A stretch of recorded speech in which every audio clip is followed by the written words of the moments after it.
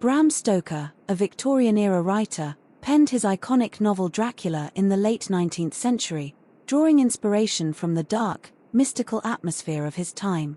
This book is a masterpiece of Gothic horror, and its significance lies in its enduring influence on the genre, continuing to captivate audiences with its haunting tale of bloodlust and terror. As we delve into the world of Count Dracula, you'll be transported to a realm of eerie landscapes, mysterious characters, and unspeakable horrors. Interestingly, Stoker's novel was influenced by real-life events, such as the Jack the Ripper murders, which were still fresh in the public's mind when the book was published. With its blend of suspense, romance, and supernatural terror, Dracula remains a timeless classic. Settle in and enjoy the haunting journey that awaits, as the shadows come alive and the darkness whispers its secrets. Chapter 1, Jonathan Harker's Journal, kept in shorthand. The 3rd of May. Bistritz left Munich at 8:35 p.m. on the 1st of May, arriving at Vienna early next morning, should have arrived at 6:46, but train was an hour late. Budapest seems a wonderful place, from the glimpse which I got of it from the train and the little I could walk through the streets. I feared to go very far from the station, as we had arrived late and would start as near the correct time as possible. The impression I had was that we were leaving the west and entering the east, the most western of splendid bridges over the Danube, which is here of noble width and depth, took us among the traditions of Turkish rule. We left in pretty good time, and came after nightfall to Klausenburg. Here I stopped for the night at the Hotel Royal. I had for dinner, or rather supper, a chicken done up some way with red pepper, which was very good but thirsty. Mem, get recipe for Mina. I asked the waiter, and he said it was called paprika Hendel, and that, as it was a national dish, I should be able to get it anywhere along the Carpathians. I found my smattering of German very useful here. Indeed, I don't know how I should be able to get on without it.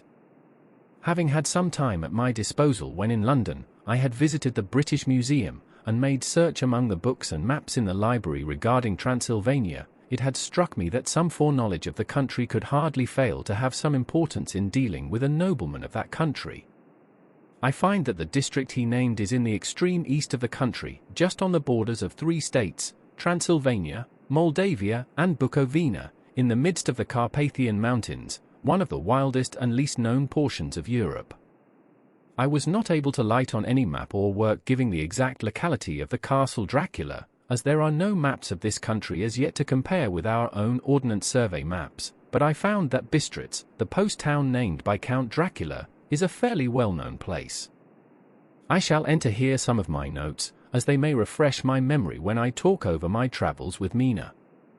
In the population of Transylvania there are 4 distinct nationalities, Saxons in the south, and mixed with them the Wallachs, who are the descendants of the Dacians, Magyars in the west, and Szekelys in the east and north. I am going among the latter, who claim to be descended from Attila and the Huns. This may be so, for when the Magyars conquered the country in the 11th century they found the Huns settled in it. I read that every known superstition in the world is gathered into the horseshoe of the Carpathians, as if it were the center of some sort of imaginative whirlpool. If so, my stay may be very interesting. Mem, I must ask the Count all about them. I did not sleep well, though my bed was comfortable enough, for I had all sorts of queer dreams. There was a dog howling all night under my window, which may have had something to do with it, or it may have been the paprika, for I had to drink up all the water in my carafe, and was still thirsty. Towards morning I slept and was wakened by the continuous knocking at my door, so I guess I must have been sleeping soundly then. I had for breakfast more paprika, and a sort of porridge of maize flour which they said was mamaliga, an eggplant stuffed with forcemeat, a very excellent dish, which they called limplatata. Mem, get recipe for this also. I had to hurry breakfast, for the train started a little before 8, or rather it ought to have done so, for after rushing to the station at 7:30 I had to sit in the carriage for more than an hour before we began to move. It seems to me that the further east you go the more unpunctual are the trains. What ought they to be in China? All day long we seemed to dawdle through a country which was full of beauty of every kind.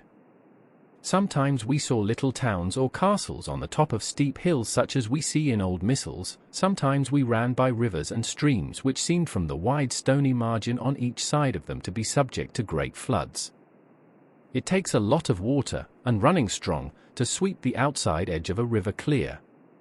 At every station there were groups of people, sometimes crowds, and in all sorts of attire. Some of them were just like the peasants at home or those I saw coming through France and Germany, with short jackets and round hats and homemade trousers, but others were very picturesque. The women looked pretty, except when you got near them, but they were very clumsy about the waist. They had all full white sleeves of some kind or other, and most of them had big belts with a lot of strips of something fluttering from them like the dresses in a ballet, but of course there were petticoats under them. The strangest figures we saw were the Slovaks, who were more barbarian than the rest, with their big cowboy hats, great baggy dirty white trousers, white linen shirts, and enormous heavy leather belts, nearly a foot wide, all studded over with brass nails. They wore high boots, with their trousers tucked into them, and had long black hair and heavy black moustaches. They are very picturesque, but do not look prepossessing. On the stage they would be set down at once as some old oriental band of brigands. They are, however, I am told, very harmless and rather wanting in natural self-assertion. It was on the dark side of twilight when we got to Bistritz, which is a very interesting old place. Being practically on the frontier, for the Borgo Pass leads from it into Bukovina, it has had a very stormy existence, and it certainly shows marks of it. 50 years ago a series of great fires took place, which made terrible havoc on 5 separate occasions. At the very beginning of the 17th century it underwent a siege of 3 weeks and lost 13,000 people, the casualties of war proper being assisted by famine and disease. Count Dracula had directed me to go to the Golden Krone Hotel, which I found, to my great delight, to be thoroughly old-fashioned, for of course I wanted to see all I could of the ways of the country. I was evidently expected, for when I got near the door I faced a cheery-looking elderly woman in the usual peasant dress, white undergarment with long double apron, front and back, of coloured stuff fitting almost too tight for modesty. When I came close she bowed and said, "The Herr Englishman?" "Yes," I said, "Jonathan Harker."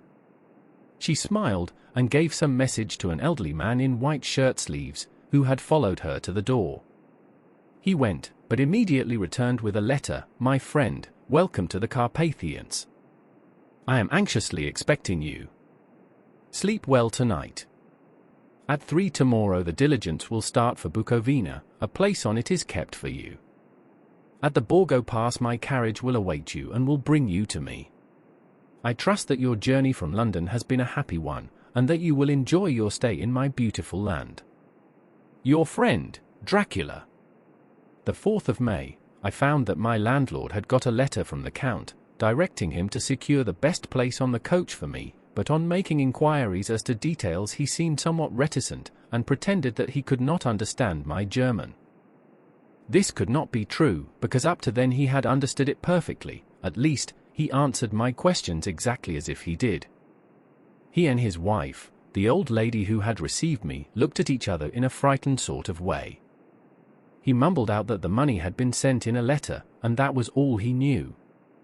When I asked him if he knew Count Dracula, and could tell me anything of his castle, both he and his wife crossed themselves, and, saying that they knew nothing at all, simply refused to speak further.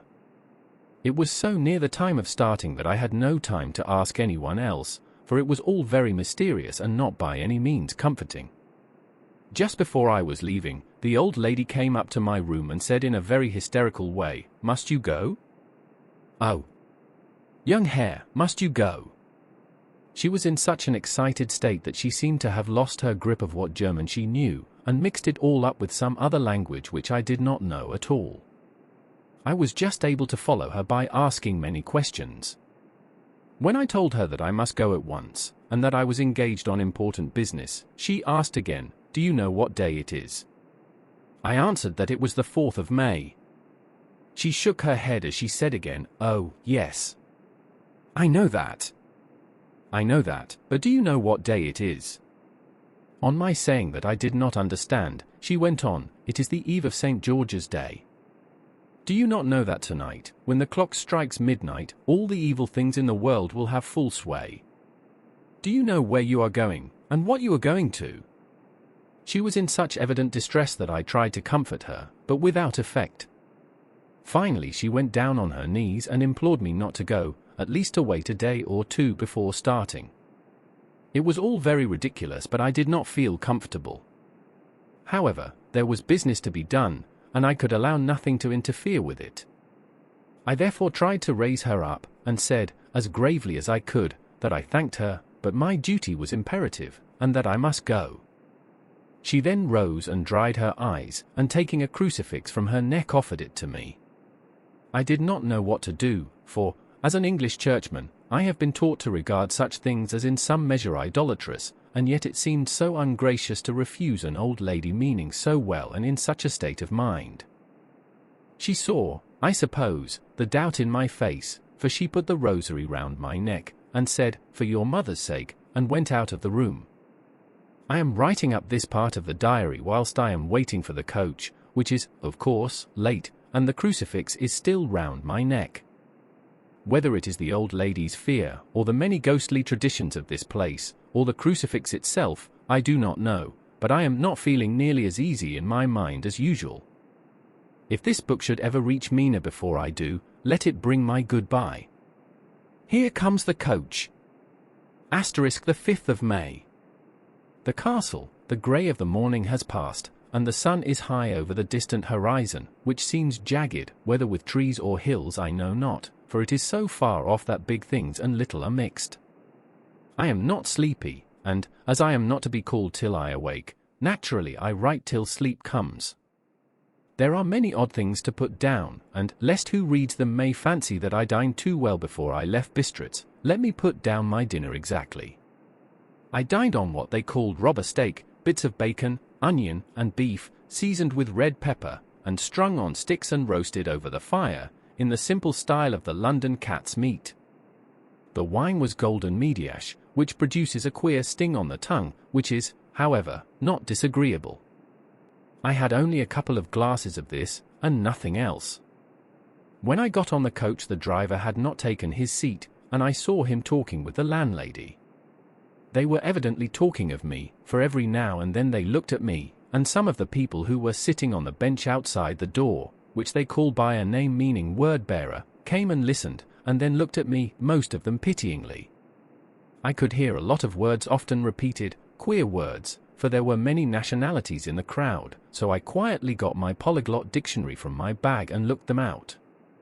I must say they were not cheering to me, for amongst them were Ordog, Satan, Pokel, Hell, Strigoica, Witch, Vrolok and of Kostlak, both of which mean the same thing, one being Slovak and the other Servian for something that is either werewolf or vampire. I must ask the Count about these superstitions. When we started, the crowd round the inn door, which had by this time swelled to a considerable size, all made the sign of the cross and pointed 2 fingers towards me. With some difficulty I got a fellow passenger to tell me what they meant. He would not answer at first, but on learning that I was English, he explained that it was a charm or guard against the evil eye. This was not very pleasant for me, just starting for an unknown place to meet an unknown man, but everyone seemed so kind-hearted, and so sorrowful, and so sympathetic that I could not but be touched. I shall never forget the last glimpse which I had of the inn-yard and its crowd of picturesque figures, all crossing themselves, as they stood round the wide archway, with its background of rich foliage of oleander and orange trees in green tubs clustered in the centre of the yard. Then our driver, whose wide linen drawers covered the whole front of the box seat, Gotzer they call them, cracked his big whip over his for small horses, which ran abreast, and we set off on our journey. I soon lost sight and recollection of ghostly fears in the beauty of the scene as we drove along, although had I known the language, or rather languages, which my fellow passengers were speaking, I might not have been able to throw them off so easily.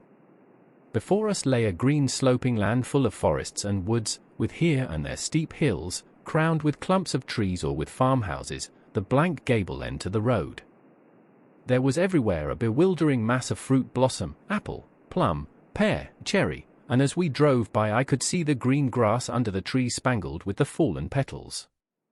In and out amongst these green hills of what they call here the Mittelland ran the road, losing itself as it swept round the grassy curve, or was shut out by the straggling ends of pine woods, which here and there ran down the hillsides like tongues of flame. The road was rugged, but still we seemed to fly over it with a feverish haste. I could not understand then what the haste meant, but the driver was evidently bent on losing no time in reaching Borgo Prund. I was told that this road is in summertime excellent, but that it had not yet been put in order after the winter snows. In this respect it is different from the general run of roads in the Carpathians, for it is an old tradition that they are not to be kept in too good order. Of old the hospodars would not repair them, lest the Turks should think that they were preparing to bring in foreign troops, and so hasten the war which was always really at loading point. Beyond the green swelling hills of the Mittelland rose mighty slopes of forest up to the lofty steeps of the Carpathians themselves. Right and left of us they towered, with the afternoon sun falling full upon them and bringing out all the glorious colors of this beautiful range, deep blue and purple in the shadows of the peaks, green and brown where grass and rock mingled, and an endless perspective of jagged rock and pointed crags, till these were themselves lost in the distance, where the snowy peaks rose grandly. Here and there seemed mighty rifts in the mountains, through which, as the sun began to sink, we saw now and again the white gleam of falling water. One of my companions touched my arm as we swept round the base of a hill and opened up the lofty, snow-covered peak of a mountain, which seemed, as we wound on our serpentine way, to be right before us. Look! Istan Shek, God's seat, and he crossed himself reverently. As we wound on our endless way, and the sun sank lower and lower behind us, the shadows of the evening began to creep round us. This was emphasized by the fact that the snowy mountain top still held the sunset, and seemed to glow out with a delicate cool pink. Here and there we passed Czechs and Slovaks, all in picturesque attire, but I noticed that goiter was painfully prevalent. By the roadside were many crosses, and as we swept by, my companions all crossed themselves. Here and there was a peasant man or woman kneeling before a shrine, who did not even turn round as we approached, but seemed in the self-surrender of devotion to have neither eyes nor ears for the outer world.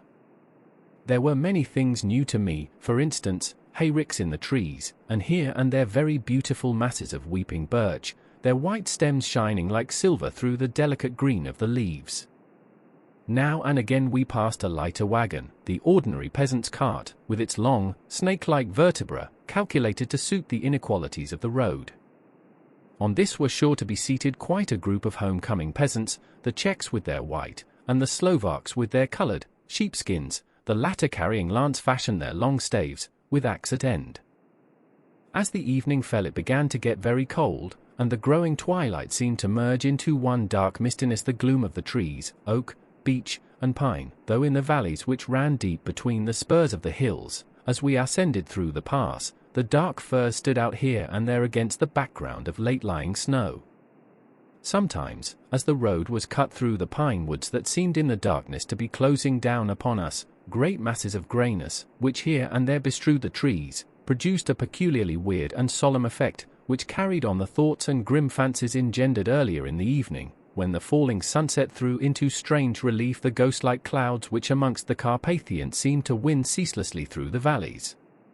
Sometimes the hills were so steep that, despite our driver's haste, the horses could only go slowly. I wished to get down and walk up them, as we do at home, but the driver would not hear of it. "No, no," he said, "you must not walk here, the dogs are too fierce," and then he added, with what he evidently meant for grim pleasantry, for he looked round to catch the approving smile of the rest, "and you may have enough of such matters before you go to sleep." The only stop he would make was a moment's pause to light his lamps. When it grew dark there seemed to be some excitement amongst the passengers, and they kept speaking to him, one after the other, as though urging him to further speed. He lashed the horses unmercifully with his long whip, and with wild cries of encouragement urged them on to further exertions. Then through the darkness I could see a sort of patch of grey light ahead of us, as though there were a cleft in the hills. The excitement of the passengers grew greater, the crazy coach rocked on its great leather springs, and swayed like a boat tossed on a stormy sea. I had to hold on. The road grew more level, and we appeared to fly along.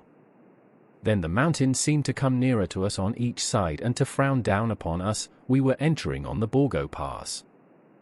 One by one several of the passengers offered me gifts, which they pressed upon me with an earnestness which would take no denial. These were certainly of an odd and varied kind, but each was given in simple good faith, with a kindly word, and a blessing, and that strange mixture of fear-meaning movements which I had seen outside the hotel at Bistritz, the sign of the cross and the guard against the evil eye.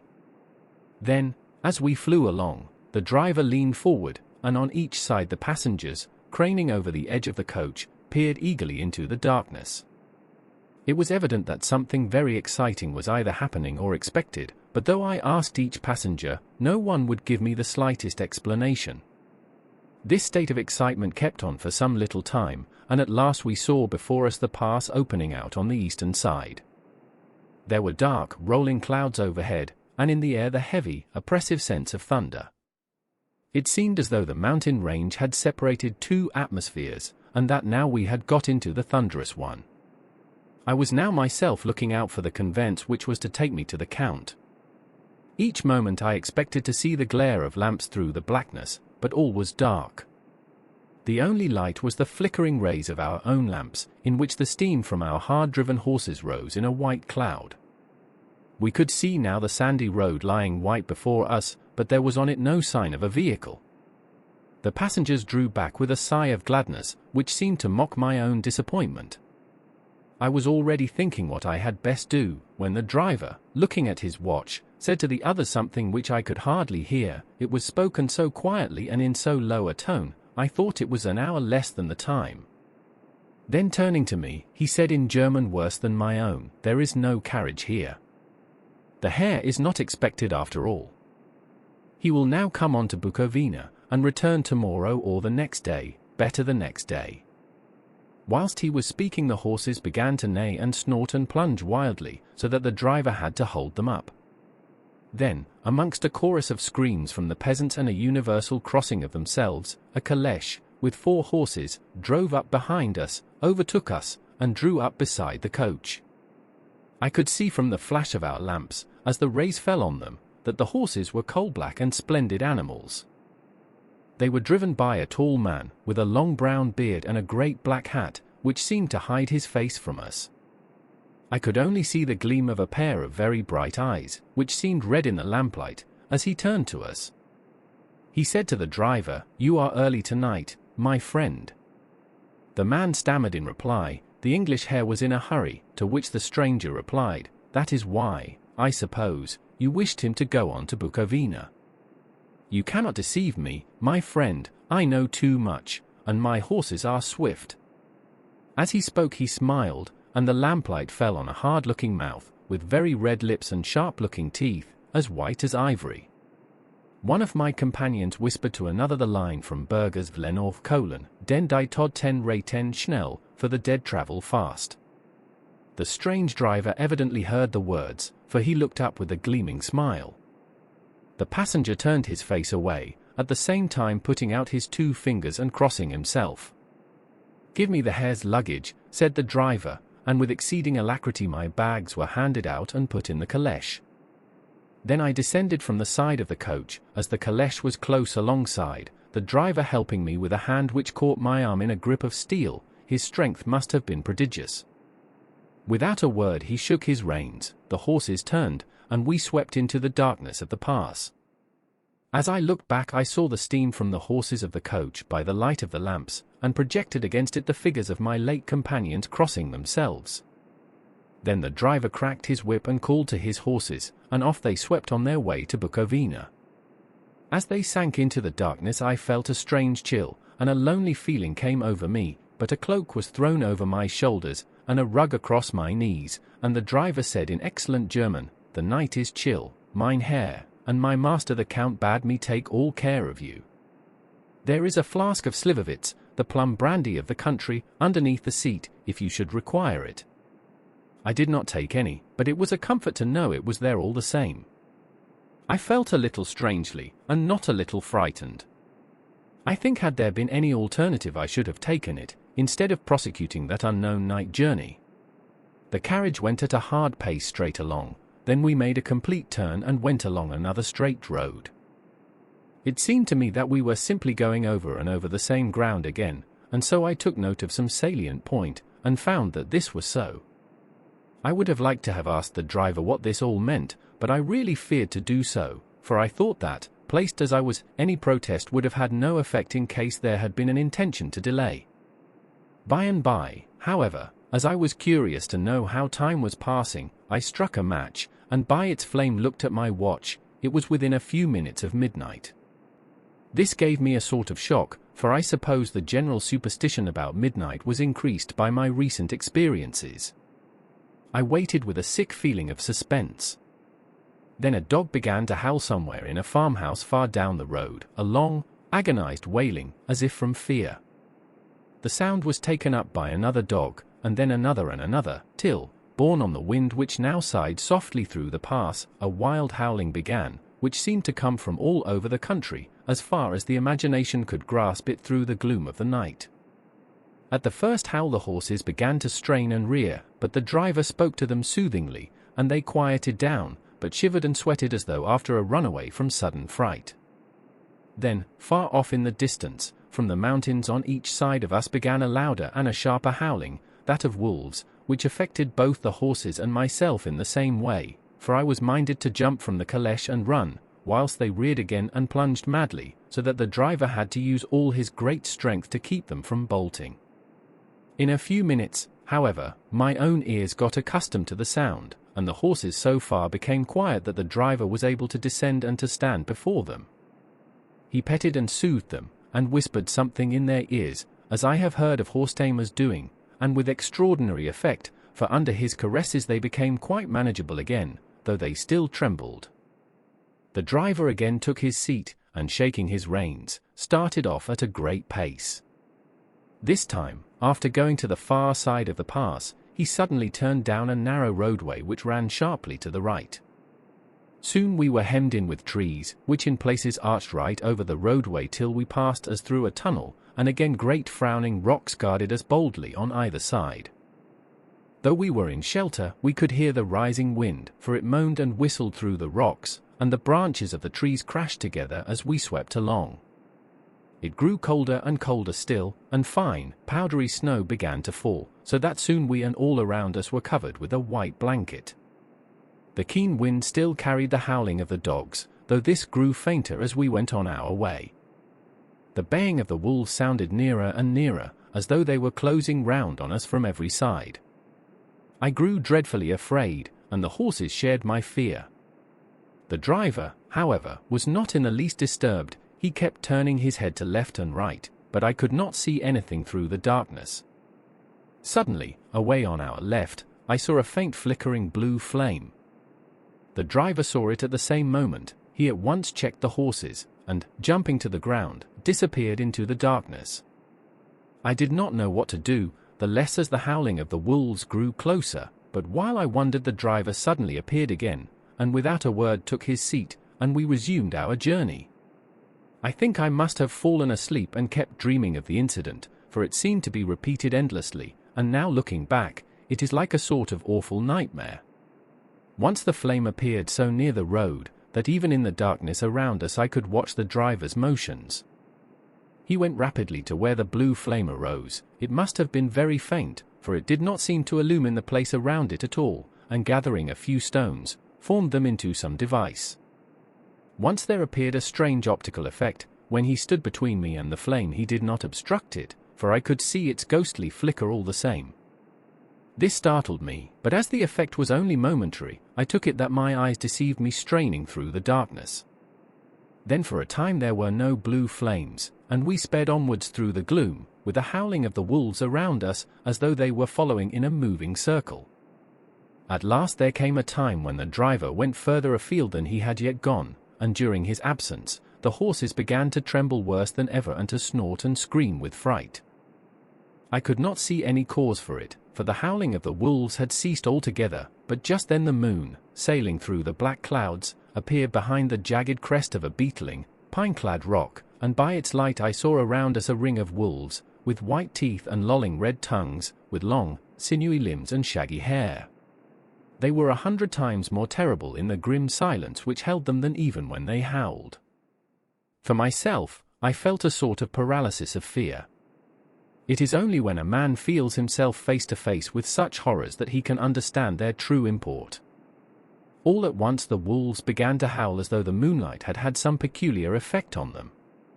The horses jumped about and reared, and looked helplessly round with eyes that rolled in a way painful to see, but the living ring of terror encompassed them on every side, and they had perforce to remain within it. I called to the coachman to come, for it seemed to me that our only chance was to try to break out through the ring and to aid his approach. I shouted and beat the side of the caleche, hoping by the noise to scare the wolves from that side, so as to give him a chance of reaching the trap. How he came there, I know not, but I heard his voice raised in a tone of imperious command, and looking towards the sound, saw him stand in the roadway. As he swept his long arms, as though brushing aside some impalpable obstacle, the wolves fell back and back further still. Just then a heavy cloud passed across the face of the moon, so that we were again in darkness. When I could see again, the driver was climbing into the caleche, and the wolves had disappeared. This was all so strange and uncanny that a dreadful fear came upon me, and I was afraid to speak or move. The time seemed interminable as we swept on our way, now in almost complete darkness, for the rolling clouds obscured the moon. We kept on ascending, with occasional periods of quick descent, but in the main always ascending. Suddenly, I became conscious of the fact that the driver was in the act of pulling up the horses in the courtyard of a vast ruined castle, from whose tall black windows came no ray of light, and whose broken battlement showed a jagged line against the moonlit sky. Jonathan Harker's journey to Transylvania has begun, setting the stage for a series of eerie and unexplainable events. Chapter 2. Jonathan Harker's Journal, continued. The 5th of May, I must have been asleep, for certainly if I had been fully awake I must have noticed the approach of such a remarkable place. In the gloom the courtyard looked of considerable size, and as several dark ways led from it under great round arches, it perhaps seemed bigger than it really is. I have not yet been able to see it by daylight. When the caleche stopped, the driver jumped down and held out his hand to assist me to alight. Again I could not but notice his prodigious strength. His hand actually seemed like a steel vice that could have crushed mine if he had chosen. Then he took out my traps, and placed them on the ground beside me as I stood close to a great door, old and studded with large iron nails, and set in a projecting doorway of massive stone. I could see even in the dim light that the stone was massively carved, but that the carving had been much worn by time and weather. As I stood, the driver jumped again into his seat and shook the reins, the horses started forward, and trap and all disappeared down one of the dark openings. I stood in silence where I was, for I did not know what to do. Of bell or knocker there was no sign. Through these frowning walls and dark window openings it was not likely that my voice could penetrate. The time I waited seemed endless, and I felt doubts and fears crowding upon me. What sort of place had I come to, and among what kind of people? What sort of grim adventure was it on which I had embarked? Was this a customary incident in the life of a solicitor's clerk sent out to explain the purchase of a London estate to a foreigner? Solicitor's clerk. Mina would not like that. Solicitor, for just before leaving London I got word that my examination was successful, and I am now a full-blown solicitor. I began to rub my eyes and pinch myself to see if I were awake. It all seemed like a horrible nightmare to me, and I expected that I should suddenly awake, and find myself at home, with the dawn struggling in through the windows, as I had now and again felt in the morning after a day of overwork. But my flesh answered the pinching test, and my eyes were not to be deceived. I was indeed awake and among the Carpathians. All I could do now was to be patient, and to wait the coming of the morning. Just as I had come to this conclusion I heard a heavy step approaching behind the great door, and saw through the chinks the gleam of a coming light. Then there was the sound of rattling chains and the clanking of massive bolts drawn back. A key was turned with a loud grating noise of long disuse, and the great door swung back. Within stood a tall old man, clean-shaven save for a long white moustache, and clad in black from head to foot, without a single speck of color about him anywhere. He held in his hand an antique silver lamp, in which the flame burned without chimney or globe of any kind, throwing long quivering shadows as it flickered in the draught of the open door. The old man motioned me in with his right hand with a courtly gesture, saying in excellent English, but with a strange intonation, "Welcome to my house. Enter freely and of your own will." He made no motion of stepping to meet me, but stood like a statue, as though his gesture of welcome had fixed him into stone. The instant, however, that I had stepped over the threshold, he moved impulsively forward, and holding out his hand grasped mine with a strength which made me wince, an effect which was not lessened by the fact that it seemed as cold as ice, more like the hand of a dead than a living man. Again he said, "Welcome to my house. Come freely. Go safely, and leave something of the happiness you bring." The strength of the handshake was so much akin to that which I had noticed in the driver, whose face I had not seen, that for a moment I doubted if it were not the same person to whom I was speaking, so to make sure I said interrogatively, "Count Dracula?" He bowed in a courtly way as he replied, "I am Dracula, and I bid you welcome, Mr. Harker, to my house. Come in, the night air is chill, and you must need to eat and rest." As he was speaking, he put the lamp on a bracket on the wall, and stepping out, took my luggage. He had carried it in before I could forestall him. I protested, but he insisted, "Nay, sir, you are my guest. It is late, and my people are not available. Let me see to your comfort myself." He insisted on carrying my traps along the passage, and then up a great winding stair, and along another great passage, on whose stone floor our steps rang heavily. At the end of this he threw open a heavy door, and I rejoiced to see within a well-lit room in which a table was spread for supper, and on whose mighty hearth a great fire of logs, freshly replenished, flamed and flared. The Count halted, putting down my bags, closed the door, and crossing the room, opened another door, which led into a small octagonal room lit by a single lamp, and seemingly without a window of any sort. Passing through this, he opened another door, and motioned me to enter. It was a welcome sight, for here was a great bedroom well lighted and warmed with another log fire, also added to but lately, for the top logs were fresh, which sent a hollow roar up the wide chimney. The Count himself left my luggage inside and withdrew, saying, before he closed the door, "You will need, after your journey, to refresh yourself by making your toilet. I trust you will find all you wish. When you are ready, come into the other room, where you will find your supper prepared." The light and warmth and the Count's courteous welcome seemed to have dissipated all my doubts and fears. Having then reached my normal state, I discovered that I was half famished with hunger, so making a hasty toilet, I went into the other room. I found supper already laid out. My host, who stood on one side of the great fireplace, leaning against the stonework, made a graceful wave of his hand to the table, and said, "I pray you, be seated and sup how you please. You will, I trust, excuse me that I do not join you, but I have dined already, and I do not sup." I handed to him the sealed letter which Mr. Hawkins had entrusted to me. He opened it and read it gravely, then, with a charming smile, he handed it to me to read. One passage of it, at least, gave me a thrill of pleasure. "I must regret that an attack of gout, from which malady I am a constant sufferer, forbids absolutely any travelling on my part for some time to come, but I am happy to say I can send a sufficient substitute, one in whom I have every possible confidence. He is a young man, full of energy and talent in his own way, and of a very faithful disposition. He is discreet and silent, and has grown into manhood in my service. He shall be ready to attend on you when you will during his stay, and shall take your instructions in all matters."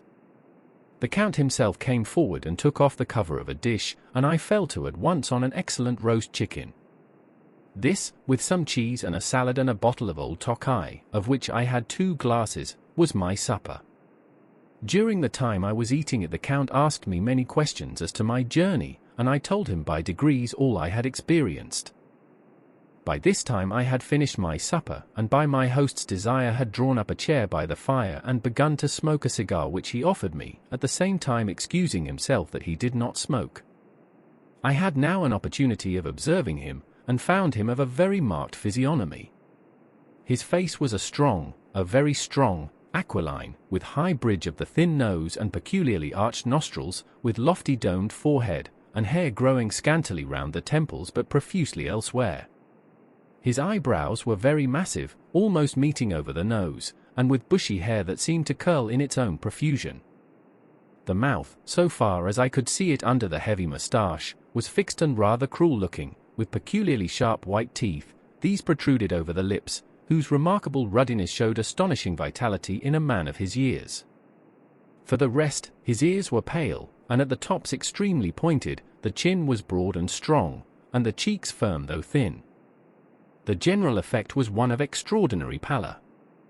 Hitherto I had noticed the backs of his hands as they lay on his knees in the firelight, and they had seemed rather white and fine, but seeing them now close to me, I could not but notice that they were rather coarse, broad, with squat fingers. Strange to say, there were hairs in the center of the palm. The nails were long and fine, and cut to a sharp point. As the Count leaned over me and his hands touched me, I could not repress a shudder. It may have been that his breath was rank, but a horrible feeling of nausea came over me, which, do what I would, I could not conceal.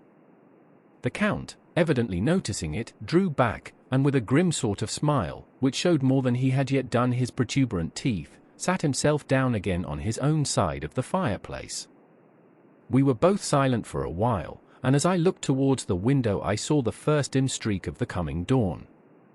There seemed a strange stillness over everything, but as I listened I heard as if from down below in the valley the howling of many wolves. The Count's eyes gleamed, and he said, "Listen to them, the children of the night. What music they make!" Seeing, I suppose, some expression in my face strange to him, he added, "Ah, sir, you dwellers in the city cannot enter into the feelings of the hunter." Then he rose and said, "But you must be tired. Your bedroom is all ready, and tomorrow you shall sleep as late as you will. I have to be away till the afternoon, so sleep well and dream well." With a courteous bow, he opened for me himself the door to the octagonal room, and I entered my bedroom. I am all in a sea of wonders. I doubt, I fear, I think strange things, which I dare not confess to my own soul. God keep me, if only for the sake of those dear to me. The 7th of May, it is again early morning, but I have rested and enjoyed the last 24 hours. I slept till late in the day, and awoke of my own accord. When I had dressed myself I went into the room where we had supped, and found a cold breakfast laid out, with coffee kept hot by the pot being placed on the hearth. There was a card on the table, on which was written, "I have to be absent for a while. Do not wait for me, D." I set to and enjoyed a hearty meal.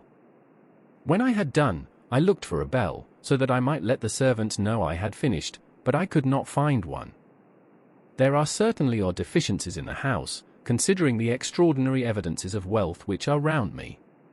The table service is of gold, and so beautifully wrought that it must be of immense value. The curtains and upholstery of the chairs and sofas and the hangings of my bed are of the costliest and most beautiful fabrics, and must have been of fabulous value when they were made, for they are centuries old, though in excellent order. I saw something like them in Hampton Court, but there they were worn and frayed and moth-eaten. But still in none of the rooms is there a mirror. There is not even a toilet glass on my table, and I had to get the little shaving glass from my bag before I could either shave or brush my hair. I have not yet seen a servant anywhere, or heard a sound near the castle except the howling of wolves.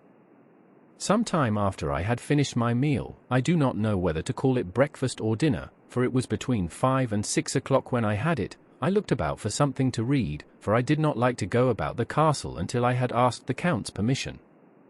There was absolutely nothing in the room, book, newspaper, or even writing materials, so I opened another door in the room and found a sort of library. The door opposite mine I tried, but found it locked. In the library I found, to my great delight, a vast number of English books, whole shelves full of them, and bound volumes of magazines and newspapers. A table in the center was littered with English magazines and newspapers, though none of them were of very recent date. The books were of the most varied kind, history, geography, politics, political economy, botany, geology, law, all relating to England and English life and customs and manners. There were even such books of reference as the London Directory, the Red and Blue Books, Whitaker's Almanac, the Army and Navy lists, and, it somehow gladdened my heart to see it, the Law List. Whilst I was looking at the books, the door opened, and the Count entered. He saluted me in a hearty way, and hoped that I had had a good night's rest. Then he went on, "I am glad you found your way in here, for I am sure there is much that will interest you. These companions," and he laid his hand on some of the books, "have been good friends to me, and for some years past, ever since I had the idea of going to London, have given me many, many hours of pleasure. Through them I have come to know your great England, and to know her is to love her. I long to go through the crowded streets of your mighty London, to be in the midst of the whirl and rush of humanity, to share its life, its change, its death, and all that makes it what it is. But alas! As yet I only know your tongue through books. To you, my friend, I look that I know it to speak." "But, Count," I said, "you know and speak English thoroughly." He bowed gravely. "I thank you, my friend, for your all too flattering estimate, but yet I fear that I am but a little way on the road I would travel. True, I know the grammar and the words, but yet I know not how to speak them." "Indeed," I said, "you speak excellently." "Not so," he answered. "Well, I know that, did I move and speak in your London, none there are who would not know me for a stranger. That is not enough for me. Here I am noble, I am boyar, the common people know me, and I am master. But a stranger in a strange land, he is no one, men know him not, and to know not is to care not for. I am content if I am like the rest, so that no man stops if he see me, or pause in his speaking if he hear my words. Ha, ha! A stranger! I have been so long master that I would be master still, or at least that none other should be master of me. You come to me not alone as agent of my friend Peter Hawkins, of Exeter, to tell me all about my new estate in London. You shall, I trust, rest here with me a while, so that by our talking I may learn the English intonation, and I would that you tell me when I make error, even of the smallest, in my speaking. I am sorry that I had to be away so long today, but you will, I know, forgive one who has so many important affairs in hand." Of course I said all I could about being willing, and asked if I might come into that room when I chose. He answered, "Yes, certainly," and added, "You may go anywhere you wish in the castle, except where the doors are locked, where of course you will not wish to go. There is reason that all things are as they are, and did you see with my eyes and know with my knowledge, you would perhaps better understand." I said I was sure of this, and then he went on, "We are in Transylvania, and Transylvania is not England. Our ways are not your ways, and there shall be to you many strange things.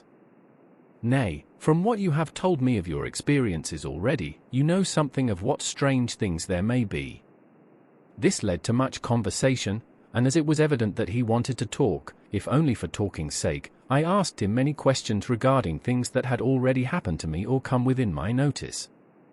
Sometimes he sheered off the subject, or turned the conversation by pretending not to understand, but generally he answered all I asked most frankly. Then as time went on, and I had got somewhat bolder, I asked him of some of the strange things of the preceding night, as, for instance, why the coachman went to the places where he had seen the blue flames. He then explained to me that it was commonly believed that on a certain night of the year, last night, in fact, when all evil spirits are supposed to have unchecked sway, a blue flame is seen over any place where treasure has been concealed. That treasure has been hidden, he went on, in the region through which you came last night. There can be but little doubt, for it was the ground fought over for centuries by the Wallachian, the Saxon, and the Turk. Why, there is hardly a foot of soil in all this region that has not been enriched by the blood of men, patriots or invaders. In old days there were stirring times, when the Austrian and the Hungarian came up in hordes, and the patriots went out to meet them, men and women, the aged and the children too, and waited their coming on the rocks above the passes, that they might sweep destruction on them with their artificial avalanches. When the invader was triumphant he found but little, for whatever there was had been sheltered in the friendly soil. But how, said I, can it have remained so long undiscovered, when there is a sure index to it if men will but take the trouble to look?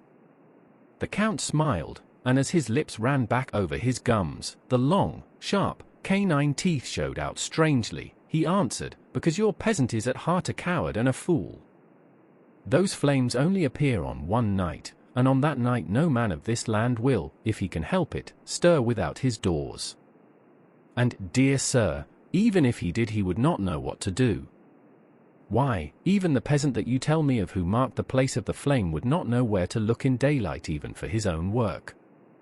Even you would not, I dare be sworn, be able to find these places again.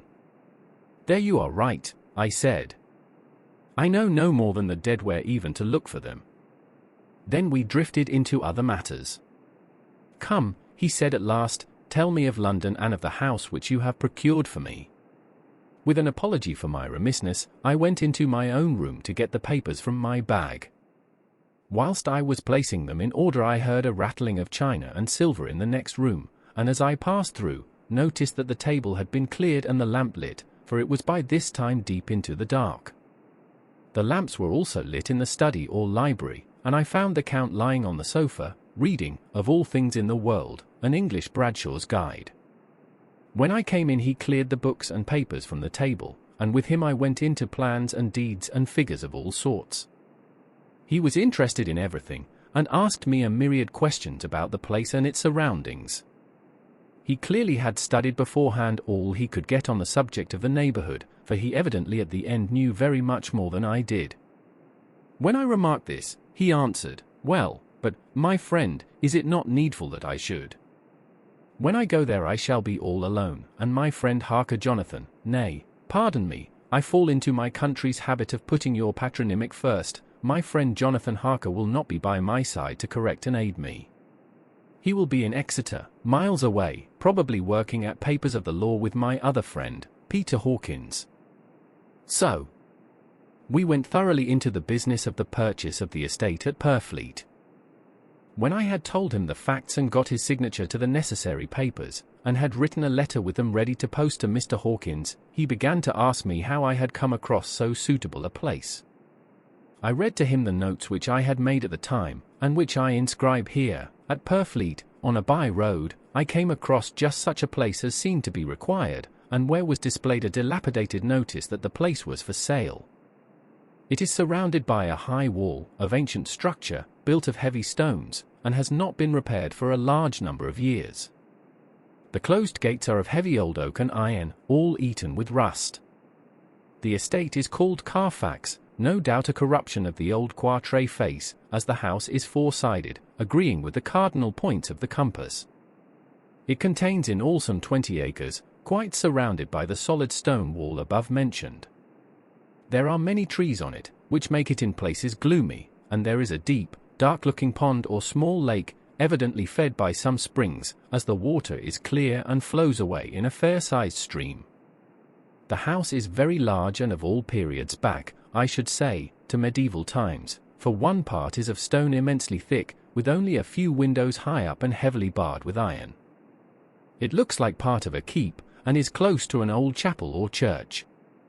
I could not enter it, as I had not the key of the door leading to it from the house, but I have taken with my Kodak views of it from various points. The house has been added to, but in a very straggling way, and I can only guess at the amount of ground it covers, which must be very great. There are but few houses close at hand, one being a very large house only recently added to and formed into a private lunatic asylum. It is not, however, visible from the grounds. When I had finished, he said, I am glad that it is old and big. I myself am of an old family, and to live in a new house would kill me. A house cannot be made habitable in a day, and, after all, how few days go to make up a century. I rejoice also that there is a chapel of old times. We Transylvanian nobles love not to think that our bones may lie amongst the common dead. I seek not gaiety nor mirth, not the bright voluptuousness of much sunshine and sparkling waters which please the young and gay.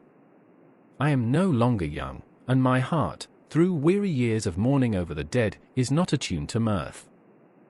Moreover, the walls of my castle are broken, the shadows are many, and the wind breathes cold through the broken battlements and casements.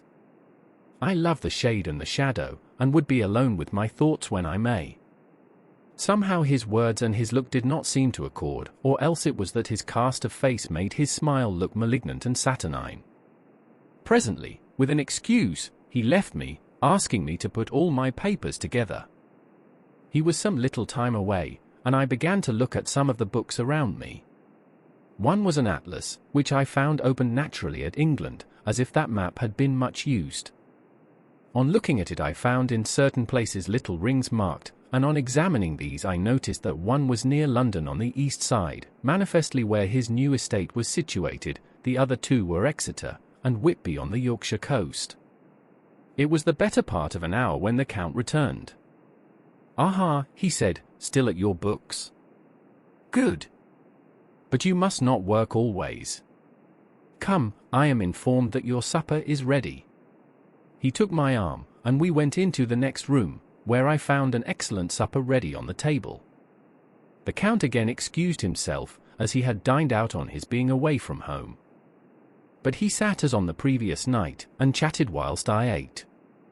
After supper I smoked, as on the last evening, and the Count stayed with me, chatting and asking questions on every conceivable subject, hour after hour. I felt that it was getting very late indeed, but I did not say anything, for I felt under obligation to meet my host's wishes in every way.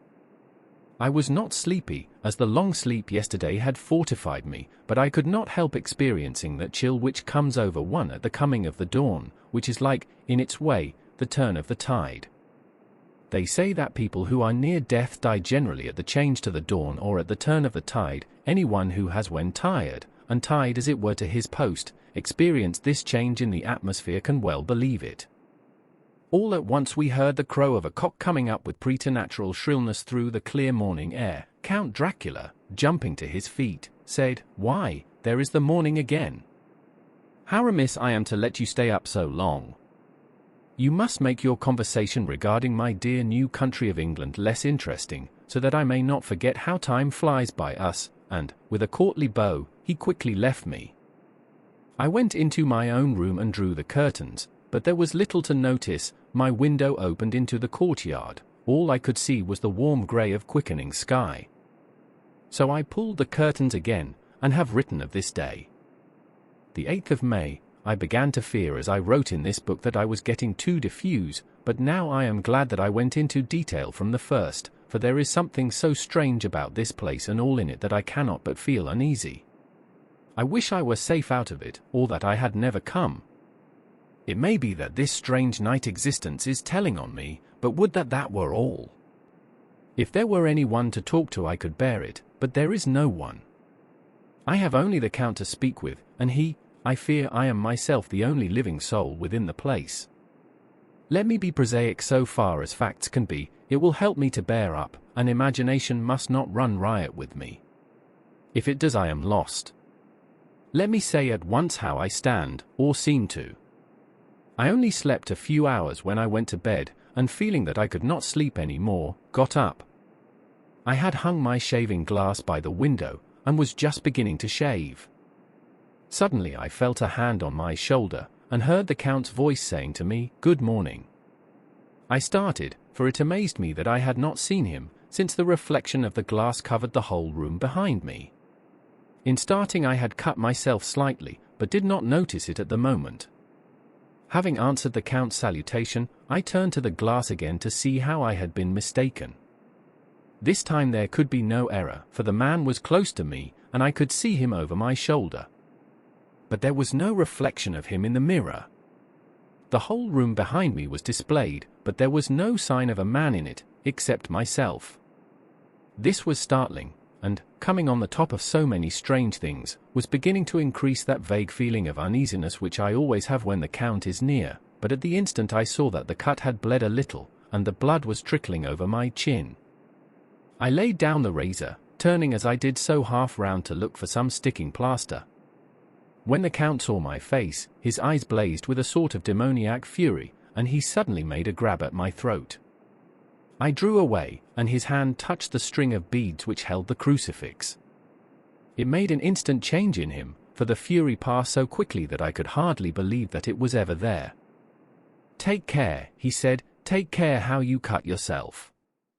It is more dangerous than you think in this country." Then seizing the shaving glass, he went on, "And this is the wretched thing that has done the mischief. It is a foul bauble of man's vanity. Away with it," and opening the heavy window with one wrench of his terrible hand, he flung out the glass, which was shattered into 1,000 pieces on the stones of the courtyard far below. Then he withdrew without a word. It is very annoying, for I do not see how I am to shave, unless in my watch case or the bottom of the shaving pot, which is fortunately of metal.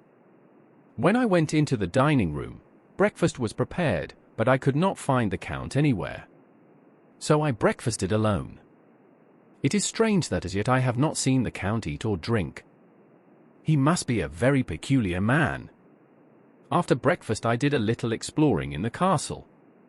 I went out on the stairs, and found a room looking towards the south. The view was magnificent, and from where I stood there was every opportunity of seeing it. The castle is on the very edge of a terrible precipice. A stone falling from the window would fall 1,000 feet without touching anything. As far as the eye can reach is a sea of green tree tops, with occasionally a deep rift where there is a chasm. Here and there are silver threads where the rivers wind in deep gorges through the forests. But I am not in heart to describe beauty, for when I had seen the view I explored further, doors, doors, doors everywhere, and all locked and bolted. In no place save from the windows in the castle walls is there an available exit. The castle is a veritable prison, and I am a prisoner. The Gothic horror genre, popularized in the 18th century, often explores themes of death, decay, and the supernatural. Chapter 3. Jonathan Harker's Journal, continued. When I found that I was a prisoner, a sort of wild feeling came over me. I rushed up and down the stairs, trying every door and peering out of every window I could find, but after a little the conviction of my helplessness overpowered all other feelings. When I look back after a few hours I think I must have been mad for the time, for I behaved much as a rat does in a trap. When, however, the conviction had come to me that I was helpless, I sat down quietly as I have ever done anything in my life, and began to think over what was best to be done. I am thinking still, and as yet have come to no definite conclusion. Of one thing only am I certain, that it is no use making my ideas known to the Count. He knows well that I am imprisoned, and as he has done it himself, and has doubtless his own motives for it, he would only deceive me if I trusted him fully with the facts. So far as I can see, my only plan will be to keep my knowledge and my fears to myself, and my eyes open. I am, I know, either being deceived, like a baby, by my own fears, or else I am in desperate straits, and if the latter be so, I need, and shall need, all my brains to get through. I had hardly come to this conclusion when I heard the great door below shut, and knew that the Count had returned. He did not come at once into the library, so I went cautiously to my own room and found him making the bed. This was odd, but only confirmed what I had all along thought, that there were no servants in the house. When later I saw him through the chink of the hinges of the door laying the table in the dining room, I was assured of it, for if he does himself all these menial offices, surely it is proof that there is no one else to do them. This gave me a fright, for if there is no one else in the castle, it must have been the Count himself who was the driver of the coach that brought me here. This is a terrible thought, for if so, what does it mean that he could control the wolves, as he did, by only holding up his hand in silence? How was it that all the people at Bistritz and on the coach had some terrible fear for me? What meant the giving of the crucifix, of the garlic, of the wild rose, of the mountain ash? Bless that good woman who hung the crucifix round my neck. For it is a comfort and a strength to me whenever I touch it. It is odd that a thing which I have been taught to regard with disfavor and as idolatrous should in a time of loneliness and trouble be of help. Is it that there is something in the essence of the thing itself, or that it is a medium, a tangible help, in conveying memories of sympathy and comfort? Sometime, if it may be, I must examine this matter and try to make up my mind about it. In the meantime I must find out all I can about Count Dracula, as it may help me to understand. Tonight he may talk of himself, if I turn the conversation that way.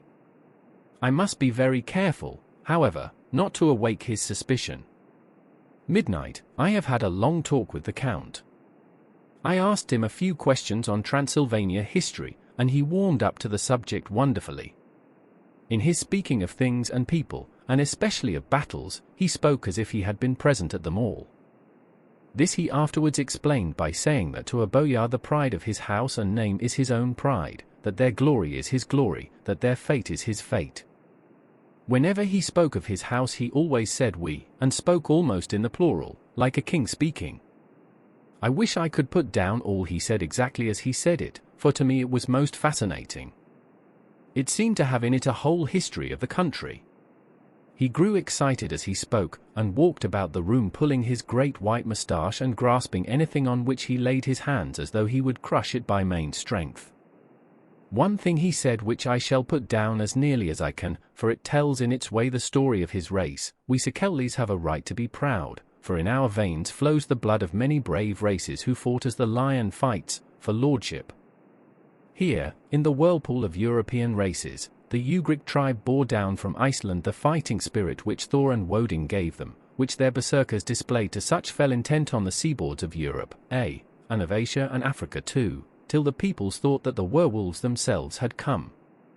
Here, too, when they came, they found the Huns, whose warlike fury had swept the earth like a living flame, till the dying peoples held that in their veins ran the blood of those old witches, who, expelled from Scythia, had mated with the devils in the desert. Fools, fools! What devil or what witch was ever so great as Attila, whose blood is in these veins? He held up his arms. Is it a wonder that we were a conquering race, that we were proud, that when the Magyar, the Lombard, the Avar, the Bulgar, or the Turk poured his thousands on our frontiers, we drove them back?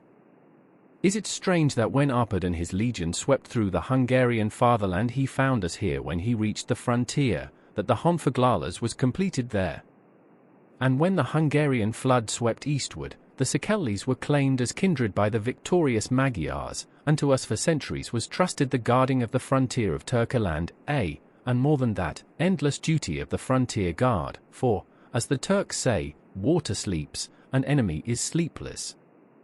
Who more gladly than we throughout the four nations received the bloody sword, or at its warlike call flocked quicker to the standard of the king? When was redeemed that great shame of my nation, the shame of Kosovo, when the flags of the Wallach and the Magyar went down beneath the crescent? Who was it but one of my own race who as voivode crossed the Danube and beat the Turk on his own ground? This was a Dracula indeed. Woe was it that his own unworthy brother, when he had fallen, sold his people to the Turk and brought the shame of slavery on them. Was it not this Dracula, indeed, who inspired that other of his race who in a later age again and again brought his forces over the great river into Turkoland, who, when he was beaten back, came again, and again, and again, though he had to come alone from the bloody field where his troops were being slaughtered, since he knew that he alone could ultimately triumph?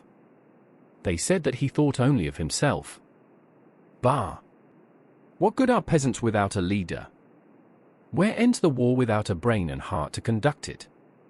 Again, when, after the Battle of Mohacs, we threw off the Hungarian yoke, we of the Dracula blood were amongst their leaders, for our spirit would not brook that we were not free. Ah, young sir, the XIIIs, and the Dracula as their heart's blood, their brains, and their swords, can boast a record that mushroom growths like the Harpsbox and the Romanovs can never reach. The warlike days are over. Blood is too precious a thing in these days of dishonorable peace, and the glories of the great races are as a tale that is told. It was by this time close on morning, and we went to bed. This diary seems horribly like the beginning of the Arabian Nights, for everything has to break off at cockcrow, or like the ghost of Hamlet's father. The 12th of May, let me begin with facts, bare, meager facts, verified by books and figures, and of which there can be no doubt. I must not confuse them with experiences which will have to rest on my own observation, or my memory of them. Last evening when the Count came from his room he began by asking me questions on legal matters and on the doing of certain kinds of business. I had spent the day wearily over books, and, simply to keep my mind occupied, went over some of the matters I had been examining at Lincoln's Inn.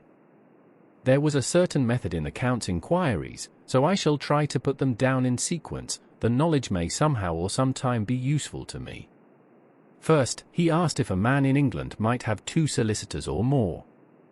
I told him he might have a dozen if he wished, but that it would not be wise to have more than 1 solicitor engaged in one transaction, as only one could act at a time, and that a change would be certain to militate against his interest. He seemed thoroughly to understand, and went on to ask if there would be any practical difficulty in having one man to attend, say, to banking, and another to look after shipping, in case local help were needed in a place far from the home of the banking solicitor. I asked him to explain more fully, so that I might not by any chance mislead him, so he said, "I shall illustrate. Your friend and mine, Mr. Peter Hawkins, from under the shadow of your beautiful cathedral at Exeter, which is far from London, buys for me through your good self my place at London." Good. Now here let me say frankly, lest you should think it strange that I have sought the services of one so far off from London instead of some one resident there, that my motive was that no local interest might be served save my wish only, and as one of London residents might, perhaps, have some purpose of himself or friend to serve, I went thus afield to seek my agent, whose labours should be only to my interest. Now, suppose I, who have much of affairs, wish to ship goods, say, to Newcastle, or Durham, or Harwich, or Dover, might it not be that it could with more ease be done by consigning to one in these ports? I answered that certainly it would be most easy, but that we solicitors had a system of agency one for the other, so that local work could be done locally on instruction from any solicitor, so that the client, simply placing himself in the hands of one man, could have his wishes carried out by him without further trouble. But, said he, I could be at liberty to direct myself. Is it not so? Of course, I replied, and such is often done by men of business, who do not like the whole of their affairs to be known by any one person. Good, he said, and then went on to ask about the means of making consignments and the forms to be gone through, and of all sorts of difficulties which might arise, but by forethought could be guarded against. I explained all these things to him to the best of my ability, and he certainly left me under the impression that he would have made a wonderful solicitor, for there was nothing that he did not think of or foresee. For a man who was never in the country, and who did not evidently do much in the way of business, his knowledge and acumen were wonderful. When he had satisfied himself on these points of which he had spoken, and I had verified all as well as I could by the books available, he suddenly stood up and said, "Have you written since your first letter to our friend Mr. Peter Hawkins, or to any other?" It was with some bitterness in my heart that I answered that I had not, that as yet I had not seen any opportunity of sending letters to anybody. "Then write now, my young friend," he said, laying a heavy hand on my shoulder, "write to our friend and to any other, and say, if it will please you, that you shall stay with me until a month from now." "Do you wish me to stay so long?" I asked, for my heart grew cold at the thought.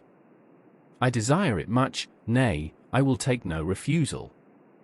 When your master, employer, what you will, engaged that someone should come on his behalf, it was understood that my needs only were to be consulted. I have not stinted. Is it not so? What could I do but bow acceptance? It was Mr. Hawkins's interest, not mine, and I had to think of him, not myself, and besides, while Count Dracula was speaking, there was that in his eyes and in his bearing which made me remember that I was a prisoner, and that if I wished it I could have no choice. The Count saw his victory in my bow, and his mastery in the trouble of my face, for he began at once to use them, but in his own smooth, resistless way. I pray you, my good young friend, that you will not discourse of things other than business in your letters. It will doubtless please your friends to know that you are well, and that you look forward to getting home to them. Is it not so?" As he spoke he handed me 3 sheets of note-paper and 3 envelopes. They were all of the thinnest foreign post, and looking at them, then at him, and noticing his quiet smile, with the sharp, canine teeth lying over the red underlip, I understood as well as if he had spoken that I should be careful what I wrote, for he would be able to read it. So I determined to write only formal notes now, but to write fully to Mr. Hawkins in secret, and also to Mina, for to her I could write in shorthand, which would puzzle the Count, if he did see it. When I had written my 2 letters I sat quiet, reading a book whilst the Count wrote several notes, referring as he wrote them to some books on his table. Then he took up my 2 and placed them with his own, and put by his writing materials, after which, the instant the door had closed behind him, I leaned over and looked at the letters, which were face down on the table. I felt no compunction in doing so, for under the circumstances I felt that I should protect myself in every way I could. One of the letters was directed to Samuel F. Billington, No. 7, The Crescent, Whitby, another to Herr Leutner, Varna, the third was to Coutts and Company, London, and the fourth to Heron Klopstock and Billruth, bankers, Budapest. The second and fourth were unsealed. I was just about to look at them when I saw the door handle move. I sank back in my seat, having just had time to replace the letters as they had been and to resume my book before the Count, holding still another letter in his hand, entered the room. He took up the letters on the table and stamped them carefully, and then turning to me, said, "I trust you will forgive me, but I have much work to do in private this evening. You will, I hope, find all things as you wish." At the door he turned, and after a moment's pause said, "Let me advise you, my dear young friend, nay, let me warn you with all seriousness, that should you leave these rooms you will not by any chance go to sleep in any other part of the castle. It is old, and has many memories, and there are bad dreams for those who sleep unwisely. Be warned. Should sleep now or ever overcome you, or be like to do, then haste to your own chamber or to these rooms, for your rest will then be safe. But if you be not careful in this respect, then," he finished his speech in a gruesome way, for he motioned with his hands as if he were washing them. I quite understood. My only doubt was as to whether any dream could be more terrible than the unnatural, horrible net of gloom and mystery which seemed closing around me. Later, I endorsed the last words written, but this time there is no doubt in question. I shall not fear to sleep in any place where he is not. I have placed the crucifix over the head of my bed. I imagine that my rest is thus freer from dreams, and there it shall remain. When he left me I went to my room. After a little while, not hearing any sound, I came out and went up the stone stair to where I could look out towards the south. There was some sense of freedom in the vast expanse, inaccessible though it was to me, as compared with the narrow darkness of the courtyard. Looking out on this, I felt that I was indeed in prison, and I seemed to want a breath of fresh air, though it were of the night. I am beginning to feel this nocturnal existence tell on me. It is destroying my nerve. I start at my own shadow, and am full of all sorts of horrible imaginings. God knows that there is ground for my terrible fear in this accursed place. I looked out over the beautiful expanse, bathed in soft yellow moonlight till it was almost as light as day. In the soft light the distant hills became melted, and the shadows in the valleys and gorges of velvety blackness. The mere beauty seemed to cheer me. There was peace and comfort in every breath I drew. As I leaned from the window my eye was caught by something moving a story below me, and somewhat to my left, where I imagined, from the order of the rooms, that the windows of the Count's own room would look out. The window at which I stood was tall and deep, stone-mullioned, and though weather-worn, was still complete, but it was evidently many a day since the case had been there. I drew back behind the stonework, and looked carefully out. What I saw was the Count's head coming out from the window. I did not see the face, but I knew the man by the neck and the movement of his back and arms. In any case I could not mistake the hands which I had had so many opportunities of studying. I was at first interested and somewhat amused, for it is wonderful how small a matter will interest and amuse a man when he is a prisoner. But my very feelings changed to repulsion and terror when I saw the whole man slowly emerge from the window and begin to crawl down the castle wall over that dreadful abyss, face down with his cloak spreading out around him like great wings. At first I could not believe my eyes. I thought it was some trick of the moonlight, some weird effect of shadow, but I kept looking, and it could be no delusion. I saw the fingers and toes grasp the corners of the stones, worn clear of the mortar by the stress of years, and by thus using every projection and inequality moved downwards with considerable speed, just as a lizard moves along a wall. What manner of man is this, or what manner of creature is it in the semblance of man? I feel the dread of this horrible place overpowering me. I am in fear, in awful fear, and there is no escape for me. I am encompassed about with terrors that I dare not think of. The 15th of May, once more have I seen the Count go out in his lizard fashion. He moved downwards in a sidelong way, some 100 feet down, and a good deal to the left. He vanished into some hole or window. When his head had disappeared, I leaned out to try and see more, but without avail. The distance was too great to allow a proper angle of sight. I knew he had left the castle now, and thought to use the opportunity to explore more than I had dared to do as yet. I went back to the room, and taking a lamp, tried all the doors. They were all locked, as I had expected, and the locks were comparatively new, but I went down the stone stairs to the hall where I had entered originally. I found I could pull back the bolts easily enough and unhook the great chains, but the door was locked, and the key was gone. That key must be in the Count's room. I must watch should his door be unlocked, so that I may get it and escape. I went on to make a thorough examination of the various stairs and passages, and to try the doors that opened from them. 1 or 2 small rooms near the hall were open, but there was nothing to see in them except old furniture, dusty with age and moth-eaten.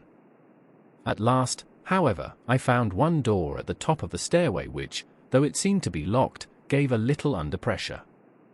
I tried it harder, and found that it was not really locked, but that the resistance came from the fact that the hinges had fallen somewhat, and the heavy door rested on the floor.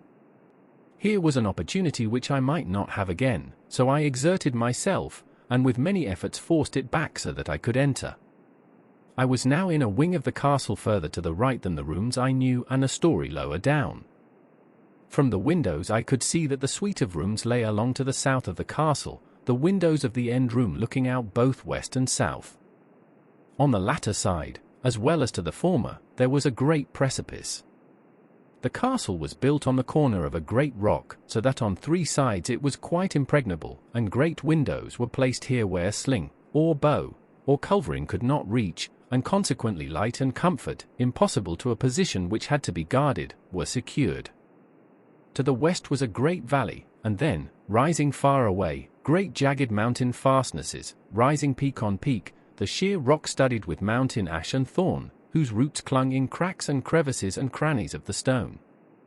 This was evidently the portion of the castle occupied by the ladies in bygone days, for the furniture had more air of comfort than any I had seen. The windows were curtainless, and the yellow moonlight, flooding in through the diamond panes, enabled one to see even colors, whilst it softened the wealth of dust which lay over all and disguised in some measure the ravages of time and the moth. My lamp seemed to be of little effect in the brilliant moonlight, but I was glad to have it with me, for there was a dread loneliness in the place which chilled my heart and made my nerves tremble. Still, it was better than living alone in the rooms which I had come to hate from the presence of the Count, and after trying a little to school my nerves, I found a soft quietude come over me. Here I am, sitting at a little oak table where in old times possibly some fair lady sat to pen, with much thought and many blushes, her ill-spelt love letter, and writing in my diary in shorthand all that has happened since I closed it last. It is 19th century up to date with a vengeance. And yet, unless my senses deceive me, the old centuries had, and have, powers of their own which mere modernity cannot kill. Later, the morning of the 16th of May, God preserve my sanity, for to this I am reduced. Safety and the assurance of safety are things of the past. Whilst I live on here there is but one thing to hope for, that I may not go mad, if, indeed, I be not mad already. If I be sane, then surely it is maddening to think that of all the foul things that lurk in this hateful place the Count is the least dreadful to me, that to him alone I can look for safety, even though this be only whilst I can serve his purpose. Great God! Merciful God! Let me be calm, for out of that way lies madness indeed. I begin to get new lights on certain things which have puzzled me. Up to now I never quite knew what Shakespeare meant when he made Hamlet say, "My tablets." Quick, my tablets! 'Tis meet that I put it down, etc. For now, feeling as though my own brain were unhinged or as if the shock had come which must end in its undoing, I turned to my diary for repose. The habit of entering accurately must help to soothe me. The Count's mysterious warning frightened me at the time. It frightens me more now when I think of it, for in future he has a fearful hold upon me. I shall fear to doubt what he may say. When I had written in my diary and had fortunately replaced the book and pen in my pocket, I felt sleepy. The Count's warning came into my mind, but I took a pleasure in disobeying it. The sense of sleep was upon me, and with it the obstinacy which sleep brings as outrider. The soft moonlight soothed, and the wide expanse without gave a sense of freedom which refreshed me.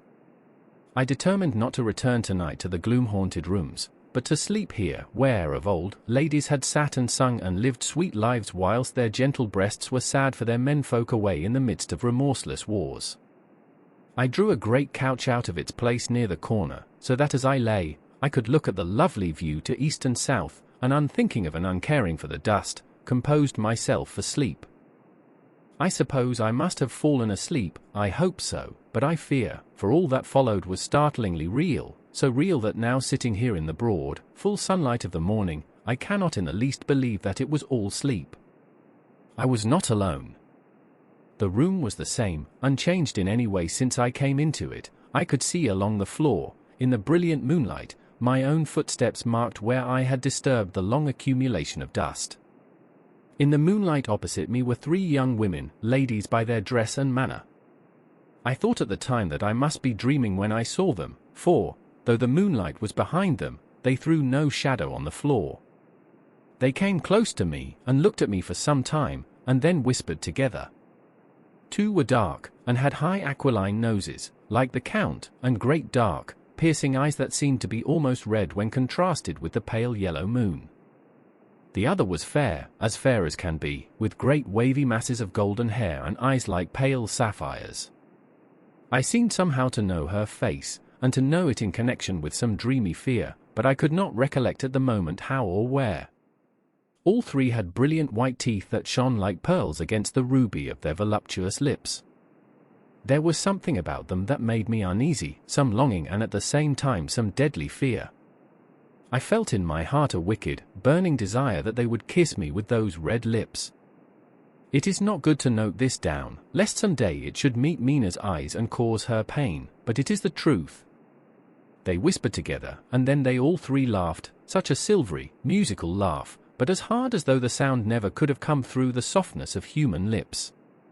It was like the intolerable, tingling sweetness of water glasses when played on by a cunning hand.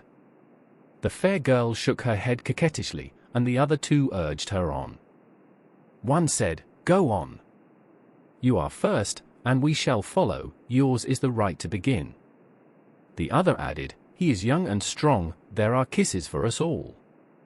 I lay quiet, looking out under my eyelashes in an agony of delightful anticipation. The fair girl advanced and bent over me till I could feel the movement of her breath upon me.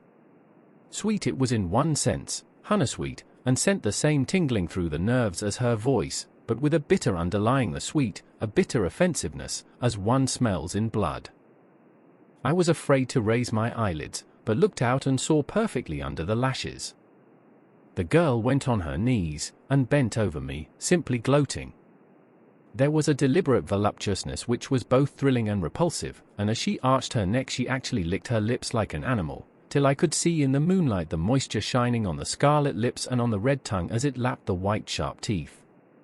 Lower and lower went her head as the lips went below the range of my mouth and chin and seemed about to fasten on my throat. Then she paused, and I could hear the churning sound of her tongue as it licked her teeth and lips, and could feel the hot breath on my neck. Then the skin of my throat began to tingle as one's flesh does when the hand that is to tickle it approaches nearer, nearer. I could feel the soft, shivering touch of the lips on the supersensitive skin of my throat, and the hard dents of 2 sharp teeth, just touching and pausing there. I closed my eyes in a languorous ecstasy and waited with beating heart.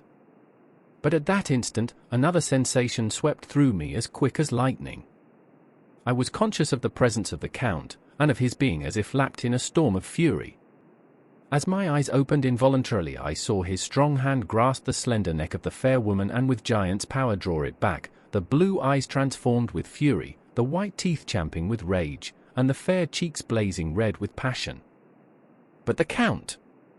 Never did I imagine such wrath and fury, even to the demons of the pit. His eyes were positively blazing. The red light in them was lurid, as if the flames of hellfire blazed behind them. His face was deathly pale, and the lines of it were hard like drawn wires. The thick eyebrows that met over the nose now seemed like a heaving bar of white-hot metal. With a fierce sweep of his arm, he hurled the woman from him, and then motioned to the others, as though he were beating them back. It was the same imperious gesture that I had seen used to the wolves. In a voice which, though low and almost in a whisper, seemed to cut through the air and then ring round the room, he said, "How dare you touch him, any of you? How dare you cast eyes on him when I had forbidden it? Back, I tell you all. This man belongs to me. Beware how you meddle with him, or you'll have to deal with me." The fair girl, with a laugh of ribald coquetry, turned to answer him, "You yourself never loved, you never love." On this the other women joined, and such a mirthless, hard, soulless laughter rang through the room that it almost made me faint to hear. It seemed like the pleasure of fiends. Then the Count turned, after looking at my face attentively, and said in a soft whisper, "Yes, I too can love, you yourselves can tell it from the past. Is it not so? Well, now I promise you that when I am done with him you shall kiss him at your will. Now go. Go. I must awaken him, for there is work to be done." "Are we to have nothing tonight?" said one of them, with a low laugh, as she pointed to the bag which he had thrown upon the floor, and which moved as though there were some living thing within it. For answer he nodded his head. One of the women jumped forward and opened it. If my ears did not deceive me, there was a gasp and a low wail, as of a half-smothered child. The women closed round, whilst I was aghast with horror, but as I looked they disappeared, and with them the dreadful bag. There was no door near them, and they could not have passed me without my noticing. They simply seemed to fade into the rays of the moonlight and pass out through the window, for I could see outside the dim, shadowy forms for a moment before they entirely faded away. Then the horror overcame me, and I sank down unconscious. As Harker navigates the unfamiliar landscape, the lines between reality and nightmare start to blur, echoing the human experience of facing the unknown. Chapter 4. Jonathan Harker's Journal, continued. I awoke in my own bed. If it be that I had not dreamt, the Count must have carried me here. I tried to satisfy myself on the subject, but could not arrive at any unquestionable result. To be sure, there were certain small evidences, such as that my clothes were folded and laid by in a manner which was not my habit. My watch was still unwound, and I am rigorously accustomed to wind it the last thing before going to bed, and many such details. But these things are no proof, for they may have been evidences that my mind was not as usual, and, from some cause or another, I had certainly been much upset. I must watch for proof. Of one thing I am glad, if it was that the Count carried me here and undressed me, he must have been hurried in his task, for my pockets are intact. I am sure this diary would have been a mystery to him which he would not have brooked. He would have taken or destroyed it. As I look round this room, although it has been to me so full of fear, it is now a sort of sanctuary, for nothing can be more dreadful than those awful women, who are, waiting to suck my blood. The 18th of May, I have been down to look at that room again in daylight, for I must know the truth. When I got to the doorway at the top of the stairs I found it closed. It had been so forcibly driven against the jamb that part of the woodwork was splintered. I could see that the bolt of the lock had not been shot, but the door is fastened from the inside. I fear it was no dream, and must act on this surmise. The 19th of May, I am surely in the toils. Last night the Count asked me in the suavest tones to write 3 letters, one saying that my work here was nearly done, and that I should start for home within a few days, another that I was starting on the next morning from the time of the letter, and the third that I had left the castle and arrived at Bistritz. I would fain have rebelled, but felt that in the present state of things it would be madness to quarrel openly with the Count whilst I am so absolutely in his power, and to refuse would be to excite his suspicion and to arouse his anger. He knows that I know too much, and that I must not live, lest I be dangerous to him. My only chance is to prolong my opportunities. Something may occur which will give me a chance to escape. I saw in his eyes something of that gathering wrath which was manifest when he hurled that fair woman from him.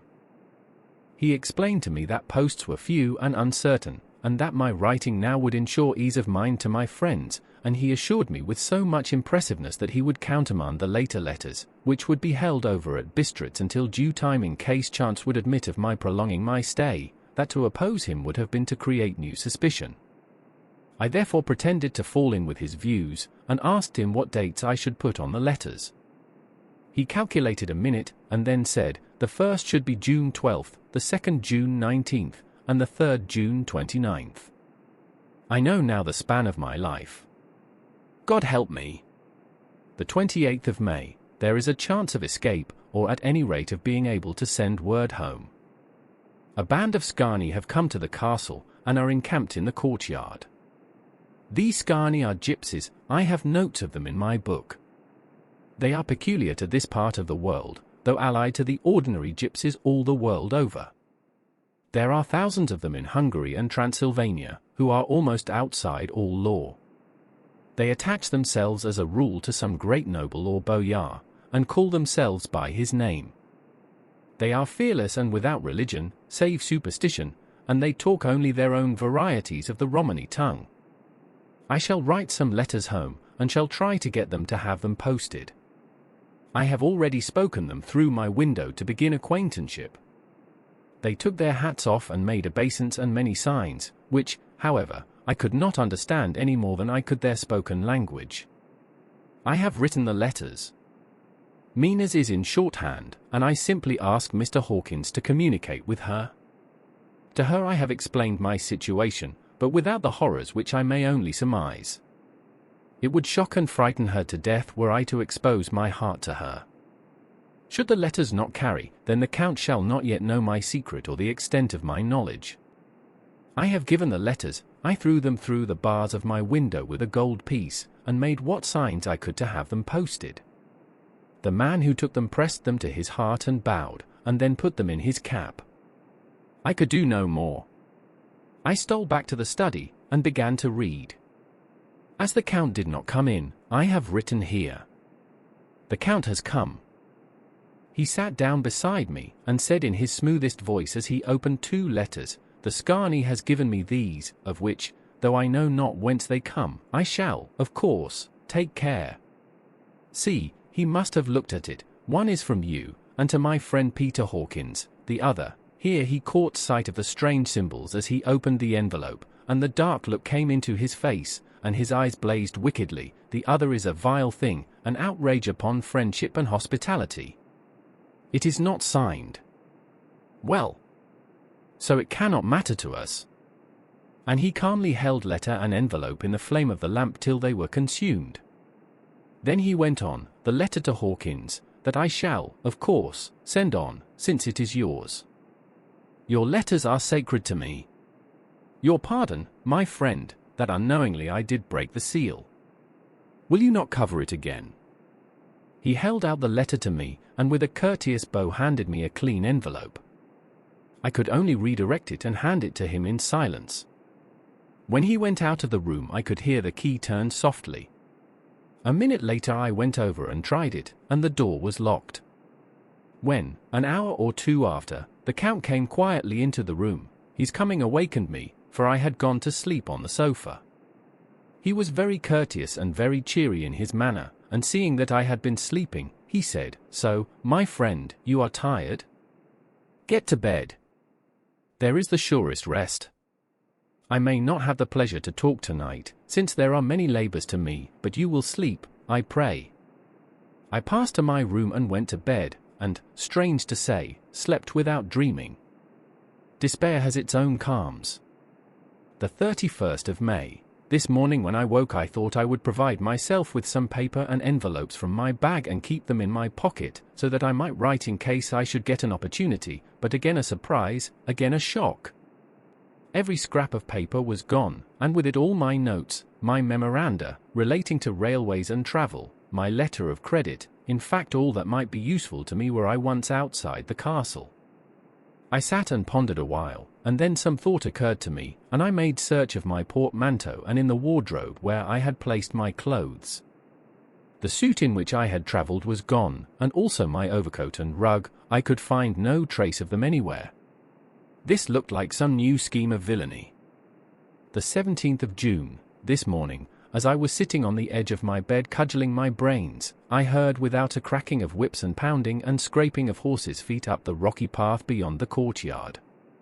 With joy I hurried to the window, and saw drive into the yard 2 great lighter wagons, each drawn by 8 sturdy horses, and at the head of each pair a Slovak, with his wide hat, great nail-studded belt, dirty sheepskin, and high boots. They had also their long staves in hand. I ran to the door, intending to descend and try and join them through the main hall, as I thought that way might be opened for them.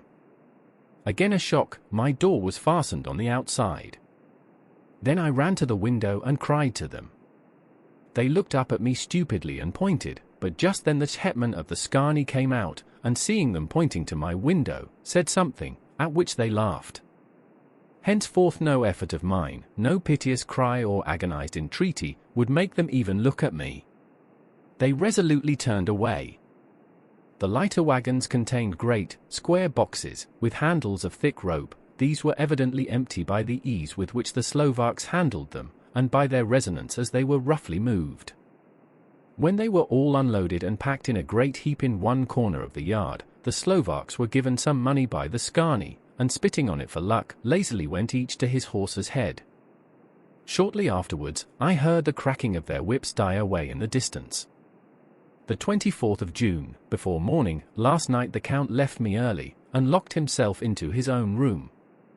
As soon as I dared I ran up the winding stair, and looked out of the window, which opened south. I thought I would watch for the Count, for there is something going on. The Scani are quartered somewhere in the castle and are doing work of some kind.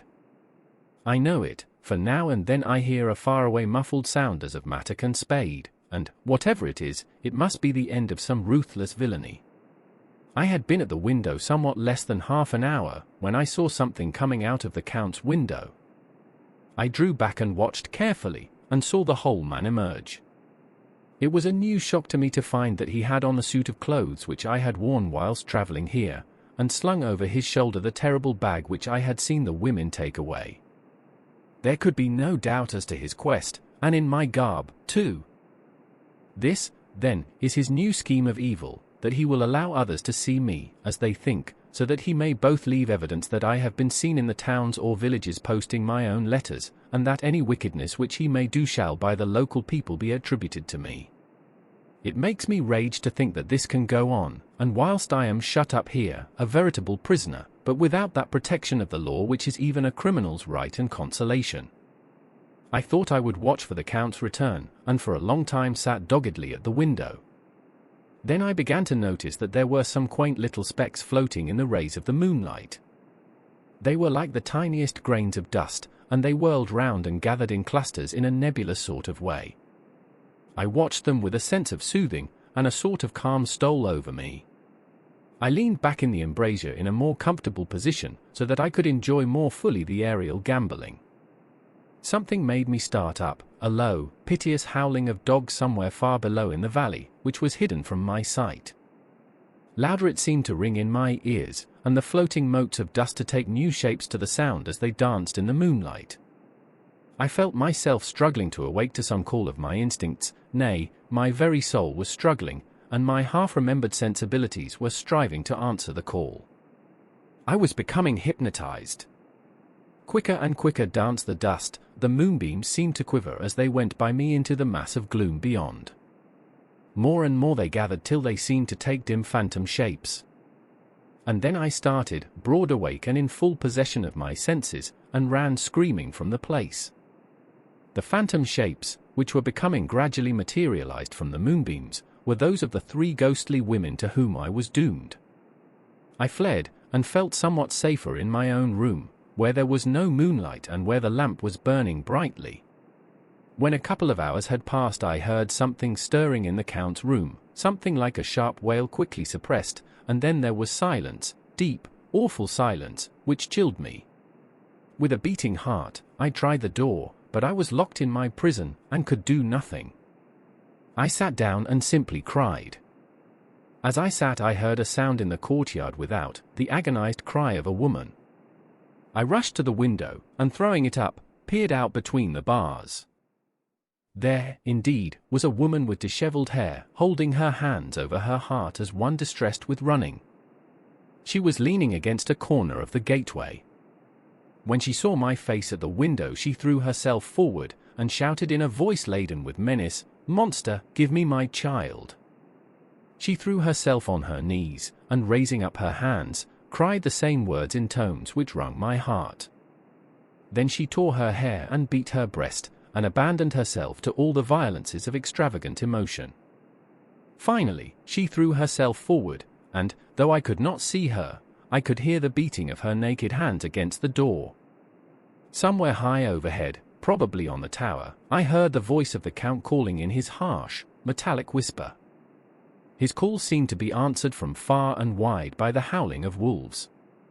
Before many minutes had passed, a pack of them poured, like a pent-up dam when liberated, through the wide entrance into the courtyard. There was no cry from the woman, and the howling of the wolves was but short. Before long they streamed away singly, licking their lips. I could not pity her, for I knew now what had become of her child, and she was better dead. What shall I do? What can I do? How can I escape from this dreadful thing of night and gloom and fear? The 25th of June, morning. No man knows till he has suffered from the night how sweet and how dear to his heart and either morning can be. When the sun grew so high this morning that it struck the top of the great gateway opposite my window, the high spot which it touched seemed to me as if the dove from the ark had lighted there. My fear fell from me as if it had been a vaporous garment which dissolved in the warmth. I must take action of some sort whilst the courage of the day is upon me. Last night one of my post-dated letters went to post, the first of that fatal series which is to blot out the very traces of my existence from the earth. Let me not think of it. Action! It has always been at night time that I have been molested or threatened, or in some way in danger or in fear.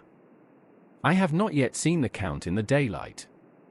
Can it be that he sleeps when others wake, that he may be awake whilst they sleep? If I could only get into his room! But there is no possible way. The door is always locked, no way for me. Yes, there is a way, if one dares to take it. Where his body has gone, why may not another body go? I have seen him myself crawl from his window. Why should not I imitate him, and go in by his window? The chances are desperate, but my need is more desperate still. I shall risk it. At the worst it can only be death, and a man's death is not a calf's, and the dreaded hereafter may still be open to me. God help me in my task.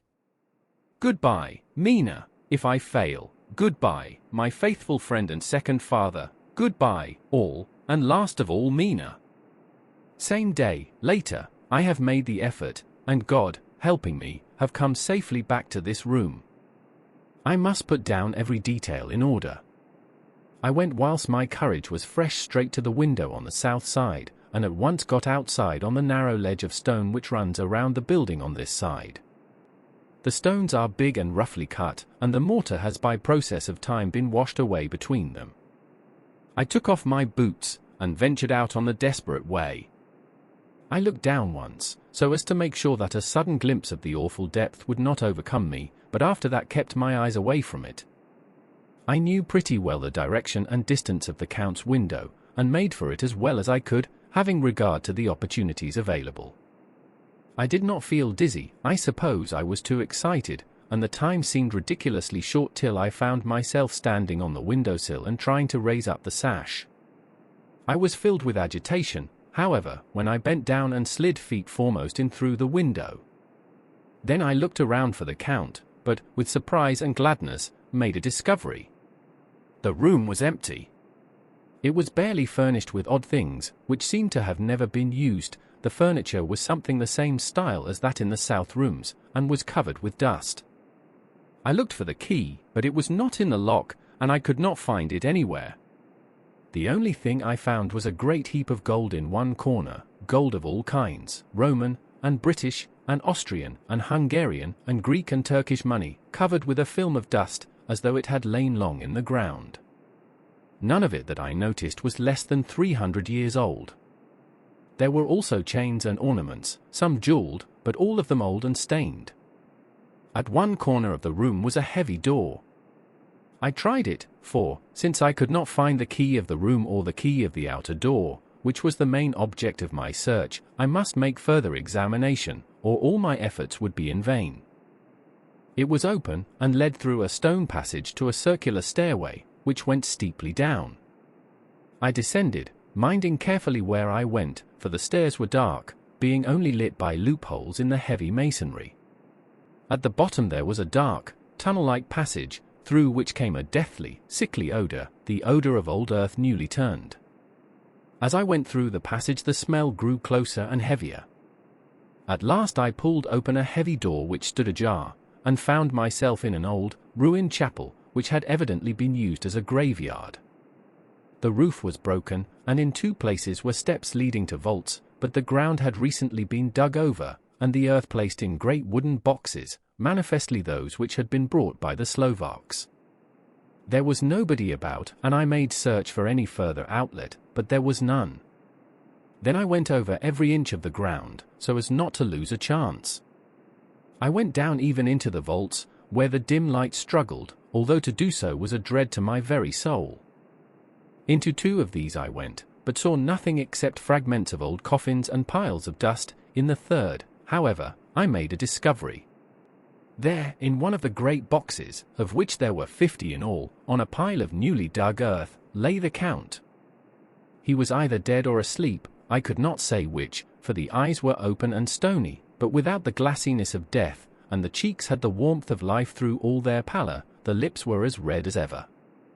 But there was no sign of movement, no pulse, no breath, no beating of the heart. I bent over him, and tried to find any sign of life, but in vain.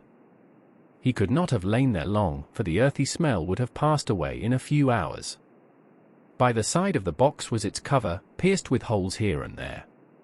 I thought he might have the keys on him, but when I went to search I saw the dead eyes, and in them, dead though they were, such a look of hate, though unconscious of me or my presence, that I fled from the place, and leaving the Count's room by the window, crawled again up the castle wall. Regaining my room, I threw myself panting upon the bed and tried to think. The 29th of June, today is the date of my last letter, and the Count has taken steps to prove that it was genuine, for again I saw him leave the castle by the same window, and in my clothes.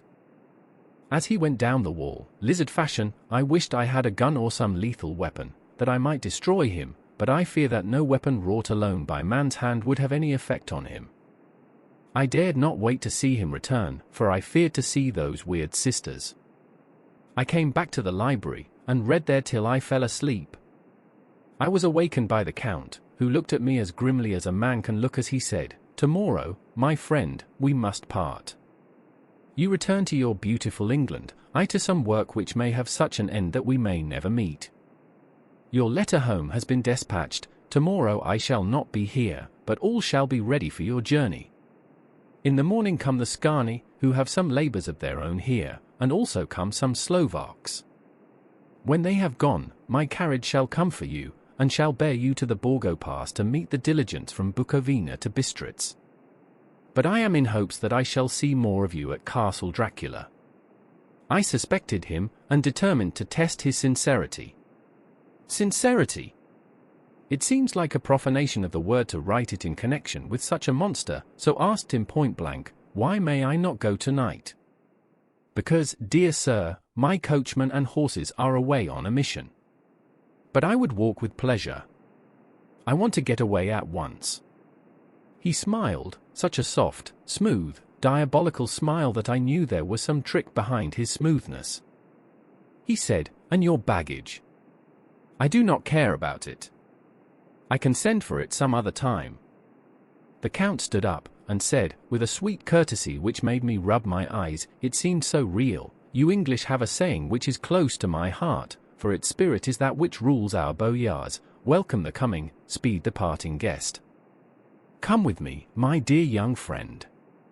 Not an hour shall you wait in my house against your will, though sad am I at your going, and that you so suddenly desire it. Come." With a stately gravity, he, with the lamp, preceded me down the stairs and along the hall. Suddenly he stopped. Hark! Close at hand came the howling of many wolves. It was almost as if the sound sprang up at the rising of his hand, just as the music of a great orchestra seems to leap under the baton of the conductor. After a pause of a moment, he proceeded, in his stately way, to the door, drew back the ponderous bolts, unhooked the heavy chains, and began to draw it open. To my intense astonishment, I saw that it was unlocked. Suspiciously, I looked all round, but could see no key of any kind. As the door began to open, the howling of the wolves without grew louder and angrier, their red jaws, with champing teeth, and their blunt-clawed feet as they leaped, came in through the opening door. I knew then that to struggle at the moment against the Count was useless. With such allies as these at his command, I could do nothing. But still the door continued slowly to open, and only the Count's body stood in the gap. Suddenly it struck me that this might be the moment and means of my doom. I was to be given to the wolves, and at my own instigation. There was a diabolical wickedness in the idea great enough for the Count, and as a last chance I cried out, "Shut the door, I shall wait till morning," and covered my face with my hands to hide my tears of bitter disappointment. With one sweep of his powerful arm, the Count threw the door shut, and the great bolts clanged and echoed through the hall as they shot back into their places. In silence we returned to the library, and after a minute or two I went to my own room. The last I saw of Count Dracula was his kissing his hand to me, with a red light of triumph in his eyes, and with a smile that Judas in hell might be proud of. When I was in my room and about to lie down, I thought I heard a whispering at my door. I went to it softly and listened. Unless my ears deceived me, I heard the voice of the Count, "Back, back, to your own place. Your time is not yet come. Wait. Have patience. Tonight is mine. Tomorrow night is yours."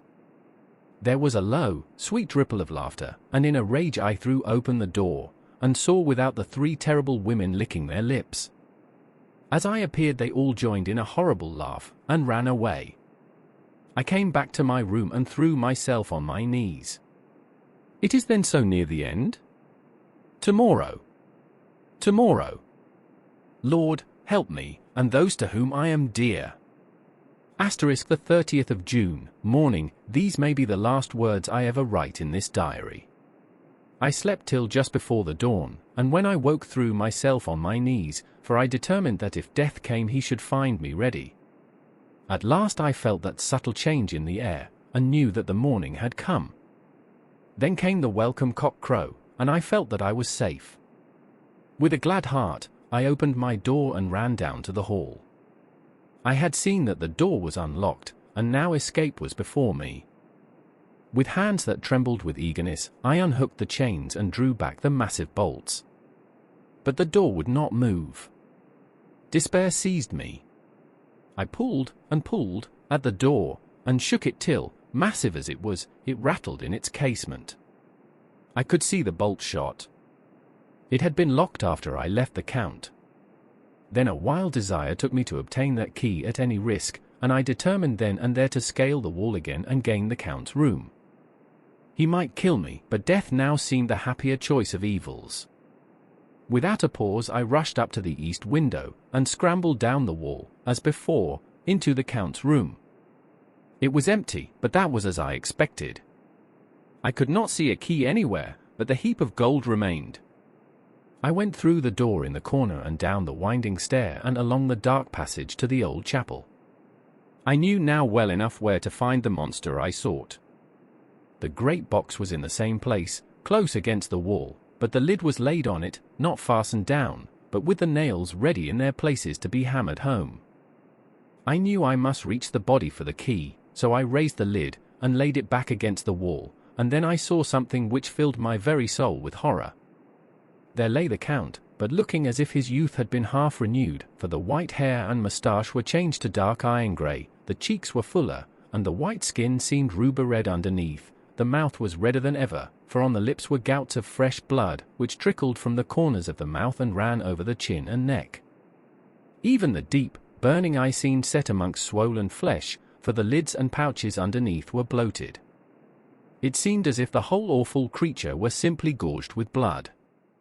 He lay like a filthy leech, exhausted with his repletion. I shuddered as I bent over to touch him, and every sense in me revolted at the contact, but I had to search, or I was lost. The coming night might see my own body a banquet in a similar way to those horrid three. I felt all over the body, but no sign could I find of the key. Then I stopped and looked at the Count. There was a mocking smile on the bloated face which seemed to drive me mad. This was the being I was helping to transfer to London, where, perhaps, for centuries to come he might, amongst its teeming millions, satiate his lust for blood, and create a new and ever-widening circle of semidemons to batten on the helpless. The very thought drove me mad. A terrible desire came upon me to rid the world of such a monster. There was no lethal weapon at hand, but I seized a shovel which the workman had been using to fill the cases, and lifting it high, struck, with the edge downward, at the hateful face. But as I did so the head turned, and the eyes fell full upon me, with all their blaze of basilisk horror. The sight seemed to paralyze me, and the shovel turned in my hand and glanced from the face, merely making a deep gash above the forehead. The shovel fell from my hand across the box, and as I pulled it away the flange of the blade caught the edge of the lid which fell over again, and hid the horrid thing from my sight. The last glimpse I had was of the bloated face, blood-stained and fixed with a grin of malice which would have held its own in the nethermost hell. I thought and thought what should be my next move, but my brain seemed on fire, and I waited with a despairing feeling growing over me. As I waited I heard in the distance a gypsy song sung by merry voices coming closer, and through their song the rolling of heavy wheels and the cracking of whips, the Scani and the Slovaks of whom the Count had spoken were coming. With a last look around and at the box which contained the vile body, I ran from the place and gained the Count's room, determined to rush out at the moment the door should be opened. With strained ears, I listened, and heard downstairs the grinding of the key in the great lock and the falling back of the heavy door. There must have been some other means of entry, or some one had a key for one of the locked doors. Then there came the sound of many feet tramping and dying away in some passage which sent up a clanging echo. I turned to run down again towards the vault, where I might find the new entrance, but at the moment there seemed to come a violent puff of wind, and the door to the winding stair blew to with a shock that set the dust from the lintels flying. When I ran to push it open, I found that it was hopelessly fast. I was again a prisoner, and the net of doom was closing round me more closely.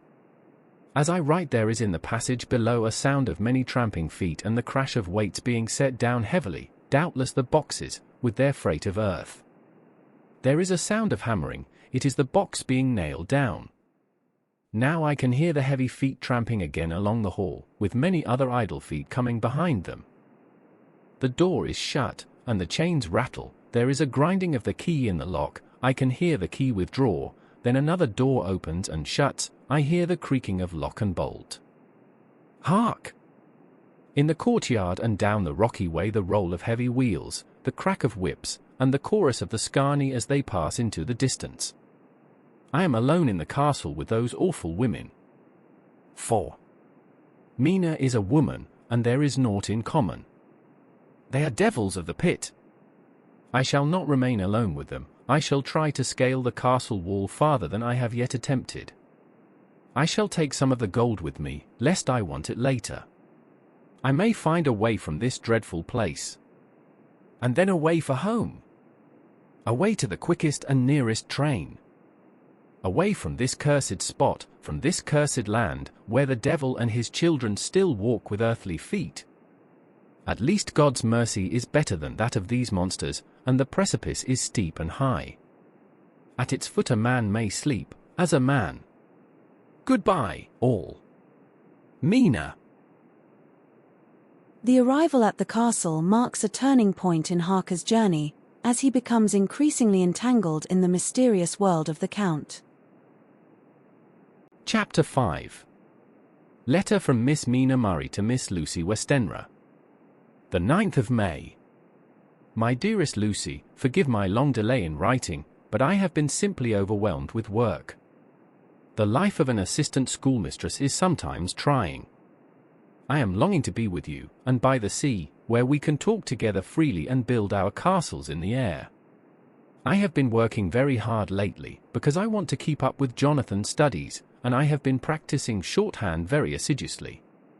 When we are married I shall be able to be useful to Jonathan, and if I can stenograph well enough I can take down what he wants to say in this way and write it out for him on the typewriter, at which also I am practicing very hard. He and I sometimes write letters in shorthand, and he is keeping a stenographic journal of his travels abroad. When I am with you I shall keep a diary in the same way. I don't mean one of those 2 pages to the week with Sunday squeezed in a corner diaries, but a sort of journal which I can write in whenever I feel inclined.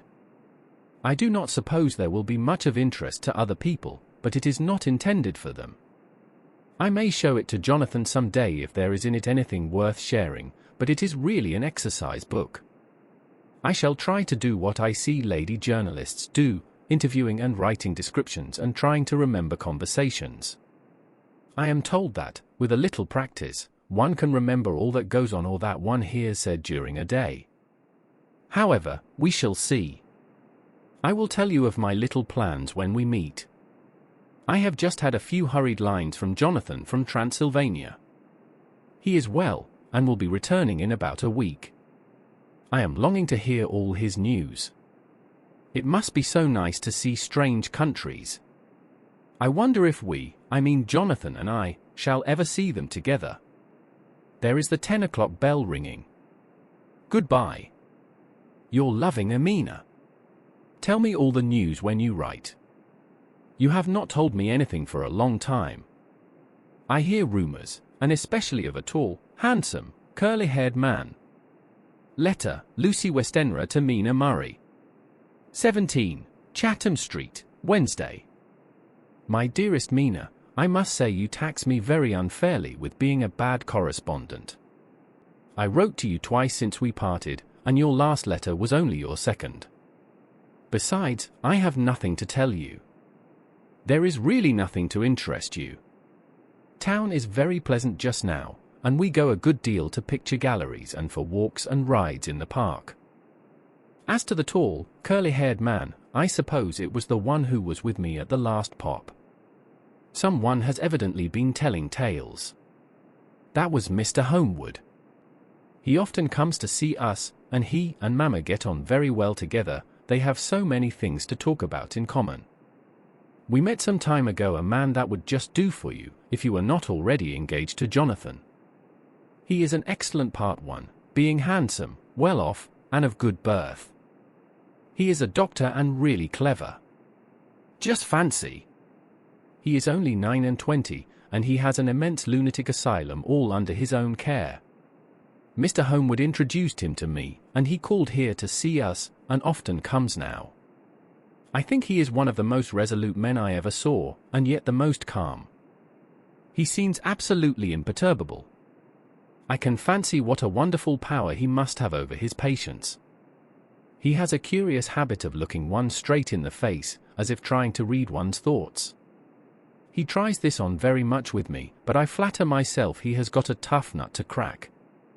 I know that from my glass. Do you ever try to read your own face? I do, and I can tell you it is not a bad study, and gives you more trouble than you can well fancy if you have never tried it. He says that I afford him a curious psychological study, and I humbly think I do. I do not, as you know, take sufficient interest in dress to be able to describe the new fashions. Dress is a bore. That is slang again, but never mind, Arthur says that every day. There, it is all out. Mina, we have told all our secrets to each other since we were children, we have slept together and eaten together, and laughed and cried together, and now, though I have spoken, I would like to speak more. Oh, Mina, couldn't you guess? I love him. I am blushing as I write, for although I think he loves me, he has not told me so in words. But oh, Mina, I love him, I love him, I love him. There, that does me good. I wish I were with you, dear, sitting by the fire undressing, as we used to sit, and I would try to tell you what I feel. I do not know how I am writing this even to you. I am afraid to stop, or I should tear up the letter, and I don't want to stop, for I do so want to tell you all. Let me hear from you at once, and tell me all that you think about it. Mina, I must stop. Good night. Bless me in your prayers, and, Mina, pray for my happiness. Lucy. P.S. I need not tell you this is a secret. Good night again. L. Letter, Lucy Westenra to Mina Murray. The 24th of May. My dearest Mina, thanks, and thanks, and thanks again for your sweet letter. It was so nice to be able to tell you and to have your sympathy. My dear, it never rains but it pours. How true the old proverbs are. Here am I, who shall be 20 in September, and yet I never had a proposal till today, not a real proposal, and today I have had 3. Just fancy. 3 proposals in one day. Isn't it awful? I feel sorry, really and truly sorry, for 2 of the poor fellows. Oh, Mina, I am so happy that I don't know what to do with myself. And 3 proposals. But, for goodness sake, don't tell any of the girls, or they would be getting all sorts of extravagant ideas and imagining themselves injured and slighted if in their very first day at home they did not get 6 at least. Some girls are so vain. You and I, Mina dear, who are engaged and are going to settle down soon soberly into old married women, can despise vanity. Well, I must tell you about the 3, but you must keep it a secret, dear, from everyone, except, of course, Jonathan. You will tell him, because I would, if I were in your place, certainly tell Arthur. A woman ought to tell her husband everything, don't you think so, dear, and I must be fair. Men like women, certainly their wives, to be quite as fair as they are, and women, I am afraid, are not always quite as fair as they should be. Well, my dear, number 1 came just before lunch. I told you of him, Dr. John Seward, the lunatic asylum man, with the strong jaw and the good forehead. He was very cool outwardly, but was nervous all the same. He had evidently been schooling himself as to all sorts of little things, and remembered them, but he almost managed to sit down on his silk hat, which men don't generally do when they are cool, and then when he wanted to appear at ease he kept playing with a lancet in a way that made me nearly scream. He spoke to me, Mina, very straightforwardly. He told me how dear I was to him, though he had known me so little, and what his life would be with me to help and cheer him. He was going to tell me how unhappy he would be if I did not care for him, but when he saw me cry he said that he was a brute and would not add to my present trouble. Then he broke off and asked if I could love him in time, and when I shook my head his hands trembled, and then with some hesitation he asked me if I cared already for anyone else. He put it very nicely, saying that he did not want to wring my confidence from me, but only to know, because if a woman's heart was free a man might have hope. And then, Mina, I felt a sort of duty to tell him that there was someone. I only told him that much, and then he stood up, and he looked very strong and very grave as he took both my hands in his and said he hoped I would be happy, and that if I ever wanted a friend I must count him one of my best. Oh, Mina dear, I can't help crying, and you must excuse this letter being all blotted. Being proposed to is all very nice and all that sort of thing, but it isn't at all a happy thing when you have to see a poor fellow, whom you know loves you honestly, going away and looking all broken-hearted, and to know that, no matter what he may say at the moment, you are passing quite out of his life. My dear, I must stop here at present, I feel so miserable, though I am so happy. Evening. Arthur has just gone, and I feel in better spirits than when I left off, so I can go on telling you about the day. Well, my dear, number 2 came after lunch. He is such a nice fellow, an American from Texas, and he looks so young and so fresh that it seems almost impossible that he has been to so many places and has had such adventures. I sympathize with poor Desdemona when she had such a dangerous stream poured in her ear, even by a black man. I suppose that we women are such cowards that we think a man will save us from fears, and we marry him. I know now what I would do if I were a man and wanted to make a girl love me. No, I don't, for there was Mr. Morris telling us his stories, and Arthur never told any, and yet, my dear, I am somewhat previous. Mr. Quincy P. Morris found me alone. It seems that a man always does find a girl alone. No, he doesn't, for Arthur tried twice to make a chance, and I helping him all I could. I am not ashamed to say it now. I must tell you beforehand that Mr. Morris doesn't always speak slang, that is to say, he never does so to strangers or before them, for he is really well educated and has exquisite manners, but he found out that it amused me to hear him talk American slang, and whenever I was present, and there was no one to be shocked, he said such funny things. I am afraid, my dear, he has to invent it all, for it fits exactly into whatever else he has to say. But this is a way slang has. I do not know myself if I shall ever speak slang. I do not know if Arthur likes it, as I have never heard him use any as yet. Well, Mr. Morris sat down beside me and looked as happy and jolly as he could, but I could see all the same that he was very nervous. He took my hand in his, and said ever so sweetly, "Miss Lucy, I know I ain't good enough to regulate the fixins of your little shoes, but I guess if you wait till you find a man that is you will go join them 7 young women with the lamps when you quit.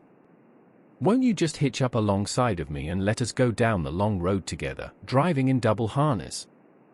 Well, he did look so good-humored and so jolly that it didn't seem half so hard to refuse him as it did poor Dr. Seward, so I said, as lightly as I could, that I did not know anything of hitching, and that I wasn't broken to harness at all yet.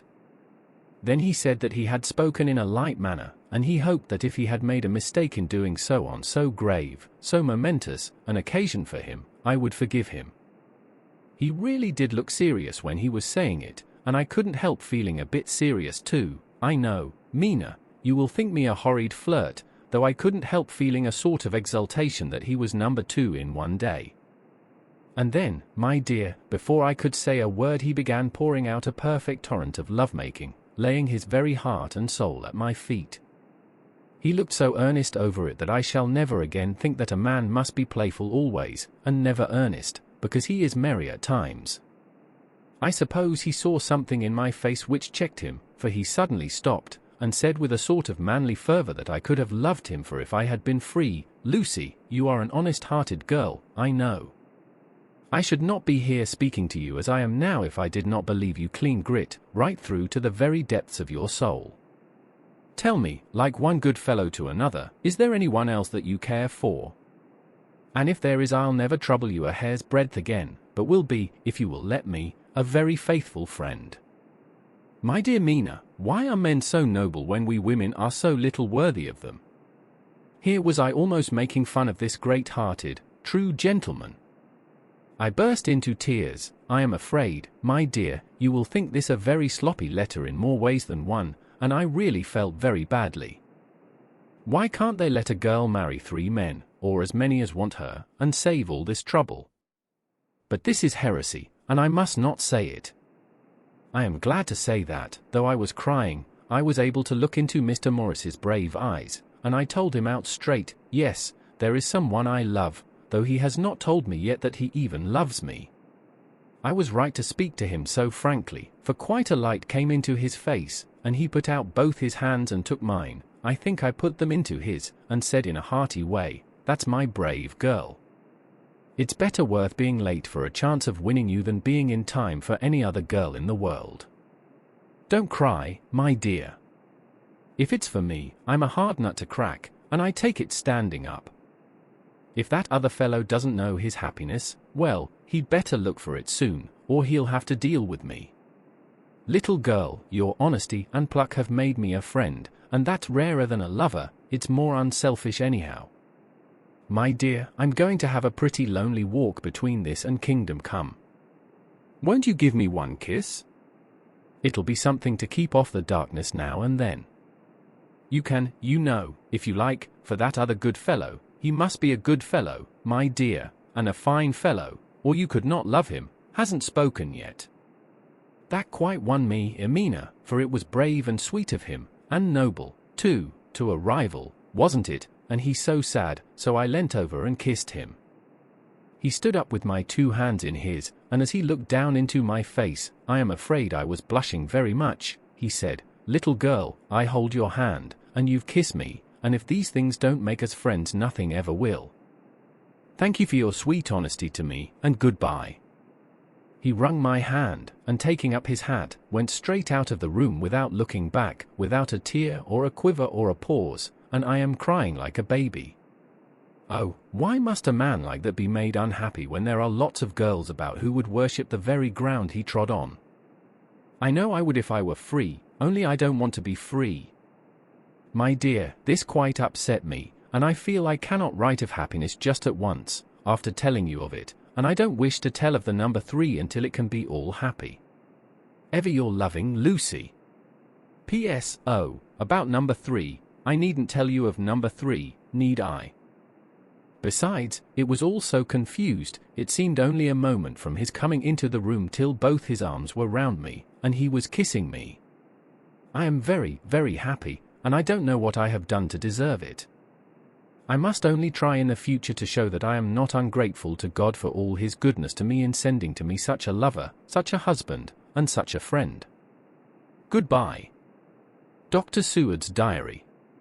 Kept in phonograph, the 25th of May, ebb tide in appetite today.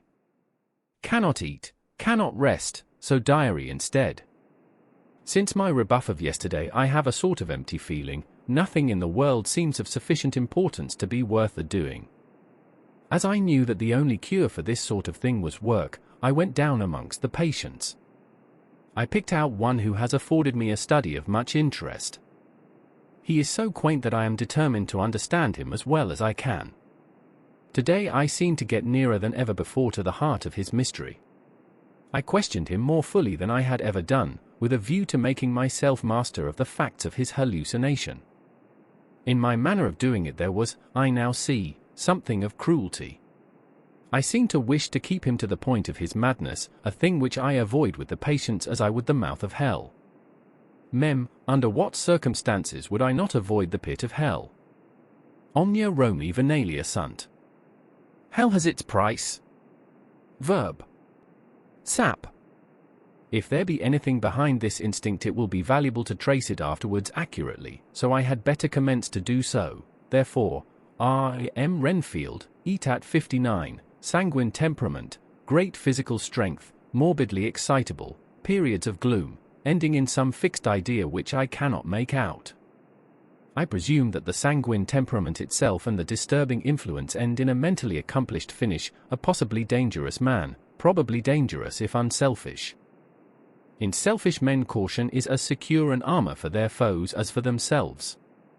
What I think of on this point is, when self is the fixed point the centripetal force is balanced with the centrifugal, when duty, a cause, etc., is the fixed point, the latter force is paramount, and only accident or a series of accidents can balance it. Letter, Quincy P. Morris to Honorable Arthur Homewood. The 25th of May. My dear Art, we've told yarns by the campfire in the prairies, and dressed one another's wounds after trying a landing at the Marquesas, and drunk healths on the shore of Titicaca. There are more yarns to be told, and other wounds to be healed, and another health to be drunk. Won't you let this be at my campfire tomorrow night? I have no hesitation in asking you, as I know a certain lady is engaged to a certain dinner party, and that you are free. There will only be one other, our old pal at the Korea, Jack Seward. He's coming, too, and we both want to mingle our weeps over the wine cup, and to drink a health with all our hearts to the happiest man in all the wide world, who has won the noblest heart that God has made and the best worth winning. We promise you a hearty welcome, and a loving greeting, and a health as true as your own right hand. We shall both swear to leave you at home if you drink too deep to a certain pair of eyes. Come. Yours, as ever and always, Quincy P. E. Morris. Telegram from Arthur Homewood to Quincy P. E. Morris. The 26th of May. Count me in every time. I bear messages which will make both your ears tingle. Art. The epistolary format, common in Gothic literature, allows the reader to piece together the narrative through various characters' perspectives. Chapter 6. Mina Murray's Journal. The 24th of July. Whitby, Lucy met me at the station, looking sweeter and lovelier than ever, and we drove up to the house at the Crescent in which they have rooms. This is a lovely place. The little river, the Esk, runs through a deep valley, which broadens out as it comes near the harbour. A great viaduct runs across, with high piers, through which the view seems somehow further away than it really is.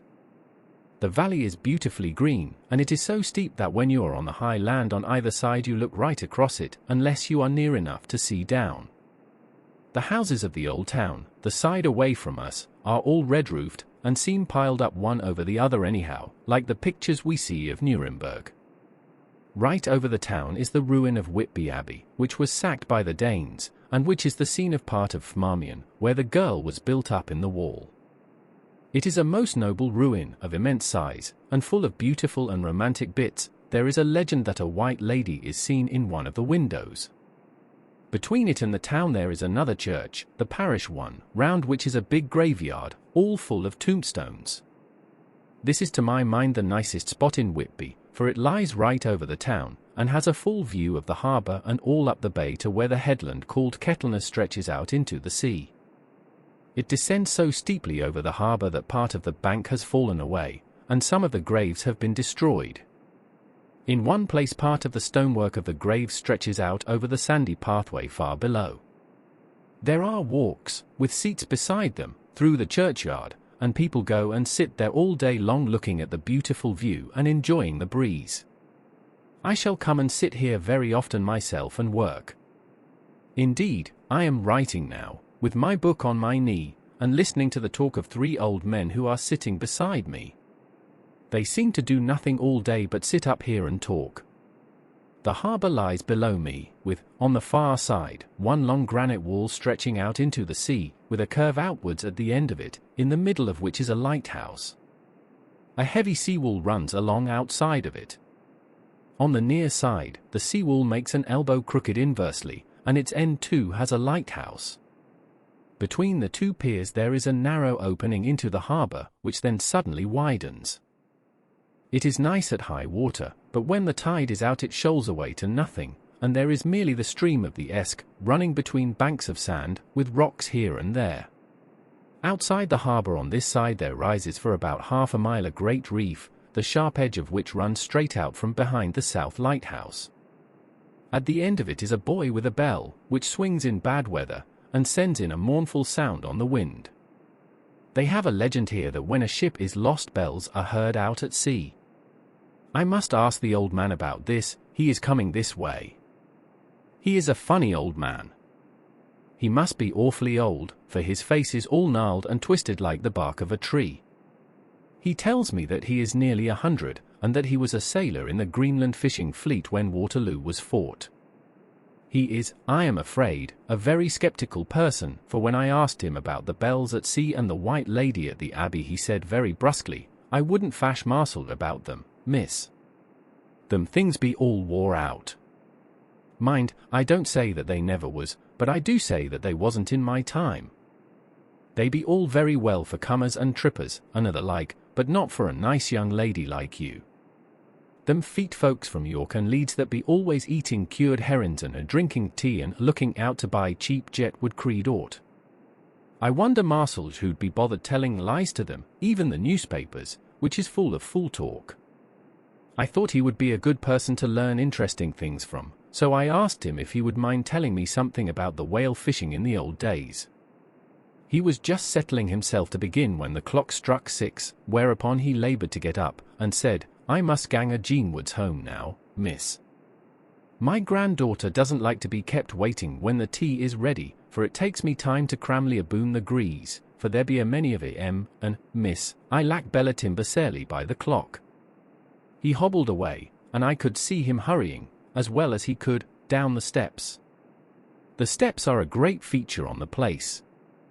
They lead from the town up to the church. There are hundreds of them, I do not know how many, and they wind up in a delicate curve. The slope is so gentle that a horse could easily walk up and down them.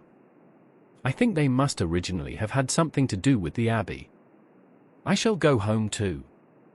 Lucy went out visiting with her mother, and as they were only duty calls, I did not go. They will be home by this. The 1st of August, I came up here an hour ago with Lucy, and we had a most interesting talk with my old friend and the 2 others who always come and join him. He is evidently the Sir Oracle of them, and I should think must have been in his time a most dictatorial person. He will not admit anything, and down faces everybody. If he can't out-argue them, he bullies them, and then takes their silence for agreement with his views. Lucy was looking sweetly pretty in her white lawn frock. She has got a beautiful color since she has been here. I noticed that the old men did not lose any time in coming up and sitting near her when we sat down. She is so sweet with old people, I think they all fell in love with her on the spot. Even my old man succumbed and did not contradict her, but gave me double share instead. I got him on the subject of the legends, and he went off at once into a sort of sermon. I must try to remember it and put it down. It be all full talk, lock, stock, and barrel, that's what it be, and nought else. These bands and wafts and boghosts and barguests and bogles and all anent them is only fit to set bairns and dizzy women belderin. They be nowt but airblebs. They, and all grims and assigns and warnings, be all invented by parsons and ill-some buke bodies and railway touters to skeer and scunner halflins, and to get folks to do something that they don't other incline to. It makes me ireful to think o' to them. Why, it's them that, not content with printing a lies on paper and preaching them out of pulpits, does want to be cut tinny them on the tombstones. Look here all around you in what ye will, all them steens, holding drup their heads as well as they can out of their pride, is a cant, simply tumbling down with the weight o' the lies wrote on them. Here lies the body for sacred to the memory wrote on all of them, and yet in nigh half of them there bean't no bodies at all, and the memories of them bean't cared a pinch of snuff about, much less sacred. Lies all of them, nothing but lies of one kind or another. My gog, but it'll be a queer scowdament at the day of judgment when they come tumbling up in their death sarks, all duped together and trying to drag their tombsteens with them to prove how good they was, some of them trimlin and ditherin, with their hands that dozened and slippy from lying in the sea that they can't even keep their grup o' them. I could see from the old fellow's self-satisfied air and the way in which he looked round for the approval of his cronies that he was showing off, so I put in a word to keep him going. Oh, Mr. Swales, you can't be serious. Surely these tombstones are not all wrong. Yablins. There may be a poorish few not wrong, savins, where they make out the people too good, for there be folk that do think a barnbowl be like the sea, if only it be their own. The whole thing be only lies. Now look you here, you come here a stranger, and you see this Kirk Garth. I nodded, for I thought it better to assent, though I did not quite understand his dialect. I knew it had something to do with the church. He went on, and you constate that all these steens be a boon folk that be happed here, snod and snog. I assented again. Then that be just where the lie comes in. Why, there be scores of these lay beds that be tomb as old Dunn's back-a-box on Friday night. He nudged one of his companions, and they all laughed. And my gog! How could they be otherwise? Look at that one, the aftest abaft the beer bank, read it.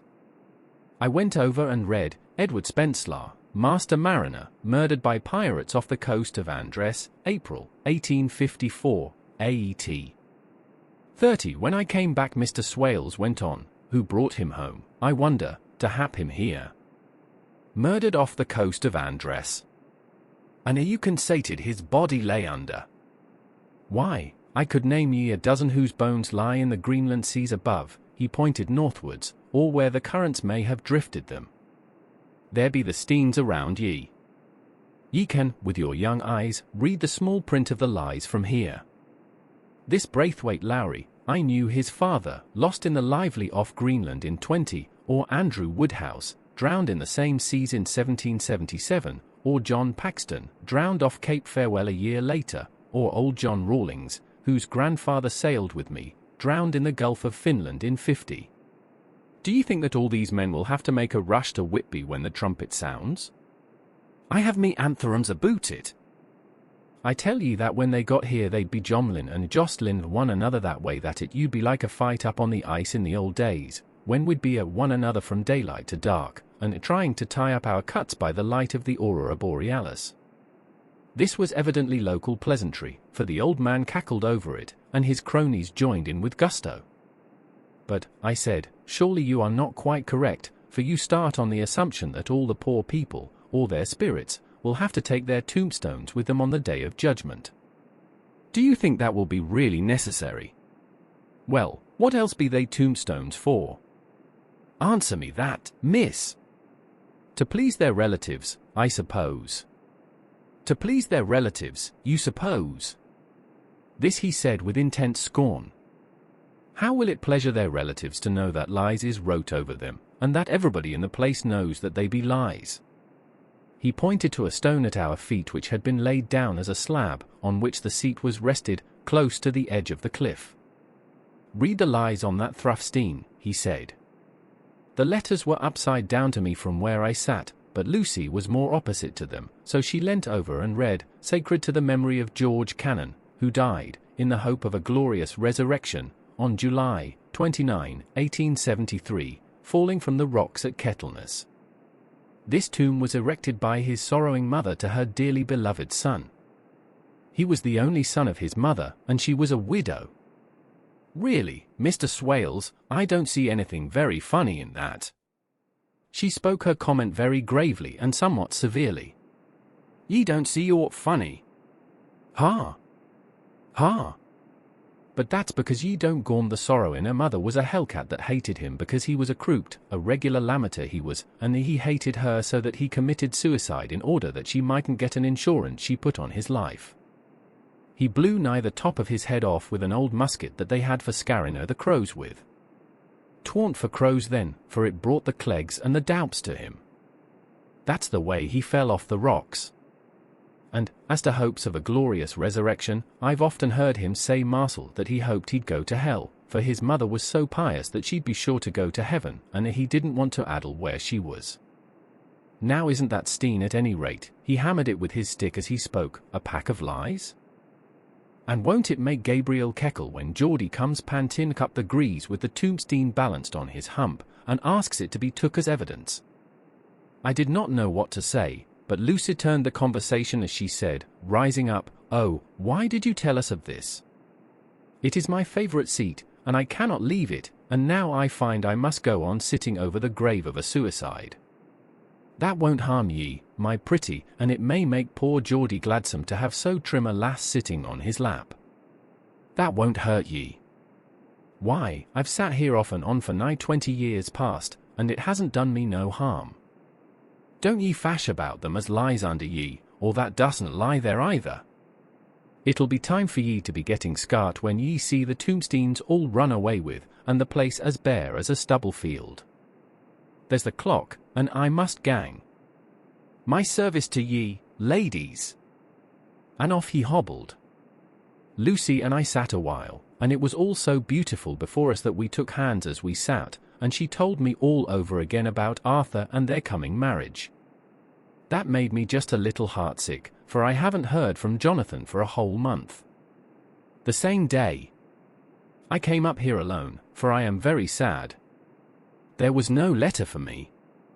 I hope there cannot be anything the matter with Jonathan. The clock has just struck 9. I see the lights scattered all over the town, sometimes in rows where the streets are, and sometimes singly. They run right up the Esk and die away in the curve of the valley. To my left the view is cut off by a black line of roof of the old house next the abbey. The sheep and lambs are bleating in the fields away behind me, and there is a clatter of a donkey's hoofs up the paved road below. The band on the pier is playing a harsh waltz in good time, and further along the quay there is a Salvation Army meeting in a back street. Neither of the bands hears the other, but up here I hear and see them both. I wonder where Jonathan is and if he is thinking of me. I wish he were here. Dr. Seward's Diary. The 5th of June, the case of Renfield grows more interesting the more I get to understand the man. He has certain qualities very largely developed: selfishness, secrecy, and purpose. I wish I could get at what is the object of the latter. He seems to have some settled scheme of his own, but what it is I do not yet know. His redeeming quality is a love of animals, though, indeed, he has such curious turns in it that I sometimes imagine he is only abnormally cruel. His pets are of odd sorts. Just now his hobby is catching flies. He has at present such a quantity that I have had myself to expostulate. To my astonishment, he did not break out into a fury, as I expected, but took the matter in simple seriousness. He thought for a moment, and then said, "May I have 3 days? I shall clear them away." Of course, I said that would do. I must watch him. The 18th of June, he has turned his mind now to spiders, and has got several very big fellows in a box. He keeps feeding them with his flies, and the number of the latter is becoming sensibly diminished, although he has used half his food in attracting more flies from outside to his room. The 1st of July, his spiders are now becoming as great a nuisance as his flies, and today I told him that he must get rid of them. He looked very sad at this, so I said that he must clear out some of them, at all events. He cheerfully acquiesced in this, and I gave him the same time as before for reduction. He disgusted me much while with him, for when a horrid blowfly, bloated with some carrion food, buzzed into the room, he caught it, held it exultantly for a few moments between his finger and thumb, and, before I knew what he was going to do, put it in his mouth and ate it. I scolded him for it, but he argued quietly that it was very good and very wholesome, that it was life, strong life, and gave life to him. This gave me an idea, or the rudiment of one. I must watch how he gets rid of his spiders. He has evidently some deep problem in his mind, for he keeps a little notebook in which he is always jotting down something. Whole pages of it are filled with masses of figures, generally single numbers added up in batches, and then the totals added in batches again, as though he were focusing some account, as the auditors put it. The 8th of July, there is a method in his madness, and the rudimentary idea in my mind is growing. It will be a whole idea soon, and then, oh, unconscious cerebration. You will have to give the wall to your conscious brother. I kept away from my friend for a few days, so that I might notice if there were any change. Things remain as they were except that he has parted with some of his pets and got a new one.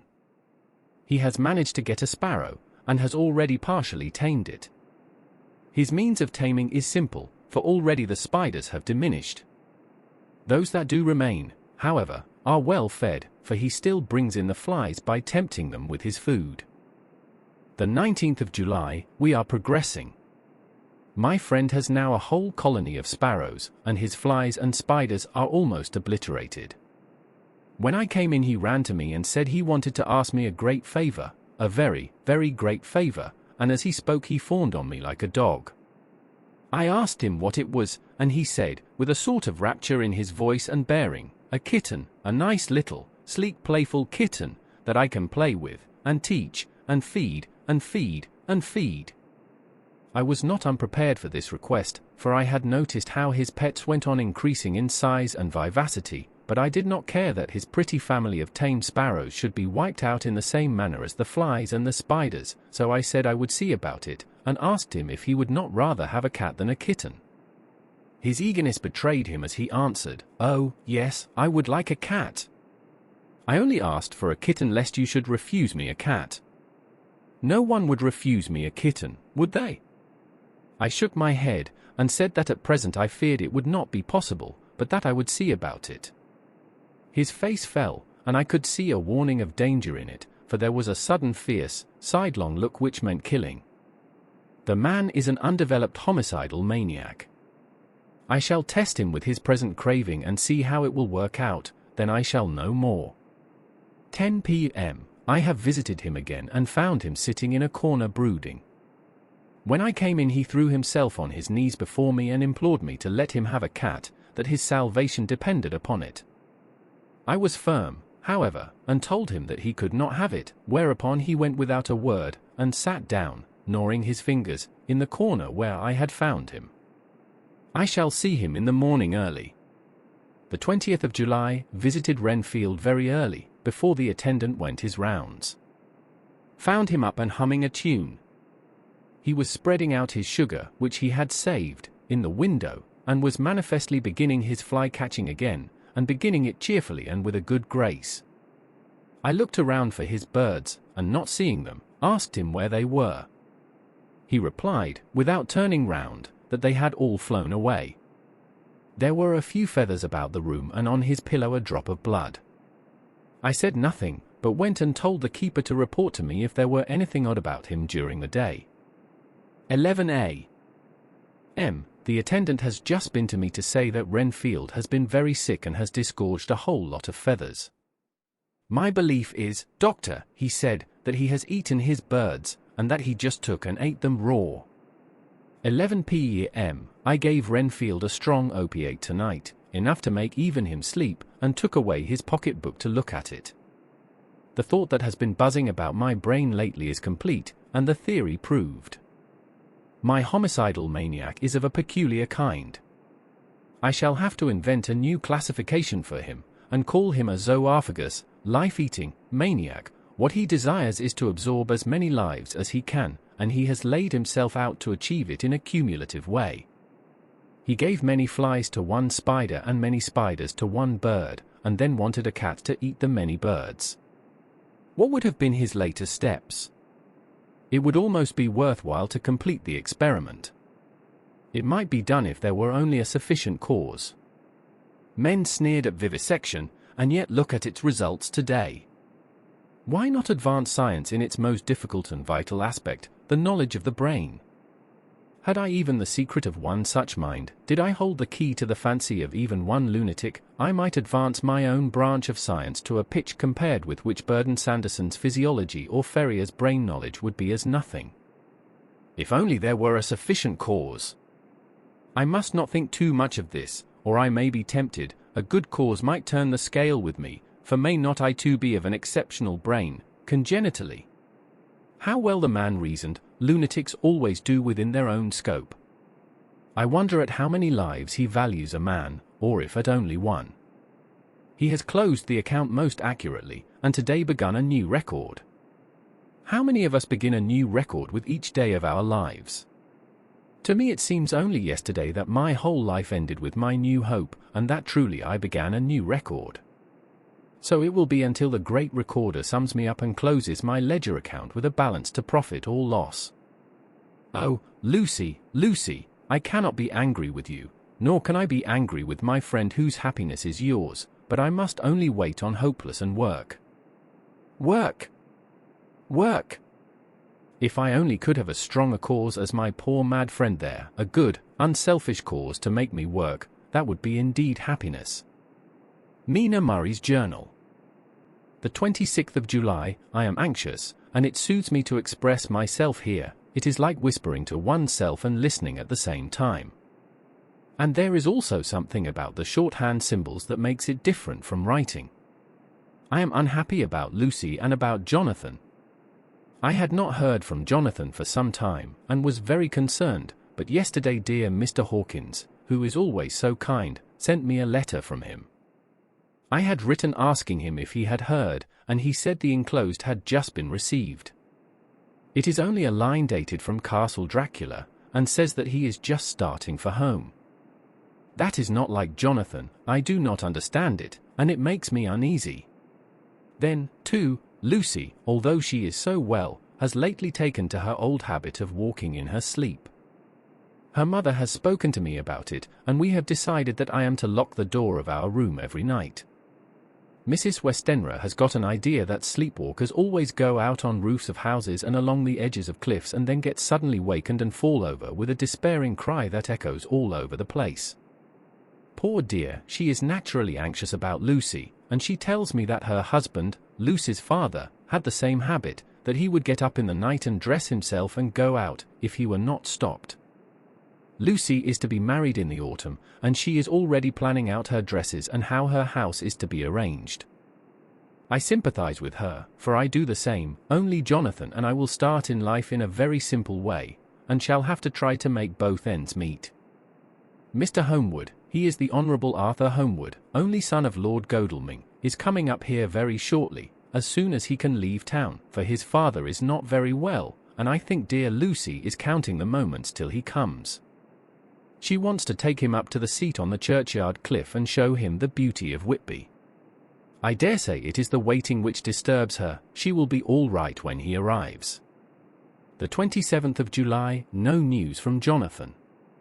I am getting quite uneasy about him, though why I should I do not know, but I do wish that he would write, if it were only a single line.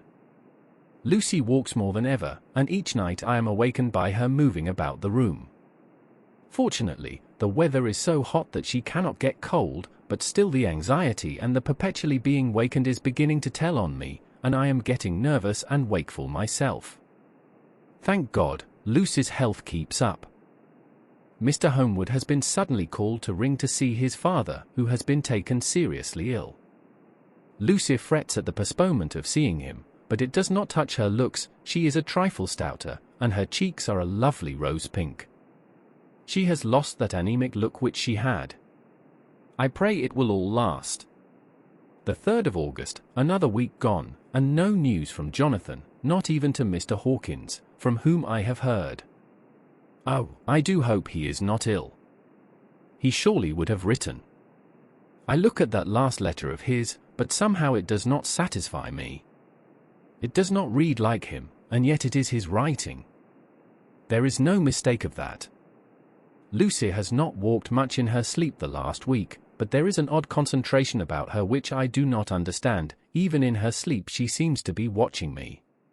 She tries the door, and finding it locked, goes about the room searching for the key. The 6th of August, another 3 days, and no news. This suspense is getting dreadful.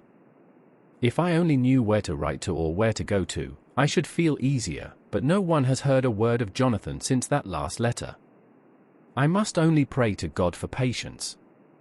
Lucy is more excitable than ever, but is otherwise well. Last night was very threatening, and the fishermen say that we are in for a storm. I must try to watch it and learn the weather signs.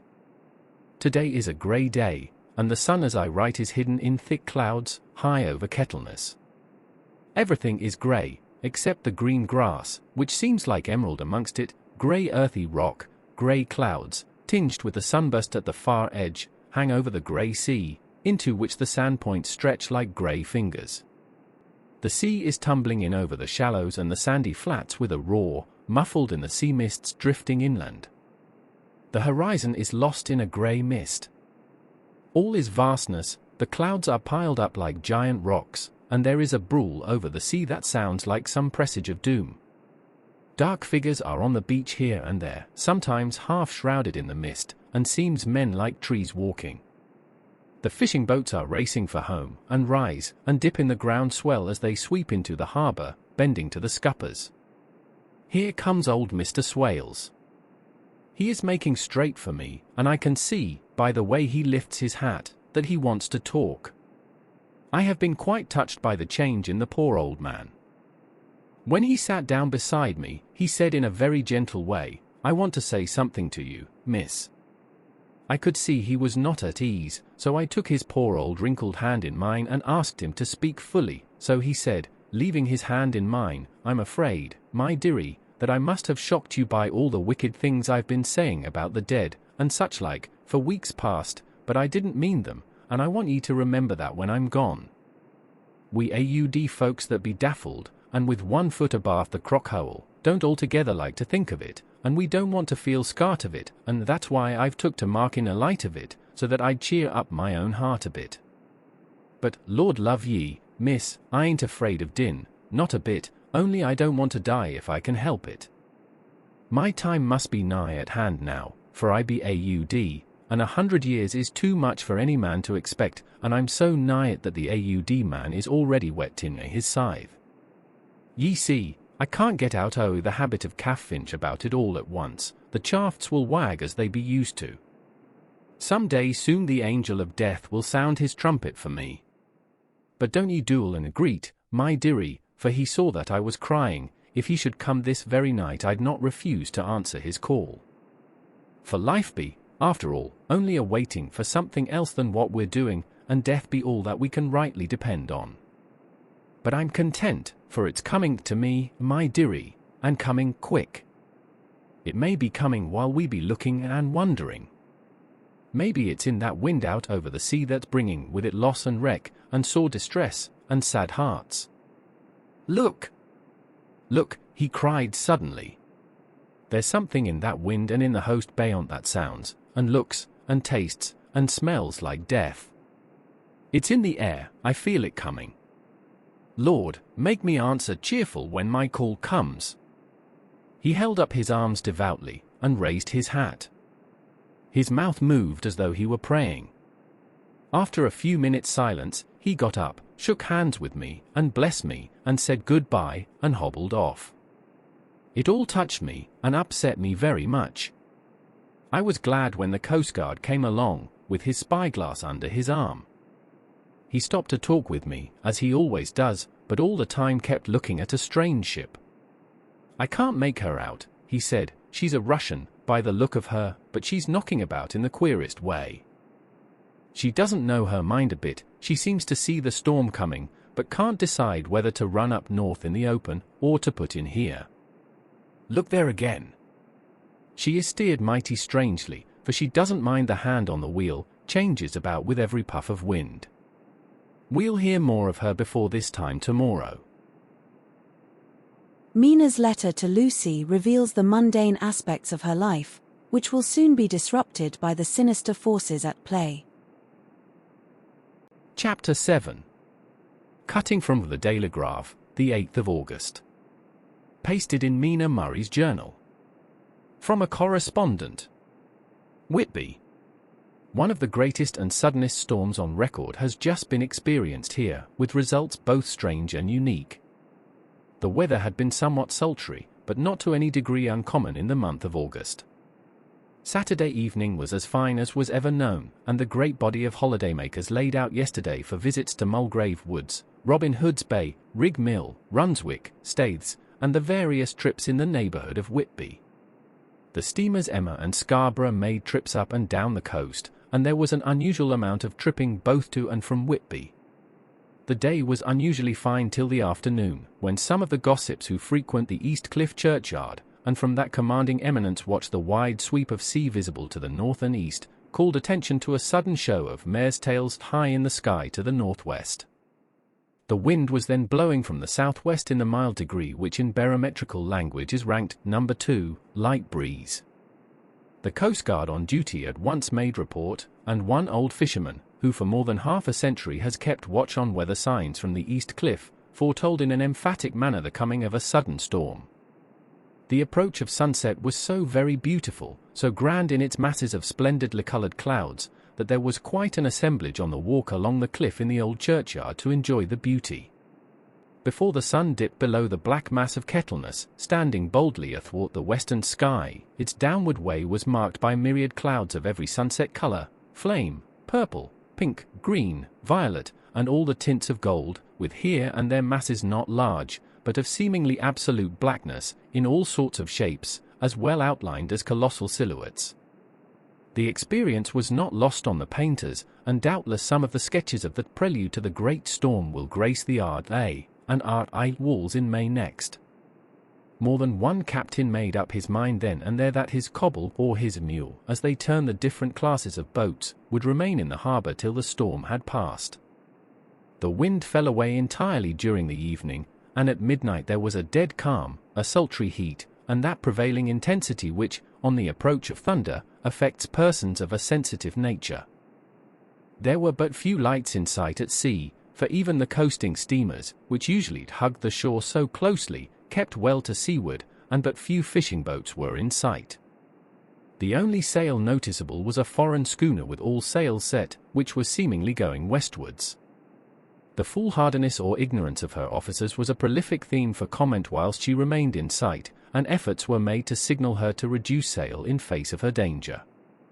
Before the night shut down she was seen with sails idly flapping as she gently rolled on the undulating swell of the sea, as idle as a painted ship upon a painted ocean.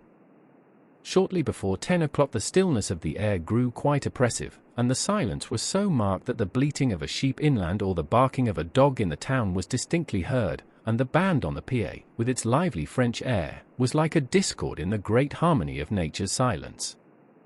A little after midnight came a strange sound from over the sea, and high overhead the air began to carry a strange, faint, hollow booming.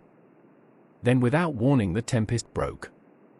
With a rapidity which, at the time, seemed incredible, and even afterwards is impossible to realize, the whole aspect of nature at once became convulsed. The waves rose in growing fury, each overtopping its fellow, till in a very few minutes the lately glassy sea was like a roaring and devouring monster. White-crested waves beat madly on the level sands and rushed up the shelving cliffs, others broke over the piers, and with their spume swept the lanterns of the lighthouses which rise from the end of either pier of Whitby harbour. The wind roared like thunder, and blew with such force that it was with difficulty that even strong men kept their feet, or clung with grim clasp to the iron stanchions. It was found necessary to clear the entire piers from the mass of onlookers, or else the fatalities of the night would have been increased manifold. To add to the difficulties and dangers of the time, masses of sea fog came drifting inland, white, wet clouds, which swept by in ghostly fashion, so damp and cold that it needed but little effort of imagination to think that the spirits of those lost at sea were touching their living brethren with the clammy hands of death, and many a one shuddered as the wreaths of sea mist swept by. At times the mist cleared, and the sea for some distance could be seen in the glare of the lightning, which now came thick and fast, followed by such sudden peals of thunder that the whole sky overhead seemed trembling under the shock of the footsteps of the storm. Some of the scenes thus revealed were of immeasurable grandeur and of absorbing interest, the sea, running mountains high, threw skywards with each wave mighty masses of white foam, which the tempest seemed to snatch at and whirl away into space, here and there a fishing boat, with a rag of sail, running madly for shelter before the blast, now and again the white wings of a storm-tossed sea-bird. On the summit of the east cliff the new searchlight was ready for experiment, but had not yet been tried. The officers in charge of it got it into working order, and in the pauses of the inrushing mist swept with it the surface of the sea. Once or twice its service was most effective, as when a fishing boat, with gunwale under water, rushed into the harbour, able, by the guidance of the sheltering light, to avoid the danger of dashing against the piers. As each boat achieved the safety of the port there was a shout of joy from the mass of people on shore, a shout which for a moment seemed to cleave the gale and was then swept away in its rush. Before long the searchlight discovered some distance away a schooner with all sails set, apparently the same vessel which had been noticed earlier in the evening. The wind had by this time backed to the east, and there was a shudder amongst the watchers on the cliff as they realized the terrible danger in which she now was. Between her and the port lay the great flat reef on which so many good ships have from time to time suffered, and, with the wind blowing from its present quarter, it would be quite impossible that she should fetch the entrance of the harbour. It was now nearly the hour of high tide, but the waves were so great that in their troughs the shallows of the shore were almost visible, and the schooner, with all sails set, was rushing with such speed that, in the words of one old salt, she must fetch up somewhere, if it was only in hell.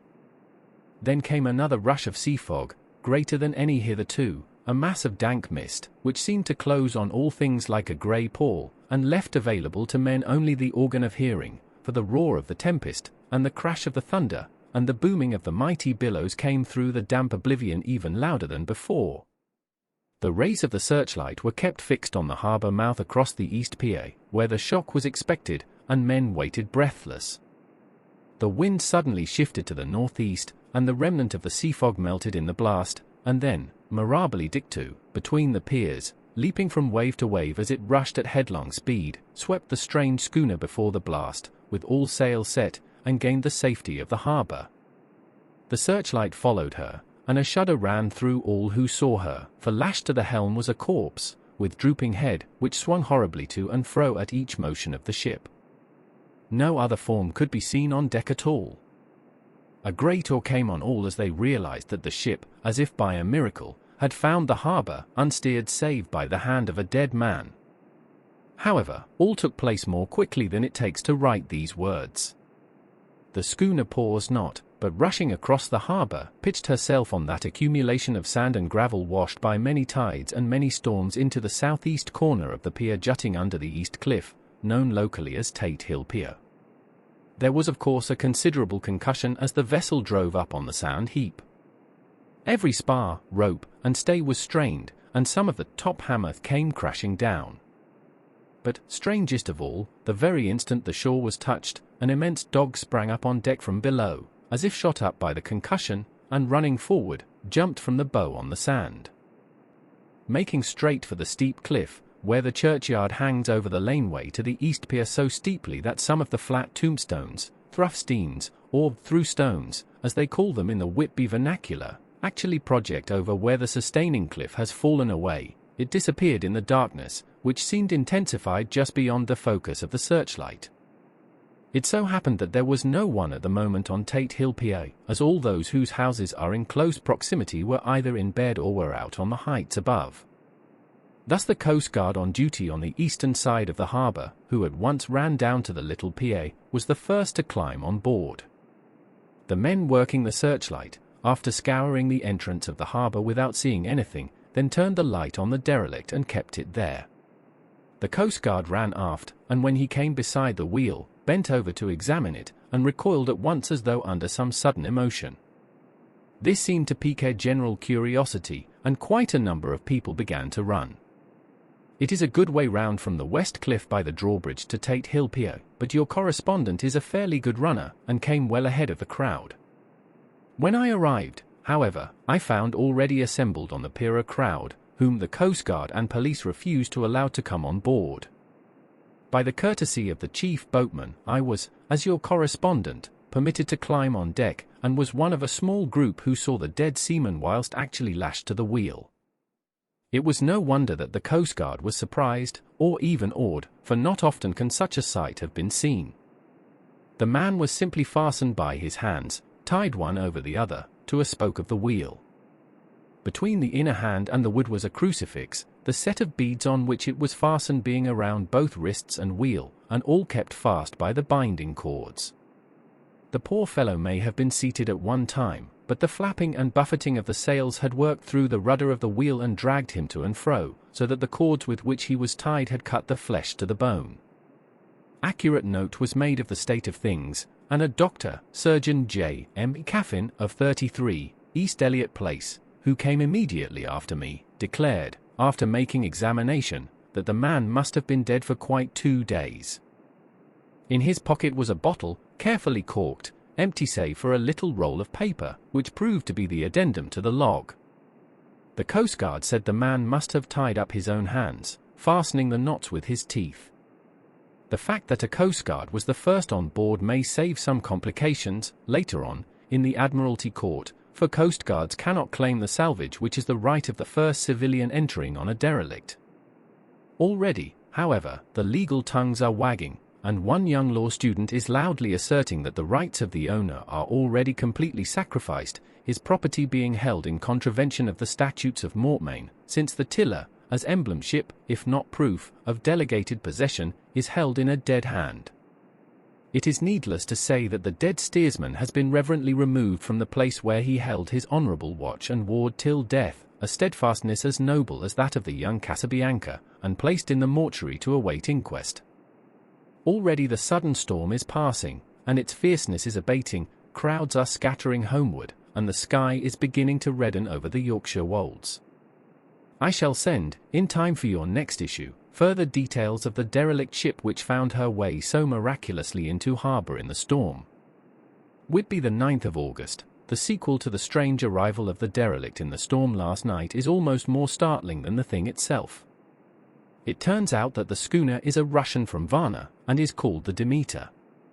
She is almost entirely in ballast of silver sand, with only a small amount of cargo, a number of great wooden boxes filled with mould. This cargo was consigned to a Whitby solicitor, Mr. S. F. Billington, of 7, the Crescent, who this morning went aboard and formally took possession of the goods consigned to him. The Russian consul, too, acting for the charter party, took formal possession of the ship and paid all harbor dues, etc. Nothing is talked about here today except the strange coincidence. The officials of the Board of Trade have been most exacting in seeing that every compliance has been made with existing regulations. As the matter is to be a 9 days' wonder, they are evidently determined that there shall be no cause of after complaint. A good deal of interest was abroad concerning the dog which landed when the ship struck, and more than a few of the members of the SPCA, which is very strong in Whitby, have tried to befriend the animal. To the general disappointment, however, it was not to be found. It seems to have disappeared entirely from the town. It may be that it was frightened and made its way onto the moors, where it is still hiding in terror. There are some who look with dread on such a possibility, lest later on it should in itself become a danger, for it is evidently a fierce brute. Early this morning a large dog, a half-bred mastiff belonging to a coal merchant close to Tate Hill PA, was found dead in the roadway opposite to its master's yard. It had been fighting, and manifestly had had a savage opponent, for its throat was torn away, and its belly was slit open as if with a savage claw. Later, by the kindness of the Board of Trade Inspector, I have been permitted to look over the logbook of the Demeter, which was in order up to within 3 days, but contained nothing of special interest except as to facts of missing men. The greatest interest, however, is with regard to the paper found in the bottle, which was today produced at the inquest, and a more strange narrative than the two between them unfold it has not been my lot to come across. As there is no motive for concealment, I am permitted to use them, and accordingly send you a rescript, simply omitting technical details of seamanship and supercargo. It almost seems as though the captain had been seized with some kind of mania before he had got well into blue water, and that this had developed persistently throughout the voyage. Of course my statement must be taken cum grano, since I am writing from the dictation of a clerk of the Russian consul, who kindly translated for me, time being short. Log of the Demeter. Varna to Whitby. Written the 18th of July, things so strange happening, that I shall keep accurate note henceforth till we land. On the 6th of July we finished taking in cargo, silver sand, and boxes of earth. At noon set sail. East wind, fresh. Crew, 5 hands, 2 mates, cook, and myself, captain. On the 11th of July at dawn entered Bosphorus. Boarded by Turkish customs officers. Bakshish. All correct. Under way at 4 p.m. On the 12th of July through Dardanelles. More customs officers and flagboat of guarding squadron. Bakshish again. Work of officers thorough, but quick. Want us off soon. At dark passed into archipelago. On the 13th of July passed Cape Matapan. Crew dissatisfied about something. Seemed scared, but would not speak out. On the 14th of July was somewhat anxious about crew. Men all steady fellows, who sailed with me before. Mate could not make out what was wrong, they only told him there was something, and crossed themselves. Mate lost temper with one of them that day and struck him. Expected fierce quarrel, but all was quiet. On the 16th of July mate reported in the morning that one of crew, Petrovsky, was missing. Could not account for it. Took larboard watch 8 bells last night, was relieved by Abramoff, but did not go to bunk. Men more downcast than ever. All said they expected something of the kind, but would not say more than there was something aboard. Mate getting very impatient with them, feared some trouble ahead. On the 17th of July, yesterday, one of the men, Olgaren, came to my cabin, and in an awestruck way confided to me that he thought there was a strange man aboard the ship. He said that in his watch he had been sheltering behind the deck house, as there was a rainstorm, when he saw a tall, thin man, who was not like any of the crew, come up the companionway, and go along the deck forward, and disappear. He followed cautiously, but when he got to bows found no one, and the hatchways were all closed. He was in a panic of superstitious fear, and I am afraid the panic may spread. To allay it, I shall today search entire ship carefully from stem to stern. Later in the day I got together the whole crew, and told them, as they evidently thought there was someone in the ship, we would search from stem to stern. First mate, angry, said it was folly, and to yield to such foolish ideas would demoralize the men, said he would engage to keep them out of trouble with a handspike. I let him take the helm, while the rest began thorough search, all keeping abreast, with lanterns. We left no corner unsearched. As there were only the big wooden boxes, there were no odd corners where a man could hide. Men much relieved when search over, and went back to work cheerfully. First mate scowled, but said nothing. The 22nd of July, rough weather last 3 days, and all hands busy with sails, no time to be frightened. Men seem to have forgotten their dread. Mate cheerful again, and all on good terms. Praised men for work in bad weather. Past Gibraltar and out through straits. All well. The 24th of July, there seemed some doom over this ship. Already a hand short, and entering on the Bay of Biscay with wild weather ahead, and yet last night another man lost, disappeared. Like the first, he came off his watch and was not seen again. Men all in a panic of fear, sent a round robin, asking to have double watch, as they feared to be alone. Mate angry. Fear there will be some trouble, as either he or the men will do some violence. The 28th of July, for days in hell, knocking about in a sort of maelstrom, and the wind a tempest. No sleep for anyone. Men all worn out. Hardly know how to set a watch, since no one fit to go on.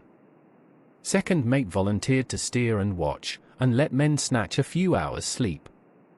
Wind abating, sea still terrific, but feel them less, as ship is steadier. The 29th of July, another tragedy. Had single watch tonight, as crew too tired to double. When morning watch came on deck could find no one except steersman. Raised outcry, and all came on deck. Thorough search, but no one found. Are now without second mate, and crew in a panic. Mate and I agreed to go armed henceforth and wait for any sign of cause. The 30th of July, last night. Rejoiced we are nearing England. Weather fine, all sails set. Retired worn out, slept soundly, awaked by mate telling me that both man of watch and steersman missing. Only self and mate and 2 hands left to work ship. The 1st of August, 2 days of fog, and not a sail sighted. Had hoped when in the English Channel to be able to signal for help or get in somewhere. Not having power to work sails, have to run before wind. Dare not lower, as could not raise them again. We seem to be drifting to some terrible doom. Mate now more demoralized than either of men. His stronger nature seems to have worked inwardly against himself. Men are beyond fear, working stolidly and patiently, with minds made up to worst. They are Russian, he Romanian. The 2nd of August, midnight, woke up from few minutes' sleep by hearing a cry, seemingly outside my port. Could see nothing in fog. Rushed on deck, and ran against mate. Tells me heard cry and ran, but no sign of man on watch. One more gone. Lord, help us. Mate says we must be past Straits of Dover, as in a moment of fog lifting he saw North Foreland, just as he heard the man cry out. If so, we are now off in the North Sea, and only God can guide us in the fog, which seems to move with us, and God seems to have deserted us. The 3rd of August, at midnight I went to relieve the man at the wheel, and when I got to it found no one there. The wind was steady, and as we ran before it there was no yawing. I dared not leave it, so shouted for the mate. After a few seconds he rushed up on deck in his flannels. He looked wild-eyed and haggard, and I greatly fear his reason has given way.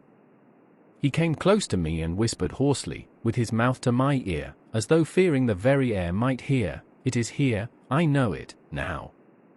On the watch last night I saw it, like a man, tall and thin, and ghastly pale. It was in the bows, and looking out. I crept behind it, and gave it my knife, but the knife went through it, empty as the air. And as he spoke he took his knife and drove it savagely into space. Then he went on, but but it is here, and I'll find it. It is in the hold, perhaps in one of those boxes. I'll unscrew them one by one and see. You work the helm." And, with a warning look and his finger on his lip, he went below. There was springing up a choppy wind, and I could not leave the helm.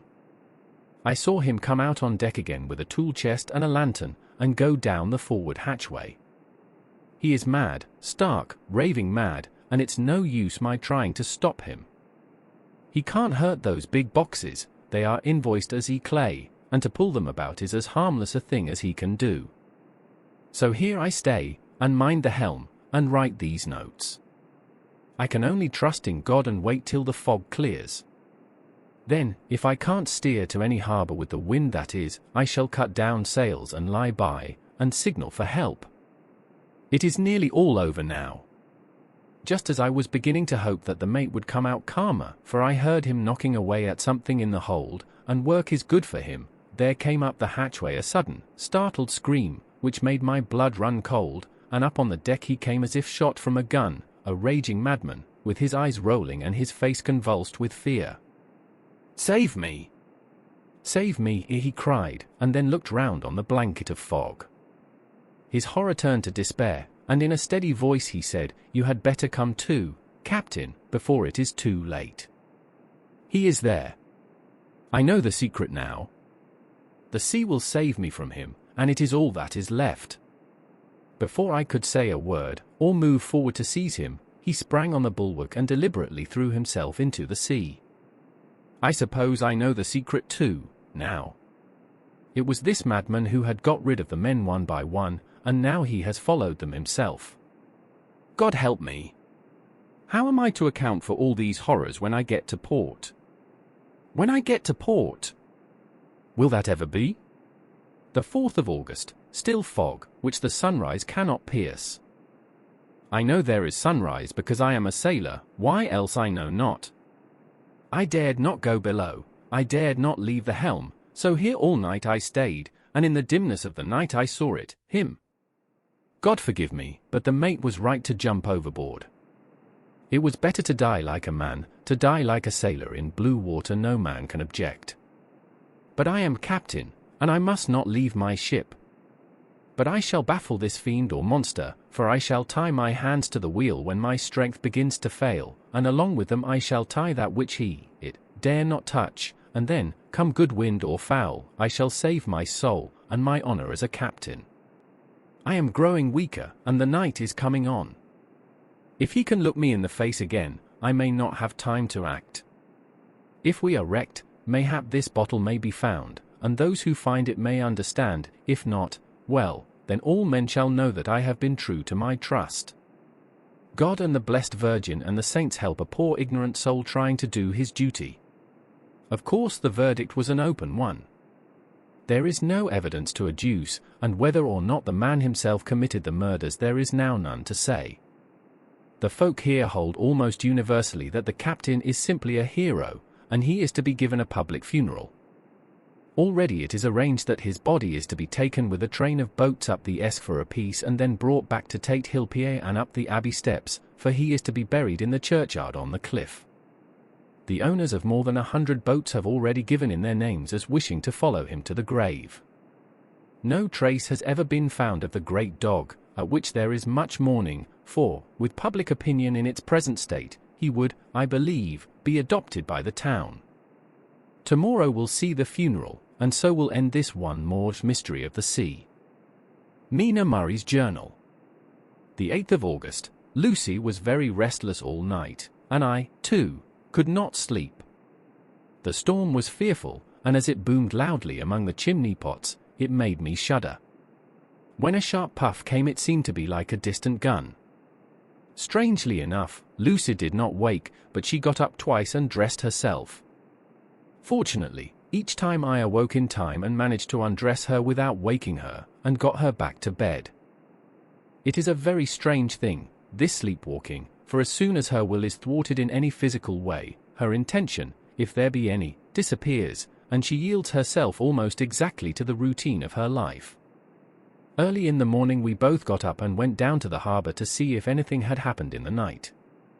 There were very few people about, and though the sun was bright, and the air clear and fresh, the big, grim-looking waves, that seemed dark themselves because the foam that topped them was like snow, forced themselves in through the narrow mouth of the harbour, like a bullying man going through a crowd.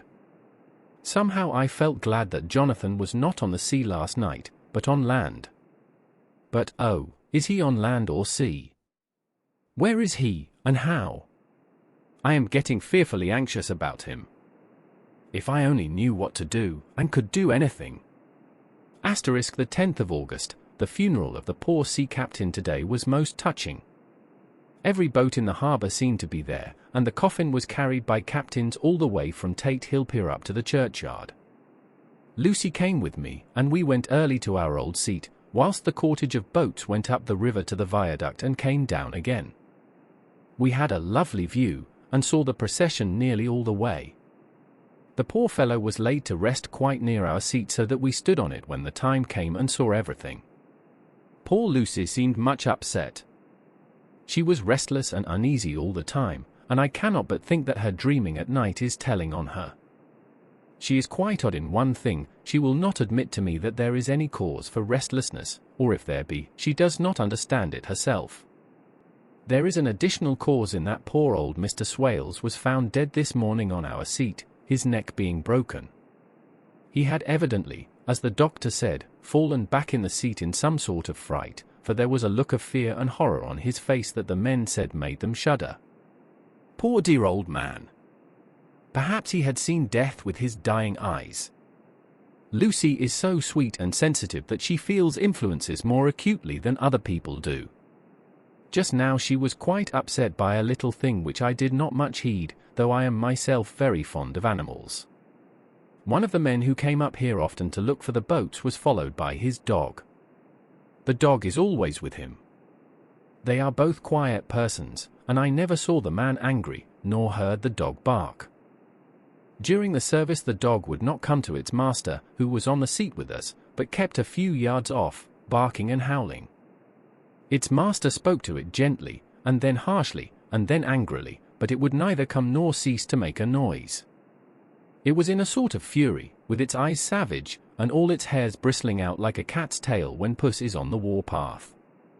Finally the man, too, got angry, and jumped down and kicked the dog, and then took it by the scruff of the neck and half dragged and half threw it on the tombstone on which the seat is fixed. The moment it touched the stone the poor thing became quiet and fell all into a tremble. It did not try to get away, but crouched down, quivering and cowering, and was in such a pitiable state of terror that I tried, though without effect, to comfort it. Lucy was full of pity, too, but she did not attempt to touch the dog, but looked at it in an agonized sort of way. I greatly fear that she is of too supersensitive a nature to go through the world without trouble. She will be dreaming of this tonight, I am sure. The whole agglomeration of things, the ship steered into port by a dead man, his attitude, tied to the wheel with a crucifix and beads, the touching funeral, the dog, now furious and now in terror, will all afford material for her dreams. I think it will be best for her to go to bed tired out physically, so I shall take her for a long walk by the cliffs to Robin Hood's Bay and back. She ought not to have much inclination for sleepwalking then. The storm in Whitby serves as a foreshadowing of the chaos that will unfold, as the natural world reflects the turmoil within the characters. Chapter 8. Mina Murray's Journal. Same day, 11 o'clock p.m. Oh, but I am tired. If it were not that I had made my diary a duty, I should not open it tonight. We had a lovely walk. Lucy, after a while, was in gay spirits, owing, I think, to some dear cows who came nosing towards us in a field close to the lighthouse, and frightened the wits out of us. I believe we forgot everything except, of course, personal fear, and it seemed to wipe the slate clean and give us a fresh start. We had a capital severe tea at Robin Hood's Bay in a sweet little old-fashioned inn, with a bow window right over the seaweed-covered rocks of the Strand. I believe we should have shocked the new woman with our appetites. Men are more tolerant, bless them.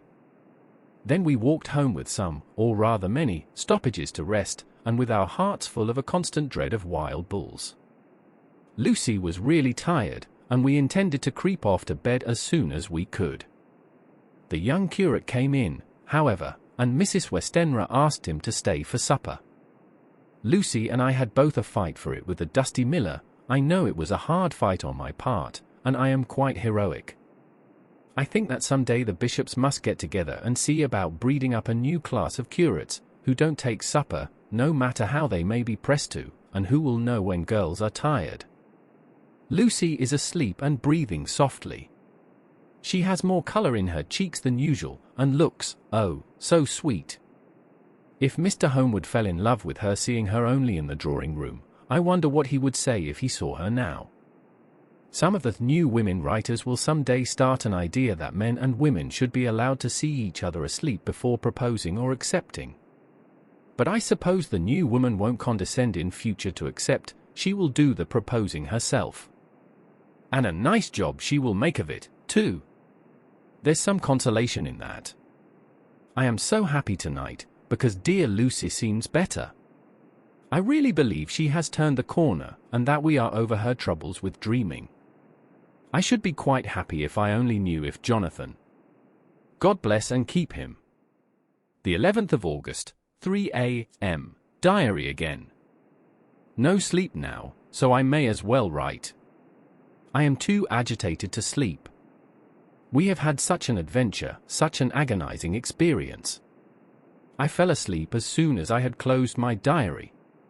Suddenly I became broad awake, and sat up, with a horrible sense of fear upon me, and of some feeling of emptiness around me. The room was dark, so I could not see Lucy's bed. I stole across and felt for her. The bed was empty. I lit a match and found that she was not in the room. The door was shut, but not locked, as I had left it. I feared to wake her mother, who has been more than usually ill lately, so threw on some clothes and got ready to look for her. As I was leaving the room it struck me that the clothes she wore might give me some clue to her dreaming intention. Dressing gown would mean house, dress, outside. Dressing gown and dress were both in their places. Thank God, I said to myself, she cannot be far, as she is only in her nightdress. I ran downstairs and looked in the sitting room. Not there. Then I looked in all the other open rooms of the house, with an ever-growing fear chilling my heart. Finally I came to the hall door and found it open. It was not wide open, but the catch of the lock had not caught. The people of the house are careful to lock the door every night, so I feared that Lucy must have gone out as she was. There was no time to think of what might happen. A vague, overmastering fear obscured all details. I took a big, heavy shawl and ran out. The clock was striking 1 as I was in the crescent, and there was not a soul in sight. I ran along the north terrace, but could see no sign of the white figure which I expected. At the edge of the west cliff above the pier I looked across the harbour to the east cliff, in the hope or fear, I don't know which, of seeing Lucy in our favourite seat. There was a bright full moon, with heavy black, driving clouds, which threw the whole scene into a fleeting diorama of light and shade as they sailed across. For a moment or two I could see nothing, as the shadow of a cloud obscured St. Mary's Church and all around it. Then as the cloud passed I could see the ruins of the abbey coming into view, and as the edge of a narrow band of light as sharp as a sword cut moved along, the church and the churchyard became gradually visible. Whatever my expectation was, it was not disappointed, for there, on our favourite seat, the silver light of the moon struck a half-reclining figure, snowy white. The coming of the cloud was too quick for me to see much, for shadow shut down on light almost immediately, but it seemed to me as though something dark stood behind the seat where the white figure shone, and bent over it. What it was, whether man or beast, I could not tell. I did not wait to catch another glance, but flew down the steep steps to the pier and along by the fish market to the bridge, which was the only way to reach the east cliff. The town seemed as dead, for not a soul did I see. I rejoiced that it was so, for I wanted no witness of poor Lucy's condition. The time and distance seemed endless, and my knees trembled and my breath came laboured as I toiled up the endless steps to the abbey. I must have gone fast, and yet it seemed to me as if my feet were weighted with lead, and as though every joint in my body were rusty. When I got almost to the top I could see the seat and the white figure, for I was now close enough to distinguish it even through the spells of shadow. There was undoubtedly something, long and black, bending over the half-reclining white figure. I called in fright, "Lucy! Lucy!" and something raised a head, and from where I was I could see a white face and red, gleaming eyes. Lucy did not answer, and I ran on to the entrance of the churchyard. As I entered, the church was between me and the seat, and for a minute or so I lost sight of her. When I came in view again the cloud had passed, and the moonlight struck so brilliantly that I could see Lucy half reclining with her head lying over the back of the seat. She was quite alone, and there was not a sign of any living thing about. When I bent over her I could see that she was still asleep. Her lips were parted, and she was breathing, not softly as usual with her, but in long, heavy gasps, as though striving to get her lungs full at every breath. As I came close, she put up her hand in her sleep and pulled the collar of her nightdress close around her throat. Whilst she did so there came a little shudder through her, as though she felt the cold. I flung the warm shawl over her, and drew the edges tight round her neck, for I dreaded lest she should get some deadly chill from the night air, unclad as she was. I feared to wake her all at once, so, in order to have my hands free that I might help her, I fastened the shawl at her throat with a big safety pin, but I must have been clumsy in my anxiety and pinched or pricked her with it, for by and by, when her breathing became quieter, she put her hand to her throat again and moaned. When I had her carefully wrapped up I put my shoes on her feet and then began very gently to wake her.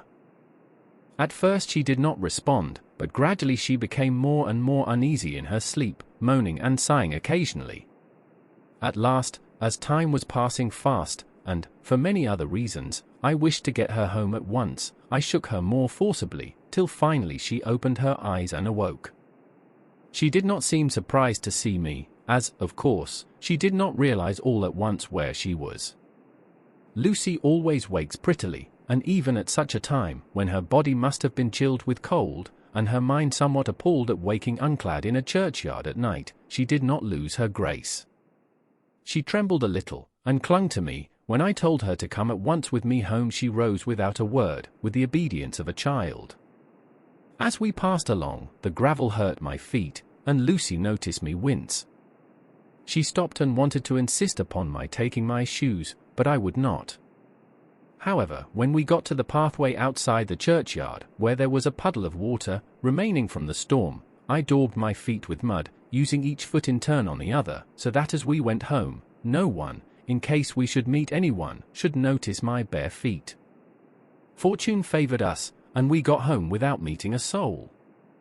Once we saw a man, who seemed not quite sober, passing along a street in front of us, but we hid in a door till he had disappeared up an opening such as there are here, steep little closes, or wynds, as they call them in Scotland.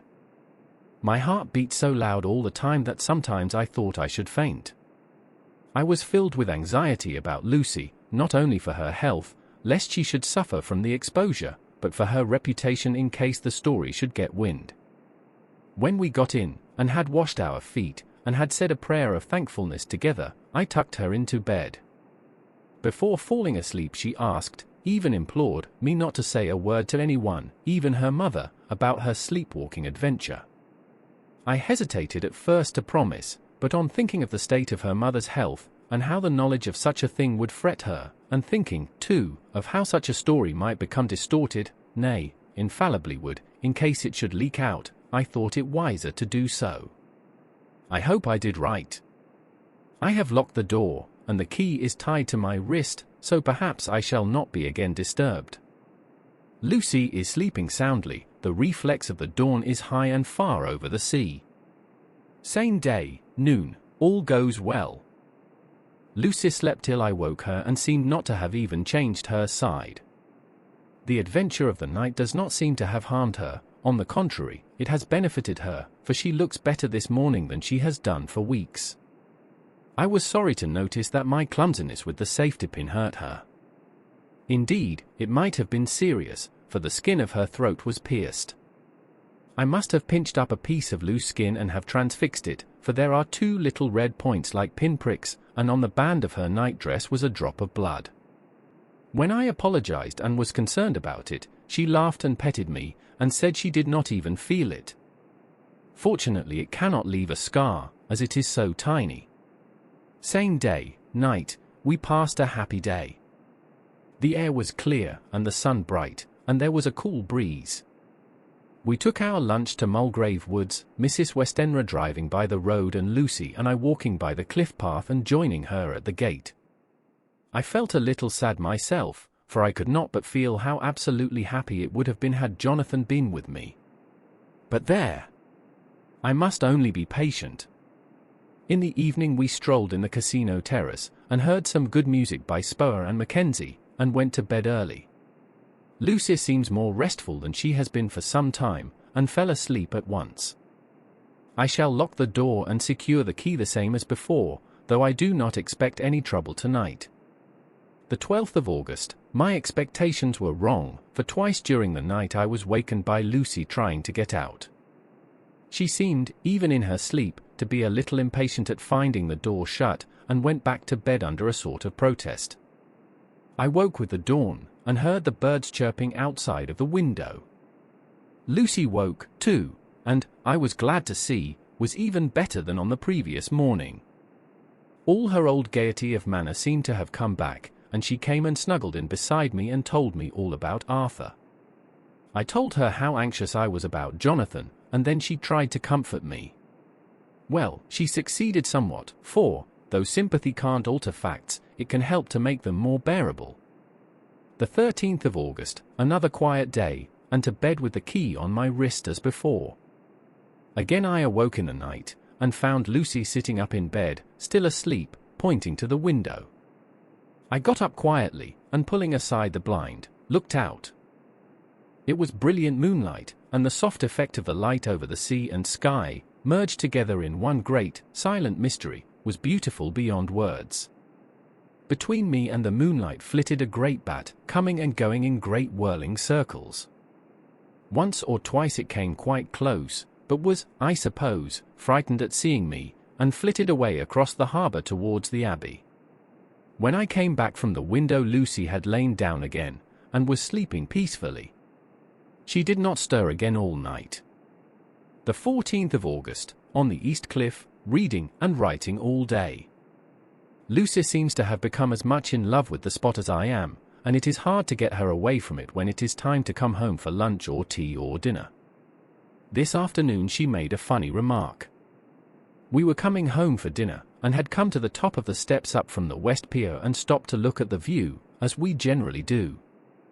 The setting sun, low down in the sky, was just dropping behind Kettleness. The red light was thrown over on the East Cliff and the old abbey, and seemed to bathe everything in a beautiful rosy glow. We were silent for a while, and suddenly Lucy murmured as if to herself, "His red eyes again. They are just the same." It was such an odd expression, coming apropos of nothing, that it quite startled me. I slewed round a little, so as to see Lucy well without seeming to stare at her, and saw that she was in a half-dreamy state, with an odd look on her face that I could not quite make out, so I said nothing, but followed her eyes. She appeared to be looking over at our own seat, whereon was a dark figure seated alone. I was a little startled myself, for it seemed for an instant as if the stranger had great eyes like burning flames, but a second look dispelled the illusion. The red sunlight was shining on the windows of St. Mary's Church behind our seat, and as the sun dipped there was just sufficient change in the refraction and reflection to make it appear as if the light moved. I called Lucy's attention to the peculiar effect, and she became herself with a start, but she looked sad all the same. It may have been that she was thinking of that terrible night up there. We never refer to it, so I said nothing, and we went home to dinner. Lucy had a headache and went early to bed. I saw her asleep, and went out for a little stroll myself. I walked along the cliffs to the westward, and was full of sweet sadness, for I was thinking of Jonathan. When coming home, it was then bright moonlight, so bright that, though the front of our part of the crescent was in shadow, everything could be well seen. I threw a glance up at our window, and saw Lucy's head leaning out. I thought that perhaps she was looking out for me, so I opened my handkerchief and waved it. She did not notice or make any movement whatever. Just then, the moonlight crept round an angle of the building, and the light fell on the window. There distinctly was Lucy with her head lying up against the side of the windowsill and her eyes shut. She was fast asleep, and by her, seated on the windowsill, was something that looked like a good-sized bird. I was afraid she might get a chill, so I ran upstairs, but as I came into the room she was moving back to her bed, fast asleep, and breathing heavily. She was holding her hand to her throat, as though to protect it from cold. I did not wake her, but tucked her up warmly. I have taken care that the door is locked and the window securely fastened. She looks so sweet as she sleeps, but she is paler than is her wont, and there is a drawn, haggard look under her eyes which I do not like. I fear she is fretting about something. I wish I could find out what it is. The 15th of August rose later than usual. Lucy was languid and tired, and slept on after we had been called. We had a happy surprise at breakfast. Arthur's father is better, and wants the marriage to come off soon. Lucy is full of quiet joy, and her mother is glad and sorry at once. Later on in the day she told me the cause. She is grieved to lose Lucy as her very own, but she is rejoiced that she is soon to have someone to protect her. Poor dear, sweet lady! She confided to me that she has got her death warrant. She has not told Lucy, and made me promise secrecy. Her doctor told her that within a few months, at most, she must die, for her heart is weakening. At any time, even now, a sudden shock would be almost sure to kill her. We were wise to keep from her the affair of the dreadful night of Lucy's sleepwalking. The 17th of August, no diary for 2 whole days. I have not had the heart to write. Some sort of shadowy pall seems to be coming over our happiness. No news from Jonathan, and Lucy seems to be growing weaker, whilst her mother's hours are numbering to a close. I do not understand Lucy's fading away as she is doing. She eats well and sleeps well, and enjoys the fresh air, but all the time the roses in her cheeks are fading, and she gets weaker and more languid day by day. At night I hear her gasping as if for air. I keep the key of our door always fastened to my wrist at night, but she gets up and walks about the room, and sits at the open window. Last night I found her leaning out when I woke up, and when I tried to wake her I could not. She was in a faint. When I managed to restore her she was as weak as water, and cried silently between long, painful struggles for breath. When I asked her how she came to be at the window she shook her head and turned away. I trust her feeling ill may not be from that unlucky prick of the safety pin. I looked at her throat just now as she lay asleep, and the tiny wound seemed not to have healed. They are still open, and, if anything, larger than before, and the edges of them are faintly white. They are like little white dots with red centers. Unless they heal within a day or 2, I shall insist on the doctor seeing about them. Letter, Samuel F. Billington and Son, Solicitors, Whitby, to Messrs. Carter, Patterson and Company, London. The 17th of August. Dear Sirs, herewith please receive invoice of goods sent by Great Northern Railway. Same are to be delivered at Carfax, near Purfleet, immediately on receipt at Goods Station King's Cross. The house is at present empty, but enclosed please find keys, all of which are labelled. You will please deposit the boxes, 50 in number, which form the consignment, in the partially ruined building forming part of the house and marked on rough diagram enclosed. Your agent will easily recognize the locality, as it is the ancient chapel of the mansion. The goods leave by the train at 9:30 tonight, and will be due at King's Cross at 4:30 tomorrow afternoon. As our client wishes the delivery made as soon as possible, we shall be obliged by your having teams ready at King's Cross at the time named and forthwith conveying the goods to destination. In order to obviate any delays possible through any routine requirements as to payment in your departments, we enclose cheque herewith for £10, receipt of which please acknowledge. Should the charge be less than this amount, you can return balance. If greater, we shall at once send cheque for difference on hearing from you. You are to leave the keys on coming away in the main hall of the house, where the proprietor may get them on his entering the house by means of his duplicate key. Pray do not take us as exceeding the bounds of business courtesy in pressing you in all ways to use the utmost expedition. We are, dear sirs, faithfully yours, Samuel F. Billington and Son. Letter, Messrs. Carter, Patterson and Company, London, to Messrs. Billington and Son, Whitby. The 21st of August. Dear sirs, we beg to acknowledge £10 received and to return cheque £1.17. 9d, amount of overplus, as shown in receipted account herewith. Goods are delivered in exact accordance with instructions, and keys left in parcel in main hall, as directed. We are, dear sirs, yours respectfully. Pro Carter, Patterson and Co. Mina Murray's Journal. The 18th of August, I am happy today, and right sitting on the seat in the churchyard. Lucy is ever so much better. Last night she slept well all night, and did not disturb me once. The roses seem coming back already to her cheeks, though she is still sadly pale and wan looking. If she were in any way anemic I could understand it, but she is not. She is in gay spirits and full of life and cheerfulness. All the morbid reticence seems to have passed from her, and she has just reminded me, as if I needed any reminding, of that night, and that it was here, on this very seat, I found her asleep. As she told me, she tapped playfully with the heel of her boot on the stone slab and said, "My poor little feet didn't make much noise then." I dare say poor old Mr. Swales would have told me that it was because I didn't want to wake up Geordie. As she was in such a communicative humour, I asked her if she had dreamed at all that night. Before she answered, that sweet, puckered look came into her forehead, which Arthur, I call him Arthur from her habit, says he loves, and, indeed, I don't wonder that he does.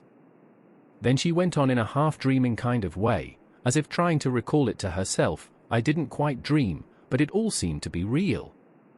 I only wanted to be here in this spot, I don't know why, for I was afraid of something, I don't know what. I remember, though I suppose I was asleep, passing through the streets and over the bridge. A fish leaped as I went by, and I leaned over to look at it, and I heard a lot of dogs howling. The whole town seemed as if it must be full of dogs all howling at once, as I went up the steps. Then I had a vague memory of something long and dark with red eyes, just as we saw in the sunset, and something very sweet and very bitter all around me at once, and then I seemed sinking into deep green water, and there was a singing in my ears, as I have heard there is to drowning men, and then everything seemed passing away from me. Here my soul seemed to go out from my body and float about the air.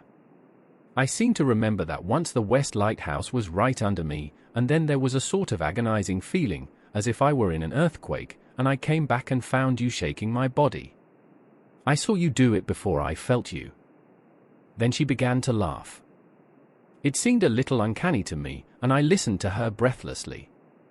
I did not quite like it, and thought it better not to keep her mind on the subject, so we drifted on to other subjects, and Lucy was like her old self again. When we got home the fresh breeze had braced her up, and her pale cheeks were really more rosy. Her mother rejoiced when she saw her, and we all spent a very happy evening together. The 19th of August. Joy, joy, joy. Although not all joy. At last, news of Jonathan. The dear fellow has been ill, that is why he did not write. I am not afraid to think it or say it, now that I know. Mr. Hawkins sent me on the letter, and wrote himself, oh, so kindly. I am to leave in the morning and go over to Jonathan, and to help to nurse him if necessary, and to bring him home. Mr. Hawkins says it would not be a bad thing if we were to be married out there. I have cried over the good sister's letter till I can feel it wet against my bosom, where it lies. It is of Jonathan, and must be next my heart, for he is in my heart. My journey is all mapped out, and my luggage ready. I am only taking one change of dress. Lucy will bring my trunk to London and keep it till I send for it may be that. I must write no more, I must keep it to say to Jonathan, my husband. The letter that he has seen and touched must comfort me till we meet. Letter, Sister Agatha, Hospital of St. Joseph and Ste Mary, Budapest, to Miss Wilhelmina Murray. The 12th of August. Dear Madam, I write by desire of Mr. Jonathan Harker, who is himself not strong enough to write, though progressing well, thanks to God and St. Joseph and Ste Mary. He has been under our care for nearly 6 weeks, suffering from a violent brain fever. He wishes me to convey his love, and to say that by this post I write for him to Mr. Peter Hawkins, Exeter, to say, with his dutiful respects, that he is sorry for his delay, and that all of his work is completed. He will require some few weeks' rest in our sanatorium in the hills, but will then return. He wishes me to say that he has not sufficient money with him, and that he would like to pay for his staying here, so that others who need shall not be wanting for help. Believe me, yours, with sympathy and all blessings, Sister Agatha. P.S. My patient being asleep, I open this to let you know something more. He has told me all about you, and that you are shortly to be his wife. All blessings to you both. He has had some fearful shock, so says our doctor, and in his delirium his ravings have been dreadful, of wolves and poison and blood, of ghosts and demons, and I fear to say of what. Be careful with him always, that there may be nothing to excite him of this kind for a long time to come. The traces of such an illness as his do not lightly die away. We should have written long ago, but we knew nothing of his friends, and there was on him nothing that anyone could understand. He came in the train from Klausenburg, and the guard was told by the station master there that he rushed into the station shouting for a ticket for home. Seeing from his violent demeanor that he was English, they gave him a ticket for the furthest station on the way thither that the train reached. Be assured that he is well cared for. He has won all hearts by his sweetness and gentleness. He is truly getting on well, and I have no doubt will in a few weeks be all himself. But be careful of him for safety's sake. There are, I pray God and St. Joseph and Ste Mary, many, many happy years for you both. Dr. Seward's Diary. The 19th of August, strange and sudden change in Renfield last night. About 8 o'clock he began to get excited and sniff about as a dog does when setting. The attendant was struck by his manner, and knowing my interest in him, encouraged him to talk. He is usually respectful to the attendant and at times servile, but tonight, the man tells me, he was quite haughty. Would not condescend to talk with him at all. All he would say was, "I don't want to talk to you, you don't count now, the master is at hand." The attendant thinks it is some sudden form of religious mania which has seized him. If so, we must look out for squalls, for a strong man with homicidal and religious mania at once might be dangerous. The combination is a dreadful one. At 9 o'clock I visited him myself. His attitude to me was the same as that to the attendant. In his sublime self feeling, the difference between myself and attendant seemed to him as nothing. It looks like religious mania, and he will soon think that he himself is God. These infinitesimal distinctions between man and man are too paltry for an omnipotent being. How these madmen give themselves away! The real God taketh heed lest a sparrow fall, but the God created from human vanity sees no difference between an eagle and a sparrow. Oh, if men only knew! For half an hour or more Renfield kept getting excited in greater and greater degree. I did not pretend to be watching him, but I kept strict observation all the same. All at once that shifty look came into his eyes which we always see when a madman has seized an idea, and with it the shifty movement of the head and back which asylum attendants come to know so well. He became quite quiet, and went and sat on the edge of his bed resignedly, and looked into space with lackluster eyes. I thought I would find out if his apathy were real or only assumed, and tried to lead him to talk of his pets, a theme which had never failed to excite his attention. At first he made no reply, but at length said testily, "Bother them all. I don't care a pin about them." "What?" I said. "You don't mean to tell me you don't care about spiders?" Spiders at present are his hobby, and the notebook is filling up with columns of small figures. To this he answered enigmatically, "The bridemaidens rejoice the eyes that wait the coming of the bride, but when the bride draweth nigh, then the maidens shine not to the eyes that are filled."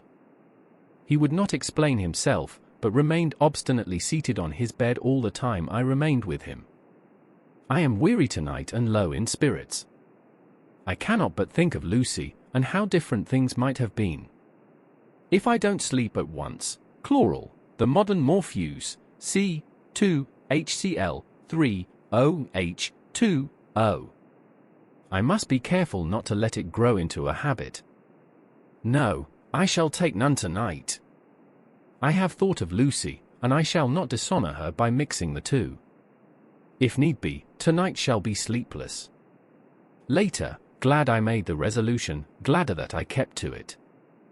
I had lain tossing about, and had heard the clock strike only twice, when the night watchman came to me, sent up from the ward, to say that Renfield had escaped. I threw on my clothes and ran down at once. My patient is too dangerous a person to be roaming about. Those ideas of his might work out dangerously with strangers. The attendant was waiting for me. He said he had seen him not 10 minutes before, seemingly asleep in his bed, when he had looked through the observation trap in the door. His attention was called by the sound of the window being wrenched out. He ran back and saw his feet disappear through the window, and had at once sent up for me. He was only in his night gear, and cannot be far off. The attendant thought it would be more useful to watch where he should go than to follow him, as he might lose sight of him whilst getting out of the building by the door. He is a bulky man, and couldn't get through the window. I am thin, so, with his aid, I got out, but feet foremost, and, as we were only a few feet above ground, landed unhurt. The attendant told me the patient had gone to the left, and had taken a straight line, so I ran as quickly as I could. As I got through the belt of trees, I saw a white figure scale the high wall which separates our grounds from those of the deserted house. I ran back at once, told the watchman to get 3 or 4 men immediately and follow me into the grounds of Carfax, in case our friend might be dangerous. I got a ladder myself, and crossing the wall, dropped down on the other side. I could see Renfield's figure just disappearing behind the angle of the house, so I ran after him. On the far side of the house I found him pressed close against the old iron-bound oak door of the chapel. He was talking, apparently to someone, but I was afraid to go near enough to hear what he was saying, lest I might frighten him, and he should run off. Chasing an errant swarm of bees is nothing to following a naked lunatic, when the fit of escaping is upon him. After a few minutes, however, I could see that he did not take note of anything around him, and so ventured to draw nearer to him, the more so as my men had now crossed the wall and were closing him in. I heard him say, "I am here to do your bidding, master. I am your slave, and you will reward me, for I shall be faithful. I have worshipped you long and afar off. Now that you are near, I await your commands, and you will not pass me by, will you, dear master, in your distribution of good things?" He is a selfish old beggar anyhow. He thinks of the loaves and fishes even when he believes he is in a real presence. His manias make a startling combination. When we closed in on him he fought like a tiger. He is immensely strong, for he was more like a wild beast than a man. I never saw a lunatic in such a paroxysm of rage before, and I hope I shall not again. It is a mercy that we have found out his strength and his danger in good time. With strength and determination like his, he might have done wild work before he was caged. He is safe now at any rate. Jack Sheppard himself couldn't get free from the strait waistcoat that keeps him restrained, and his chain to the wall in the padded room. His cries are at times awful, but the silences that follow are more deadly still, for he means murder in every turn and movement. Just now he spoke coherent words for the first time. "I shall be patient, master. It is coming, coming, coming." So I took the hint, and came to. I was too excited to sleep, but this diary has quieted me, and I feel I shall get some sleep tonight. The contrast between the idyllic setting of Whitby and the ominous events that occur there highlights the instability of human experience.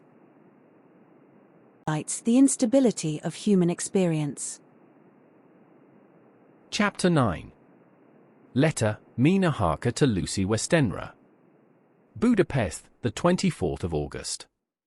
My dearest Lucy, I know you will be anxious to hear all that has happened since we parted at the railway station at Whitby.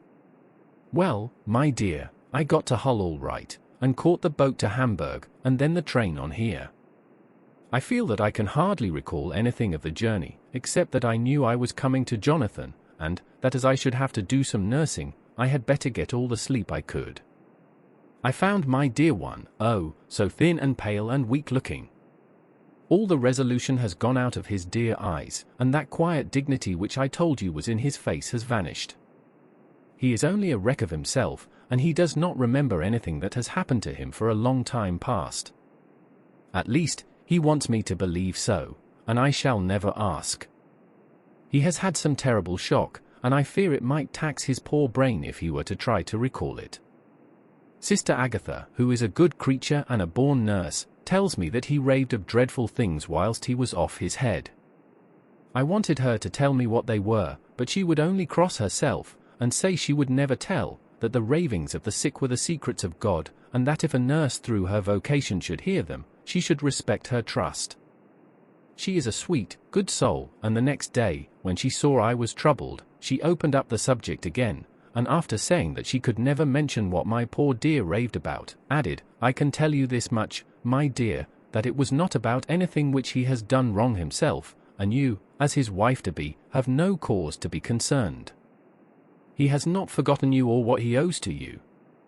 His fear was of great and terrible things, which no mortal can treat of.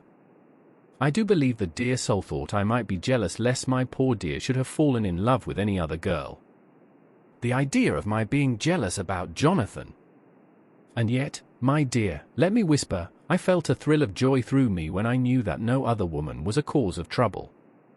I am now sitting by his bedside, where I can see his face while he sleeps. He is waking. When he woke he asked me for his coat, as he wanted to get something from the pocket. I asked Sister Agatha, and she brought all his things. I saw that amongst them was his notebook, and was going to ask him to let me look at it, for I knew then that I might find some clue to his trouble, but I suppose he must have seen my wish in my eyes, for he sent me over to the window, saying he wanted to be quite alone for a moment. Then he called me back, and when I came he had his hand over the notebook, and he said to me very solemnly, Wilhelmina, I knew then that he was in deadly earnest, for he has never called me by that name since he asked me to marry him. You know, dear, my ideas of the trust between husband and wife. There should be no secret, no concealment.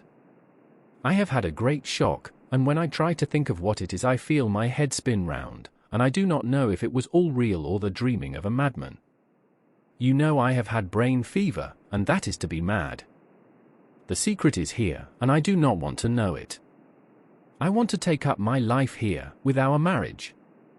For, my dear, we had decided to be married as soon as the formalities are complete. Are you willing, Wilhelmina, to share my ignorance? Here is the book. Take it and keep it, read it if you will, but never let me know, unless, indeed, some solemn duty should come upon me to go back to the bitter hours, asleep or awake, sane or mad, recorded here. He fell back exhausted, and I put the book under his pillow, and kissed him. I have asked Sister Agatha to beg the Superior to let our wedding be this afternoon, and am waiting her reply. She has come and told me that the chaplain of the English Mission Church has been sent for. We are to be married in an hour, or as soon after as Jonathan awakes. Lucy, the time has come and gone. I feel very solemn, but very, very happy. Jonathan woke a little after the hour, and all was ready, and he sat up in bed, propped up with pillows. He answered his "I will" firmly and strongly.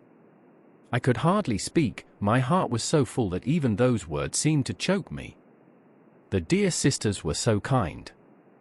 Please God, I shall never, never forget them, nor the grave and sweet responsibilities I have taken upon me.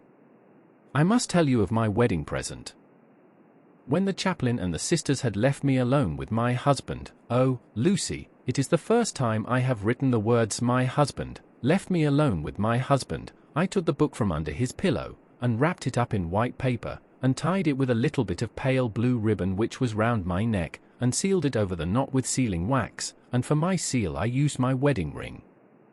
Then I kissed it and showed it to my husband, and told him that I would keep it so, and then it would be an outward and visible sign for us all our lives that we trusted each other, that I would never open it unless it were for his own dear sake or for the sake of some stern duty. Then he took my hand in his, and oh, Lucy, it was the first time he took his wife's hand, and said that it was the dearest thing in all the wide world, and that he would go through all the past again to win it, if need be. The poor dear meant to have said a part of the past, but he cannot think of time yet, and I shall not wonder if at first he mixes up not only the month, but the year. Well, my dear, what could I say? I could only tell him that I was the happiest woman in all the wide world, and that I had nothing to give him except myself, my life, and my trust, and that with these went my love and duty for all the days of my life. And, my dear, when he kissed me, and drew me to him with his poor weak hands, it was like a very solemn pledge between us. Lucy dear, do you know why I tell you all this? It is not only because it is all sweet to me, but because you have been, and are, very dear to me. It was my privilege to be your friend and guide when you came from the schoolroom to prepare for the world of life. I want you to see now, and with the eyes of a very happy wife, whither duty has led me, so that in your own married life you too may be all happy as I am. My dear, please Almighty God, your life may be all it promises, a long day of sunshine, with no harsh wind, no forgetting duty, no distrust. I must not wish you no pain, for that can never be, but I do hope you will be always as happy as I am now. Goodbye, my dear. I shall post this at once, and, perhaps, write you very soon again. I must stop, for Jonathan is waking. I must attend to my husband. Your ever-loving Amina Harker. Letter, Lucy Westenra to Mina Harker. Whitby, the 30th of August. My dearest Mina, oceans of love and millions of kisses, and may you soon be in your own home with your husband. I wish you could be coming home soon enough to stay with us here. The strong would soon restore Jonathan, it has quite restored me. I have an appetite like a cormorant, am full of life, and sleep well. You will be glad to know that I have quite given up walking in my sleep. I think I have not stirred out of my bed for a week, that is when I once got into it at night. Arthur says I am getting fat. By the way, I forgot to tell you that Arthur is here. We have such walks and drives, and rides, and rowing, and tennis, and fishing together, and I love him more than ever. He tells me that he loves me more, but I doubt that, for at first he told me that he couldn't love me more than he did then. But this is nonsense. There he is, calling to me. So no more just at present from your loving Lucy. P.S. Mother sends her love. She seems better, poor dear. P.P.S. We are to be married on the 28th of September. Dr. Seward's Diary. The 20th of August, the case of Renfield grows even more interesting. He has now so far quieted that there are spells of cessation from his passion. For the first week after his attack he was perpetually violent. Then one night, just as the moon rose, he grew quiet, and kept murmuring to himself, "Now I can wait, now I can wait." The attendant came to tell me, so I ran down at once to have a look at him. He was still in the strait waistcoat and in the padded room, but the suffused look had gone from his face, and his eyes had something of their old pleading, I might almost say, cringing, softness. I was satisfied with his present condition, and directed him to be relieved. The attendants hesitated, but finally carried out my wishes without protest. It was a strange thing that the patient had humor enough to see their distrust, for, coming close to me, he said in a whisper, all the while looking furtively at them, "They think I could hurt you. Fancy me hurting you. The fools!" It was soothing, somehow, to the feelings to find myself dissociated even in the mind of this poor madman from the others, but all the same I do not follow his thought. Am I to take it that I have anything in common with him, so that we are, as it were, to stand together, or has he to gain from me some good so stupendous that my well-being is needful to him? I must find out later on. Tonight he will not speak. Even the offer of a kitten or even a full-grown cat will not tempt him. He will only say, "I don't take any stock in cats. I have more to think of now, and I can wait, I can wait." After a while I left him. The attendant tells me that he was quiet until just before dawn, and that then he began to get uneasy, and at length violent, until at last he fell into a paroxysm which exhausted him so that he swooned into a sort of coma. 3 nights has the same thing happened, violent all day then quiet from moonrise to sunrise. I wish I could get some clue to the cause. It would almost seem as if there was some influence which came and went. Happy thought! We shall tonight play sane wits against mad ones. He escaped before without our help, tonight he shall escape with it. We shall give him a chance, and have the men ready to follow in case they are required. The 23rd of August, the unexpected always happens. How well Disraeli knew life. Our bird when he found the cage open would not fly, so all our subtle arrangements were for naught. At any rate, we have proved one thing, that the spells of quietness last a reasonable time. We shall in future be able to ease his bonds for a few hours each day. I have given orders to the night attendant merely to shut him in the padded room, when once he is quiet, until an hour before sunrise. The poor soul's body will enjoy the relief even if his mind cannot appreciate it. Hark! The unexpected again. I am called, the patient has once more escaped. Later, another night adventure. Renfield artfully waited until the attendant was entering the room to inspect. Then he dashed out past him and flew down the passage. I sent word for the attendants to follow.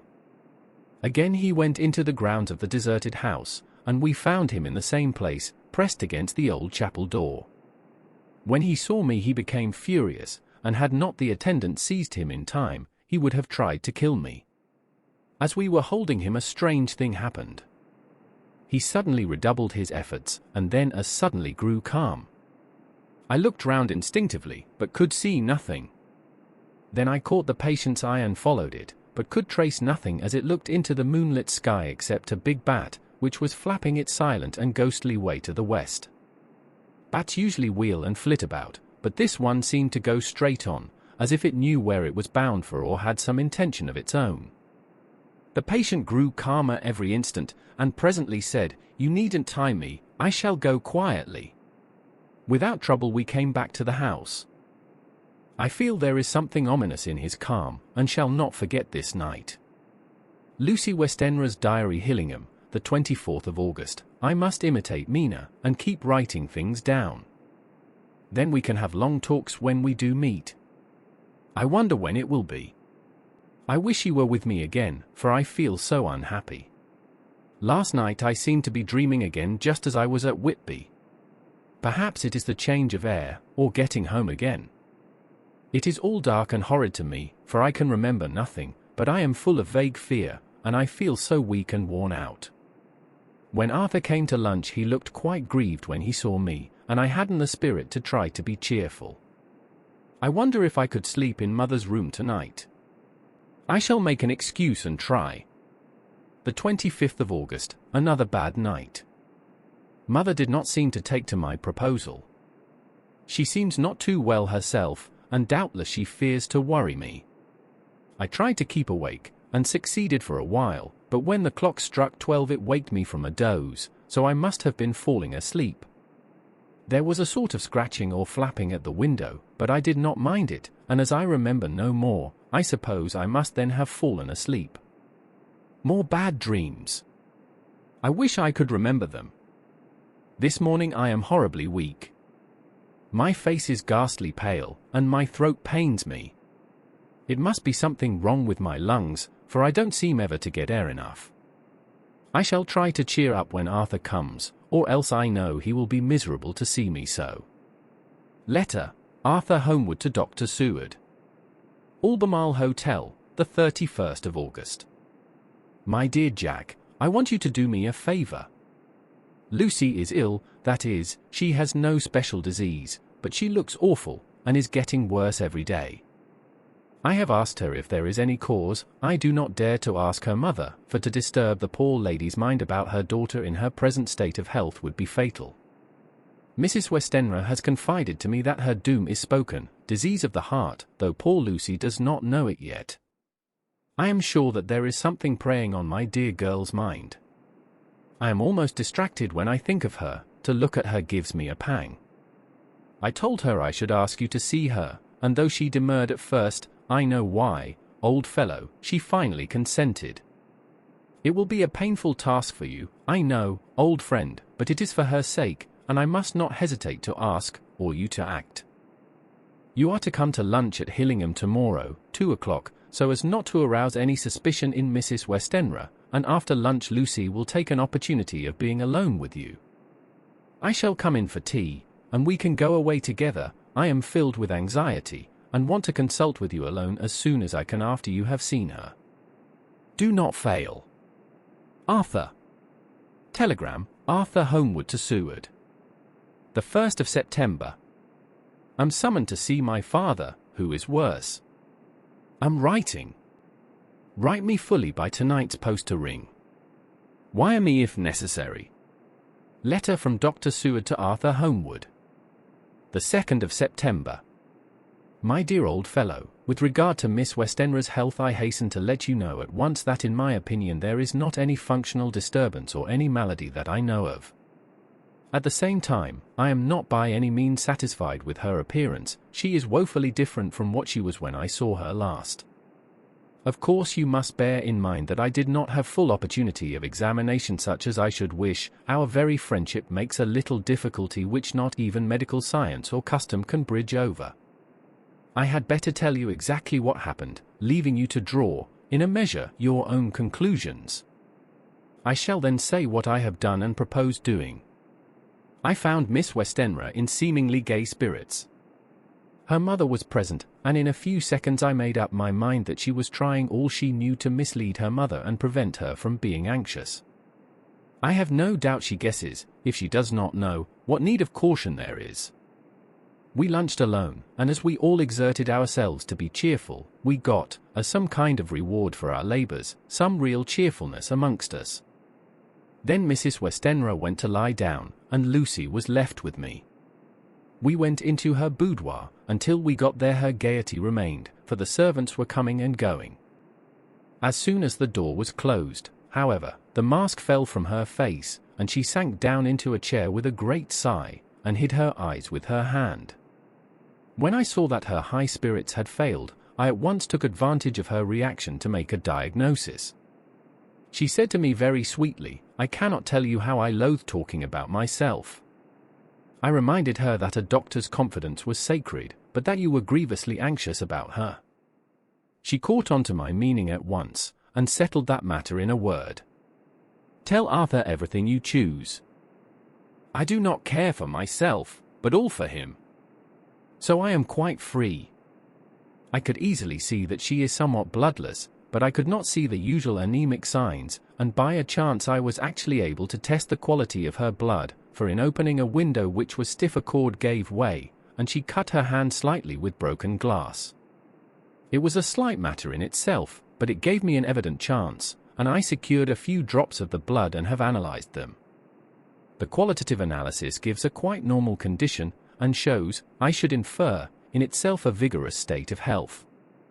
In other physical matters I was quite satisfied that there is no need for anxiety, but as there must be a cause somewhere, I have come to the conclusion that it must be something mental. She complains of difficulty in breathing satisfactorily at times, and of heavy, lethargic sleep, with dreams that frighten her, but regarding which she can remember nothing. She says that as a child she used to walk in her sleep, and that when in Whitby the habit came back, and that once she walked out in the night and went to East Cliff, where Miss Murray found her, but she assures me that of late the habit has not returned. I am in doubt, and so have done the best thing I know of. I have written to my old friend and master, Professor Van Helsing, of Amsterdam, who knows as much about obscure diseases as anyone in the world. I have asked him to come over, and as you told me that all things were to be at your charge, I have mentioned to him who you are and your relations to Miss Westenra. This, my dear fellow, is in obedience to your wishes, for I am only too proud and happy to do anything I can for her.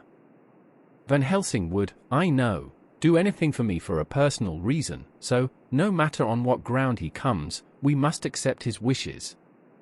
He is a seemingly arbitrary man, but this is because he knows what he is talking about better than anyone else. He is a philosopher and a metaphysician, and one of the most advanced scientists of his day, and he has, I believe, an absolutely open mind. This, with an iron nerve, a temper of the ice brook, an indomitable resolution, self-command, and toleration exalted from virtues to blessings, and the kindliest and truest heart that beats, these form his equipment for the noble work that he is doing for mankind, work both in theory and practice, for his views are as wide as his all-embracing sympathy. I tell you these facts that you may know why I have such confidence in him. I have asked him to come at once. I shall see Miss Westenra tomorrow again. She is to meet me at the stores, so that I may not alarm her mother by too early a repetition of my call. Yours always, John Seward. Letter, Abraham Van Helsing, M.D., D.A.Ph.A. Deathlete, etc., etc., to Dr. Seward. The 2nd of September. My good friend, when I have received your letter I am already coming to you. By good fortune I can leave just at once, without wrong to any of those who have trusted me. Were fortune other, then it were bad for those who have trusted, for I come to my friend when he call me to aid those he holds dear.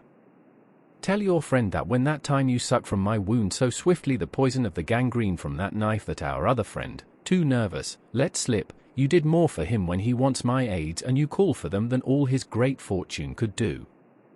But it is pleasure added to do for him, your friend, it is to you that I come.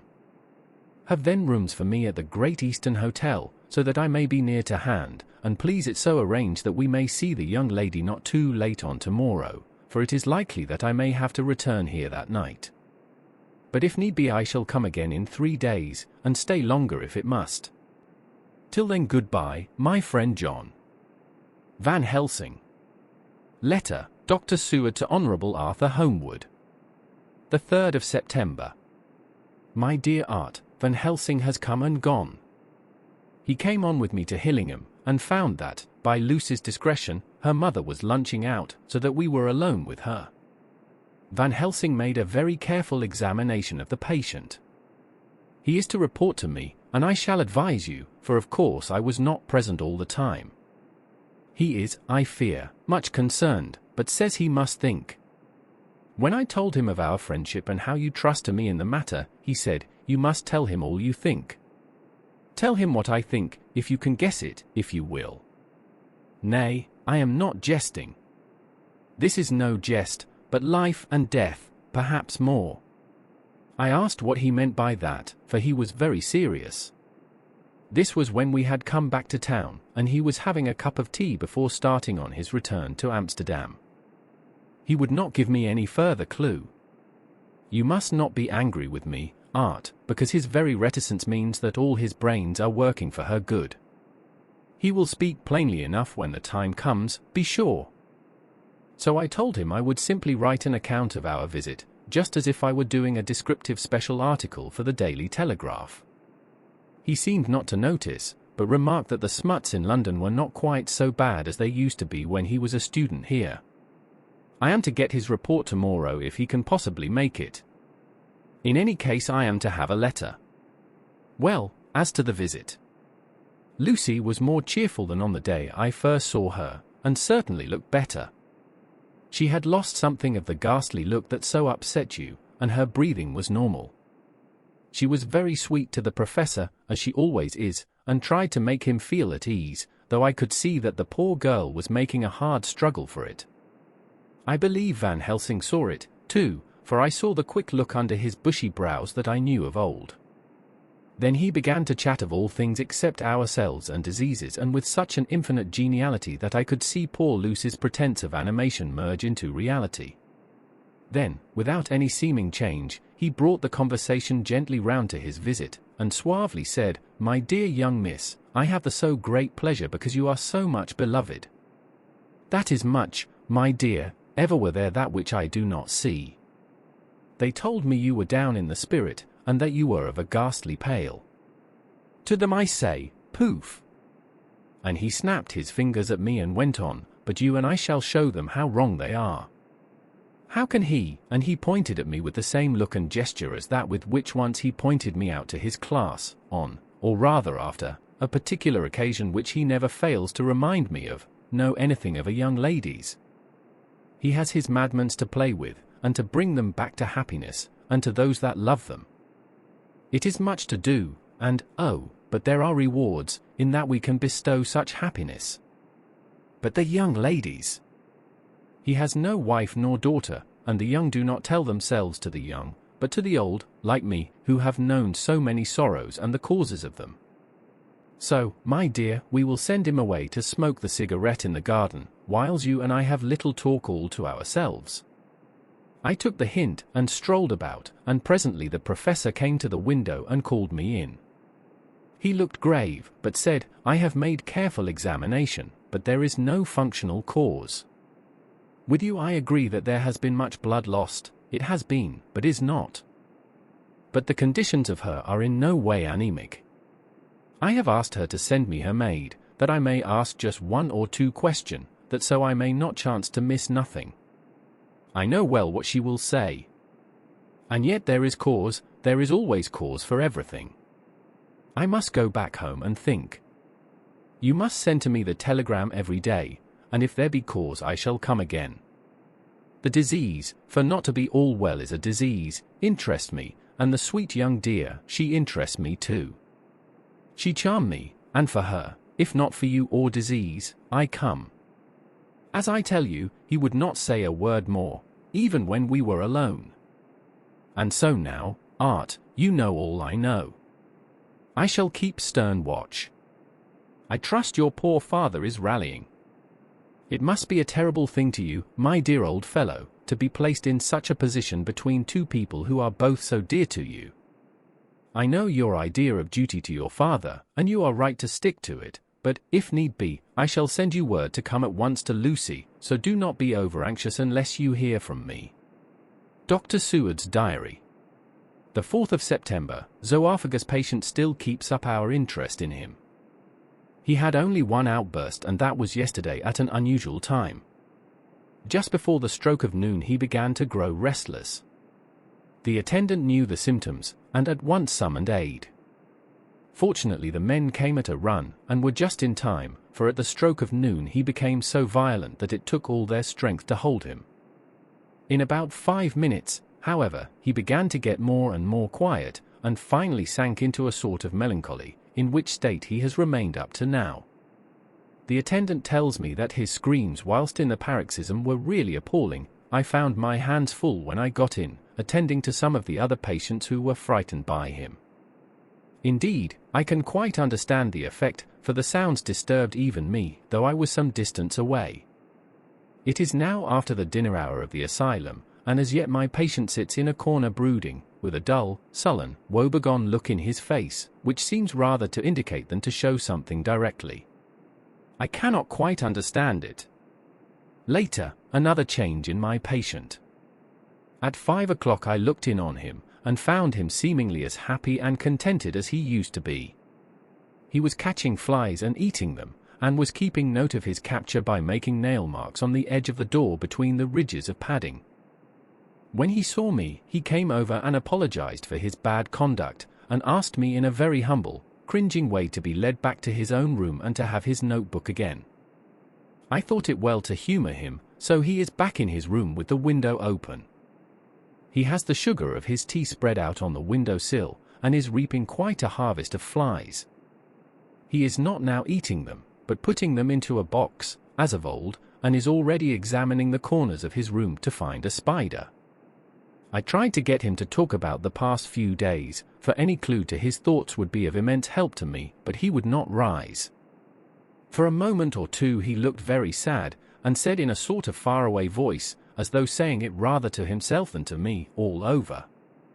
All over? He has deserted me. No hope for me now unless I do it for myself. Then suddenly turning to me in a resolute way, he said, Doctor, won't you be very good to me and let me have a little more sugar? I think it would be good for me. And the flies? I said. Yes. The flies like it, too, and I like the flies, therefore I like it. And there are people who know so little as to think that madmen do not argue. I procured him a double supply, and left him as happy a man as, I suppose, any in the world. I wish I could fathom his mind. Midnight, another change in him. I had been to see Miss Westenra, whom I found much better, and had just returned, and was standing at our own gate looking at the sunset, when once more I heard him yelling. As his room is on this side of the house, I could hear it better than in the morning. It was a shock to me to turn from the wonderful smoky beauty of a sunset over London, with its lurid lights and inky shadows and all the marvellous tints that come on foul clouds even as on foul water, and to realize all the grim sternness of my own cold stone building, with its wealth of breathing misery, and my own desolate heart to endure it all. I reached him just as the sun was going down, and from his window saw the red disk sink. As it sank he became less and less frenzied, and just as it dipped he slid from the hands that held him, an inert mass, on the floor. It is wonderful, however, what intellectual recuperative power lunatics have, for within a few minutes he stood up quite calmly and looked around him. I signalled to the attendants not to hold him, for I was anxious to see what he would do. He went straight over to the window and brushed out the crumbs of sugar, then he took his fly box, and emptied it outside, and threw away the box, then he shut the window, and crossing over, sat down on his bed. All this surprised me, so I asked him, "Are you not going to keep flies any more?" "No," said he, "I am sick of all that rubbish." He certainly is a wonderfully interesting study. I wish I could get some glimpse of his mind or of the cause of his sudden passion. Stop, there may be a clue after all, if we can find why today his paroxysms came on at high noon and at sunset. Can it be that there is a malign influence of the sun at periods which affects certain natures, as at times the moon does others? We shall see. Telegram, Seward, London, to Van Helsing, Amsterdam. The 4th of September, patient still better today. Telegram, Seward, London, to Van Helsing, Amsterdam. The 5th of September, patient greatly improved. Good appetite, sleeps naturally, good spirits, colour coming back. Telegram, Seward, London, to Van Helsing, Amsterdam. The 6th of September, terrible change for the worse. Come at once, do not lose an hour. I hold over telegram to homeward till have seen you. As the story unfolds, the characters' perceptions of reality become increasingly distorted, mirroring the fragmentation of their sanity. Chapter 10. Letter, Dr. Seward to Honourable Arthur Homewood. The 6th of September. My dear Art, my news today is not so good. Lucy this morning had gone back a bit. There is, however, one good thing which has arisen from it. Mrs. Westenra was naturally anxious concerning Lucy, and has consulted me professionally about her. I took advantage of the opportunity, and told her that my old master, Van Helsing, the great specialist, was coming to stay with me, and that I would put her in his charge conjointly with myself, so now we can come and go without alarming her unduly, for a shock to her would mean sudden death, and this, in Lucy's weak condition, might be disastrous to her. We are hedged in with difficulties, all of us, my poor old fellow, but, please God, we shall come through them all right. If any need I shall write, so that, if you do not hear from me, take it for granted that I am simply waiting for news. In haste yours ever, John Seward. Dr. Seward's Diary. The 7th of September, the first thing Van Helsing said to me when we met at Liverpool Street was, "Have you said anything to our young friend the lover of her?" "No," I said. "I waited till I had seen you, as I said in my telegram. I wrote him a letter simply telling him that you were coming, as Miss Westenra was not so well, and that I should let him know if need be." "Right, my friend," he said, "quite right. Better he not know as yet, perhaps he shall never know. I pray so, but if it be needed, then he shall know all. And, my good friend John, let me caution you. You deal with the madman. All men are mad in some way or the other, and inasmuch as you deal discreetly with your madman, so deal with God's madman, too, the rest of the world. You tell not your madman what you do nor why you do it, you tell them not what you think. So you shall keep knowledge in its place, where it may rest, where it may gather its kind around it and breed. You and I shall keep as yet what we know here and here." He touched me on the heart and on the forehead, and then touched himself the same way. I have for myself thoughts at the present. Later I shall unfold to you. Why not now? I asked. It may do some good, we may arrive at some decision. He stopped and looked at me and said, "My friend John, when the corn is grown, even before it has ripened, while the milk of its mother earth is in him, and the sunshine has not yet begun to paint him with his gold, the husbandman he pull the ear and rub him between his rough hands, and blow away the green chaff, and say to you, Look, his good corn, he will make good crop when the time comes." I did not see the application, and told him so. For reply he reached over and took my ear in his hand and pulled it playfully, as he used long ago to do at lectures, and said, "The good husbandman tell you so then because he knows, but not till then. But you do not find the good husbandman dig up his planted corn to see if he grow, that is for the children who play at husbandry, and not for those who take it as of the work of their life. See you now, friend John? I have sown my corn, and nature has her work to do in making it sprout, if he sprout at all. There's some promise, and I wait till the ear begins to swell." He broke off, for he evidently saw that I understood. Then he went on, and very gravely, "You were always a careful student, and your casebook was ever more full than the rest. You were only student then, now you are master, and I trust that good habit have not fail. Remember, my friend, that knowledge is stronger than memory, and we should not trust the weaker. Even if you have not kept the good practice, let me tell you that this case of our dear miss is one that may be, mind, I say may be, of such interest to us and others that all the rest may not make him kick the beam, as your people say. Take then good note of it. Nothing is too small. I counsel you, put down in record even your doubts and surmises. Hereafter it may be of interest to you to see how true you guess. We learn from failure, not from success. When I described Lucy's symptoms, the same as before, but infinitely more marked, he looked very grave, but said nothing. He took with him a bag in which were many instruments and drugs, the ghastly paraphernalia of our beneficial trade, as he once called, in one of his lectures, the equipment of a professor of the healing craft. When we were shown in, Mrs. Westenra met us. She was alarmed, but not nearly so much as I expected to find her. Nature in one of her beneficent moods has ordained that even death has some antidote to its own terrors. Here, in a case where any shock may prove fatal, matters are so ordered that, from some cause or other, the things not personal, even the terrible change in her daughter to whom she is so attached, do not seem to reach her. It is something like the way Dame Nature gathers round a foreign body an envelope of some insensitive tissue which can protect from evil that which it would otherwise harm by contact. If this be an ordered selfishness, then we should pause before we condemn anyone for the vice of egoism, for there may be deeper root for its causes than we have knowledge of. I used my knowledge of this phase of spiritual pathology, and laid down a rule that she should not be present with Lucy or think of her illness more than was absolutely required.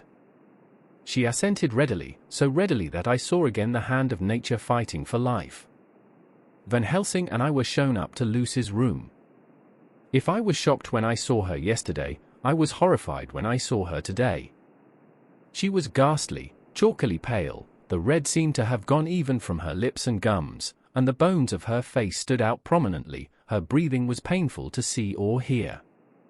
Van Helsing's face grew set as marble, and his eyebrows converged till they almost touched over his nose.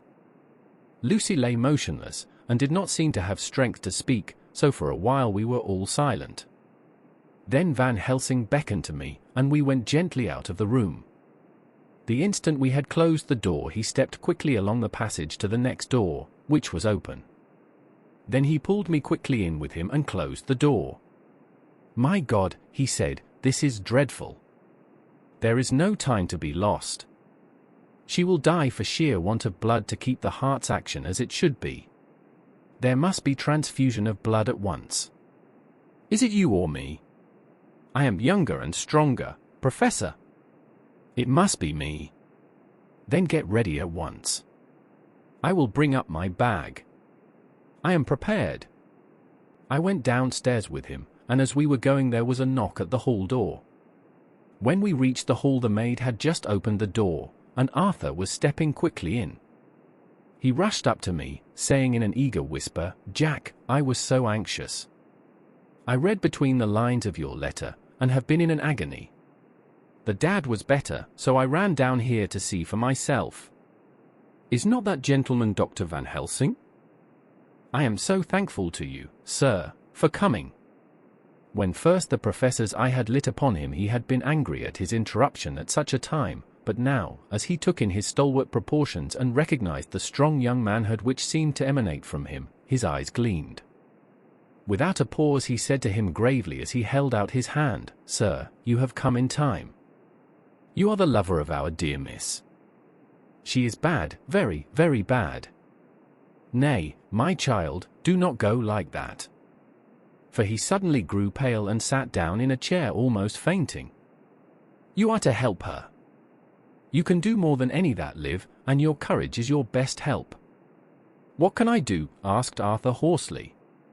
"Tell me, and I shall do it. My life is hers, and I would give the last drop of blood in my body for her." The professor has a strongly humorous side, and I could from old knowledge detect a trace of its origin in his answer, "My young sir, I do not ask so much as that, not the last. What shall I do?" There was fire in his eyes, and his open nostril quivered with intent. Van Helsing slapped him on the shoulder. "Come," he said. "You are a man, and it is a man we want. You are better than me, better than my friend John." Arthur looked bewildered, and the professor went on by explaining in a kindly way, "Young miss is bad, very bad. She wants blood, and blood she must have or die. My friend John and I have consulted, and we are about to perform what we call transfusion of blood, to transfer from full veins of one to the empty veins which pine for him. John was to give his blood, as he is the more young and strong than me." Here Arthur took my hand and wrung it hard in silence. "But now you are here, you are more good than us, old or young, who toil much in the world of thought. Our nerves are not so calm and our blood not so bright than yours." Arthur turned to him and said, "If you only knew how gladly I would die for her you would understand." He stopped, with a sort of choke in his voice. "Good boy," said Van Helsing. "In the not so far off you will be happy that you have done all for her you love. Come now and be silent. You shall kiss her once before it is done, but then you must go, and you must leave at my sign. Say no word to madam, you know how it is with her. There must be no shock, any knowledge of this would be one. Come." We all went up to Lucy's room. Arthur by direction remained outside. Lucy turned her head and looked at us, but said nothing. She was not asleep, but she was simply too weak to make the effort. Her eyes spoke to us, that was all. Van Helsing took some things from his bag and laid them on a little table out of sight. Then he mixed a narcotic, and coming over to the bed, said cheerily, "Now, little miss, here is your medicine. Drink it off, like a good child. See, I lift you so that to swallow is easy." Yes. She had made the effort with success. It astonished me how long the drug took to act. This, in fact, marked the extent of her weakness. The time seemed endless until sleep began to flicker in her eyelids. At last, however, the narcotic began to manifest its potency, and she fell into a deep sleep. When the professor was satisfied he called Arthur into the room, and bade him strip off his coat. Then he added, "You may take that one little kiss whiles I bring over the table. Friend John, help to me."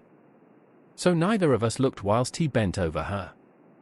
Van Helsing turning to me, said, "He is so young and strong and of blood so pure that we need not defibrinate it."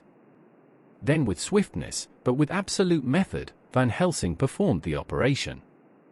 As the transfusion went on, something like life seemed to come back to poor Lucy's cheeks, and through Arthur's growing pallor the joy of his face seemed absolutely to shine.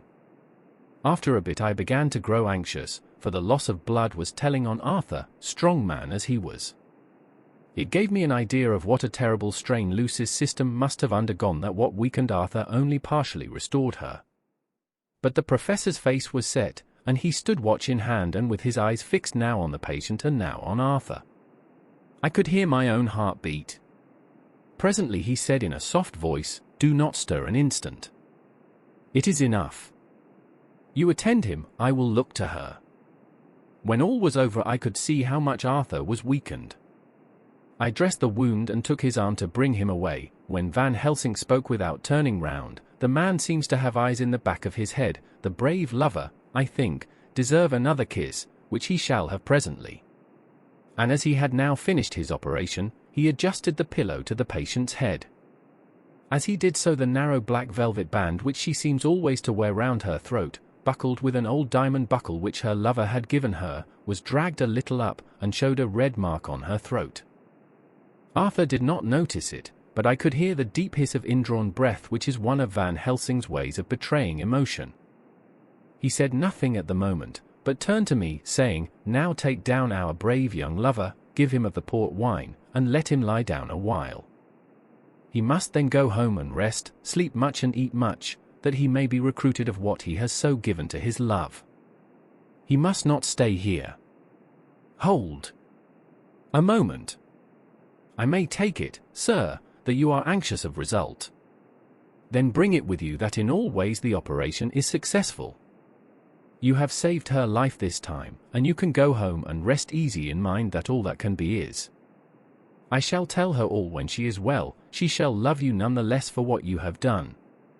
Goodbye." When Arthur had gone I went back to the room. Lucy was sleeping gently, but her breathing was stronger. I could see the counterpane move as her breast heaved. By the bedside sat Van Helsing, looking at her intently. The velvet band again covered the red mark. I asked the professor in a whisper, "What do you make of that mark on her throat? What do you make of it?" "I have not examined it yet," I answered, and then and there proceeded to loose the band. Just over the external jugular vein there were 2 punctures, not large, but not wholesome looking. There was no sign of disease, but the edges were white and worn-looking, as if by some trituration. It at once occurred to me that this wound, or whatever it was, might be the means of that manifest loss of blood, but I abandoned the idea as soon as formed, for such a thing could not be. The whole bed would have been drenched to a scarlet with the blood which the girl must have lost to leave such a pallor as she had before the transfusion. "Well," said Van Helsing. "Well," said I can make nothing of it." The professor stood up. "I must go back to Amsterdam tonight," he said. "There are books and things there which I want. You must remain here all the night, and you must not let your sight pass from her." "Shall I have a nurse?" I asked. "We are the best nurses, you and I. You keep watch all night, see that she is well fed, and that nothing disturbs her. You must not sleep all the night. Later on we can sleep, you and I. I shall be back as soon as possible. And then we may begin." "May begin?" I said. "What on earth do you mean?" "We shall see," he answered, as he hurried out.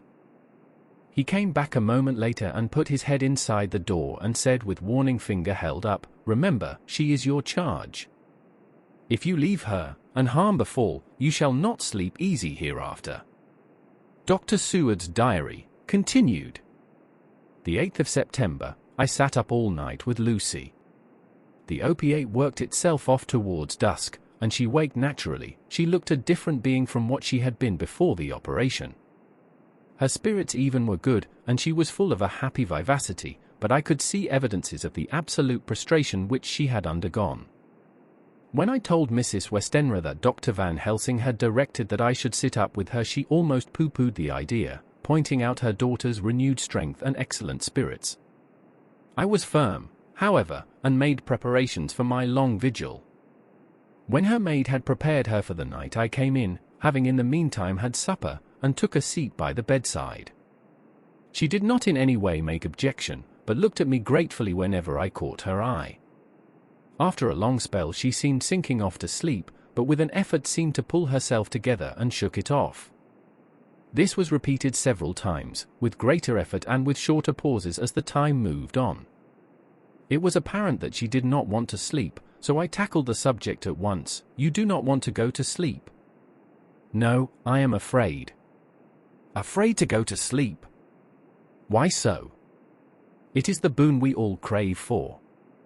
Ah, not if you were like me, if sleep was to you a presage of horror.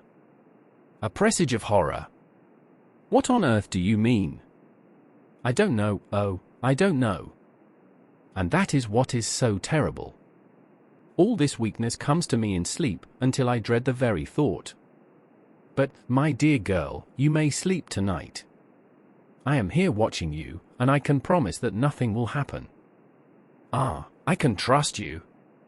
I seized the opportunity and said, I promise you that if I see any evidence of bad dreams I will wake you at once. You will? Oh, will you really? How good you are to me. Then I will sleep. And almost at the word she gave a deep sigh of relief and sank back, asleep. All night long I watched by her. She never stirred, but slept on and on in a deep, tranquil, life-giving, health-giving sleep. Her lips were slightly parted, and her breast rose and fell with the regularity of a pendulum. There was a smile on her face, and it was evident that no bad dreams had come to disturb her peace of mind. In the early morning her maid came, and I left her in her care and took myself back home, for I was anxious about many things. I sent a short wire to Van Helsing and to Arthur, telling them of the excellent result of the operation. My own work, with its manifold arrears, took me all day to clear off. It was dark when I was able to inquire about my zoophagus patient. The report was good. He had been quite quiet for the past day and night. A telegram came from Van Helsing at Amsterdam whilst I was at dinner, suggesting that I should be at Hillingham tonight, as it might be well to be at hand, and stating that he was leaving by the night mail and would join me early in the morning. The 9th of September, I was pretty tired and worn out when I got to Hillingham. For 2 nights I had hardly had a wink of sleep, and my brain was beginning to feel that numbness which marks cerebral exhaustion. Lucy was up and in cheerful spirits. When she shook hands with me she looked sharply in my face and said, "No sitting up tonight for you. You are worn out." I am quite well again, indeed, I am, and if there is to be any sitting up, it is I who will sit up with you. I would not argue the point, but went and had my supper. Lucy came with me, and, enlivened by her charming presence, I made an excellent meal, and had a couple of glasses of the more than excellent port. Then Lucy took me upstairs, and showed me a room next her own, where a cosy fire was burning. "Now," she said, "you must stay here. I shall leave this door open and my door too. You can lie on the sofa, for I know that nothing would induce any of you doctors to go to bed whilst there is a patient above the horizon. If I want anything I shall call out, and you can come to me at once." I could not but acquiesce, for I was dog-tired, and could not have sat up had I tried. So, on her renewing her promise to call me if she should want anything, I lay on the sofa, and forgot all about everything. Lucy Westenra's diary. The 9th of September, I feel so happy tonight. I have been so miserably weak, that to be able to think and move about is like feeling sunshine after a long spell of east wind out of a steel sky. Somehow Arthur feels very, very close to me. I seem to feel his presence warm about me. I suppose it is that sickness and weakness are selfish things and turn our inner eyes and sympathy on ourselves, whilst health and strength give love rein, and in thought and feeling he can wander where he wills. I know where my thoughts are. If Arthur only knew. My dear, your ears must tingle as you sleep, as mine do waking. Oh, the blissful rest of last night! How I slept, with that dear, good Dr. Seward watching me. And tonight I shall not fear to sleep, since he is close at hand and within call. Thank everybody for being so good to me. Thank God. Good night, Arthur. Dr. Seward's diary. The 10th of September, I was conscious of the professor's hand on my head, and started awake all in a second. That is one of the things that we learn in an asylum, at any rate. And how is our patient? Well, when I left her, or rather when she left me, I answered. "Come, let us see," he said. And together we went into the room. The blind was down, and I went over to raise it gently, whilst Van Helsing stepped, with his soft, cat-like tread, over to the bed. As I raised the blind, and the morning sunlight flooded the room, I heard the professor's low hiss of inspiration, and knowing its rarity, a deadly fear shot through my heart. As I passed over, he moved back, and his exclamation of horror, "Gott in Himmel," needed no enforcement from his agonized face. He raised his hand and pointed to the bed, and his iron face was drawn an ashen white. I felt my knees begin to tremble.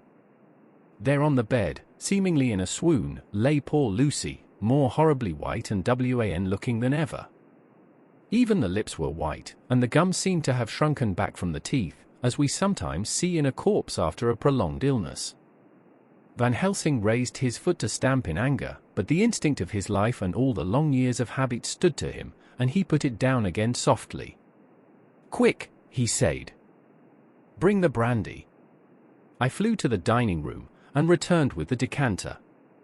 He wetted the poor white lips with it, and together we rubbed palm and wrist and heart. He felt her heart, and after a few moments of agonizing suspense said, "It is not too late. It beats, though but feebly. All our work is undone, we must begin again. There is no young Arthur here now, I have to call on you yourself this time, friend John." As he spoke, he was dipping into his bag and producing the instruments for transfusion. I had taken off my coat and rolled up my shirt sleeve. There was no possibility of an opiate just at present, and no need of one, and so, without a moment's delay, we began the operation. After a time, it did not seem a short time either, for the draining away of one's blood, no matter how willingly it be given, is a terrible feeling. Van Helsing held up a warning finger. "Do not stir," he said, "but I fear that with growing strength she may wake, and that would make danger, oh, so much danger.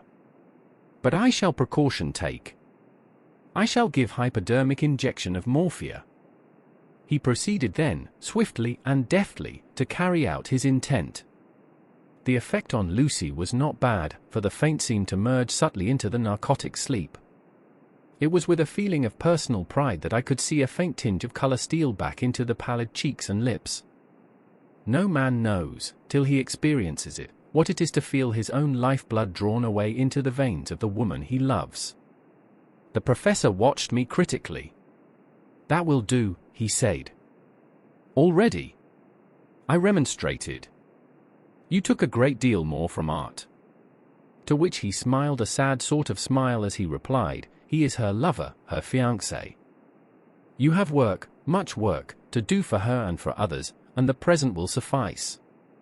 When we stopped the operation, he attended to Lucy, whilst I applied digital pressure to my own incision. I lay down, whilst I waited his leisure to attend to me, for I felt faint and a little sick.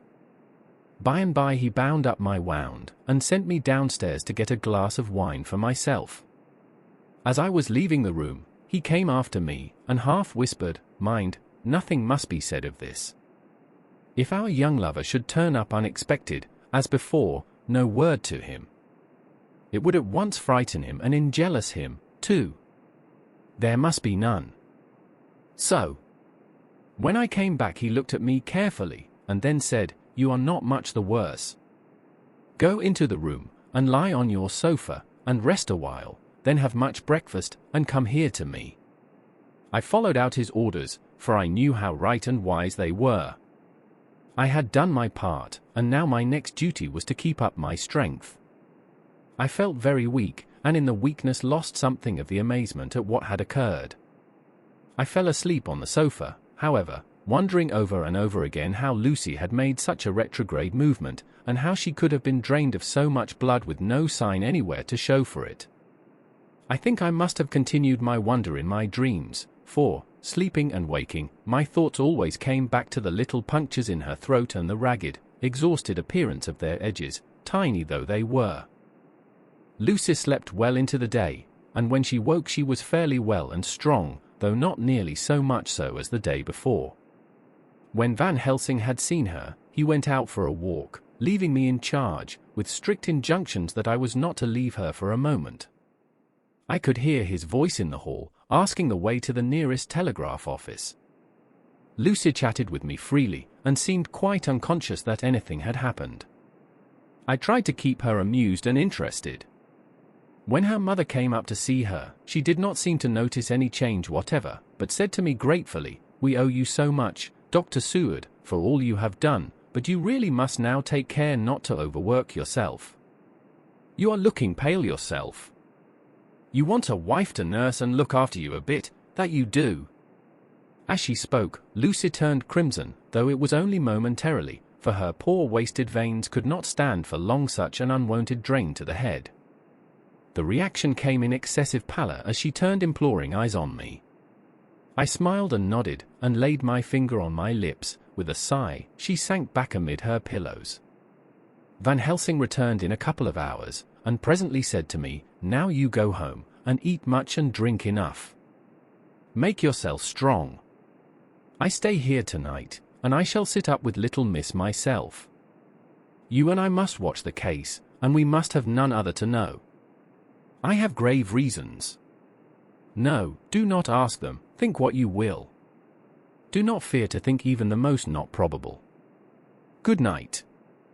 In the hall 2 of the maids came to me, and asked if they or either of them might not sit up with Miss Lucy. They implored me to let them, and when I said it was Dr. Van Helsing's wish that either he or I should sit up, they asked me quite piteously to intercede with the foreign gentleman. I was much touched by their kindness.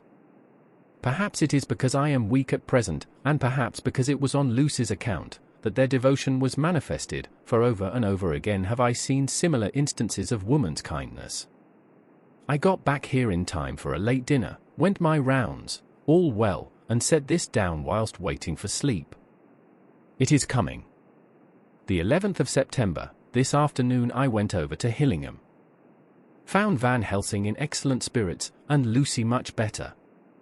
Shortly after I had arrived, a big parcel from abroad came for the professor. He opened it with much impressment, assumed, of course, and showed a great bundle of white flowers. "These are for you, Miss Lucy," he said. "For me?" "Oh, Dr. Van Helsing." "Yes, my dear, but not for you to play with. These are medicines."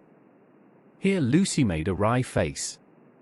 "Nay, but they are not to take in a decoction or in nauseous form, so you need not snub that so charming nose, or I shall point out to my friend Arthur what woes he may have to endure in seeing so much beauty that he so loves so much distort.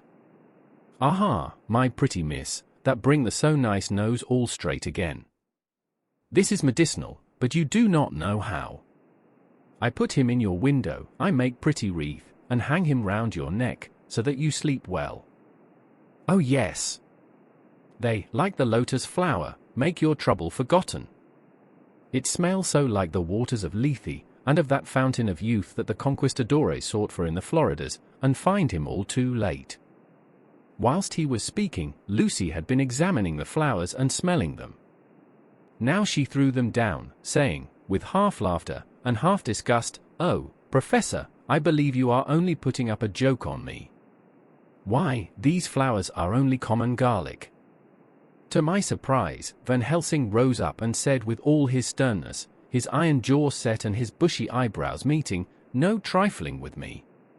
I never jest. There is grim purpose in all I do, and I warn you that you do not thwart me. Take care, for the sake of others if not for your own." Then seeing poor Lucy scared, as she might well be, he went on more gently, "Oh, little miss, my dear, do not fear me. I only do for your good, but there is much virtue to you in those so common flowers. See, I place them myself in your room. I make myself the wreath that you are to wear. But hush! No telling to others that make so inquisitive questions.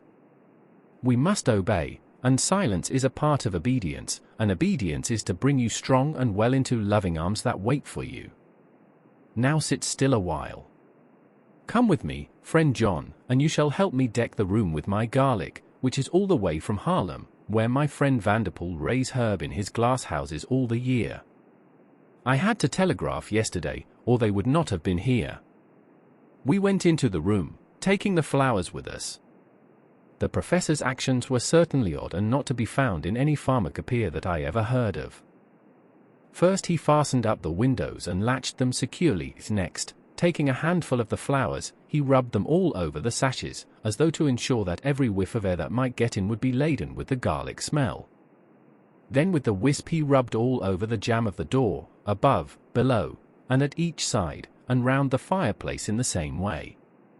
It all seemed grotesque to me, and presently I said, "Well, Professor, I know you always have a reason for what you do, but this certainly puzzles me.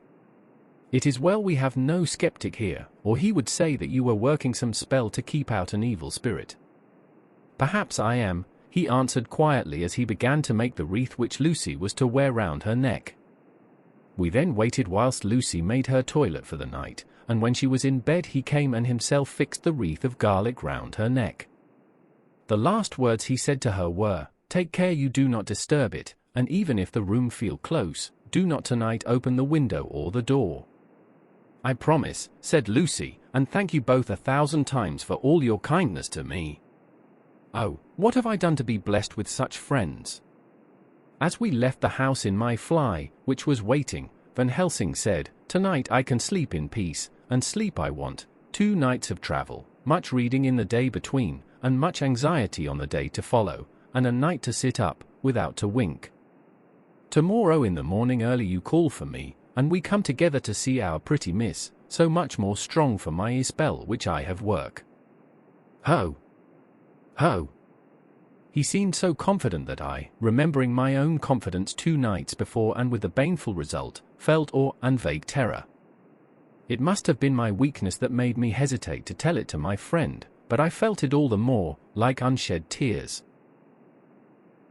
The historical context of the late 19th century, with its societal constraints and superstitions, adds depth to the narrative's exploration of human psychology. Chapter 11. Lucy Westenra's Diary. The 12th of September, how good they all are to me. I quite love that dear Dr. Van Helsing. I wonder why he was so anxious about these flowers. He positively frightened me, he was so fierce. And yet he must have been right, for I feel comfort from them already. Somehow, I do not dread being alone tonight, and I can go to sleep without fear. I shall not mind any flapping outside the window. Oh, the terrible struggle that I have had against sleep so often of late, the pain of the sleeplessness, or the pain of the fear of sleep, with such unknown horrors as it has for me. How blessed are some people, whose lives have no fears, no dreads, to whom sleep is a blessing that comes nightly, and brings nothing but sweet dreams. Well, here I am tonight, hoping for sleep, and lying like Ophelia in the play, with virgin krantz and maiden struments. I never liked garlic before, but tonight it is delightful. There is peace in its smell, I feel sleep coming already. Good night, everybody. Dr. Seward's Diary. The 13th of September, called at the Berkeley and found Van Helsing, as usual, up to time. The carriage ordered from the hotel was waiting. The professor took his bag, which he always brings with him now. Let all be put down exactly. Van Helsing and I arrived at Hillingham at 8 o'clock. It was a lovely morning, the bright sunshine and all the fresh feeling of early autumn seemed like the completion of nature's annual work. The leaves were turning to all kinds of beautiful colors, but had not yet begun to drop from the trees. When we entered we met Mrs. Westenra coming out of the morning room. She is always an early riser. She greeted us warmly and said, "You will be glad to know that Lucy is better. The dear child is still asleep." I looked into her room and saw her, but did not go in, lest I should disturb her. The professor smiled, and looked quite jubilant. He rubbed his hands together, and said, "Aha! I thought I had diagnosed the case. My treatment is working," to which she answered, "You must not take all the credit to yourself, doctor.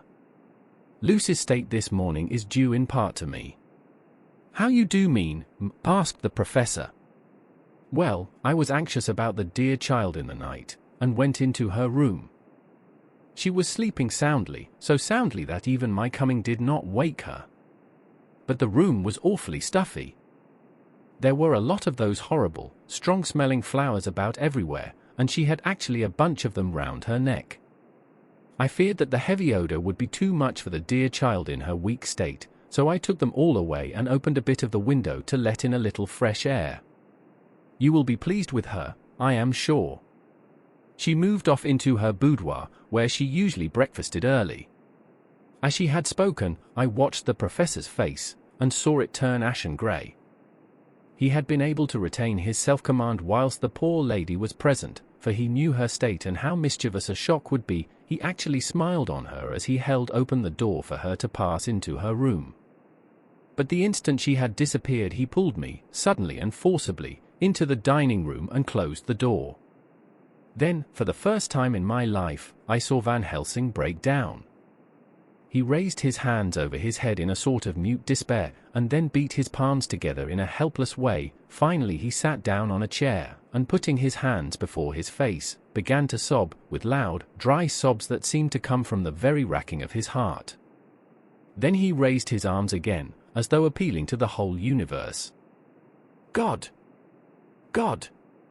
God," he said. "What have we done, what has this poor thing done, that we are so sore beset? Is there fate amongst us still, sent down from the pagan world of old, that such things must be, and in such way? This poor mother, all unknowing, and all for the best as she think, does such thing as lose her daughter body and soul, and we must not tell her, we must not even warn her, or she die, and then both die. Oh, how we are beset! How are all the powers of the devils against us?" Suddenly he jumped to his feet. "Come," he said, "come, we must see and act. Devils or no devils, or all the devils at once, it matters not, we fight him all the same." He went to the hall door for his bag, and together we went up to Lucy's room. Once again I drew up the blind, whilst Van Helsing went towards the bed. This time he did not start as he looked on the poor face with the same awful, waxen pallor as before. He wore a look of stern sadness and infinite pity. As I expected, he murmured, with that hissing inspiration of his which meant so much. Without a word he went and locked the door, and then began to set out on the little table the instruments for yet another operation of transfusion of blood. I had long ago recognized the necessity, and begun to take off my coat, but he stopped me with a warning hand. "No," he said. "Today you must operate. I shall provide. You are weakened already." As he spoke he took off his coat and rolled up his shirt sleeve. Again the operation, again the narcotic, again some return of color to the ashy cheeks, and the regular breathing of healthy sleep. This time I watched whilst Van Helsing recruited himself and rested. Presently he took an opportunity of telling Mrs. Westenra that she must not remove anything from Lucy's room without consulting him, that the flowers were of medicinal value, and that the breathing of their odor was a part of the system of cure. Then he took over the care of the case himself, saying that he would watch this night and the next and would send me word when to come. After another hour Lucy waked from her sleep, fresh and bright and seemingly not much the worse for her terrible ordeal. What does it all mean? I am beginning to wonder if my long habit of life amongst the insane is beginning to tell upon my own brain. Lucy Westenra's diary. The 17th of September, for days and nights of peace. I am getting so strong again that I hardly know myself. It is as if I had passed through some long nightmare, and had just awakened to see the beautiful sunshine and feel the fresh air of the morning around me. I have a dim half-remembrance of long, anxious times of waiting and fearing, darkness in which there was not even the pain of hope to make present distress more poignant, and then long spells of oblivion, and the rising back to life as a diver coming up through a great press of water. Since, however, Dr. Van Helsing has been with me, all this bad dreaming seems to have passed away. The noises that used to frighten me out of my wits, the flapping against the windows, the distant voices which seemed so close to me, the harsh sounds that came from I know not where and commanded me to do I know not what, have all ceased. I go to bed now without any fear of sleep. I do not even try to keep awake. I have grown quite fond of the garlic, and a boxful arrives for me every day from Haarlem. Tonight Dr. Van Helsing is going away, as he has to be for a day in Amsterdam. But I need not be watched, I am well enough to be left alone. Thank God for mother's sake, and dear Arthur's, and for all our friends who have been so kind. I shall not even feel the change, for last night Dr. Van Helsing slept in his chair a lot of the time.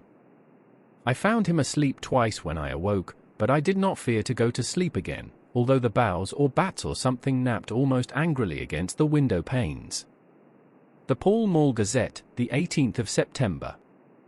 The Escaped Wolf. Perilous adventure of our interview. Interview with the keeper in the zoological gardens. After many inquiries and almost as many refusals, and perpetually using the words Pall Mall Gazette as a sort of talisman, I managed to find the keeper of the section of the zoological gardens in which the wolf department is included. Thomas Builder lives in one of the cottages in the enclosure behind the elephant house, and was just sitting down to his tea when I found him.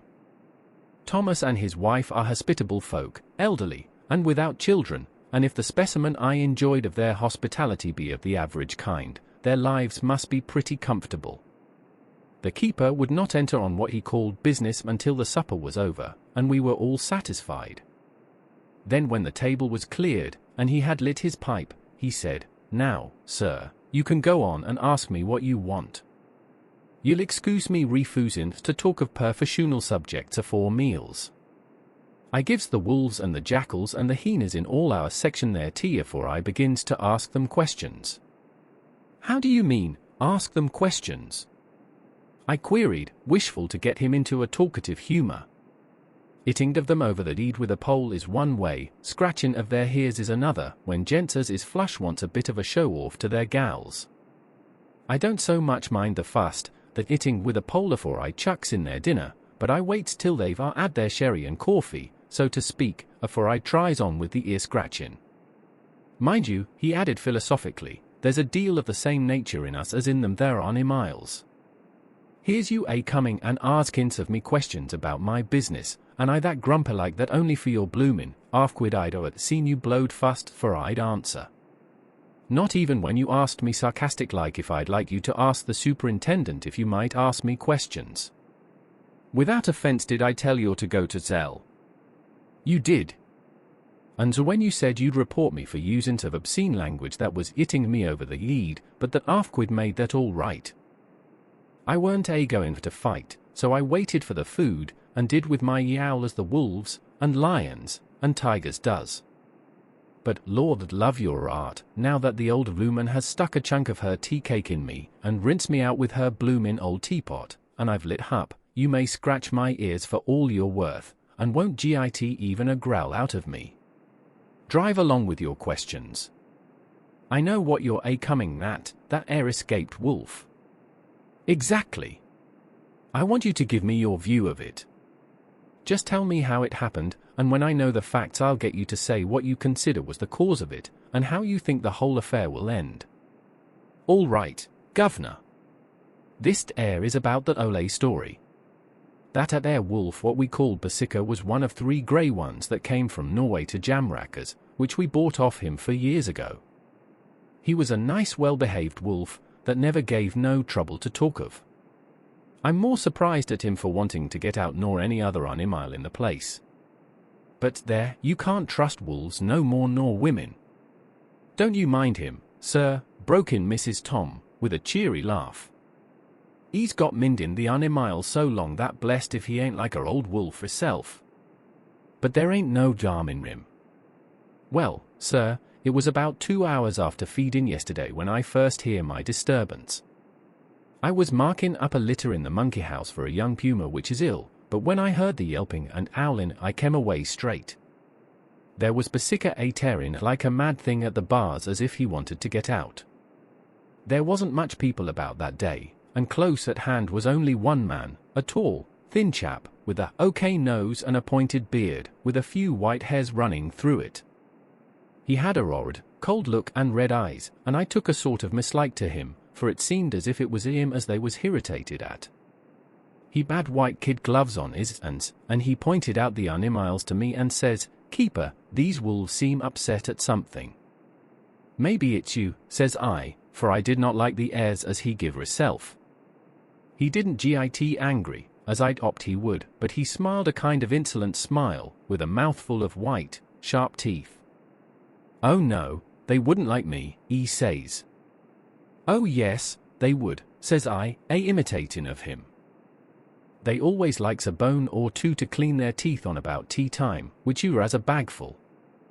Well, it was a odd thing, but when the animals see us talking they lay down, and when I went over to Basica he let me stroke his ears same as ever.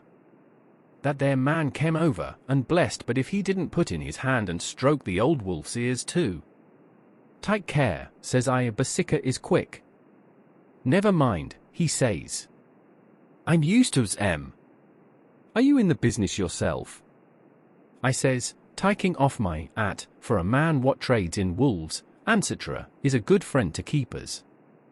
"No," says he, "not exactly in the business, but I'm ave made pets of several." And with that he lifts his hat as polite as a lord, and walks away. Old Basica kept looking arter until he was out of sight, and then went and lay down in a corner and wouldn't come out that lay heavening. Well, last night, so soon as the moon was up, the wolves here all began howling. There warn't nothing for them to howl at. There warn't no one near, except some one that was evidently calling a dog somewheres out back of the gardings in the park road. Once or twice I went out to see that all was right, and then the howling stopped. Just before 12 o'clock I just took a look round afore turning in, and, bus me, but when I came opposite to old Basica's cage I see the rails broken and twisted about and the cage empty. And that's all I know for certain. Did anyone else see anything? One of our gardeners was coming home about that time from a harmony, when he sees a big grey dog coming out through the garden hedges. At least, so he says, but I don't give much for it myself, for if he did he never said a word about it to his missus when he got home, and it was only after the escape of the wolf was made known, and we had been up all night a-hunting of the park for Basica, that he remembered seeing anything. My own belief was that the harmony had got into his teed. Now, Mr. Builder, can you account in any way for the escape of the wolf? Well, sir, he said, with a suspicious sort of modesty, I think I can, but I don't know as you'd be satisfied with the theory. Certainly I shall. If a man like you, who knows the animals from experience, can't hazard a good guess at any rate, who is even to try? Well then, sir, I account for it this way. It seems to me that wolf escaped, simply because he wanted to get out.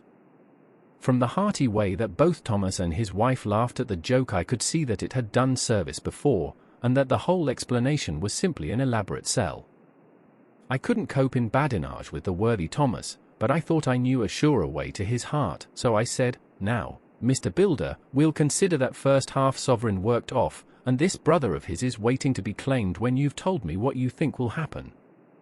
"Right why sir," he said briskly. "Ye'll excuse me, I know, for chaffing of ye, but the old woman here winked at me, which was as much as telling me to go on." "Well, I never," said the old lady. "My opinion is this, that wolf is hiding of somewheres. The gardener what didn't remember said he was galloping northward faster than a horse could go, but I don't believe him, for, you'll see, sir, wolves don't gallop no more nor dogs does, they not being built that way. Wolves is fine things in a storybook, and I dessery when they gets in packs and does be chivying something that's more afeard than they can make a devil of a noise and chop it up, whatever it is. But, law the bless you, in real life a wolf is only a low creature, not half so clever or bold as a good dog, and not half a quarter so much fighting him. This one ain't been used to fighting, or even to providing for hisself, and more like his somewhere round the park hiding and shivering of, and, if he thinks at all, wondering where he is to get his breakfast from, or maybe he's got down some area and is in a coal cellar. My eye, won't some cook get a rum start when she sees his green eyes shining at her out of the dark? If he can't get food he's bound to look for it, and mayhap he may chance to light on a butcher's shop in time. If he doesn't, and some nursemaid goes walking off with a soldier, leaving the infant in the perambulator, well, then I shouldn't be surprised if the census is one babby the less. That's all." I was handing him the half-sovereign when something came bobbing up against the window, and Mr. Builder's face doubled its natural length with surprise. God bless me, he said. If there ain't old Basica come back by yourself. He went to the door and opened it, a most unnecessary proceeding it seemed to me. I have always thought that a wild animal never looks so well as when some obstacle of pronounced durability is between us. A personal experience has intensified rather than diminished that idea. After all, however, there is nothing like custom, for neither Builder nor his wife thought any more of the wolf than I should of a dog.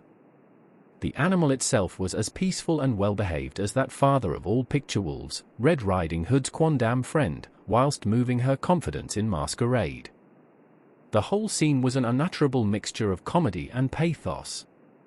The wicked wolf that for half a day had paralyzed London and set all the children in the town shivering in their shoes, was there in a sort of penitent mood, and was received and petted like a sort of vulpine prodigal son. Old Builder examined him all over with most tender solicitude, and when he had finished with his penitent said, "There, I knew the poor old chap would get into some kind of trouble, didn't I say it all along? Here's his head all cut and full of broken glass. He's been gettin' over some bloomin' a wall or other. It's a shame that people are allowed to top their walls with broken bottles. This s what comes of it. Come along, Basica." He took the wolf and locked him up in a cage, with a piece of meat that satisfied, in quantity at any rate, the elementary conditions of the fatted calf, and went off to report.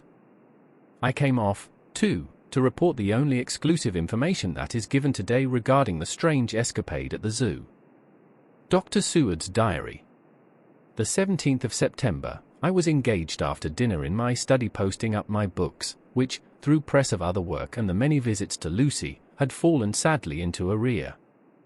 Suddenly the door was burst open, and in rushed my patient, with his face distorted with passion.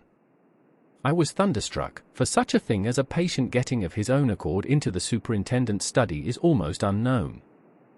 Without an instant's pause he made straight at me. He had a dinner knife in his hand, and, as I saw he was dangerous, I tried to keep the table between us. He was too quick and too strong for me, however, for before I could get my balance he had struck at me and cut my left wrist rather severely. Before he could strike again, however, I got in my right and he was sprawling on his back on the floor. My wrist bled freely, and quite a little pool trickled onto the carpet. I saw that my friend was not intent on further effort, and occupied myself binding up my wrist, keeping a wary eye on the prostrate figure all the time. When the attendants rushed in, and we turned our attention to him, his employment positively sickened me. He was lying on his belly on the floor licking up, like a dog, the blood which had fallen from my wounded wrist. He was easily secured, and, to my surprise, went with the attendants quite placidly, simply repeating over and over again, "The blood is the life. The blood is the life.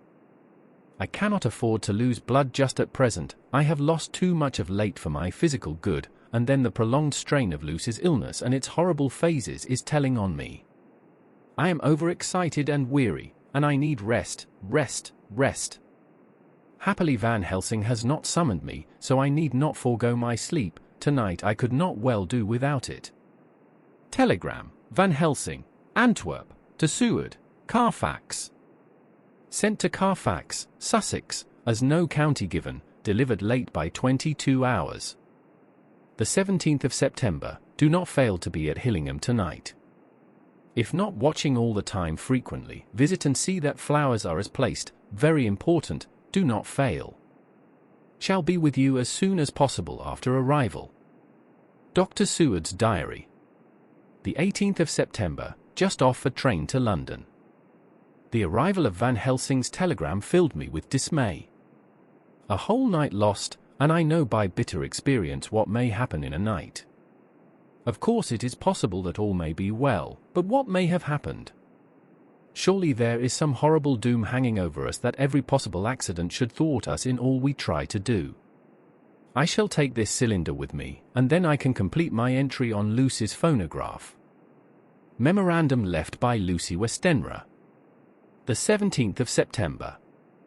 Night. I write this and leave it to be seen, so that no one may by any chance get into trouble through me. This is an exact record of what took place tonight.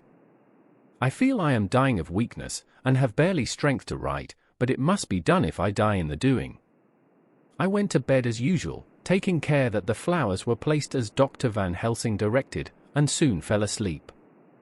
I was waked by the flapping at the window, which had begun after that sleepwalking on the cliff at Whitby when Mina saved me, and which now I know so well.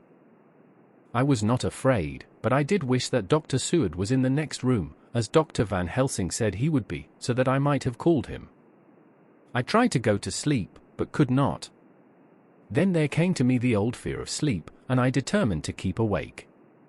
Perversely, sleep would try to come then when I did not want it, so, as I feared to be alone, I opened my door and called out, "Is there anybody there?" There was no answer. I was afraid to wake Mother, and so closed my door again. Then outside in the shrubbery I heard a sort of howl like a dog's, but more fierce and deeper. I went to the window and looked out, but could see nothing, except a big bat, which had evidently been buffeting its wings against the window.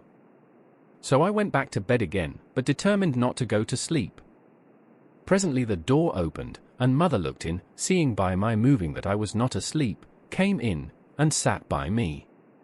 She said to me even more sweetly and softly than her wont, "I was uneasy about you, darling, and came in to see that you were all right."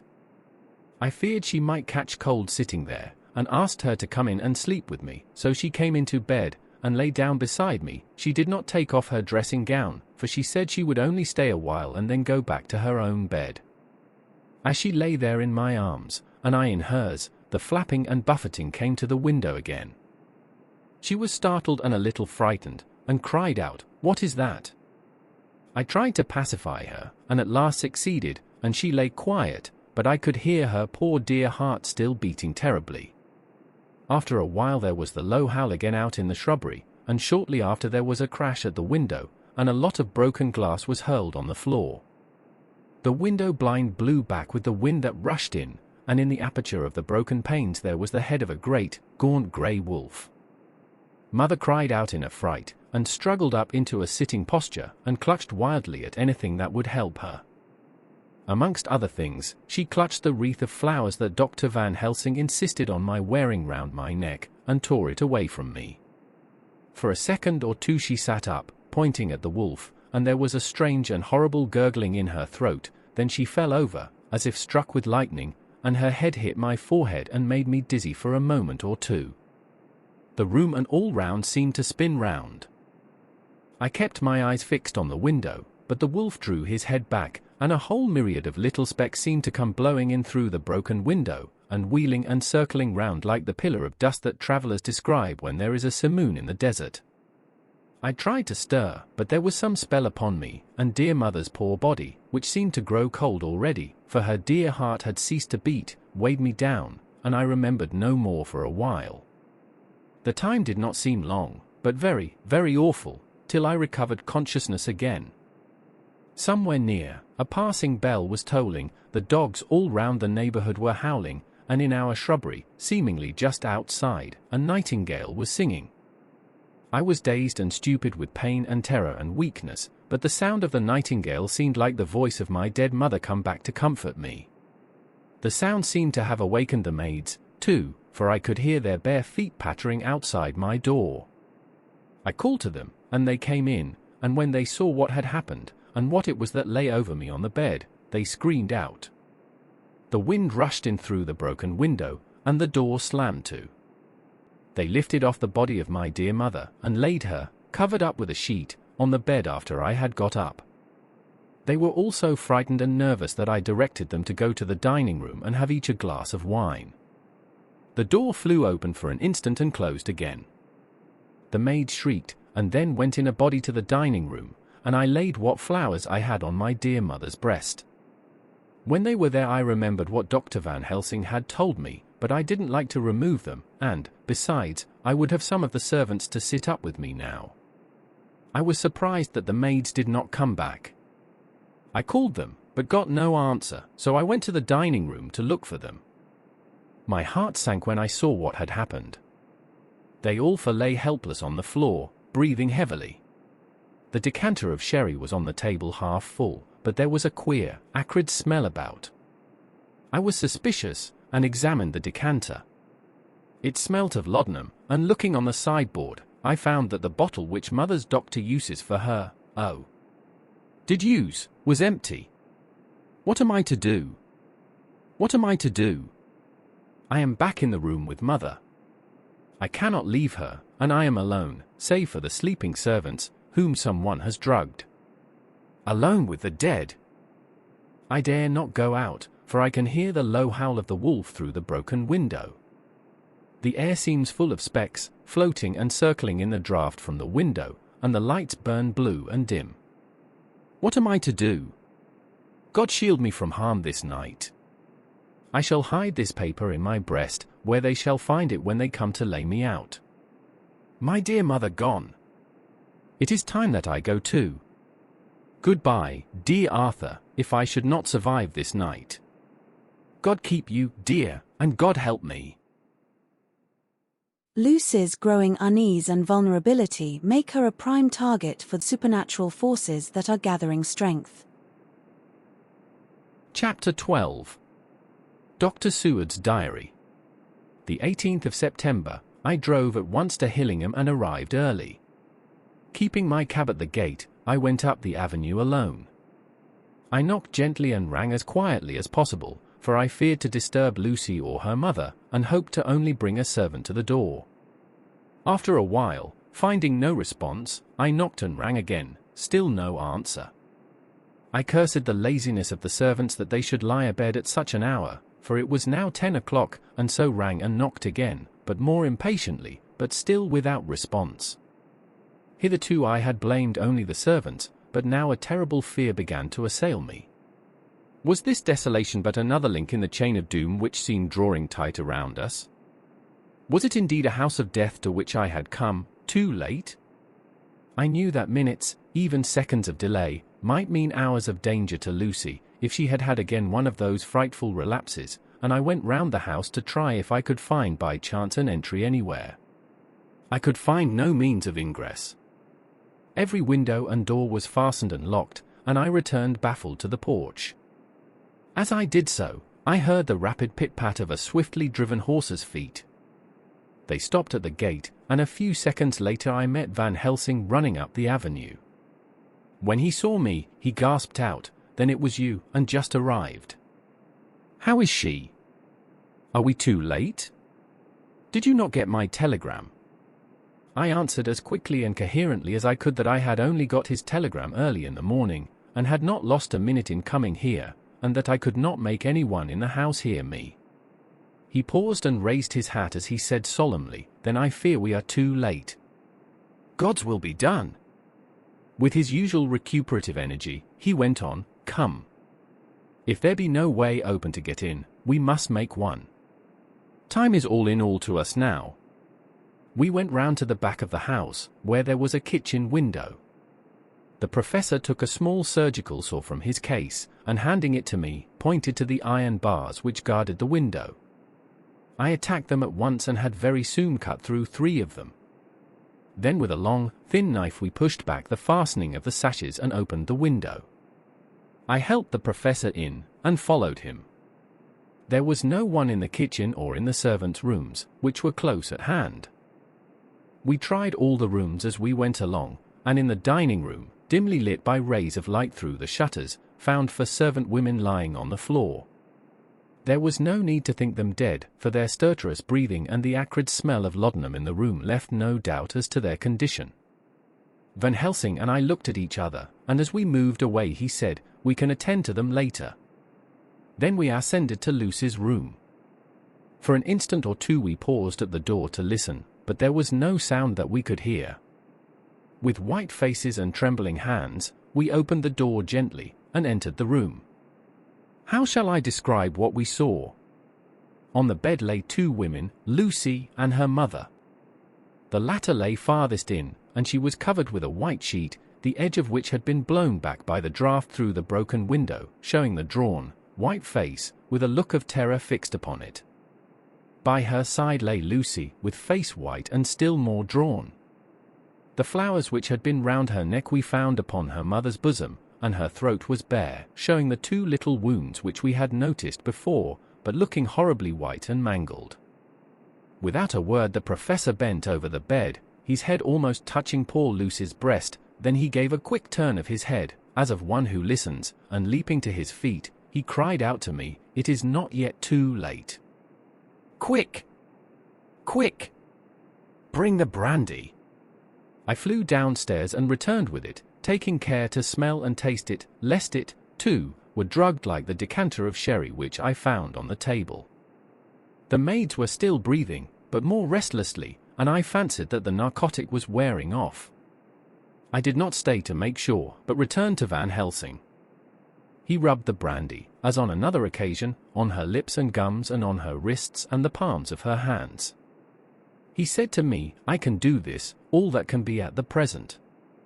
You go wake those maids. Flick them in the face with a wet towel, and flick them hard. Make them get heat and fire and a warm bath.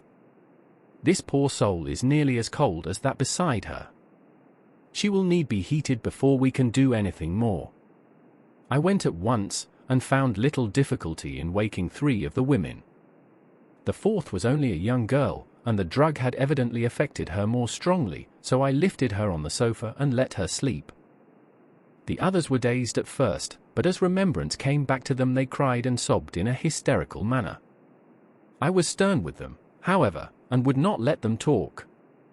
I told them that one life was bad enough to lose, and that if they delayed they would sacrifice Miss Lucy. So, sobbing and crying, they went about their way, half clad as they were, and prepared fire and water. Fortunately, the kitchen and boiler fires were still alive, and there was no lack of hot water. We got a bath and carried Lucy out as she was and placed her in it. Whilst we were busy chafing her limbs there was a knock at the hall door. One of the maids ran off, hurried on some more clothes, and opened it. Then she returned and whispered to us that there was a gentleman who had come with a message from Mr. Homewood. I bade her simply tell him that he must wait, for we could see no one now. She went away with the message, and, engrossed with our work, I clean forgot all about him. I never saw in all my experience the professor work in such deadly earnest. I knew, as he knew, that it was a stand-up fight with death, and in a pause told him so. He answered me in a way that I did not understand, but with the sternest look that his face could wear. If that were all, I would stop here where we are now, and let her fade away into peace, for I see no light in life over her horizon. He went on with his work with, if possible, renewed and more frenzied vigor.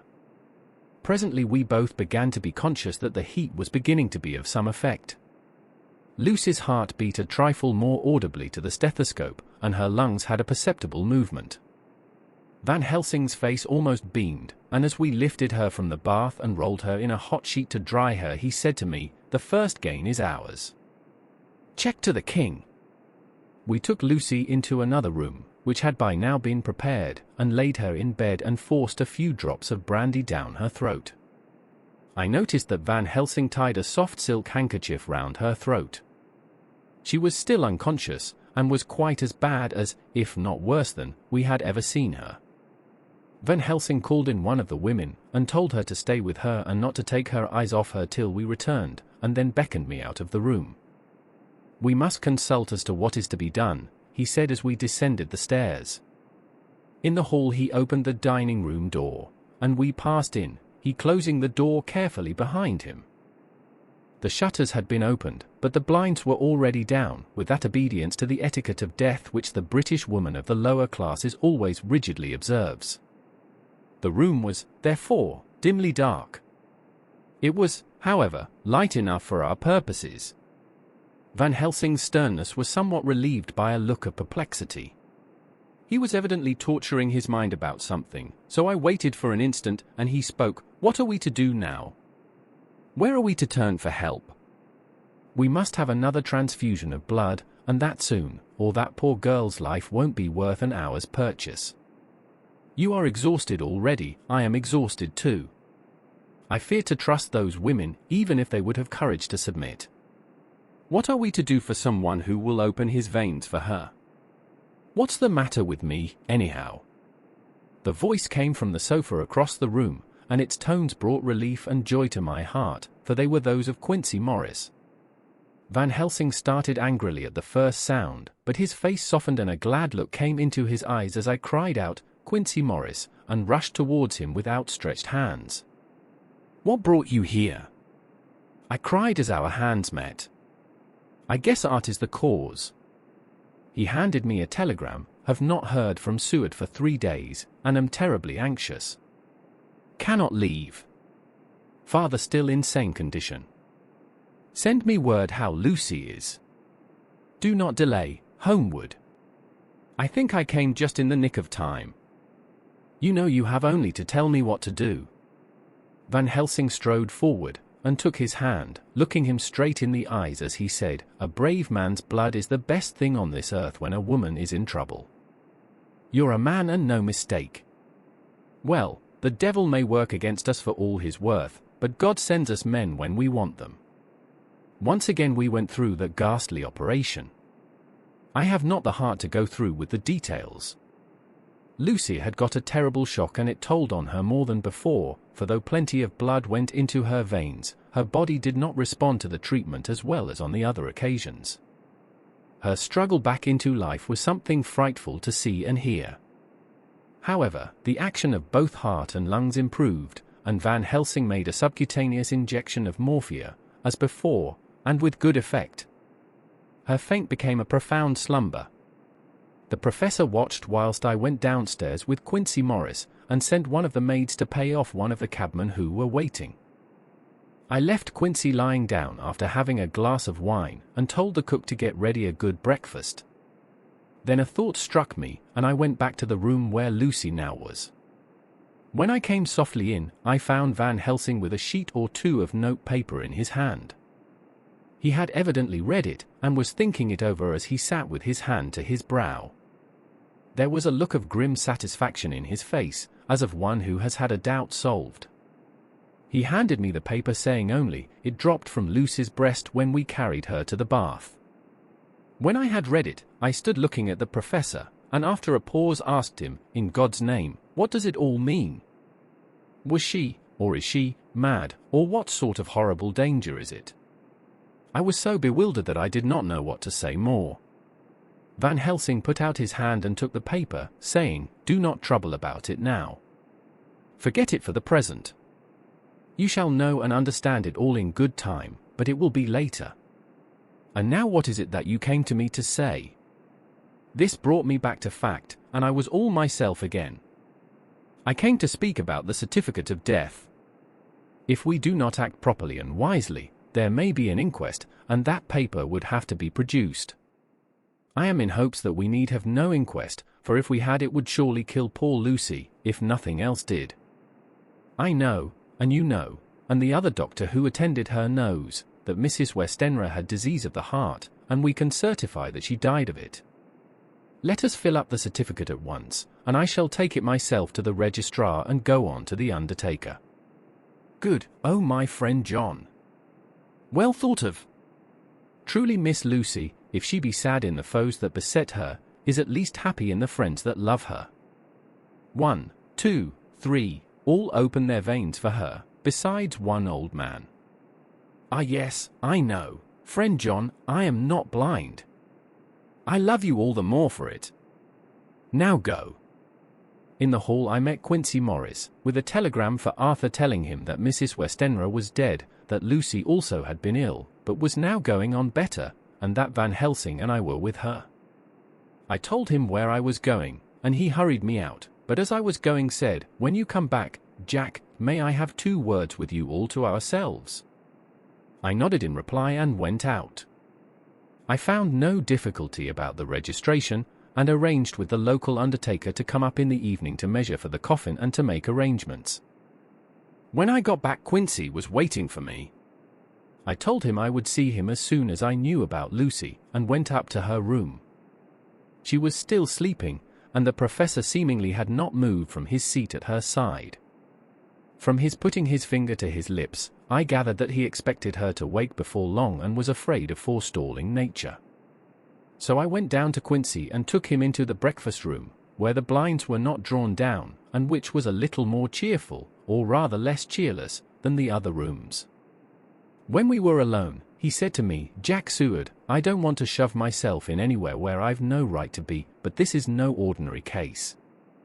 You know I loved that girl and wanted to marry her, but, although that's all past and gone, I can't help feeling anxious about her all the same. What is it that's wrong with her?"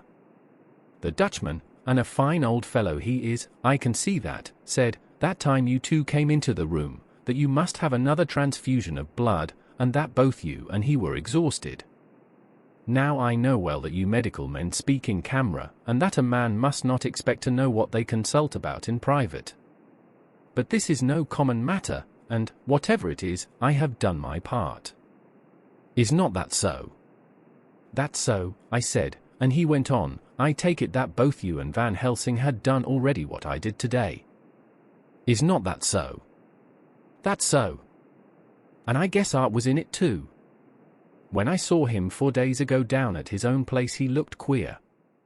I have not seen anything pulled down so quick since I was on the pampas and had a mare that I was fond of go to grass all in a night. One of those big bats that they call vampires had got at her in the night, and what with his gorge and the vein left open, there wasn't enough blood in her to let her stand up, and I had to put a bullet through her as she lay. Jack, if you may tell me without betraying confidence, Arthur was the first, is not that so?"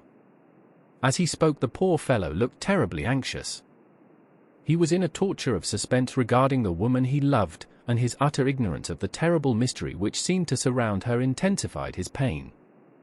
His very heart was bleeding, and it took all the manhood of him, and there was a royal lot of it, too, to keep him from breaking down. I paused before answering, for I felt that I must not betray anything which the professor wished kept secret, but already he knew so much, and guessed so much, that there could be no reason for not answering, so I answered in the same phrase, "That's so." "And how long has this been going on?" "About 10 days. 10 days. Then I guess, Jack Seward, that poor pretty creature that we all love has had put into her veins within that time the blood of 4 strong men. Man alive, her whole body wouldn't hold it." Then, coming close to me, he spoke in a fierce half-whisper, "What took it out?" I shook my head. "That," I said, "is the crux. Van Helsing is simply frantic about it, and I am at my wit's end. I can't even hazard a guess. There has been a series of little circumstances which have thrown out all our calculations as to Lucy being properly watched. But these shall not occur again. Here we stay until all be well, or ill." Quincy held out his hand. "Count me in," he said. "You and the Dutchman will tell me what to do, and I'll do it." When she woke late in the afternoon, Lucy's first movement was to feel in her breast, and, to my surprise, produce the paper which Van Helsing had given me to read. The careful professor had replaced it where it had come from, lest on waking she should be alarmed. Her eye then lit on Van Helsing and on me too, and gladdened. Then she looked around the room, and seeing where she was, shuddered. She gave a loud cry, and put her poor thin hands before her pale face.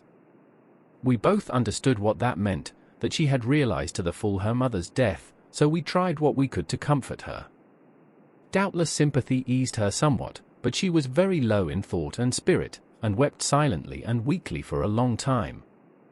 We told her that either or both of us would now remain with her all the time, and that seemed to comfort her. Towards dusk she fell into a doze. Here a very odd thing occurred. Whilst still asleep she took the paper from her breast and tore it in two. Van Helsing stepped over and took the pieces from her.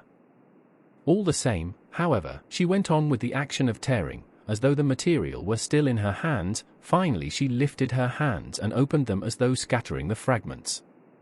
Van Helsing seemed surprised, and his brows gathered as if in thought, but he said nothing. * The 19th of September. All last night she slept fitfully, being always afraid to sleep, and something weaker when she woke from it. The professor and I took it in turns to watch, and we never left her for a moment unattended.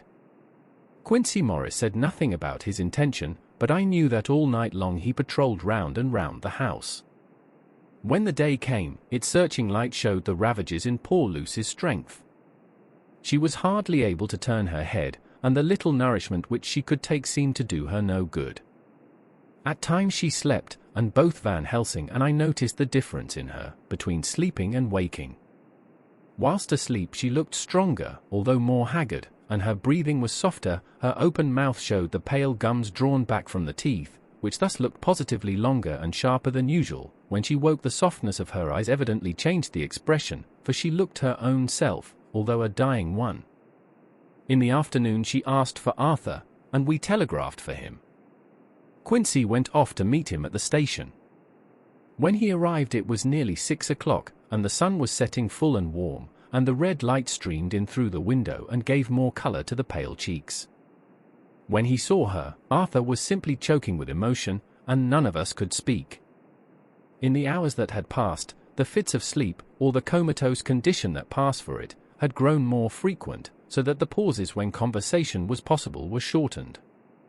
Arthur's presence, however, seemed to act as a stimulant. She rallied a little, and spoke to him more brightly than she had done since we arrived. He too pulled himself together, and spoke as cheerily as he could, so that the best was made of everything. It was now nearly 1 o'clock, and he and Van Helsing are sitting with her. I am to relieve them in a quarter of an hour, and I am entering this on Lucy's phonograph. Until 6 o'clock they are to try to rest. I fear that tomorrow will end our watching, for the shock has been too great. The poor child cannot rally. God help us all. Letter, Mina Harker to Lucy Westenra. Unopened by her. The 17th of September. My dearest Lucy, it seems an age since I heard from you, or indeed since I wrote. You will pardon me, I know, for all my faults when you have read all my budget of news. Well, I got my husband back all right. When we arrived at Exeter there was a carriage waiting for us, and in it, though he had an attack of gout, Mr. Hawkins. He took us to his house, where there were rooms for us all nice and comfortable, and we dined together. After dinner Mr. Hawkins said, "My dears, I want to drink your health and prosperity, and may every blessing attend you both. I know you both from children, and have, with love and pride, seen you grow up. Now I want you to make your home here with me. I have left to me neither chick nor child, all are gone, and in my will I have left you everything." I cried, "Lucy dear," as Jonathan and the old man clasped hands. Our evening was a very, very happy one. So here we are, installed in this beautiful old house, and from both my bedroom and the drawing-room I can see the great elms of the cathedral close, with their great black stems standing out against the old yellow stone of the cathedral, and I can hear the rooks overhead cawing and chattering and gossiping all day, after the manner of rooks and humans. I am busy, I need not tell you, arranging things and housekeeping. Jonathan and Mr. Hawkins are busy all day, for, now that Jonathan is a partner, Mr. Hawkins wants to tell him all about the clients. How is your dear mother getting on? I wish I could run up to town for a day or two to see you, dear, but I dare not go yet, with so much on my shoulders, and Jonathan wants looking after still. He is beginning to put some flesh on his bones again, but he was terribly weakened by the long illness. Even now he sometimes starts out of his sleep in a sudden way and awakes all trembling until I can coax him back to his usual placidity. However, thank God, these occasions grow less frequent as the days go on, and they will in time pass away altogether, I trust. And now I have told you my news, let me ask yours. When are you to be married, and where, and who is to perform the ceremony, and what are you to wear, and is it to be a public or a private wedding? Tell me all about it, dear, tell me all about everything, for there is nothing which interests you which will not be dear to me. Jonathan asks me to send his respectful duty, but I do not think that is good enough from the junior partner of the important firm Hawkins and Harker, and so, as you love me, and he loves me, and I love you with all the moods and tenses of the verb, I send you simply his love instead. Goodbye, my dearest Lucy, and all blessings on you. Yours, Mina Harker. Report from Patrick Hennessy, M.D., M.R., C, S.L.A.K.Q. C, P.I., etc., etc., to John Seward, M.D., the 20th of September. My dear Sir, in accordance with your wishes, I enclose report of the conditions of everything left in my charge. With regard to patient, Renfield, there is more to say. He has had another outbreak, which might have had a dreadful ending, but which, as it fortunately happened, was unattended with any unhappy results. This afternoon a carrier's cart with 2 men made a call at the empty house whose grounds are but on ours, the house to which, you will remember, the patient twice ran away. The men stopped at our gate to ask the porter their way, as they were strangers. I was myself looking out of the study window, having a smoke after dinner, and saw one of them come up to the house. As he passed the window of Renfield's room, the patient began to rate him from within, and called him all the foul names he could lay his tongue to. The man, who seemed a decent fellow enough, contented himself by telling him to shut up for a foul-mouthed beggar, whereon our man accused him of robbing him and wanting to murder him, and said that he would hinder him if he were to swing for it. I opened the window and signed to the man not to notice, so he contented himself after looking the place over and making up his mind as to what kind of a place he had got to by saying, "Law the bless you, sir, I wouldn't mind what was said to me in a bloomin' madhouse. I pity ye and the governor for having to live in the house with a wild beast like that." Then he asked his way civilly enough, and I told him where the gate of the empty house was. He went away, followed by threats and curses and revilings from our man. I went down to see if I could make out any cause for his anger, since he is usually such a well-behaved man, and except his violent fits nothing of the kind had ever occurred. I found him, to my astonishment, quite composed and most genial in his manner. I tried to get him to talk of the incident, but he blandly asked me questions as to what I meant, and led me to believe that he was completely oblivious of the affair. It was, I am sorry to say, however, only another instance of his cunning, for within half an hour I heard of him again. This time he had broken out through the window of his room, and was running down the avenue. I called to the attendants to follow me, and ran after him, for I feared he was intent on some mischief. My fear was justified when I saw the same cart which had passed before coming down the road, having on it some great wooden boxes. The men were wiping their foreheads, and were flushed in the face, as if with violent exercise. Before I could get up to him the patient rushed at them, and pulling one of them off the cart, began to knock his head against the ground.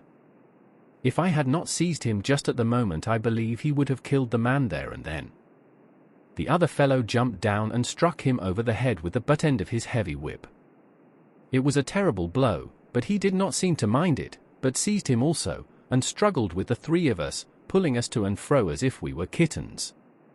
You know I am no lightweight, and the others were both burly men.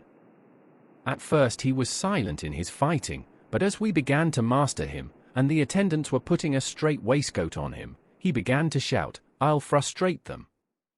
They shan't rob me. They shan't murder me by inches. I'll fight for my lord and master," and all sorts of similar incoherent ravings. It was with very considerable difficulty that they got him back to the house and put him in the padded room. One of the attendants, Hardy, had a finger broken. However, I set it all right, and he is going on well. The 2 carriers were at first loud in their threats of actions for damages, and promised to rain all the penalties of the law on us. Their threats were, however, mingled with some sort of indirect apology for the defeat of the 2 of them by a feeble madman. They said that if it had not been for the way their strength had been spent in carrying and raising the heavy boxes to the cart they would have made short work of him. They gave as another reason for their defeat the extraordinary state of drought to which they had been reduced by the dusty nature of their occupation and the reprehensible distance from the scene of their labours of any place of public entertainment. I quite understood their drift, and after a stiff glass of grog, or rather more of the same, and with each a sovereign in hand, they made light of the attack, and swore that they would encounter a worse madman any day for the pleasure of meeting so bloomin' good a bloke as your correspondent. I took their names and addresses, in case they might be needed. They are as follows: Jack Smollett, of Dudding's Rents, King George's Road, Great Woolworth, and Thomas Snelling, Peter Farley's Row, Guide Court, Bethnal Green. They are both in the employment of Harris and Sons, Moving and Shipment Company, Orange Masters Yard, Soho. I shall report to you any matter of interest occurring here, and shall wire you at once if there is anything of importance.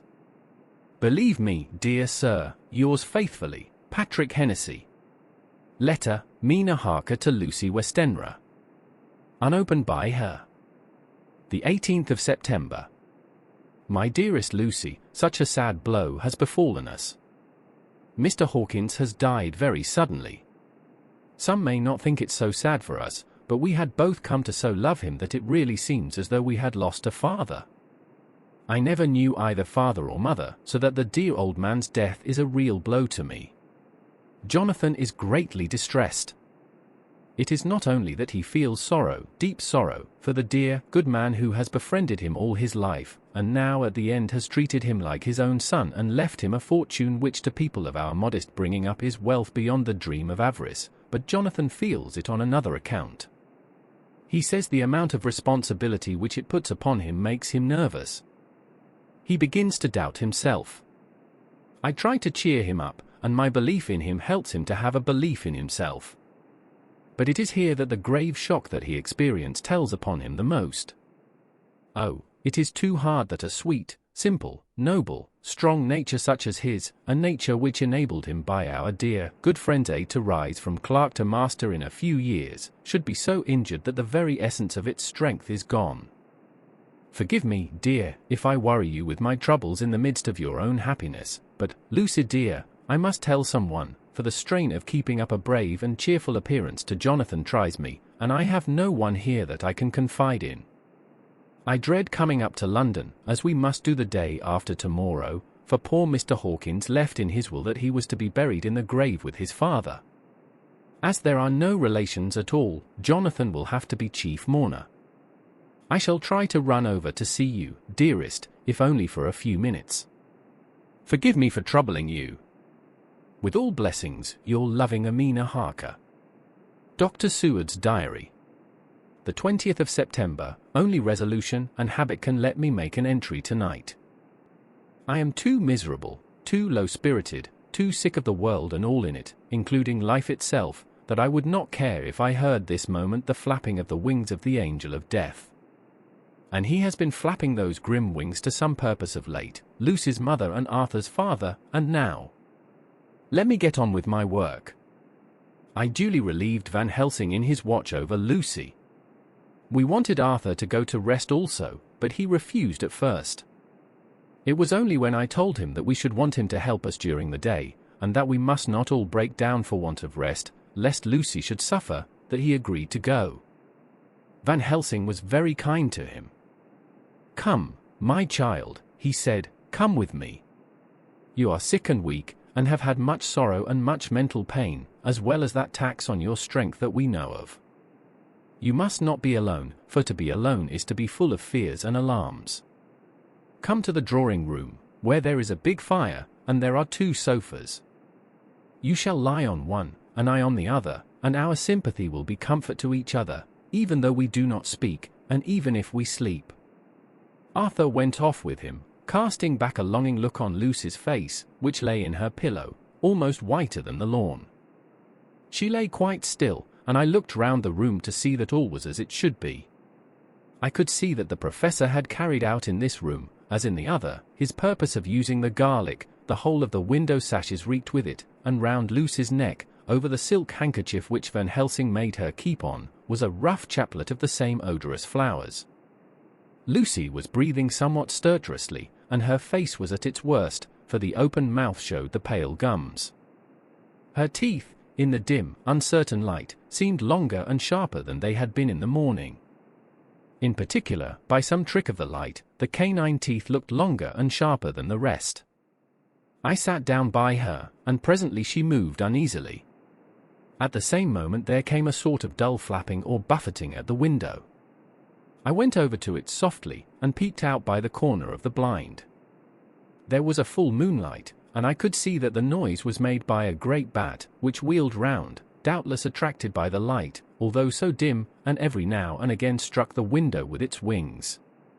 When I came back to my seat, I found that Lucy had moved slightly, and had torn away the garlic flowers from her throat. I replaced them as well as I could, and sat watching her. Presently she woke, and I gave her food, as Van Helsing had prescribed. She took but a little, and that languidly. There did not seem to be with her now the unconscious struggle for life and strength that had hitherto so marked her illness. It struck me as curious that the moment she became conscious she pressed the garlic flowers close to her. It was certainly odd that whenever she got into that lethargic state, with the stertorous breathing, she put the flowers from her, but that when she waked she clutched them close. There was no possibility of making any mistake about this, for in the long hours that followed, she had many spells of sleeping and waking and repeated both actions many times. At 6 o'clock Van Helsing came to relieve me. Arthur had then fallen into a doze, and he mercifully let him sleep on. When he saw Lucy's face I could hear the hissing indraw of his breath, and he said to me in a sharp whisper, "Draw up the blind, I want light." Then he bent down, and, with his face almost touching Lucy's, examined her carefully. He removed the flowers and lifted the silk handkerchief from her throat. As he did so he started back, and I could hear his ejaculation, "Mein Gott," as it was smothered in his throat. I bent over and looked, too, and as I noticed some queer chill came over me. The wounds on the throat had absolutely disappeared. For fully 5 minutes Van Helsing stood looking at her, with his face at its sternest. Then he turned to me and said calmly, "She is dying. It will not be long now. It will be much difference, mark me, whether she dies conscious or in her sleep. Wake that poor boy, and let him come and see the last. He trusts us, and we have promised him." I went to the dining room and waked him. He was dazed for a moment, but when he saw the sunlight streaming in through the edges of the shutters he thought he was late, and expressed his fear. I assured him that Lucy was still asleep, but told him as gently as I could that both Van Helsing and I feared that the end was near. He covered his face with his hands, and slid down on his knees by the sofa, where he remained, perhaps a minute, with his head buried, praying, whilst his shoulders shook with grief. I took him by the hand and raised him up. "Come," I said, "my dear old fellow, summon all your fortitude, it will be best and easiest for her." When we came into Lucy's room I could see that Van Helsing had, with his usual forethought, been putting matters straight and making everything look as pleasing as possible. He had even brushed Lucy's hair, so that it lay on the pillow in its usual sunny ripples. When we came into the room she opened her eyes, and seeing him, whispered softly, "Arthur." "Oh, my love, I am so glad you have come." He was stooping to kiss her, when Van Helsing motioned him back. "No," he whispered, "not yet. Hold her hand, it will comfort her more." So Arthur took her hand and knelt beside her, and she looked her best, with all the soft lines matching the angelic beauty of her eyes. Then gradually her eyes closed, and she sank to sleep. For a little bit her breast heaved softly, and her breath came and went like a tired child's. And then insensibly there came the strange change which I had noticed in the night. Her breathing grew stertorous, the mouth opened, and the pale gums, drawn back, made the teeth look longer and sharper than ever. In a sort of sleep-waking, vague, unconscious way she opened her eyes, which were now dull and hard at once, and said in a soft, voluptuous voice, such as I had never heard from her lips, "Arthur." "Oh, my love, I am so glad you have come.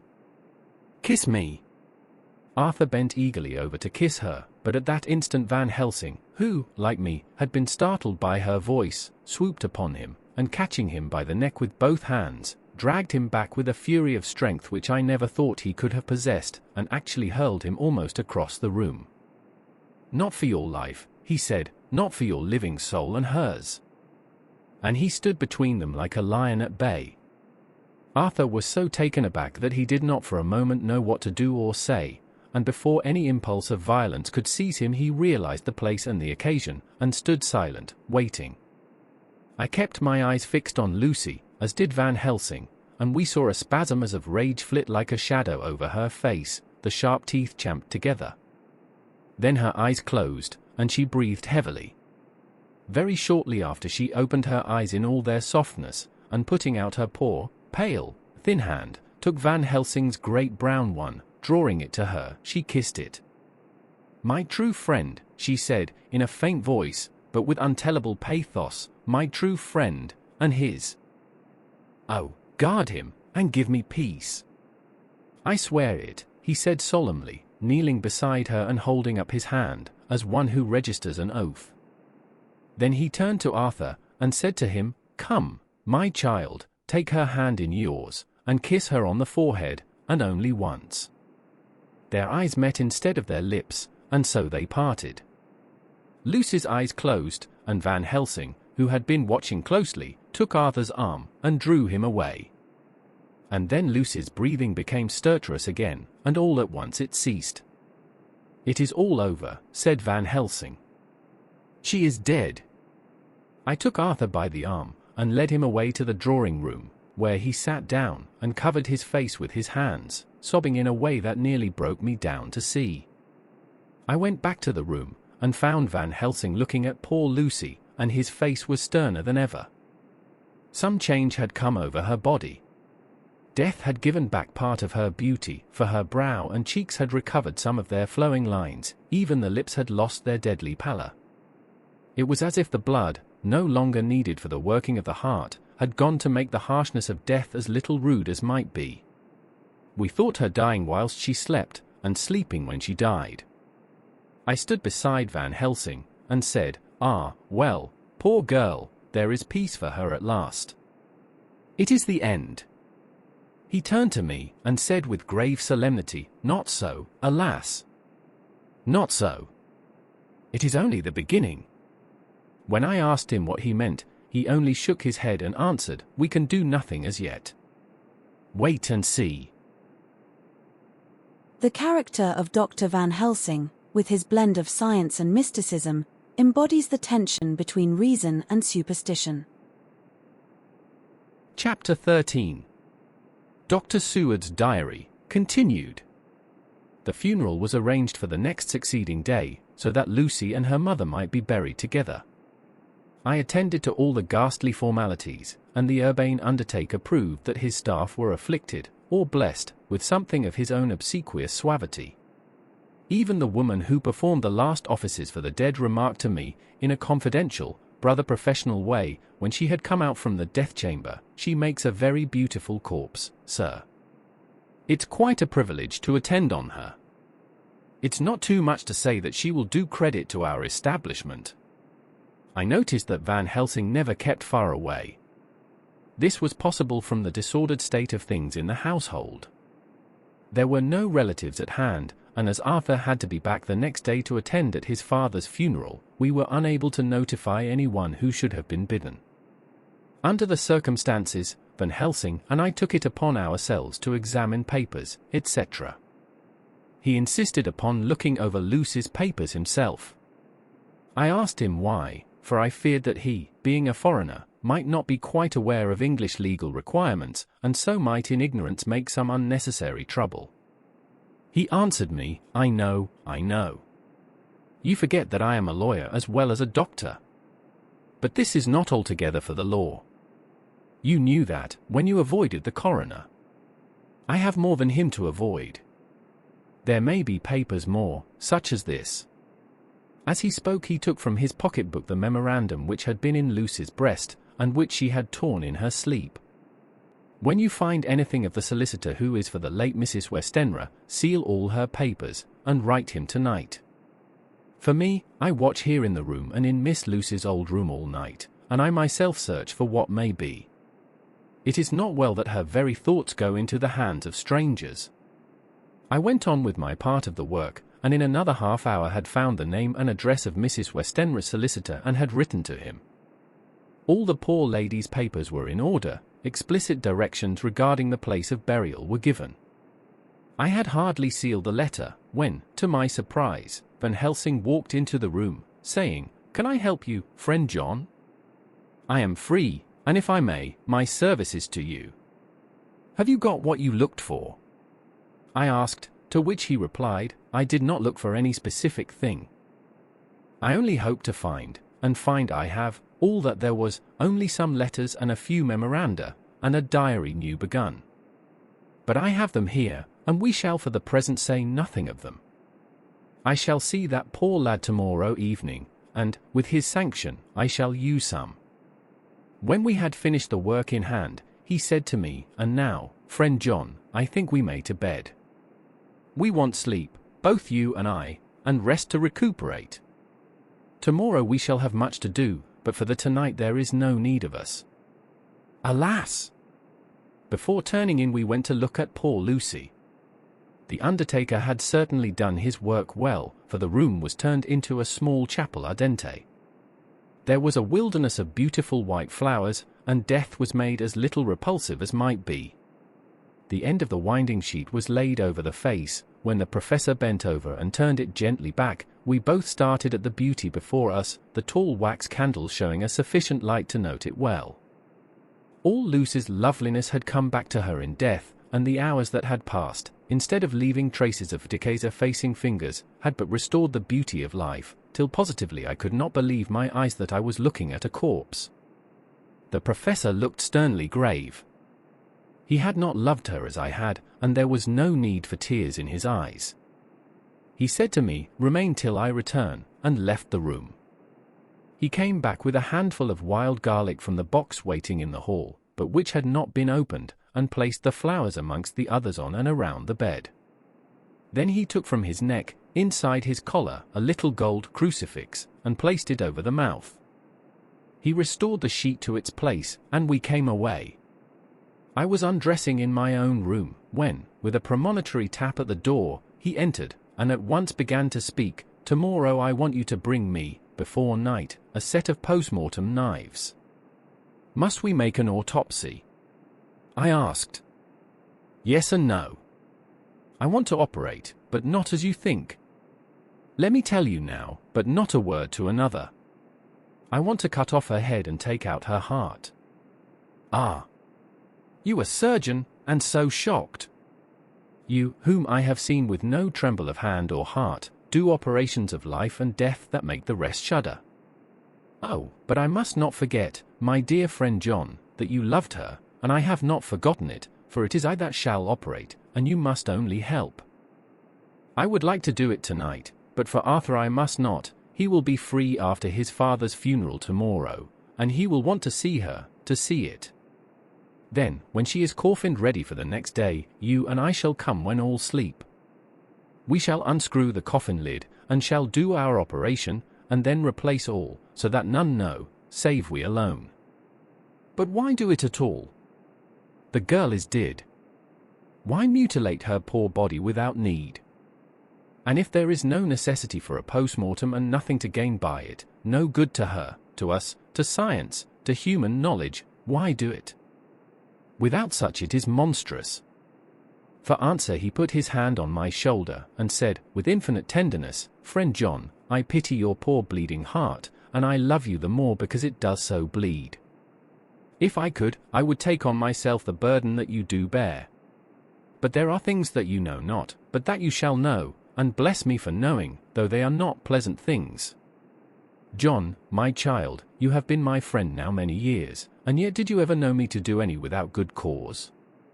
I may err, I am but man, but I believe in all I do. Was it not for these causes that you sent for me when the great trouble came?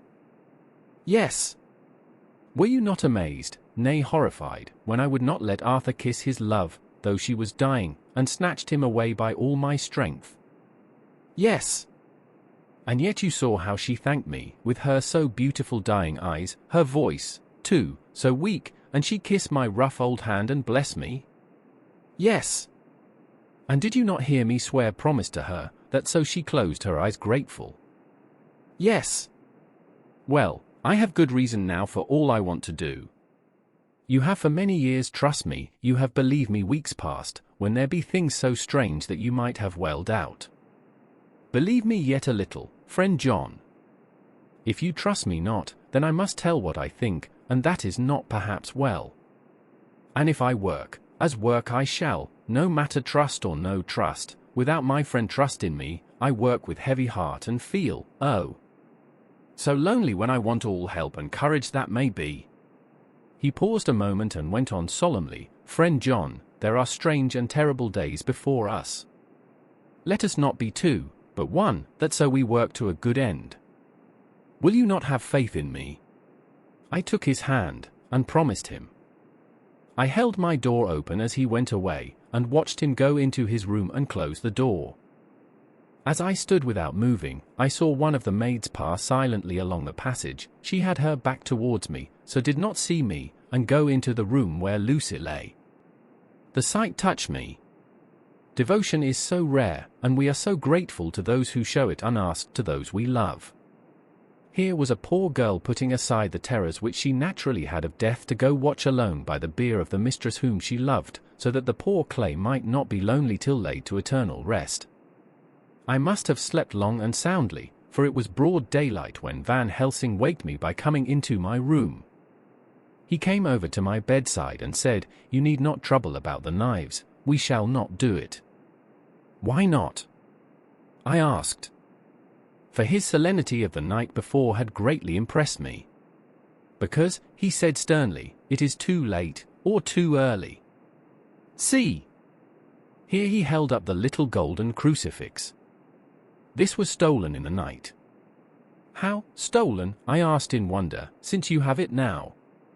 "Because I get it back from the worthless wretch who stole it, from the woman who robbed the dead and the living. Her punishment will surely come, but not through me. She knew not altogether what she did, and thus unknowing, she only stole. Now we must wait." He went away on the word, leaving me with a new mystery to think of, a new puzzle to grapple with. The forenoon was a dreary time, but at noon the solicitor came, Mr. Marquand, of Holman, Sons, Marquand and Lidderdale. He was very genial and very appreciative of what we had done, and took off our hands all cares as to details. During lunch he told us that Mrs. Westenra had for some time expected sudden death from her heart, and had put her affairs in absolute order. He informed us that, with the exception of a certain entailed property of Lucy's father's which now, in default of direct issue, went back to a distant branch of the family, the whole estate, real and personal, was left absolutely to Arthur Holmwood. When he had told us so much he went on, "Frankly we did our best to prevent such a testamentary disposition, and pointed out certain contingencies that might leave her daughter either penniless or not so free as she should be to act regarding a matrimonial alliance. Indeed, we pressed the matter so far that we almost came into collision, for she asked us if we were or were not prepared to carry out her wishes. Of course, we had then no alternative but to accept. We were right in principle, and 99 times out of 100 we should have proved, by the logic of events, the accuracy of our judgment. Frankly, however, I must admit that in this case any other form of disposition would have rendered impossible the carrying out of her wishes. For by her predeceasing her daughter the latter would have come into possession of the property, and, even had she only survived her mother by 5 minutes, her property would, in case there were no will, and a will was a practical impossibility in such a case, have been treated at her decease as under intestacy. In which case Lord Godalming, though so dear a friend, would have had no claim in the world, and the inheritors, being remote, would not be likely to abandon their just rights, for sentimental reasons regarding an entire stranger. I assure you, my dear sirs, I am rejoiced at the result, perfectly rejoiced. He was a good fellow, but his rejoicing at the one little part, in which he was officially interested, of so great a tragedy, was an object lesson in the limitations of sympathetic understanding. He did not remain long, but said he would look in later in the day and see Lord Godalming. His coming, however, had been a certain comfort to us, since it assured us that we should not have to dread hostile criticism as to any of our acts. Arthur was expected at 5 o'clock, so a little before that time we visited the death chamber. It was so in very truth, for now both mother and daughter lay in it. The undertaker, true to his craft, had made the best display he could of his goods, and there was a mortuary air about the place that lowered our spirits at once. Van Helsing ordered the former arrangement to be adhered to, explaining that, as Lord Godalming was coming very soon, it would be less harrowing to his feelings to see all that was left of his fiancée quite alone. The undertaker seemed shocked at his own stupidity and exerted himself to restore things to the condition in which we left them the night before, so that when Arthur came such shocks to his feelings as we could avoid were saved. Poor fellow! He looked desperately sad and broken. Even his stalwart manhood seemed to have shrunk somewhat under the strain of his much-tried emotions. He had, I knew, been very genuinely and devotedly attached to his father, and to lose him, and at such a time, was a bitter blow to him.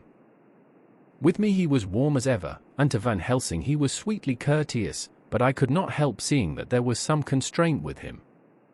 The professor noticed it, too, and motioned me to bring him upstairs. I did so, and left him at the door of the room, as I felt he would like to be quite alone with her, but he took my arm and led me in, saying huskily, "You loved her too, old fellow, she told me all about it, and there was no friend had a closer place in her heart than you. I don't know how to thank you for all you have done for her. I can't think yet." Here he suddenly broke down, and threw his arms round my shoulders and laid his head on my breast, crying, "Oh, Jack! Jack! What shall I do? The whole of life seems gone from me all at once, and there is nothing in the wide world for me to live for." I comforted him as well as I could. In such cases men do not need much expression. A grip of the hand, the tightening of an arm over the shoulder, a sob in unison, are expressions of sympathy dear to a man's heart. I stood still and silent till his sobs died away, and then I said softly to him, "Come and look at her." Together we moved over to the bed, and I lifted the lawn from her face. God! How beautiful she was! Every hour seemed to be enhancing her loveliness. It frightened and amazed me somewhat, and as for Arthur, he fell a trembling, and finally was shaken with doubt as with an ague. At last, after a long pause, he said to me in a faint whisper, "Jack, is she really dead?"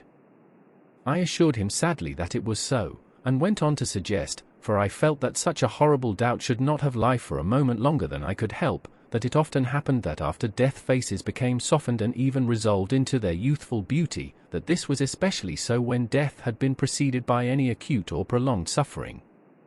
It seemed to quite do away with any doubt, and, after kneeling beside the couch for a while and looking at her lovingly and long, he turned aside. I told him that that must be good-bye, as the coffin had to be prepared, so he went back and took her dead hand in his and kissed it, and bent over and kissed her forehead. He came away, fondly looking back over his shoulder at her as he came. I left him in the drawing-room, and told Van Helsing that he had said good-bye, so the latter went to the kitchen to tell the undertaker's men to proceed with the preparations and to screw up the coffin. When he came out of the room again I told him of Arthur's question, and he replied, "I am not surprised. Just now I doubted for a moment myself." We all dined together, and I could see that poor Art was trying to make the best of things. Van Helsing had been silent all dinner time, but when we had lit our cigars he said, "Lord," but Arthur interrupted him, "No, no, not that, for God's sake. Not yet at any rate. Forgive me, sir, I did not mean to speak offensively, it is only because my loss is so recent." The professor answered very sweetly, "I only used that name because I was in doubt. I must not call you a mister, and I have grown to love you, yes, my dear boy, to love you, as Arthur." Arthur held out his hand, and took the old man's warmly. "Call me what you will," he said. "I hope I may always have the title of a friend. And let me say that I am at a loss for words to thank you for your goodness to my poor dear." He paused a moment, and went on, "I know that she understood your goodness even better than I do, and if I was rude or in any way wanting at that time you acted so, you remember," the professor nodded, "you must forgive me." He answered with a grave kindness, "I know it was hard for you to quite trust me then, for to trust such violence needs to understand, and I take it that you do not, that you cannot, trust me now, for you do not yet understand.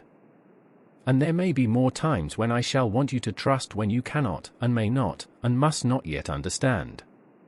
But the time will come when your trust shall be whole and complete in me, and when you shall understand as though the sunlight himself shone through.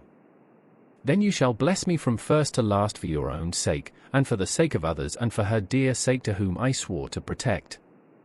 "And, indeed, sir," said Arthur warmly, "I shall in all ways trust you.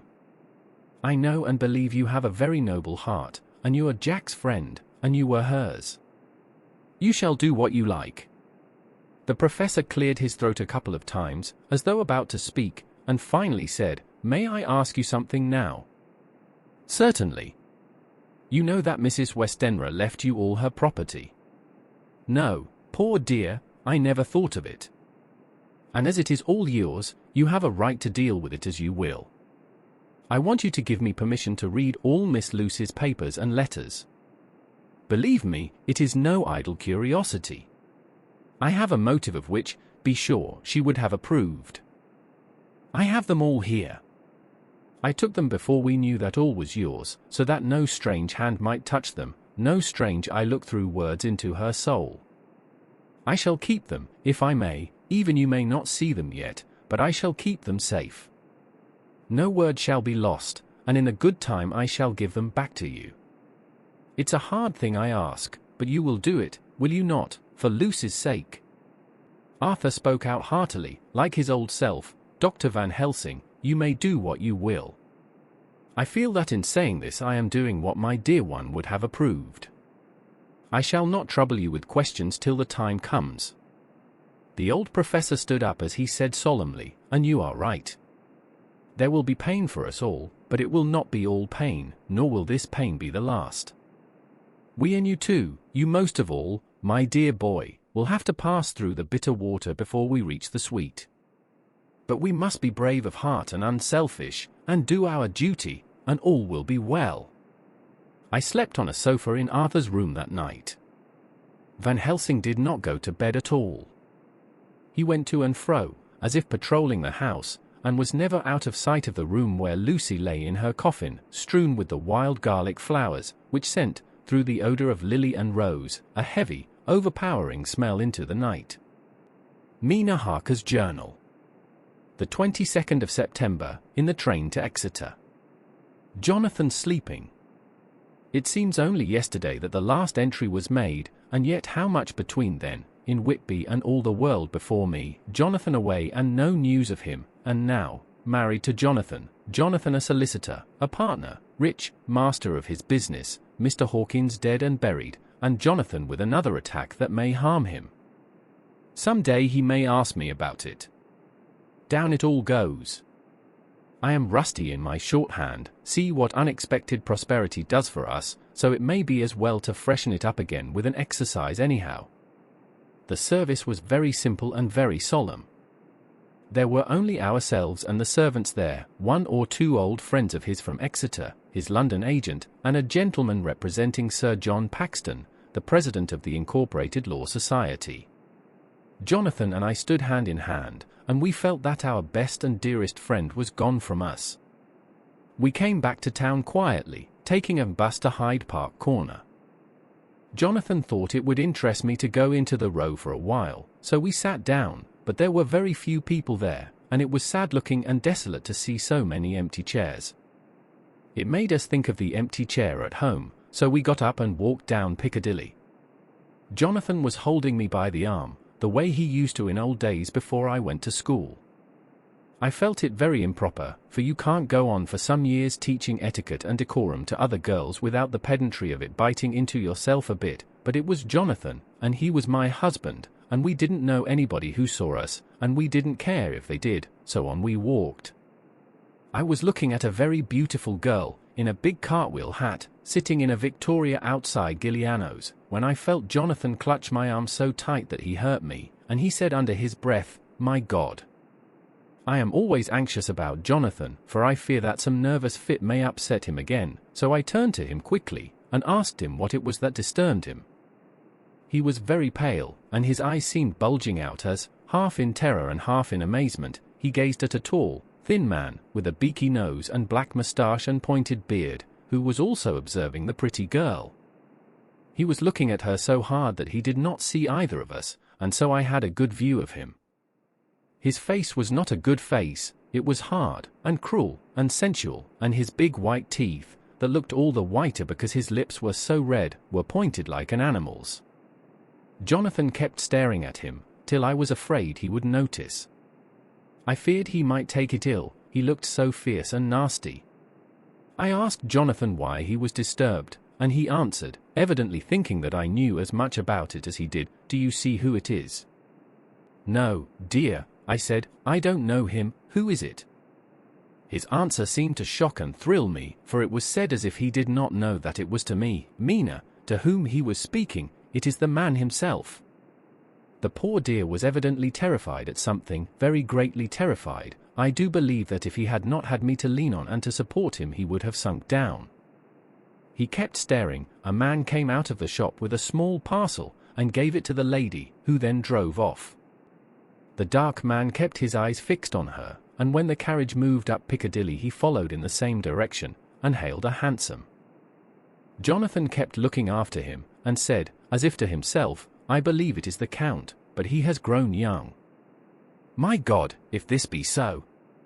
Oh, my God. My God. If I only knew. If I only knew." He was distressing himself so much that I feared to keep his mind on the subject by asking him any questions, so I remained silent. I drew him away quietly, and he, holding my arm, came easily. We walked a little further, and then went in and sat for a while in the Green Park. It was a hot day for autumn, and there was a comfortable seat in a shady place. After a few minutes staring at nothing, Jonathan's eyes closed, and he went quietly into a sleep, with his head on my shoulder. I thought it was the best thing for him, so did not disturb him. In about 20 minutes he woke up, and said to me quite cheerfully, "Why, Mina, have I been asleep? Oh, do forgive me for being so rude. Come, and we'll have a cup of tea somewhere." He had evidently forgotten all about the dark stranger, as in his illness he had forgotten all that this episode had reminded him of. I don't like this lapsing into forgetfulness. It may make or continue some injury to the brain. I must not ask him, for fear I shall do more harm than good, but I must somehow learn the facts of his journey abroad. The time is come, I fear, when I must open that parcel, and know what is written. Oh, Jonathan, you will, I know, forgive me if I do wrong, but it is for your own dear sake. Later, a sad homecoming in every way, the house empty of the dear soul who was so good to us, Jonathan still pale and dizzy under a slight relapse of his malady, and now a telegram from Van Helsing, whoever he may be, "You will be grieved to hear that Mrs. Westenra died 5 days ago, and that Lucy died the day before yesterday. They were both buried today." Oh, what a wealth of sorrow in a few words. Poor Mrs. Westenra. Poor Lucy. Gone, gone, never to return to us. And poor Arthur, to have lost such sweetness out of his life. God help us all to bear our troubles. Dr. Seward's Diary. The 22nd of September, it is all over. Arthur has gone back to Ring, and has taken Quincy Morris with him. What a fine fellow is Quincy! I believe in my heart of hearts that he suffered as much about Lucy's death as any of us, but he bore himself through it like a moral Viking. If America can go on breeding men like that, she will be a power in the world indeed. Van Helsing is lying down, having a rest preparatory to his journey. He goes over to Amsterdam tonight, but says he returns tomorrow night, that he only wants to make some arrangements which can only be made personally. He is to stop with me then, if he can. He says he has work to do in London which may take him some time. Poor old fellow! I fear that the strain of the past week has broken down even his iron strength. All the time of the burial he was, I could see, putting some terrible restraint on himself. When it was all over, we were standing beside Arthur, who, poor fellow, was speaking of his part in the operation where his blood had been transfused to his Lucy's veins. I could see Van Helsing's face grow white and purple by turns. Arthur was saying that he felt since then as if they two had been really married and that she was his wife in the sight of God. None of us said a word of the other operations, and none of us ever shall. Arthur and Quincy went away together to the station, and Van Helsing and I came on here. The moment we were alone in the carriage he gave way to a regular fit of hysterics. He has denied to me since that it was hysterics, and insisted that it was only his sense of humor asserting itself under very terrible conditions. He laughed till he cried, and I had to draw down the blinds lest anyone should see us and misjudge, and then he cried, till he laughed again, and laughed and cried together, just as a woman does. I tried to be stern with him, as one is to a woman under the circumstances, but it had no effect. Men and women are so different in manifestations of nervous strength or weakness. Then when his face grew grave and stern again, I asked him why his mirth, and why at such a time. His reply was in a way characteristic of him, for it was logical and forceful and mysterious. He said, "Ah, you don't comprehend, friend John. Do not think that I am not sad, though I laugh. See, I have cried even when the laugh did choke me. But no more think that I am all sorry when I cry, for the laugh he come just the same. Keep it always with you that laughter who knock at your door and say, 'May I come in,' is not the true laughter. No. He is a king, and he come when and how he like. He ask no person, he choose no time of suitability. He say, 'I am here.' Behold, in example I grieve my heart out for that so sweet young girl, I give my blood for her, though I am old and worn, I give my time, my skill, my sleep, I let my other sufferers want that so she may have all. And yet I can laugh at her very grave, laugh when the clay from the spade of the sexton drop upon her coffin and say a thud, thud, to my heart, till it send back the blood from my cheek. My heart bleed for that poor boy, that dear boy, so of the age of mine own boy had I been so blessed that he live, and with his hair and eyes the same. There you know now why I love him so. And yet when he say things that touch my husband heart to the quick, and make my father heart yearn to him as to no other man, not even to you, friend John, for we are more level in experiences than father and son, yet even at such moment King laugh he come to me and shout and bellow in my ear, here I am. Here I am, till the blood come dance back and bring some of the sunshine that he carry with him to my cheek. Oh, friend John, it is a strange world, a sad world, a world full of miseries, and woes, and troubles, and yet when King laugh come he make them all dance to the tune he play. Bleeding hearts, and dry bones of the churchyard, and tears that burn as they fall, all dance together to the music that he make with that smileless mouth of him. And believe me, friend John, that he is good to come, and kind. Ah, we men and women are like ropes drawn tight with strain that pull us different ways. Then tears come, and, like the rain on the ropes, they brace us up, until perhaps the strain become too great, and we break. But King laugh he come like the sunshine, and he ease off the strain again, and we bear to go on with our labor, what it may be. I did not like to wound him by pretending not to see his idea, but, as I did not yet understand the cause of his laughter, I asked him. As he answered me his face grew stern, and he said in quite a different tone, "Oh, it was the grim irony of it all, this so lovely lady garlanded with flowers, that looked so fair as life, till one by one we wondered if she were truly dead, she laid in that so fine marble house in that lonely churchyard, where rest so many of her kin, laid there with the mother who loved her, and whom she loved, and that sacred bell going toll. Toll. Toll, so sad and slow, and those holy men, with the white garments of the angel, pretending to read books, and yet all the time their eyes never on the page, and all of us with the bowed head. And all for what? She is dead, so. Is it not? Well, for the life of me, Professor, I said, I can't see anything to laugh at in all that. Why, your explanation makes it a harder puzzle than before. But even if the burial service was comic, what about poor Art and his trouble? Why, his heart was simply breaking. Just so. Said he not that the transfusion of his blood to her veins had made her truly his bride? Yes, and it was a sweet and comforting idea for him. Quite so. But there was a difficulty, friend John. If so that, then what about the others? Ho, ho. Then this so sweet maid is a polyandrist, and me, with my poor wife dead to me, but alive by church's law, though no wits, all gone, even I, who am faithful husband to this now no wife, am bigamist. I don't see where the joke comes in there either. I said, and I did not feel particularly pleased with him for saying such things.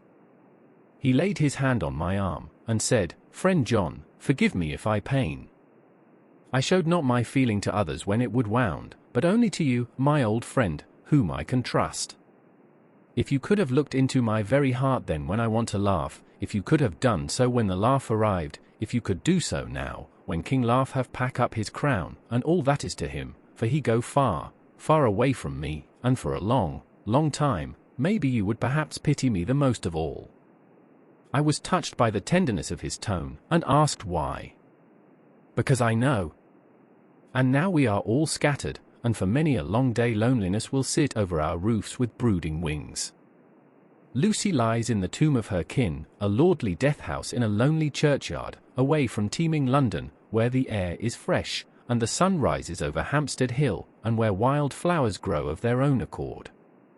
So I can finish this diary, and God only knows if I shall ever begin another. If I do, or if I even open this again, it will be to deal with different people and different themes, for here at the end, where the romance of my life is told, ere I go back to take up the thread of my life work, I say sadly and without hope, Finis. The Westminster Gazette, the 25th of September. A Hampstead mystery. The neighbourhood of Hampstead is just at present exercised with a series of events which seem to run on lines parallel to those of what was known to the writers of headlines as the Kensington Horror, or the Stabbing Woman, or the Woman in Black. During the past 2 or 3 days several cases have occurred of young children straying from home or neglecting to return from their playing on the heath. In all these cases the children were too young to give any properly intelligible account of themselves, but the consensus of their excuses is that they had been with a bloofer lady. It has always been late in the evening when they have been missed, and on 2 occasions the children have not been found until early in the following morning.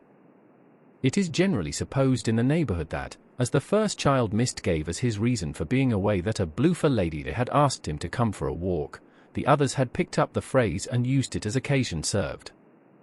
This is the more natural as the favourite game of the little ones at present is luring each other away by whiles.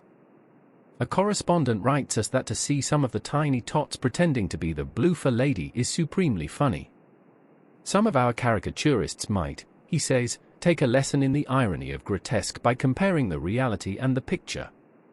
It is only in accordance with general principles of human nature that the bloofer lady should be the popular role at these al fresco performances. Our correspondent naively says that even Ellen Terry could not be so winningly attractive as some of these grubber-faced little children pretend, and even imagine themselves, to be. There is, however, possibly a serious side to the question, for some of the children, indeed all who have been missed at night, have been slightly torn or wounded in the throat. The wound seems such as might be made by a rat or a small dog, and although of not much importance individually, would tend to show that whatever animal inflicts them has a system or method of its own. The police of the division have been instructed to keep a sharp lookout for straying children, especially when very young, in and around Hampstead Heath, and for any stray dog which may be about. The Westminster Gazette, the 25th of September. Extra Special. The Hampstead Horror. Another child injured. The bloofer lady. We have just received intelligence that another child, missed last night, was only discovered late in the morning under a furze bush at the Shooter's Hillside of Hampstead Heath, which is, perhaps, less frequented than the other parts. It has the same tiny wound in the throat as has been noticed in other cases. It was terribly weak, and looked quite emaciated. It too, when partially restored, had the common story to tell of being lured away by the bloofer lady. The funeral of Lucy and her mother marks a somber milestone in the story, as the characters confront the devastating consequences of the supernatural events. Chapter 14. Mina Harker's Journal. The 23rd of September, Jonathan is better after a bad night. I am so glad that he has plenty of work to do, for that keeps his mind off the terrible things, and oh, I am rejoiced that he is not now weighed down with the responsibility of his new position. I knew he would be true to himself, and now how proud I am to see my Jonathan rising to the height of his advancement and keeping pace in all ways with the duties that come upon him. He will be away all day till late, for he said he could not lunch at home. My household work is done, so I shall take his foreign journal, and lock myself up in my room and read it. The 24th of September, I hadn't the heart to write last night. That terrible record of Jonathan's upset me so. Poor dear! How he must have suffered, whether it be true or only imagination. I wonder if there is any truth in it at all. Did he get his brain fever and then write all those terrible things, or had he some cause for it all? I suppose I shall never know, for I dare not open the subject to him. And yet that man we saw yesterday. He seemed quite certain of him. Poor fellow! I suppose it was the funeral upset him and sent his mind back on some train of thought. He believes it all himself. I remember how on our wedding day he said, unless some solemn duty come upon me to go back to the bitter hours, asleep or awake, mad or sane. There seems to be through it all some thread of continuity. That fearful Count was coming to London. If it should be, and he came to London, with his teeming millions. There may be a solemn duty, and if it come we must not shrink from it. I shall be prepared. I shall get my typewriter this very hour and begin transcribing.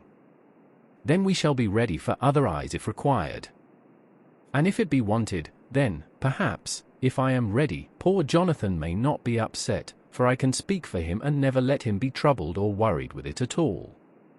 If ever Jonathan quite gets over the nervousness he may want to tell me of it all, and I can ask him questions and find out things, and see how I may comfort him. Letter, Van Helsing to Mrs. Harker. The 24th of September. Confidence, dear Madam, I pray you to pardon my writing, in that I am so far friend as that I sent to you sad news of Miss Lucy Westenra's death. By the kindness of Lord Godalming, I am empowered to read her letters and papers, for I am deeply concerned about certain matters vitally important. In them I find some letters from you, which show how great friends you were and how you love her. Oh, Madam Mina, by that love, I implore you, help me. It is for others' good that I ask, to redress great wrong, and to lift much and terrible troubles, that may be more great than you can know. May it be that I see you? You can trust me. I am friend of Dr. John Seward and of Lord Godalming, that was Arthur of Miss Lucy. I must keep it private for the present from all. I should come to Exeter to see you at once if you tell me I am privileged to come, and where and when. I implore your pardon, Madam. I have read your letters to poor Lucy, and know how good you are and how your husband suffer, so I pray you, if it may be, enlighten him not, lest it may harm. Again your pardon, and forgive me. Van Helsing. Telegram, Mrs. Harker to Van Helsing.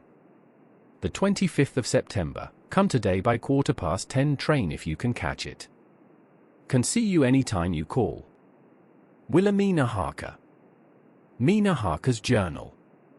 The 25th of September. I cannot help feeling terribly excited as the time draws near for the visit of Dr. Van Helsing, for somehow I expect that it will throw some light upon Jonathan's sad experience, and as he attended poor dear Lucy in her last illness, he can tell me all about her. That is the reason of his coming. It is concerning Lucy and her sleepwalking, and not about Jonathan. Then I shall never know the real truth now. How silly I am. That awful journal gets hold of my imagination and tinges everything with something of its own color. Of course it is about Lucy.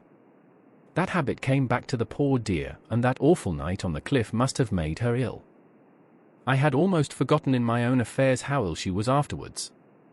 She must have told him of her sleepwalking adventure on the cliff, and that I knew all about it, and now he wants me to tell him what she knows, so that he may understand. I hope I did right in not saying anything of it to Mrs. Westenra. I should never forgive myself if any act of mine, were it even a negative one, brought harm on poor dear Lucy. I hope, too, Dr. Van Helsing will not blame me. I have had so much trouble and anxiety of late that I feel I cannot bear more just at present. I suppose a cry does us all good at times, clears the air as other rain does. Perhaps it was reading the journal yesterday that upset me, and then Jonathan went away this morning to stay away from me a whole day and night, the first time we have been parted since our marriage.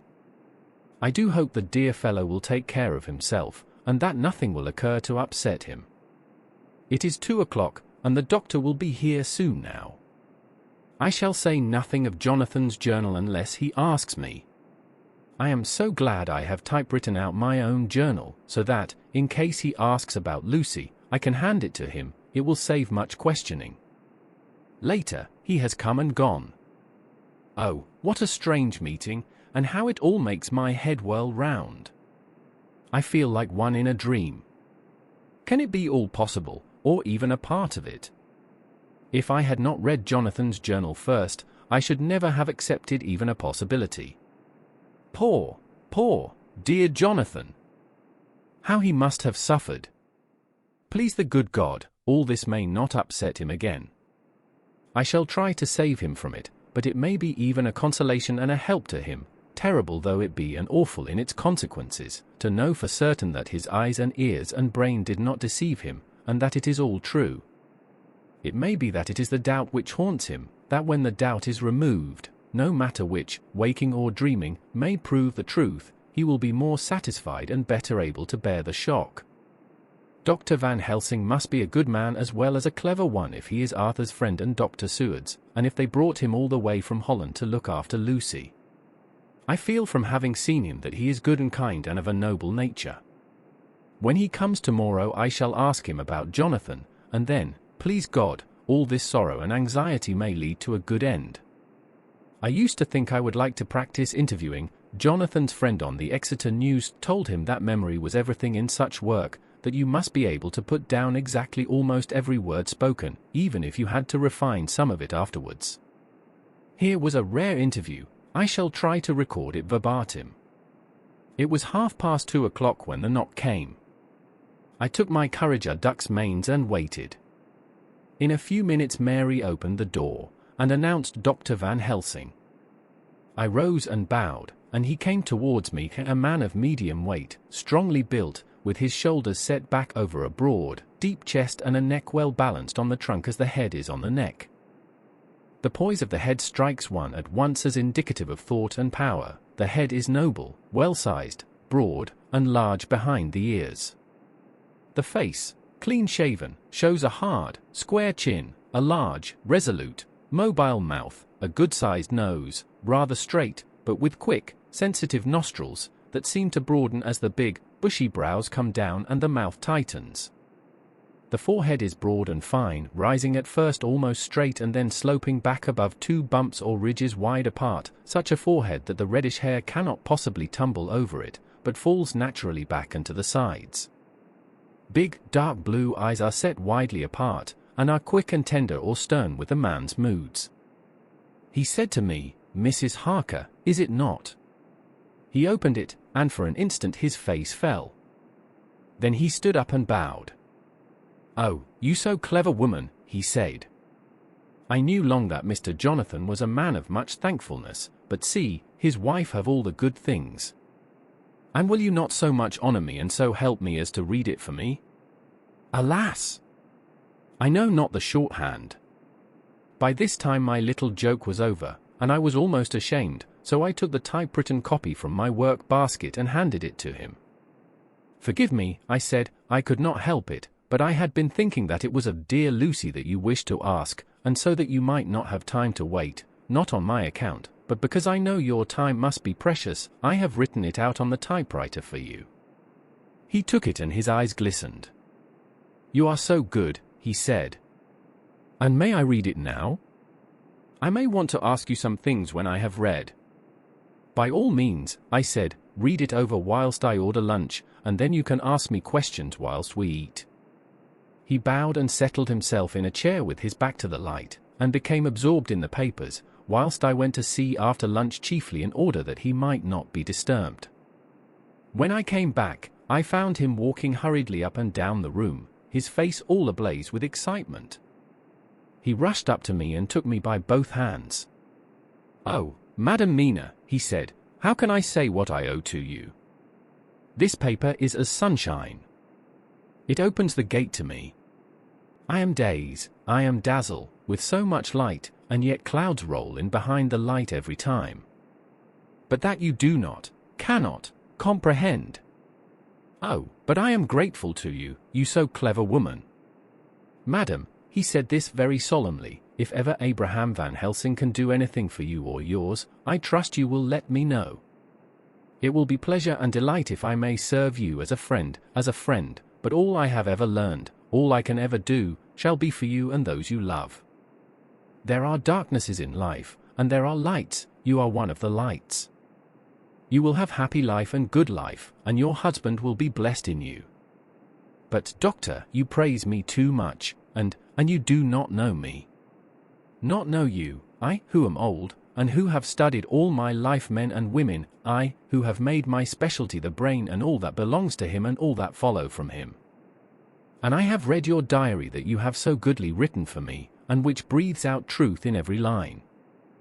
I, who have read your so sweet letter to poor Lucy of your marriage and your trust, not know you. Oh, Madam Mina, good women tell all their lives, and by day and by hour and by minute, such things that angels can read, and we men who wish to know have in us something of angels' eyes. Your husband is noble nature, and you are noble too, for you trust, and trust cannot be where there is mean nature. And your husband, tell me of him. Is he quite well? Is all that fever gone, and is he strong and hearty? I saw here an opening to ask him about Jonathan, so I said, he was almost recovered, but he has been greatly upset by Mr. Hawkins's death.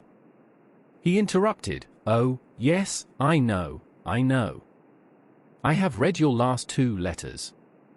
I went on, I suppose this upset him, for when we were in town on Thursday last he had a sort of shock. A shock, and after brain fever so soon. That was not good. What kind of a shock was it? He thought he saw someone who recalled something terrible, something which led to his brain fever. And here the whole thing seemed to overwhelm me in a rush. The pity for Jonathan, the horror which he experienced, the whole fearful mystery of his diary, and the fear that has been brooding over me ever since, all came in a tumult. I suppose I was hysterical, for I threw myself on my knees and held up my hands to him, and implored him to make my husband well again.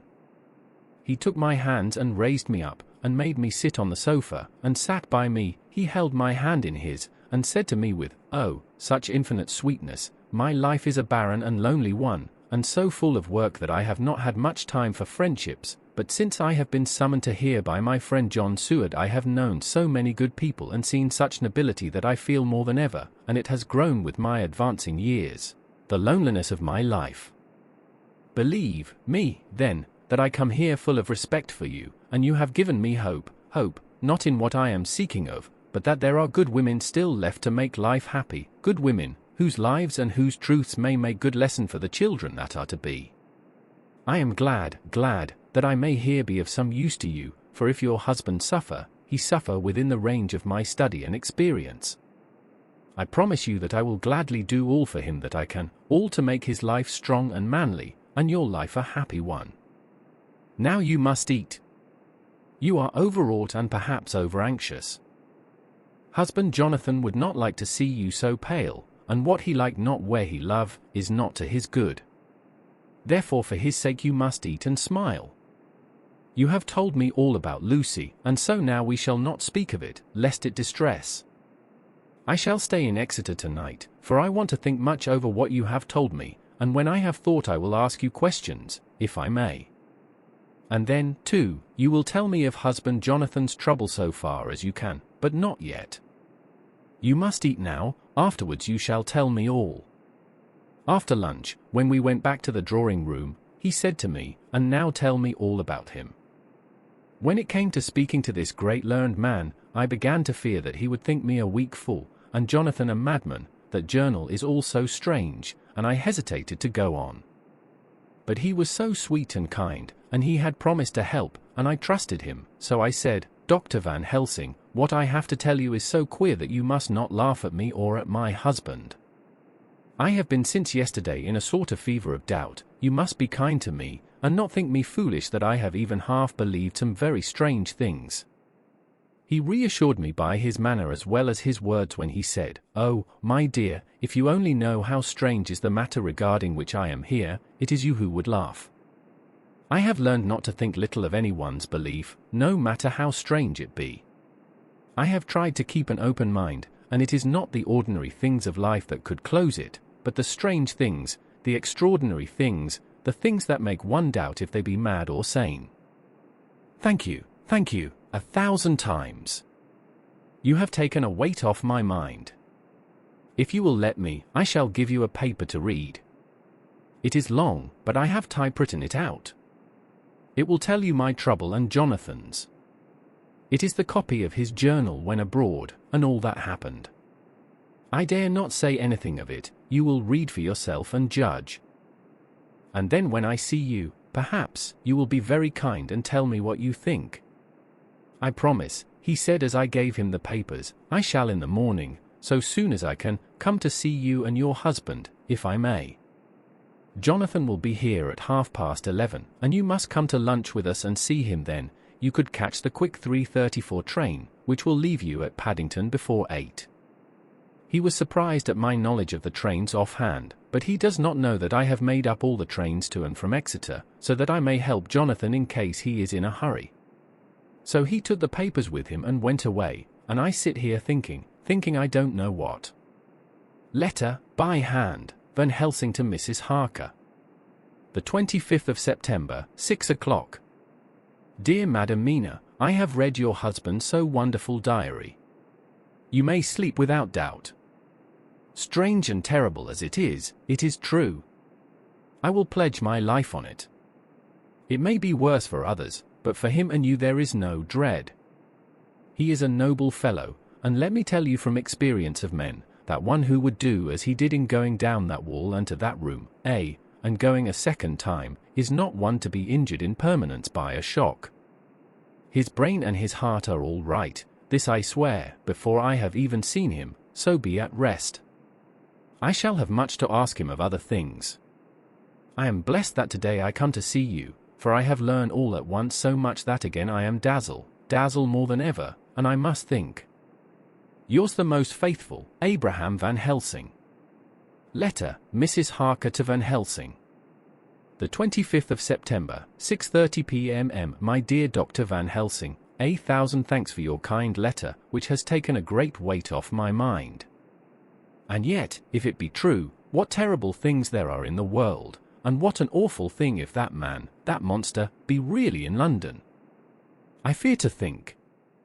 I have this moment, whilst writing, had a wire from Jonathan, saying that he leaves by the 6:25 tonight from Launceston and will be here at 10:18, so that I shall have no fear tonight. Will you, therefore, instead of lunching with us, please come to breakfast at 8 o'clock, if this be not too early for you? You can get away, if you are in a hurry, by the 10:30 train, which will bring you to Paddington by 2:35.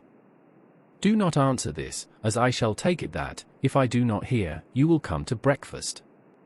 Believe me, your faithful and grateful friend, Mina Harker. Jonathan Harker's Journal. The 26th of September, I thought never to write in this diary again, but the time has come. When I got home last night Mina had supper ready, and when we had supped she told me of Van Helsing's visit, and of her having given him the 2 diaries copied out, and of how anxious she has been about me. She showed me in the doctor's letter that all I wrote down was true. It seems to have made a new man of me.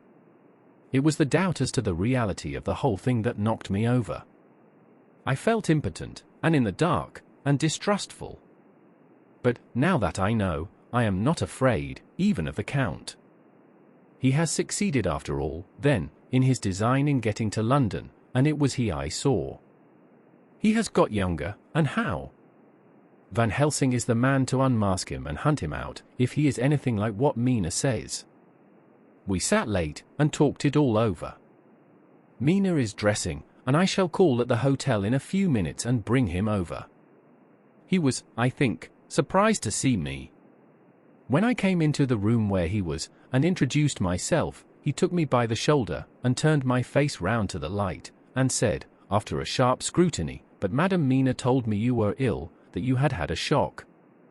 It was so funny to hear my wife called Madam Mina by this kindly, strong-faced old man. I smiled, and said, "I was ill, I have had a shock, but you have cured me already." "And how?" "By your letter to Mina last night." I was in doubt, and then everything took a hue of unreality, and I did not know what to trust, even the evidence of my own senses. Not knowing what to trust, I did not know what to do, and so had only to keep on working in what had hitherto been the groove of my life.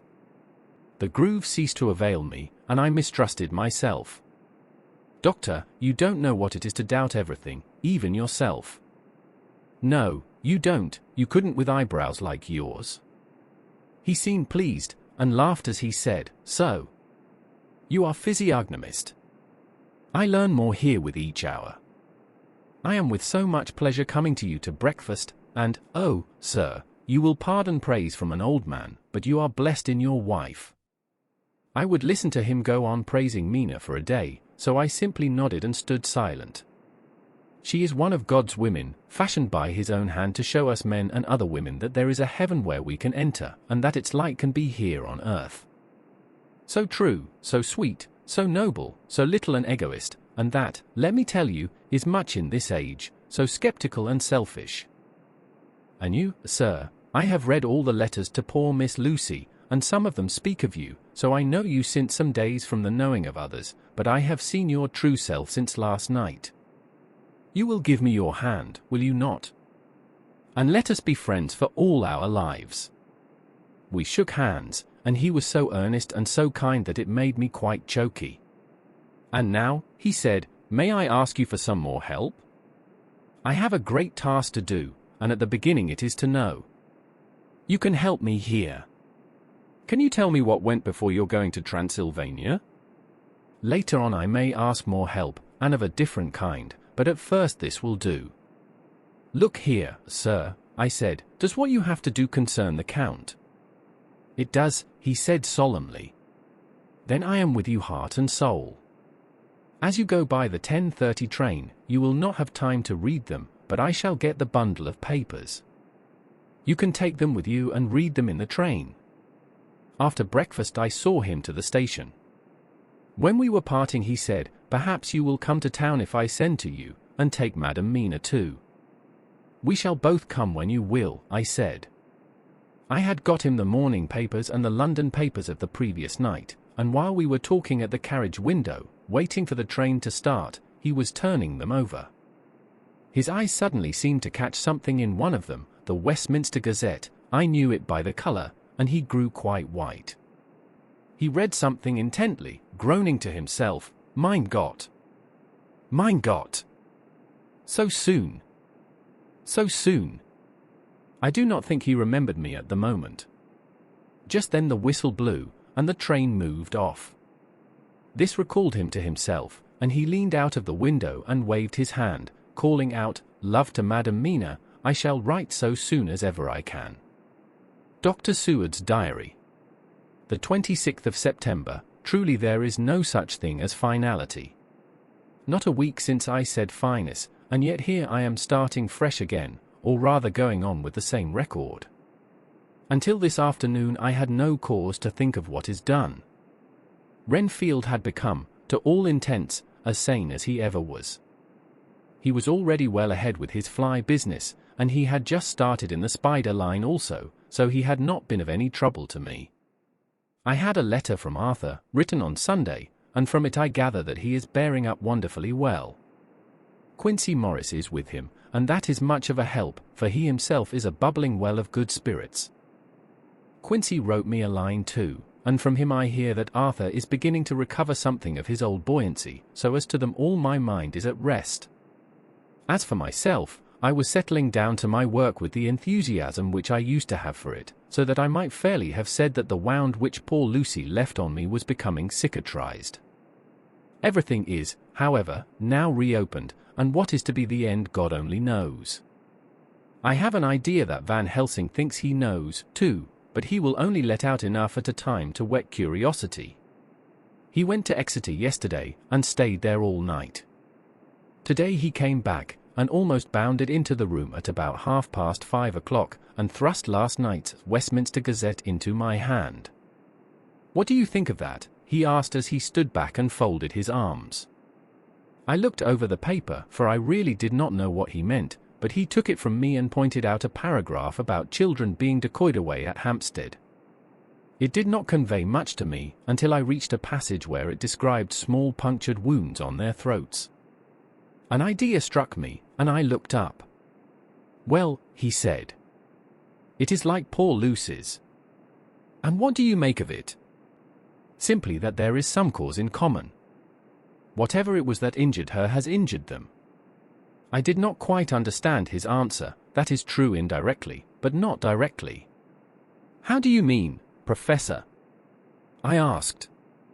I was a little inclined to take his seriousness lightly, for, after all, for days of rest and freedom from burning, harrowing anxiety does help to restore one's spirits, but when I saw his face, it sobered me. Never, even in the midst of our despair about poor Lucy, had he looked more stern. Tell me, I said. I can hazard no opinion. I do not know what to think, and I have no data on which to found a conjecture. Do you mean to tell me, friend John, that you have no suspicion as to what poor Lucy died of, not after all the hints given, not only by events, but by me? Of nervous prostration following on great loss or waste of blood. And how the blood lost or waste? I shook my head. He stepped over and sat down beside me, and went on, You are clever man, friend John, you reason well, and your wit is bold, but you are too prejudiced. You do not let your eyes see nor your ears hear, and that which is outside your daily life is not of account to you. Do you not think that there are things which you cannot understand, and yet which are, that some people see things that others cannot? But there are things old and new which must not be contemplated by men's eyes, because they know, or think they know, some things which other men have told them. It is the fault of our science that it wants to explain all, and if it explain not, then it says there is nothing to explain. But yet we see around us every day the growth of new beliefs, which think themselves new, and which are yet but the old, which pretend to be young, like the fine ladies at the opera. I suppose now you do not believe in corporeal transference. No? Nor in materialization. No? Nor in astral bodies. No? Nor in the reading of thought. No? Nor in hypnotism. Yes, I said. Charcot has proved that pretty well. He smiled as he went on, Then you are satisfied as to it? Yes? And of course then you understand how it act, and can follow the mind of the great Charcot, alas that he is no more, into the very soul of the patient that he influence. No? Then, friend John, am I to take it that you simply accept fact, and are satisfied to let from premise to conclusion be a blank? No? Then tell me, for I am student of the brain, how you accept the hypnotism and reject the thought reading. Let me tell you, my friend, that there are things done today in electrical science which would have been deemed unholy by the very men who discovered electricity, who would themselves not so long before have been burned as wizards. There are always mysteries in life. Why was it that Methuselah lived 900 years, and Pold Parr 169, and yet that poor Lucy, with ferment's blood in her poor veins, could not live even one day? For, had she lived one more day, we could have saved her. Do you know all the mystery of life and death? Do you know the altogether of comparative anatomy and can say wherefore the qualities of brutes are in some men, and not in others? Can you tell me why, when other spiders die small and soon, that one great spider lived for centuries in the tower of the old Spanish church and grew, till, on descending, he could drink the oil of all the church lamps? Can you tell me why in the Pampas, and elsewhere, there are bats that come at night and open the veins of cattle and horses and suck dry their veins, how in some islands of the western seas there are bats which hang on the trees all day, and those who have seen describe as like giant nuts or pods, and that when the sailors sleep on the deck, because that it is hot, flit down on them, and then in the morning are found dead men, white as even Miss Lucy was. Good God, Professor! I said, starting up. Do you mean to tell me that Lucy was bitten by such a bat, and that such a thing is here in London in the 19th century? He waved his hand for silence, and went on, Can you tell me why the tortoise lives more long than generations of men, why the elephant goes on and until he have seen dynasties, and why the parrot never die only of bite of cat or dog or other complaint? Can you tell me why men believe in all ages and places that there are some few who live on always if they be permit, that there are men and women who cannot die? We all know, because science has vouched for the fact, that there have been toads shut up in rocks for thousands of years, shut in one so small hole that only hold him since the youth of the world. Can you tell me how the Indian Farker can make himself to die and have been buried, and his grave sealed and corn sowed on it, and the corn reaped and be cut and sown and reaped and cut again, and then men come and take away the unbroken seal, and that there lie the Indian Farker, not dead, but that rise up and walk amongst them as before? Here I interrupted him. I was getting bewildered. He so crowded on my mind his list of nature's eccentricities and possible impossibilities that my imagination was getting fired. I had a dim idea that he was teaching me some lesson, as long ago he used to do in his study at Amsterdam, but he used then to tell me the thing, so that I could have the object of thought in mind all the time. But now I was without this help, yet I wanted to follow him, so I said, "Professor, let me be your pet student again. Tell me the thesis, so that I may apply your knowledge as you go on. At present I am going in my mind from point to point as a madman, and not a sane one, follows an idea. I feel like a novice lumbering through a bog in a mist, jumping from one tussock to another in the mere blind effort to move on without knowing where I am going." "That is good image," he said. "Well, I shall tell you. My thesis is this: I want you to believe." "To believe what?" "To believe in things that you cannot." "Let me illustrate. I heard once of an American who so defined faith, that faculty which enables us to believe things which we know to be untrue. For one, I follow that man. He meant that we shall have an open mind, and not let a little bit of truth check the rush of a big truth, like a small rock does a railway truck. We get the small truth first. Good. We keep him, and we value him, but all the same we must not let him think himself all the truth in the universe. Then you want me not to let some previous conviction injure the receptivity of my mind with regard to some strange matter. Do I read your lesson aright? Ah, you are my favorite pupil still.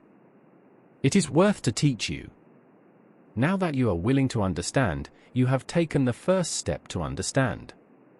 You think then that those so small holes in the children's throats were made by the same that made the hole in Miss Lucy? I suppose so. He stood up and said solemnly, "Then you are wrong." Oh, would it were so! But alas! No. It is worse, far, far worse. In God's name, Professor Van Helsing, what do you mean? I cried. He threw himself with a despairing gesture into a chair, and placed his elbows on the table, covering his face with his hands as he spoke. They were made by Miss Lucy. Mina's journal entries reveal her growing concern for Jonathan's well-being, as well as her own determination to uncover the truth. Chapter 15. Dr. Seward's Diary, continued. For a while sheer anger mastered me. It was as if he had during her life struck Lucy on the face. I smote the table hard and rose up as I said to him, "Dr. Van Helsing, are you mad?" He raised his head and looked at me, and somehow the tenderness of his face calmed me at once. "Would I were," he said. "Madness were easy to bear compared with truth like this." "Oh, my friend, why, think you, did I go so far round? Why take so long to tell you so simple a thing? Was it because I hate you and have hated you all my life? Was it because I wished to give you pain? Was it that I wanted, now so late, revenge for that time when you saved my life, and from a fearful death? Ah, no. Forgive me, said I. He went on, "My friend, it was because I wished to be gentle in the breaking to you, for I know you have loved that so sweet lady. But even yet I do not expect you to believe. It is so hard to accept at once any abstract truth, that we may doubt such to be possible when we have always believed that you know of it. It is more hard still to accept so sad a concrete truth, and of such a one as Miss Lucy. Tonight I go to prove it. Dare you come with me?" This staggered me. A man does not like to prove such a truth. Byron accepted from the category, jealousy. And prove the very truth he most abhorred. He saw my hesitation, and spoke. "The logic is simple, no madman's logic this time, jumping from tussock to tussock in a misty bog. If it be not true, then proof will be relief, at worst it will not harm. If it be true, ah, there is the dread, yet very dread should help my cause, for in it is some need of belief. Come, I tell you what I propose, first, that we go off now and see that child in the hospital. Dr. Vincent of the North Hospital, where the papers say the child is friend of mine, and I think of yours since you were in class at Amsterdam. He will let 2 scientists see his case, if he will not let 2 friends. We shall tell him nothing, but only that we wish to learn. And then. He took a key from his pocket and held it up. And then we spend the night, you and I, in the churchyard where Lucy lies. This is the key that locked the tomb. I had it from the coffin man to give to Arthur. My heart sank within me, for I felt that there was some fearful ordeal before us. I could do nothing, however, so I plucked up what heart I could and said that we had better hasten, as the afternoon was passing. We found the child awake. It had had a sleep and taken some food, and altogether was going on well.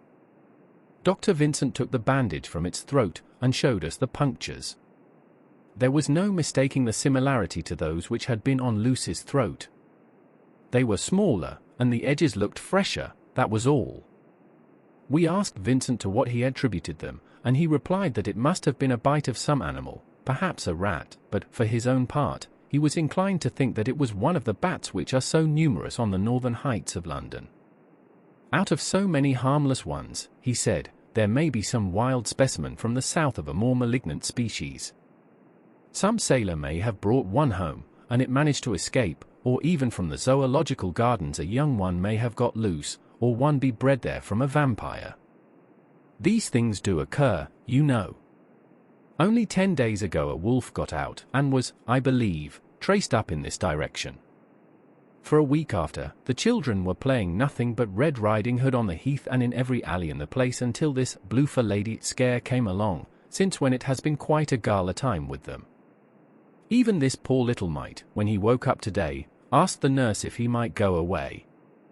When she asked him why he wanted to go, he said he wanted to play with the bloofer lady. I hope, said Van Helsing, that when you are sending the child home you will caution its parents to keep strict watch over it. These fancies to stray are most dangerous, and if the child were to remain out another night, it would probably be fatal. But in any case I suppose you will not let it away for some days. Certainly not for a week at least, longer if the wound is not healed. Our visit to the hospital took more time than we had reckoned on, and the sun had dipped before we came out. When Van Helsing saw how dark it was, he said, "There is no hurry.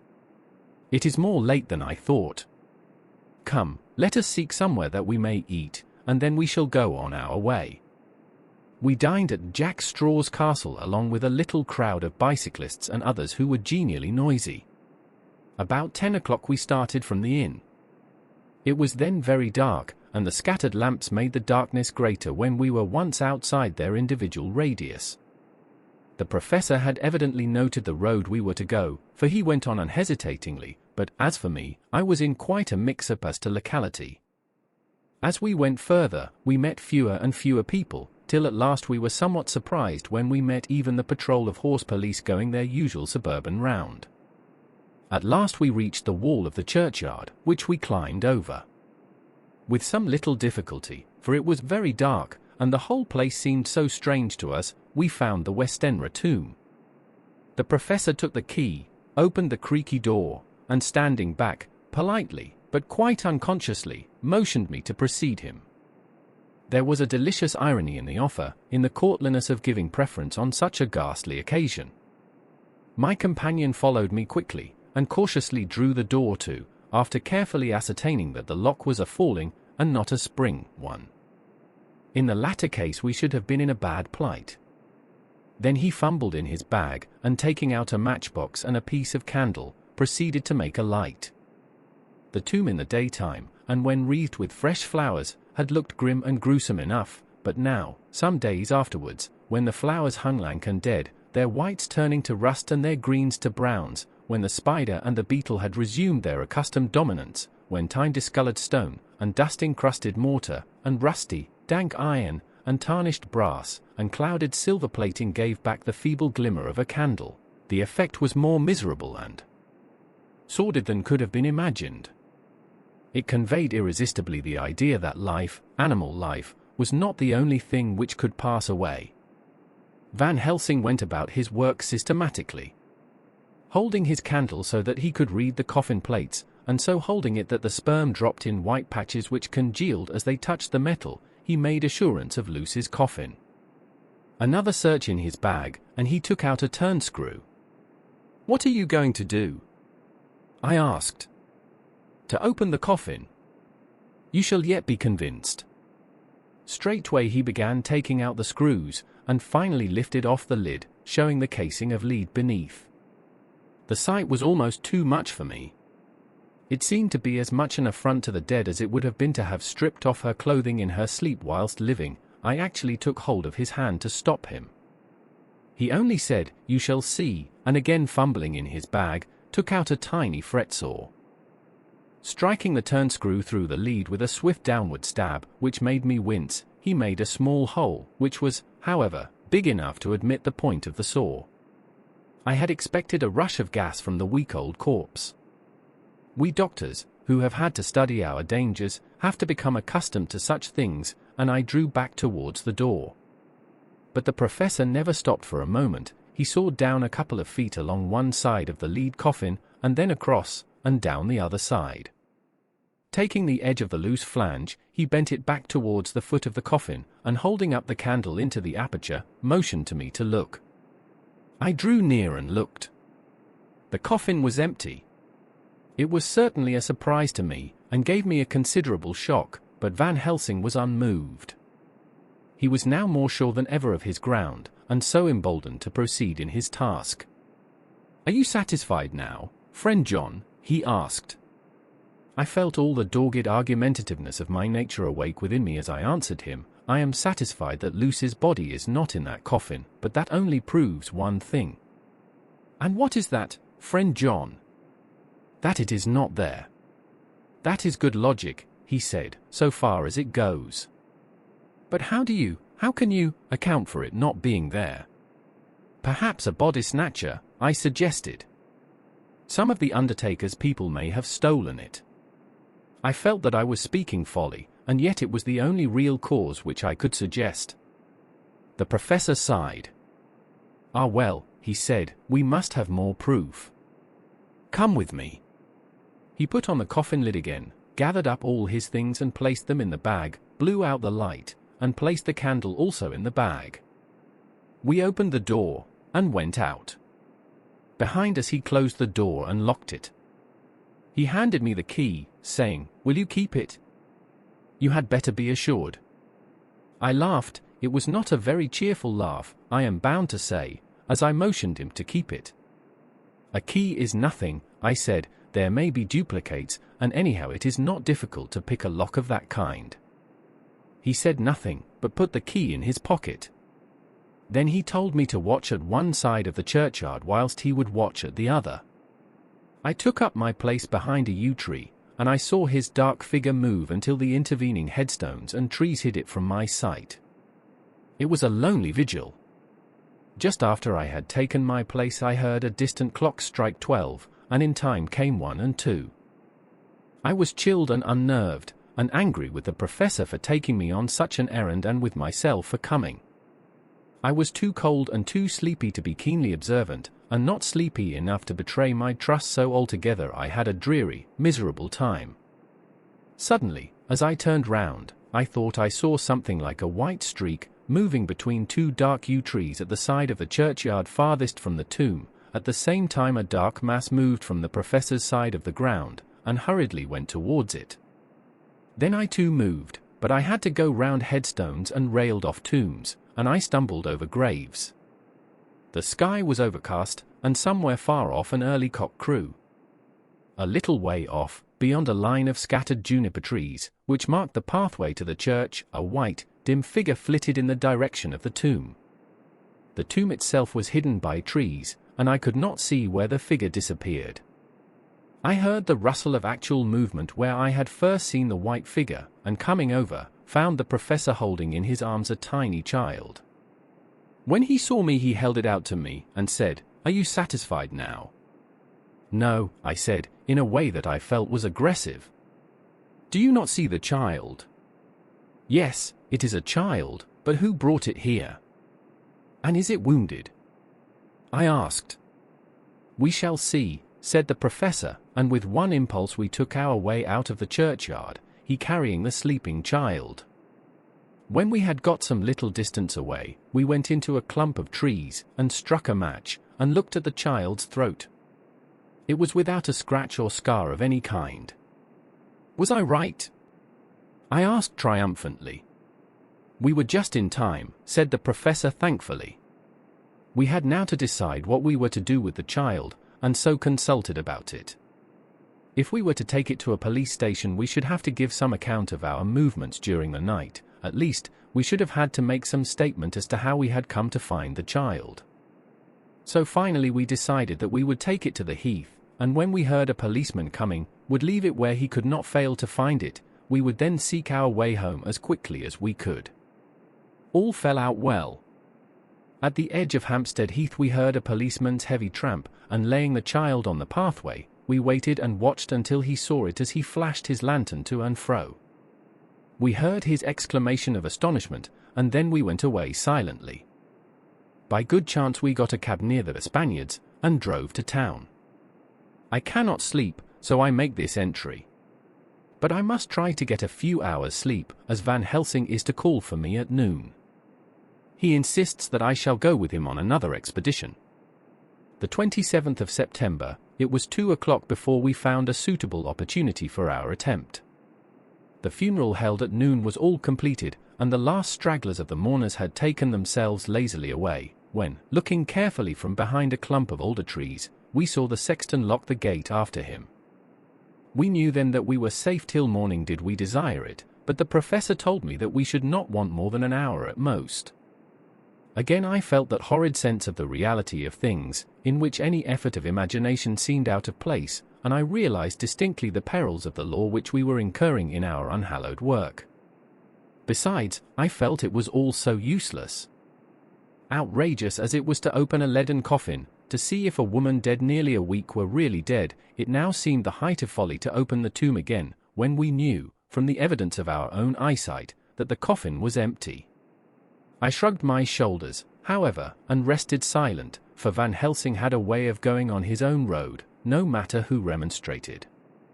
He took the key, opened the vault, and again courteously motioned me to proceed. The place was not so gruesome as last night, but oh, how unutterably mean-looking when the sunshine streamed in.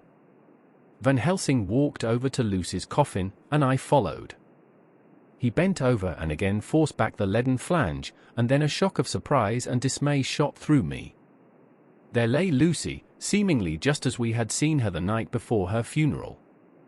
She was, if possible, more radiantly beautiful than ever, and I could not believe that she was dead. The lips were red, nay redder than before, and on the cheeks was a delicate bloom. "Is this a juggle?" I said to him. "Are you convinced now?" said the professor in response, and as he spoke he put over his hand, and in a way that made me shudder, pulled back the dead lips and showed the white teeth. "See," he went on, "see, they are even sharper than before. With this and this," and he touched one of the canine teeth and that below it, "the little children can be bitten. Are you of belief now, friend John?" Once more, argumentative hostility woke within me. I could not accept such an overwhelming idea as he suggested, so, with an attempt to argue of which I was even at the moment ashamed, I said, "She may have been placed here since last night."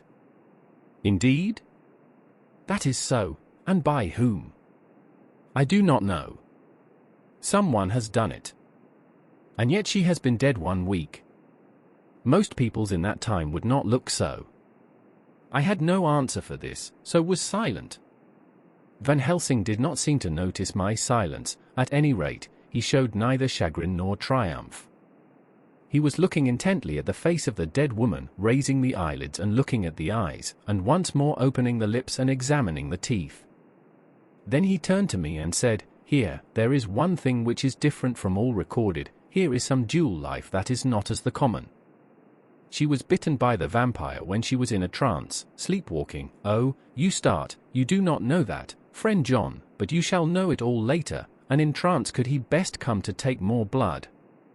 In trance she died, and in trance she is dead, too. So it is that she differ from all other. Usually when the dead sleep at home, as he spoke he made a comprehensive sweep of his arm to designate what to a vampire was home, their face show what they are, but this so sweet that was when she not dead she go back to the nothings of the common dead. There is no malign there, see, and so it make hard that I must kill her in her sleep. This turned my blood cold, and it began to dawn upon me that I was accepting Van Helsing's theories, but if she were really dead, what was there of terror in the idea of killing her? He looked up at me, and evidently saw the change in my face, for he said almost joyously, "Ah, you believe now." I answered, "Do not press me too hard all at once. I am willing to accept."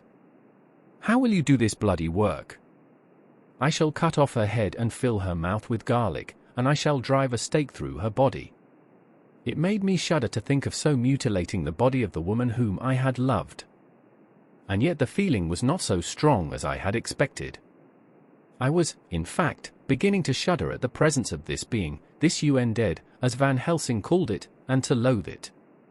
Is it possible that love is all subjective, or all objective? I waited a considerable time for Van Helsing to begin, but he stood as if wrapped in thought. Presently he closed the catch of his bag with a snap, and said, "I have been thinking, and have made up my mind as to what is best. If I did simply follow my inclining I would do now, at this moment, what is to be done, but there are other things to follow, and things that are 1,000 times more difficult in that than we do not know. This is simple. She have yet no life taken, though that is of time, and to act now would be to take danger from her forever. But then we may have to want Arthur, and how shall we tell him of this? If you, who saw the wounds on Lucy's throat, and saw the wounds so similar on the child's at the hospital, if you, who saw the coffin empty last night and full today with a woman who have not changed only to be more rose and more beautiful in a whole week, after she die, if you know of this and know of the white figure last night that brought the child to the churchyard, and yet of your own senses you did not believe, how, then, can I expect Arthur, who know none of those things, to believe? He doubted me when I took him from her kiss when she was dying. I know he has forgiven me because in some mistaken idea I have done things that prevent him say goodbye as he ought, and he may think that in some more mistaken idea this woman was buried alive, and that in most mistake of all we have killed her. He will then argue back that it is we, mistaken ones, that have killed her by our ideas, and so he will be much unhappy always. Yet he never can be sure, and that is the worst of all. And he will sometimes think that she he loved was buried alive, and that will paint his dreams with horrors of what she must have suffered, and again, he will think that we may be right, and that his so beloved was, after all, a dead. No. I told him once, and since then I learn much. Now, since I know it is all true, 100,000 times more do I know that he must pass through the bitter waters to reach the sweet. He, poor fellow, must have 1 hour that will make the very face of heaven grow black to him, then we can act for good all round and send him peace. My mind is made up. Let us go. You return home for tonight to your asylum, and see that all be well. As for me, I shall spend the night here in this churchyard in my own way. Tomorrow night you will come to me to the Berkeley Hotel at 10 of the clock. I shall send for Arthur to come too, and also that so fine young man of America that gave his blood. Later we shall all have work to do. I come with you so far as Piccadilly and there dine, for I must be back here before the sun set. So we locked the tomb and came away, and got over the wall of the churchyard, which was not much of a task, and drove back to Piccadilly. Note left by Van Helsing in his portmanteau, Berkeley Hotel directed to John Seward, M.D., not delivered. The 27th of September. Friend John, I write this in case anything should happen. I go alone to watch in that churchyard. It pleases me that the dead, Miss Lucy, shall not leave tonight, that so on the morrow night she may be more eager. Therefore I shall fix some things she like not, garlic and a crucifix, and so seal up the door of the tomb. She is young as dead, and will heed. Moreover, these are only to prevent her coming out, they may not prevail on her wanting to get in, for then the undead is desperate, and must find the line of least resistance, whatsoever it may be. I shall be at hand all the night from sunset till after the sunrise, and if there be aught that may be learned I shall learn it. For Miss Lucy or from her, I have no fear, but that other to whom is there that she is undead, he have now the power to seek her tomb and find shelter. He is cunning, as I know from Mr. Jonathan and from the way that all along he have fooled us when he played with us for Miss Lucy's life, and we lost, and in many ways the undead are strong. He have always the strength in his hand of 20 men, even we 4 who gave our strength to Miss Lucy it also is all to him. Besides, he can summon his wolf and I know not what. So if it be that he come thither on this night he shall find me, but none other shall, until it be too late. But it may be that he will not attempt the place. There is no reason why he should. His hunting ground is more full of game than the churchyard where the undead woman sleep, and the one old man watch. Therefore I write this in case. Take the papers that are with this, the diaries of Harker and the rest, and read them, and then find this great undead, and cut off his head and burn his heart or drive a stake through it, so that the world may rest from him. If it be so, farewell. Van Helsing. Dr. Seward's Diary. The 28th of September, it is wonderful what a good night's sleep will do for one. Yesterday I was almost willing to accept Van Helsing's monstrous ideas, but now they seem to start out lurid before me as outrages on common sense. I have no doubt that he believes it all. I wonder if his mind can have become in any way unhinged. Surely there must be some rational explanation of all these mysterious things. Is it possible that the professor can have done it himself? He is so abnormally clever that if he went off his head he would carry out his intent with regard to some fixed idea in a wonderful way. I am loath to think it, and indeed it would be almost as great a marvel as the other to find that Van Helsing was mad, but anyhow I shall watch him carefully. I may get some light on the mystery. The 29th of September, morning. Last night, at a little before 10 o'clock, Arthur and Quincy came into Van Helsing's room. He told us all that he wanted us to do, but especially addressing himself to Arthur, as if all our wills were centered in his. He began by saying that he hoped we would all come with him too, for, he said, there is a grave duty to be done there. You were doubtless surprised at my letter. This query was directly addressed to Lord Godalming. I was. It rather upset me for a bit. There has been so much trouble around my house of late that I could do without any more. I have been curious, too, as to what you mean. Quincy and I talked it over, but the more we talked, the more puzzled we got, till now I can say for myself that I'm about up a tree as to any meaning about anything. Me too, said Quincy Morris laconically. Oh, said the professor, then you are nearer the beginning, both of you, than friend John here, who has to go a long way back before he can even get so far as to begin. It was evident that he recognized my return to my old doubting frame of mind without my saying a word. Then, turning to the other two, he said with intense gravity, I want your permission to do what I think good this night. It is, I know, much to ask, and when you know what it is I propose to do you will know, and only then, how much. Therefore may I ask that you promise me in the dark, so that afterwards, though you may be angry with me for a time, I must not disguise from myself the possibility that such may be, you shall not blame yourselves for anything. That's frank anyhow, broke in Quincy. I'll answer for the professor. I don't quite see his drift, but I swear he's honest, and that's good enough for me. I thank you, sir, said Van Helsing proudly. I have done myself the honor of counting you one trusting friend, and such endorsement is dear to me. He held out a hand, which Quincy took. Then Arthur spoke out, Dr. Van Helsing, I don't quite like to buy a pig in a poke, as they say in Scotland, and if it be anything in which my honor as a gentleman or my faith as a Christian is concerned, I cannot make such a promise.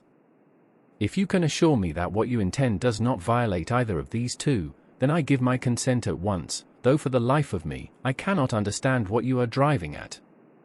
I accept your limitation, said Van Helsing, and all I ask of you is that if you feel it necessary to condemn any act of mine, you will first consider it well and be satisfied that it does not violate your reservations. Agreed, said Arthur, that is only fair. And now that the pourparlers are over, may I ask what it is we are to do? I want you to come with me, and to come in secret, to the churchyard at Kingstead. Arthur's face fell as he said in an amazed sort of way, where poor Lucy is buried. The professor bowed. Arthur went on, and went there. To enter the tomb. Arthur stood up. Professor, are you in earnest, or it is some monstrous joke? Pardon me, I see that you are in earnest. He sat down again, but I could see that he sat firmly and proudly, as one who is on his dignity. There was silence until he asked again, and when in the tomb? To open the coffin. This is too much, he said, angrily rising again. I am willing to be patient in all things that are reasonable, but in this desecration of the grave, of one who, he fairly choked with indignation. The professor looked pityingly at him. If I could spare you one pang, my poor friend, he said, God knows I would. But this night our feet must tread in thorny paths, or later, and forever, the feet you love must walk in paths of flame. Arthur looked up with set white face and said, Take care, sir, take care. Would it not be well to hear what I have to say, said Van Helsing. And then you will at least know the limit of my purpose. Shall I go on? That's fair enough, broke in Morris. After a pause Van Helsing went on, evidently with an effort, Miss Lucy is dead, is it not so? Yes. Then there can be no wrong to her. But if she be not dead, Arthur jumped to his feet. Good God, he cried. What do you mean? Has there been any mistake? Has she been buried alive? He groaned in anguish that not even hope could soften. I did not say she was alive, my child, I did not think it. I go no further than to say that she might be dead. Dead? Not alive. What do you mean? Is this all a nightmare, or what is it? There are mysteries which men can only guess at, which age by age they may solve only in part. Believe me, we are now on the verge of one. But I have not done. May I cut off the head of dead Miss Lucy? Heavens and earth, no, cried Arthur in a storm of passion. Not for the wide world will I consent to any mutilation of her dead body. Dr. Van Helsing, you try me too far. What have I done to you that you should torture me so? What did that poor, sweet girl do that you should want to cast such dishonor on her grave? Are you mad to speak such things, or am I mad to listen to them? Don't dare to think more of such a desecration. I shall not give my consent to anything you do. I have a duty to do in protecting her grave from outrage, and, by God, I shall do it.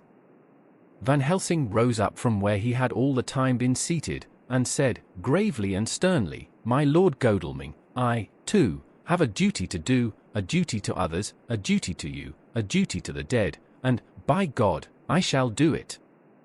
All I ask you now is that you come with me, that you look and listen, and if when later I make the same request you do not be more eager for its fulfillment even than I am, then I shall do my duty, whatever it may seem to me. And then, to follow of your lordship's wishes I shall hold myself at your disposal to render an account to you, when and where you will. His voice broke a little, and he went on with a voice full of pity, But, I beseech you, do not go forth in anger with me. In a long life of acts which were often not pleasant to do, and which sometimes did wring my heart, I have never had so heavy a task as now. Believe me that if the time comes for you to change your mind towards me, one look from you will wipe away all this so sad hour, for I would do what a man can to save you from sorrow.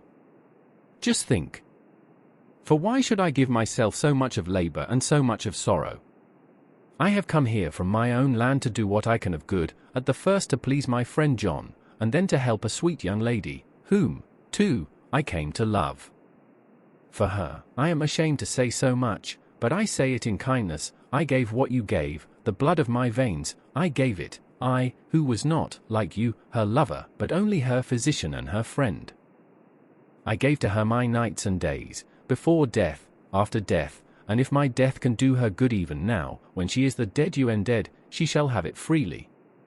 He said this with a very grave, sweet pride, and Arthur was much affected by it. He took the old man's hand and said in a broken voice, "Oh, it is hard to think of it, and I cannot understand, but at least I shall go with you and wait."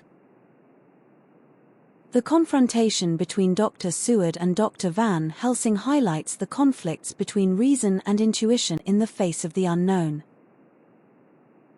Chapter 16. Dr. Seward's Diary, continued. It was just a quarter before 12 o'clock when we got into the churchyard over the low wall. The night was dark with occasional gleams of moonlight between the rents of the heavy clouds that scudded across the sky. We all kept somehow close together, with Van Helsing slightly in front as he led the way. When we had come close to the tomb I looked well at Arthur, for I feared that the proximity to a place laden with so sorrowful a memory would upset him, but he bore himself well. I took it that the very mystery of the proceeding was in some way a counteractant to his grief. The professor unlocked the door, and seeing a natural hesitation amongst us for various reasons, solved the difficulty by entering first himself. The rest of us followed, and he closed the door. He then lit a dark lantern and pointed to the coffin.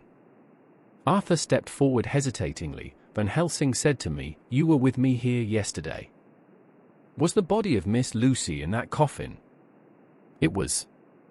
The professor turned to the rest saying, "You hear, and yet there is no one who does not believe with me." He took his screwdriver and again took off the lid of the coffin. Arthur looked on, very pale but silent. When the lid was removed he stepped forward. He evidently did not know that there was a leaden coffin, or, at any rate, had not thought of it. When he saw the rent in the lid, the blood rushed to his face for an instant, but as quickly fell away again, so that he remained of a ghastly whiteness. He was still silent. Van Helsing forced back the leaden flange, and we all looked in and recoiled. The coffin was empty. For several minutes no one spoke a word. The silence was broken by Quincy Morris. "Professor, I answered for you. Your word is all I want. I wouldn't ask such a thing ordinarily, I wouldn't so dishonor you as to imply a doubt, but this is a mystery that goes beyond any honor or dishonor. Is this your doing? I swear to you by all that I hold sacred that I have not removed nor touched her. What happened was this: 2 nights ago my friend Seward and I came here, with good purpose, believe me. I opened that coffin, which was then sealed up, and we found it, as now, empty. We then waited, and saw something white come through the trees. The next day we came here in daytime, and she lay there. Did she not, friend John?" "Yes. That night we were just in time. One more so small child was missing, and we find it, thank God, unharmed amongst the graves. Yesterday I came here before sundown, for at sundown the undead can move. I waited here all the night till the sun rose, but I saw nothing. It was most probable that it was because I had laid over the clamps of those doors garlic, which the undead cannot bear, and other things which they shun. Last night there was no exodus, so tonight before the sundown I took away my garlic and other things. And so it is we find this coffin empty. But bear with me. So far there is much that is strange. Wait you with me outside, unseen and unheard, and things much stranger are yet to be." So, here he shut the dark slide of his lantern, now to the outside. He opened the door, and we filed out, he coming last and locking the door behind him. Oh! But it seemed fresh and pure in the night air after the terror of that vault. How sweet it was to see the clouds race by, and the passing gleams of the moonlight between the scudding clouds crossing and passing, like the gladness and sorrow of a man's life. How sweet it was to breathe the fresh air, that had no taint of death and decay. How humanizing to see the red lighting of the sky beyond the hill, and to hear far away the muffled roar that marks the life of a great city. Each in his own way was solemn and overcome. Arthur was silent, and was, I could see, striving to grasp the purpose and the inner meaning of the mystery. I was myself tolerably patient, and half inclined again to throw aside doubt and to accept Van Helsing's conclusions. Quincy Morris was phlegmatic in the way of a man who accepts all things, and accepts them in the spirit of cool bravery, with hazard of all he has to stake. Not being able to smoke, he cut himself a good-sized plug of tobacco and began to chew. As to Van Helsing, he was employed in a definite way. First he took from his bag a mass of what looked like thin, wafer-like biscuit, which was carefully rolled up in a white napkin. Next he took out a double handful of some whitish stuff, like dough or putty. He crumbled the wafer up fine and worked it into the mass between his hands. This he then took, unrolling it into thin strips, began to lay them into the crevices between the door and its setting in the tomb. I was somewhat puzzled at this, and being close, asked him what it was that he was doing. Arthur and Quincy drew near also, as they too were curious. He answered, "I am closing the tomb, so that the undead may not enter." "And is that stuff you have put there going to do it?" asked Quincy. "Great Scott! Is this a game?" "It is." "What is that which you are using?" This time the question was by Arthur. Van Helsing reverently lifted his hat as he answered, "The host. I brought it from Amsterdam. I have an indulgence." It was an answer that appalled the most skeptical of us, and we felt individually that in the presence of such earnest purpose as the professor's, a purpose which could thus use the to him most sacred of things, it was impossible to distrust. In respectful silence we took the places assigned to us close round the tomb, but hidden from the sight of anyone approaching. I pitied the others, especially Arthur. I had myself been apprenticed by my former visits to this watching horror, and yet I, who had up to an hour ago repudiated the proofs, felt my heart sink within me. Never did tombs look so ghastly white, never did cypress, or yew, or juniper so seem the embodiment of funereal gloom, never did tree or grass wave or rustle so ominously, never did bough creak so mysteriously, and never did the faraway howling of dogs send such a woeful presage through the night. There was a long spell of silence, a big, aching void, and then from the professor a keen SSSS. He pointed, and far down the avenue of yews we saw a white figure advance, a dim white figure, which held something dark at its breast.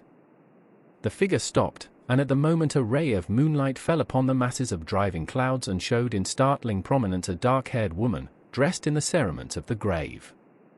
We could not see the face, for it was bent down over what we saw to be a fair-haired child.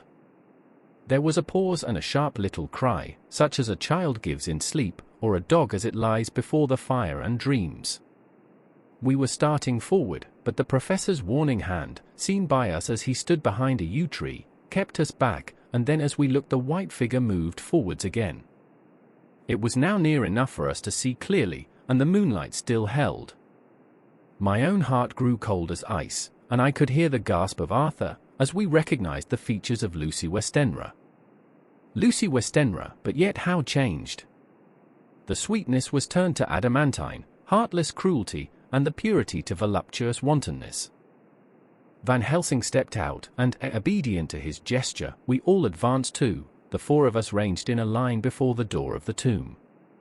Van Helsing raised his lantern and drew the slide. By the concentrated light that fell on Lucy's face we could see that the lips were crimsoned with fresh blood, and that the stream had trickled over her chin and stained the purity of her lawn deathrobe. We shuddered with horror. I could see by the tremulous light that even Van Helsing's iron nerve had failed. Arthur was next to me, and if I had not seized his arm and held him up, he would have fallen. When Lucy, I call the thing that was before us Lucy because it bore her shape, saw as she drew back with an angry snarl, such as a cat gives when taken unawares, then her eyes ranged over us. Lucy's eyes in form and color, but Lucy's eyes unclean and full of hellfire, instead of the pure, gentle orbs we knew. At that moment the remnant of my love passed into hate and loathing. Had she then to be killed, I could have done it with savage delight. As she looked, her eyes blazed with unholy light, and the face became wreathed with a voluptuous smile. Oh, God, how it made me shudder to see it! With a careless motion, she flung to the ground, callous as a devil, the child that up to now she had clutched strenuously to her breast, growling over it as a dog growls over a bone. The child gave a sharp cry, and lay there moaning. There was a cold-bloodedness in the act which wrung a groan from Arthur. When she advanced to him with outstretched arms and a wanton smile, he fell back and hid his face in his hands. She still advanced, however, and with a languorous, voluptuous grace, said, "Come to me, Arthur. Leave these others and come to me. My arms are hungry for you. Come, and we can rest together. Come, my husband, come." There was something diabolically sweet in her tones, something of the tingling of glass when struck, which rang through the brains even of us who heard the words addressed to another. As for Arthur, he seemed under a spell, moving his hands from his face, he opened wide his arms. She was leaping for them, when Van Helsing sprang forward and held between them his little golden crucifix. She recoiled from it, and, with a suddenly distorted face, full of rage, dashed past him as if to enter the tomb. When within a foot or two of the door, however, she stopped, as if arrested by some irresistible force. Then she turned, and her face was shown in the clear burst of moonlight and by the lamp, which had now no quiver from Van Helsing's iron nerves. Never did I see such baffled malice on a face, and never, I trust, shall such ever be seen again by mortal eyes. The beautiful color became livid, the eyes seemed to throw out sparks of hellfire, the brows were wrinkled as though the folds of the flesh were the coils of Medusa's snakes, and the lovely, blood-stained mouth grew to an open square, as in the passion masks of the Greeks and Japanese.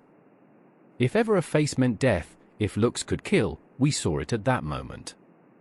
And so for full half a minute, which seemed an eternity, she remained between the lifted crucifix and the sacred closing of her means of entry. Van Helsing broke the silence by asking Arthur, "Answer me, O my friend. Am I to proceed in my work?" Arthur threw himself on his knees, and hid his face in his hands, as he answered, "Do as you will, friend, do as you will. There can be no horror like this ever any more," and he groaned in spirit. Quincy and I simultaneously moved towards him, and took his arms. We could hear the click of the closing lantern as Van Helsing held it down. Coming close to the tomb, he began to remove from the chink some of the sacred emblem which he had placed there. We all looked on in horrified amazement as we saw, when he stood back, the woman, with a corporeal body as real at that moment as our own, pass in through the interstice where scarce a knife blade could have gone. We all felt a glad sense of relief when we saw the professor calmly restoring the strings of putty to the edges of the door. When this was done, he lifted the child and said, "Come now, my friends, we can do no more till tomorrow. There is a funeral at noon, so here we shall all come before long after that. The friends of the dead will all be gone by 2, and when the sexton lock the gate we shall remain. Then there is more to do, but not like this of tonight. As for this little one, he is not much harm, and by tomorrow night he shall be well. We shall leave him where the police will find him, as on the other night, and then to home." Coming close to Arthur, he said, "My friend Arthur, you have had a sore trial, but after, when you look back, you will see how it was necessary. You are now in the bitter waters, my child. By this time tomorrow you will, please God, have passed them, and have drunk of the sweet waters, so do not mourn overmuch. Till then I shall not ask you to forgive me." Arthur and Quincy came home with me, and we tried to cheer each other on the way. We had left the child in safety, and were tired, so we all slept with more or less reality of sleep. The 29th of September, night, a little before 12 o'clock we three, Arthur, Quincy Morris, and myself, called for the professor. It was odd to notice that by common consent we had all put on black clothes. Of course, Arthur wore black, for he was in deep mourning, but the rest of us wore it by instinct. We got to the churchyard by 1:30, and strolled about, keeping out of official observation, so that when the gravediggers had completed their task and the sexton, under the belief that everyone had gone, had locked the gate, we had the place all to ourselves. Van Helsing, instead of his little black bag, had with him a long leather one, something like a cricketing bag. It was manifestly of fair weight. When we were alone and had heard the last of the footsteps die out up the road, we silently, and as if by ordered intention, followed the professor to the tomb. He unlocked the door, and we entered, closing it behind us. Then he took from his bag the lantern, which he lit, and also 2 wax candles, which, when lighted, he stuck, by melting their own ends, on other coffins, so that they might give light sufficient to work by. When he again lifted the lid off Lucy's coffin, we all looked, Arthur trembling like an aspen, and saw that the body lay there in all its death beauty. But there was no love in my own heart, nothing but loathing for the foul thing which had taken Lucy's shape without her soul.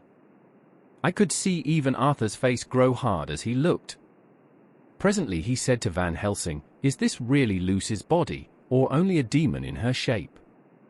"It is her body, and yet not it.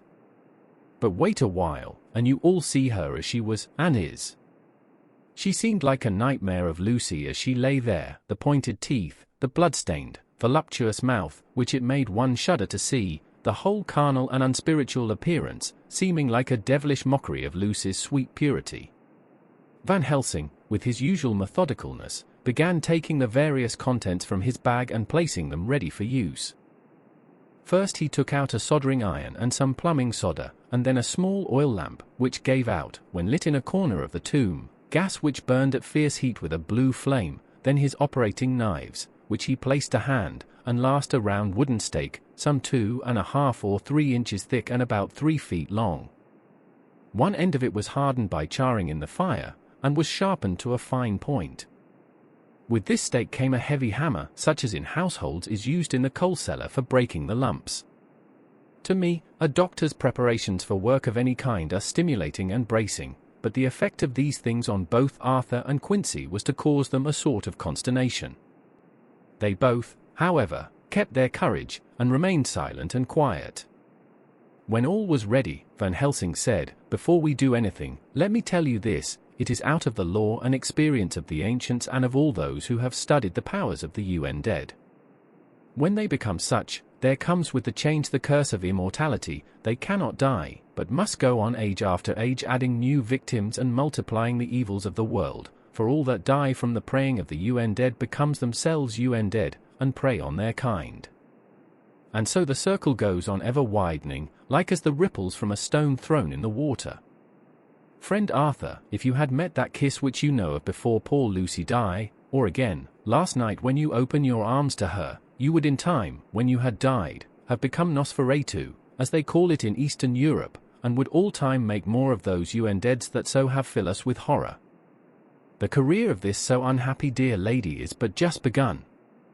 Those children whose blood she suck are not as yet so much the worse, but if she live on, undead, more and more they lose their blood, and by her power over them they come to her, and so she draw their blood with that so wicked mouth. But if she die in truth, then all cease, the tiny wounds of the throats disappear, and they go back to their place unknowing ever of what has been. But of the most blessed of all, when this now undead be made to rest as true dead, then the soul of the poor lady whom we love shall again be free. Instead of working wickedness by night and growing more debased in the assimilating of it by day, she shall take her place with the other angels.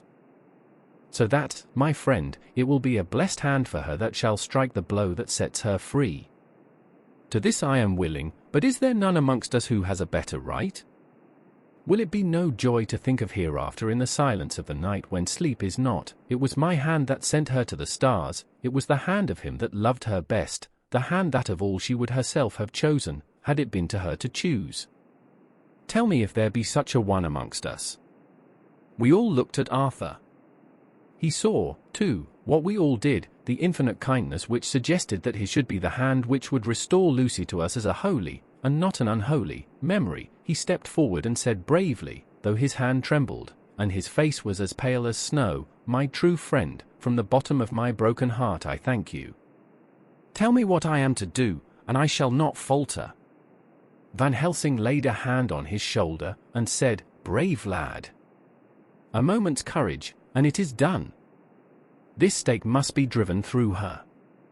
It will be a fearful ordeal, be not deceived in that, but it will be only a short time, and you will then rejoice more than your pain was great. From this grim tomb you will emerge as though you tread on air. But you must not falter when once you have begun. Only think that we, your true friends, are round you, and that we pray for you all the time." "Go on," said Arthur hoarsely. "Tell me what I am to do." "Take this stake in your left hand, ready to place the point over the heart, and the hammer in your right. Then when we begin our prayer for the dead, I shall read him, I have here the book, and the others shall follow, striking God's name, that so all may be well with the dead that we love and that the undead pass away. Arthur took the stake and the hammer, and when once his mind was set on action his hands never trembled nor even quivered. Van Helsing opened his missal and began to read, and Quincy and I followed as well as we could. Arthur placed the point over the heart, and as I looked I could see its dint in the white flesh. Then he struck with all his might. The thing in the coffin writhed, and a hideous, blood-curdling screech came from the opened red lips. The body shook and quivered and twisted in wild contortions, the sharp white teeth champed together till the lips were cut, and the mouth was smeared with a crimson foam. But Arthur never faltered. He looked like a figure of Thor as his untrembling arm rose and fell, driving deeper and deeper the mercy-bearing stake, whilst the blood from the pierced heart welled and spurted up around it. His face was set, and high duty seemed to shine through it. The sight of it gave us courage so that our voices seemed to ring through the little vault. And then the writhing and quivering of the body became less, and the teeth seemed to champ, and the face to quiver. Finally it lay still. The terrible task was over. The hammer fell from Arthur's hand. He reeled and would have fallen had we not caught him. The great drops of sweat sprang from his forehead, and his breath came in broken gasps. It had indeed been an awful strain on him, and had he not been forced to his task by more than human considerations he could never have gone through with it. For a few minutes we were so taken up with him that we did not look towards the coffin. When we did, however, a murmur of startled surprise ran from one to the other of us. We gazed so eagerly that Arthur rose, for he had been seated on the ground, and came and looked too, and then a glad, strange light broke over his face and dispelled altogether the gloom of horror that lay upon it. There, in the coffin lay no longer the foul thing that we had so dreaded and grown to hate that the work of her destruction was yielded as a privilege to the one best entitled to it, but Lucy as we had seen her in her life, with her face of unequalled sweetness and purity. True that there were there, as we had seen them in life, the traces of care and pain and waste, but these were all dear to us, for they marked her truth to what we knew. One and all we felt that the holy calm that lay like sunshine over the wasted face and form was only an earthly token and symbol of the calm that was to reign forever. Van Helsing came and laid his hand on Arthur's shoulder, and said to him, "And now, Arthur my friend, dear lad, am I not forgiven?" The reaction of the terrible strain came as he took the old man's hand in his, and raising it to his lips, pressed it, and said, "Forgiven. God bless you that you have given my dear one her soul again, and me peace." He put his hands on the professor's shoulder, and laying his head on his breast, cried for a while silently, whilst we stood unmoving. When he raised his head Van Helsing said to him, "And now, my child, you may kiss her. Kiss her dead lips if you will, as she would have you to, if for her to choose. For she is not a grinning devil now, not any more a foul thing for all eternity. No longer she is the devil's dead. She is God's true dead, whose soul is with him." Arthur bent and kissed her, and then we sent him and Quincy out of the tomb. The professor and I sawed the top off the stake, leaving the point of it in the body. Then we cut off the head and filled the mouth with garlic. We soldered up the leaden coffin, screwed on the coffin lid, and gathering up our belongings, came away. When the professor locked the door he gave the key to Arthur. Outside the air was sweet, the sun shone, and the birds sang, and it seemed as if all nature were tuned to a different pitch. There was gladness and mirth and peace everywhere, for we were at rest ourselves on one account, and we were glad, though it was with a tempered joy. Before we moved away Van Helsing said, "Now, my friends, one step of our work is done, one the most harrowing to ourselves. But there remains a greater task, to find out the author of all this our sorrow and to stamp him out. I have clues which we can follow, but it is a long task, and a difficult, and there is danger in it, and pain. Shall you not all help me? We have learned to believe, all of us, is it not so? And since so, do we not see our duty? Yes. And do we not promise to go on to the bitter end?" Each in turn, we took his hand, and the promise was made. Then said the professor as we moved off, "2 nights hence you shall meet with me and dine together at 7 of the clock with friend John. I shall entreat 2 others, 2 that you know not as yet, and I shall be ready to all our work show and our plans unfold. Friend John, you come with me home, for I have much to consult about, and you can help me. Tonight I leave for Amsterdam, but shall return tomorrow night. And then begins our great quest. But first I shall have much to say, so that you may know what is to do and to dread. Then our promise shall be made to each other anew, for there is a terrible task before us, and once our feet are on the ploughshare we must not draw back. The midnight excursion to the churchyard sets the stage for a dramatic and terrifying confrontation with the forces of darkness. Chapter 17. Dr. Seward's Diary, continued. When we arrived at the Berkeley Hotel, Van Helsing found a telegram waiting for him. I'm coming up by train. Jonathan at Whitby. Important news, Mina Harker. The professor was delighted. Ah, that wonderful Madam Mina, he said, pearl among women. She arrive, but I cannot stay. She must go to your house, friend John. You must meet her at the station. Telegraph her en route, so that she may be prepared. When the wire was dispatched he had a cup of tea. Over it he told me of a diary kept by Jonathan Harker when abroad, and gave me a typewritten copy of it, as also of Mrs. Harker's diary at Whitby. Take these, he said, and study them well. When I have returned you will be master of all the facts, and we can then better enter on our inquisition. Keep them safe, for there is in them much of treasure. You will need all your faith, even you who have had such an experience as that of today.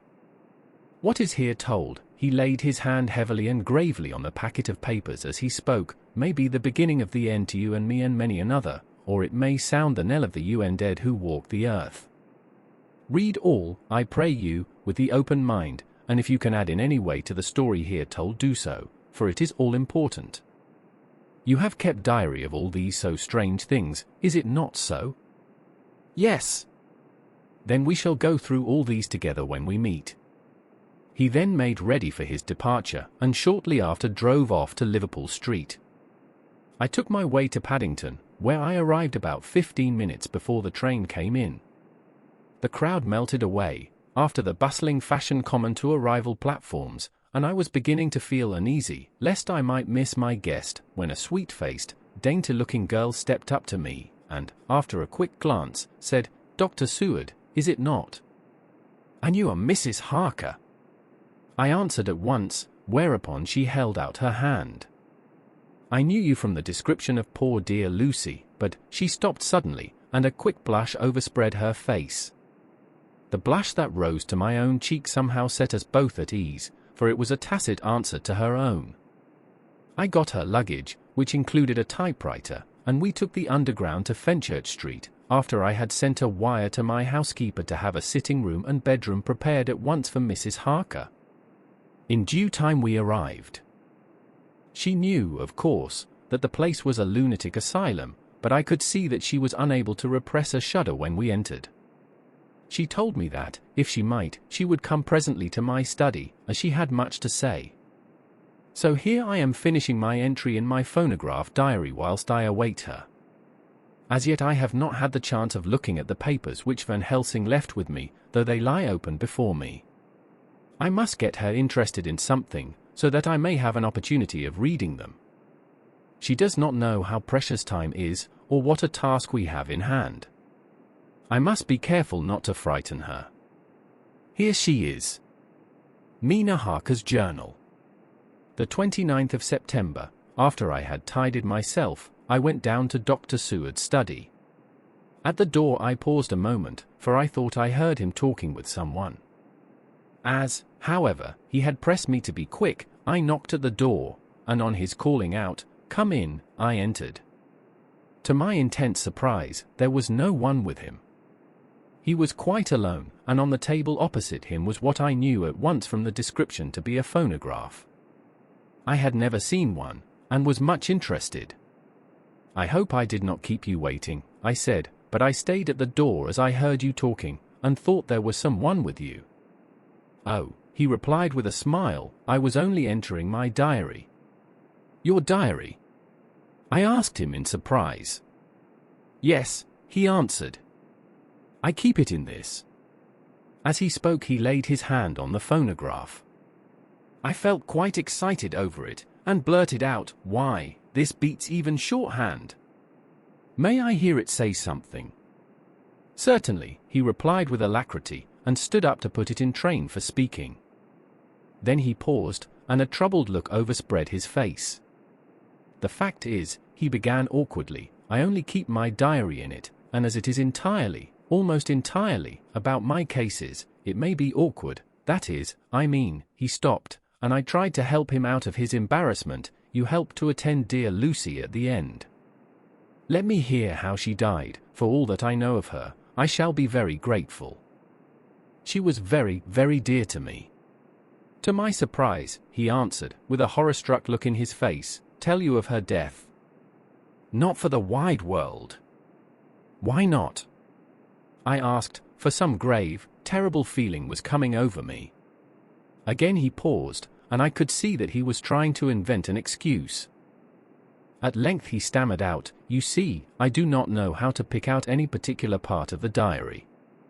Even while he was speaking, an idea dawned upon him, and he said with unconscious simplicity, in a different voice, and with the naivete of a child, "That's quite true, upon my honor." Honest Indian! I could not but smile, at which he grimaced. "I gave myself away that time," he said. "But do you know that, although I have kept the diary for months past, it never once struck me how I was going to find any particular part of it in case I wanted to look it up. By this time my mind was made up that the diary of a doctor who attended Lucy might have something to add to the sum of our knowledge of that terrible being, and I said boldly, 'Then, Dr. Seward, you had better let me copy it out for you on my typewriter.' He grew to a positively deathly pallor as he said, 'No. No. No. For all the world, I wouldn't let you know that terrible story.' Then it was terrible, my intuition was right. For a moment I thought, and as my eyes ranged the room, unconsciously looking for something or some opportunity to aid me, they lit on a great batch of typewriting on the table. His eyes caught the look in mine, and, without his thinking, followed their direction. As they saw the parcel, he realized my meaning. "You do not know me," I said. "When you have read those papers, my own diary and my husband's also, which I have typed, you will know me better. I have not faltered in giving every thought of my own heart in this cause, but, of course, you do not know me yet, and I must not expect you to trust me so far. He is certainly a man of noble nature. Poor dear Lucy was right about him." He stood up and opened a large drawer, in which were arranged in order a number of hollow cylinders of metal covered with dark wax, and said, "You are quite right. I did not trust you because I did not know you. But I know you now, and let me say that I should have known you long ago. I know that Lucy told you of me. She told me of you too. May I make the only atonement in my power? Take the cylinders and hear them. The first half dozen of them are personal to me, and they will not horrify you. Then you will know me better. Dinner will by then be ready. In the meantime I shall read over some of these documents, and shall be better able to understand certain things." He carried the phonograph himself up to my sitting room and adjusted it for me. "Now I shall learn something pleasant, I am sure, for it will tell me the other side of a true love episode of which I know one side already." Dr. Seward's diary. The 29th of September, I was so absorbed in that wonderful diary of Jonathan Harker and that other of his wife that I let the time run on without thinking. Mrs. Harker was not down when the maid came to announce dinner, so I said, "She is possibly tired, let dinner wait an hour," and I went on with my work. I had just finished Mrs. Harker's diary when she came in. She looked sweetly pretty, but very sad, and her eyes were flushed with crying. This somehow moved me much. Of late I have had cause for tears, God knows. But the relief of them was denied me, and now the sight of those sweet eyes, brightened with recent tears, went straight to my heart. So I said as gently as I could, "I greatly fear I have distressed you." "Oh, no, not distressed me," she replied, "but I have been more touched than I can say by your grief. That is a wonderful machine, but it is cruelly true. It told me, in its very tones, the anguish of your heart. It was like a soul crying out to Almighty God. No one must hear them spoken ever again. See, I have tried to be useful. I have copied out the words on my typewriter, and none other need now hear your heart beat, as I did. No one need ever know, shall ever know, I said in a low voice. She laid her hand on mine and said very gravely, "Ah, but they must." Must? But why? I asked. Because it is a part of the terrible story, a part of poor dear Lucy's death and all that led to it, because in the struggle which we have before us to rid the earth of this terrible monster we must have all the knowledge and all the help which we can get. I think that the cylinders which you gave me contained more than you intended me to know, but I can see that there are in your record many lights to this dark mystery. You will let me help, will you not? I know all up to a certain point, and I see already, though your diary only took me to the 7th of September, how poor Lucy was beset, and how her terrible doom was being wrought out. Jonathan and I have been working day and night since Professor Van Helsing saw us. He is gone to Whitby to get more information, and he will be here tomorrow to help us. We need have no secrets amongst us, working together and with absolute trust, we can surely be stronger than if some of us were in the dark. She looked at me so appealingly, and at the same time manifested such courage and resolution in her bearing, that I gave in at once to her wishes. You shall, I said, do as you like in the matter. God forgive me if I do wrong. There are terrible things yet to learn of, but if you have so far travelled on the road to poor Lucy's death, you will not be content, I know, to remain in the dark. Nay, the end, the very end, may give you a gleam of peace. Come, there is dinner. We must keep one another strong for what is before us, we have a cruel and dreadful task. When you have eaten you shall learn the rest, and I shall answer any questions you ask, if there be anything which you do not understand, though it was apparent to us who were present. Mina Harker's Journal. The 29th of September, after dinner I came with Dr. Seward to his study. He brought back the phonograph from my room, and I took my typewriter. He placed me in a comfortable chair, and arranged the phonograph so that I could touch it without getting up, and showed me how to stop it in case I should want to pause. Then he very thoughtfully took a chair, with his back to me, so that I might be as free as possible, and began to read. I put the forked metal to my ears and listened. When the terrible story of Lucy's death, and all that followed, was done, I lay back in my chair powerless. Fortunately I am not of a fainting disposition. When Dr. Seward saw me he jumped up with a horrified exclamation, and hurriedly taking a case bottle from a cupboard, gave me some brandy, which in a few minutes somewhat restored me. My brain was all in a whirl, and only that there came through all the multitude of horrors, the holy ray of light that my dear, dear Lucy was at last at peace. I do not think I could have borne it without making a scene. It is all so wild, and mysterious, and strange that if I had not known Jonathan's experience in Transylvania I could not have believed. As it was, I didn't know what to believe, and so got out of my difficulty by attending to something else. I took the cover off my typewriter, and said to Dr. Seward, "Let me write this all out now. We must be ready for Dr. Van Helsing when he comes. I have sent a telegram to Jonathan to come on here when he arrives in London from Whitby. In this matter dates are everything, and I think that if we get all our material ready, and have every item put in chronological order, we shall have done much. You tell me that Lord Godalming and Mr. Morris are coming too. Let us be able to tell him when they come." He accordingly set the phonograph at a slow pace, and I began to typewrite from the beginning of the 7th cylinder. I used manifold, and so took 3 copies of the diary, just as I had done with all the rest.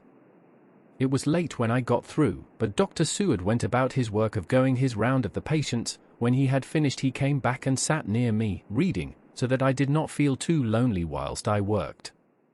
How good and thoughtful he is! The world seems full of good men, even if there are monsters in it. Before I left him I remembered what Jonathan put in his diary of the professor's perturbation at reading something in an evening paper at the station at Exeter, so, seeing that Dr. Seward keeps his newspapers, I borrowed the files of the Westminster Gazette and the Pall Mall Gazette, and took them to my room. I remember how much the Daily Graph and the Whitby Gazette, of which I had made cuttings, helped us to understand the terrible events at Whitby when Count Dracula landed, so I shall look through the evening papers since then, and perhaps I shall get some new light. I am not sleepy, and the work will help to keep me quiet. Dr. Seward's Diary. The 30th of September, Mr. Harker arrived at 9 o'clock. He had got his wife's wire just before starting. He is uncommonly clever, if one can judge from his face, and full of energy. If this journal be true, and judging by one's own wonderful experiences, it must be, he is also a man of great nerve. That going down to the vault a second time was a remarkable piece of daring. After reading his account of it, I was prepared to meet a good specimen of manhood, but hardly the quiet, businesslike gentleman who came here today. Later, after lunch, Harker and his wife went back to their own room, and as I passed a while ago I heard the click of the typewriter. They are hard at it. Mrs. Harker says that they are knitting together in chronological order every scrap of evidence they have. Harker has got the letters between the consignee of the boxes at Whitby and the carriers in London who took charge of them. He is now reading his wife's typescript of my diary. I wonder what they make out of it. Here it is. Strange that it never struck me that the very next house might be the Count's hiding place. Goodness knows that we had enough clues from the conduct of the patient Renfield. The bundle of letters relating to the purchase of the house were with the typescript. Oh, if we had only had them earlier we might have saved poor Lucy. Stop, that way madness lies. Harker has gone back, and is again collating his material. He says that by dinner time they will be able to show a whole connected narrative. He thinks that in the meantime I should see Renfield, as hitherto he has been a sort of index to the coming and going of the Count. I hardly see this yet, but when I get at the dates I suppose I shall. What a good thing that Mrs. Harker put my cylinders into type. We never could have found the dates otherwise. I found Renfield sitting placidly in his room with his hands folded, smiling benignly. At the moment he seemed as sane as anyone I ever saw. I sat down and talked with him on a lot of subjects, all of which he treated naturally. He then, of his own accord, spoke of going home, a subject he has never mentioned to my knowledge during his sojourn here. In fact, he spoke quite confidently of getting his discharge at once. I believe that, had I not had the chat with Harker and read the letters and the dates of his outbursts, I should have been prepared to sign for him after a brief time of observation. As it is, I am darkly suspicious. All those outbreaks were in some way linked with the proximity of the Count. What then does this absolute content mean? Can it be that his instinct is satisfied as to the vampire's ultimate triumph? Stay, he is himself zoophagus, and in his wild ravings outside the chapel door of the deserted house he always spoke of master. This all seems confirmation of our idea. However, after a while I came away. My friend is just a little too sane at present to make it safe to probe him too deep with questions. He might begin to think, and then. So I came away. I mistrust these quiet moods of his, so I have given the attendant a hint to look closely after him, and to have a strait waistcoat ready in case of need. Jonathan Harker's Journal. The 29th of September, in train to London, when I received Mr. Billington's courteous message that he would give me any information in his power, I thought it best to go down to Whitby and make, on the spot, such inquiries as I wanted. It was now my object to trace that horrid cargo of the Count's to its place in London. Later, we may be able to deal with it. Billington Jr., a nice lad, met me at the station, and brought me to his father's house, where they had decided that I must stay the night. They are hospitable, with true Yorkshire hospitality, give a guest everything, and leave him free to do as he likes. They all knew that I was busy, and that my stay was short, and Mr. Billington had ready in his office all the papers concerning the consignment of boxes. It gave me almost a turn to see again one of the letters which I had seen on the Count's table before I knew of his diabolical plans. Everything had been carefully thought out, and done systematically and with precision. He seemed to have been prepared for every obstacle which might be placed by accident in the way of his intentions being carried out. To use an Americanism, he had taken no chances, and the absolute accuracy with which his instructions were fulfilled was simply the logical result of his care. I saw the invoice, and took note of it, 50 cases of common earth, to be used for experimental purposes. Also the copy of letter to Carter Patterson, and their reply. Of both of these I got copies. This was all the information Mr. Billington could give me, so I went down to the port and saw the coast guards, the customs officers and the harbour master.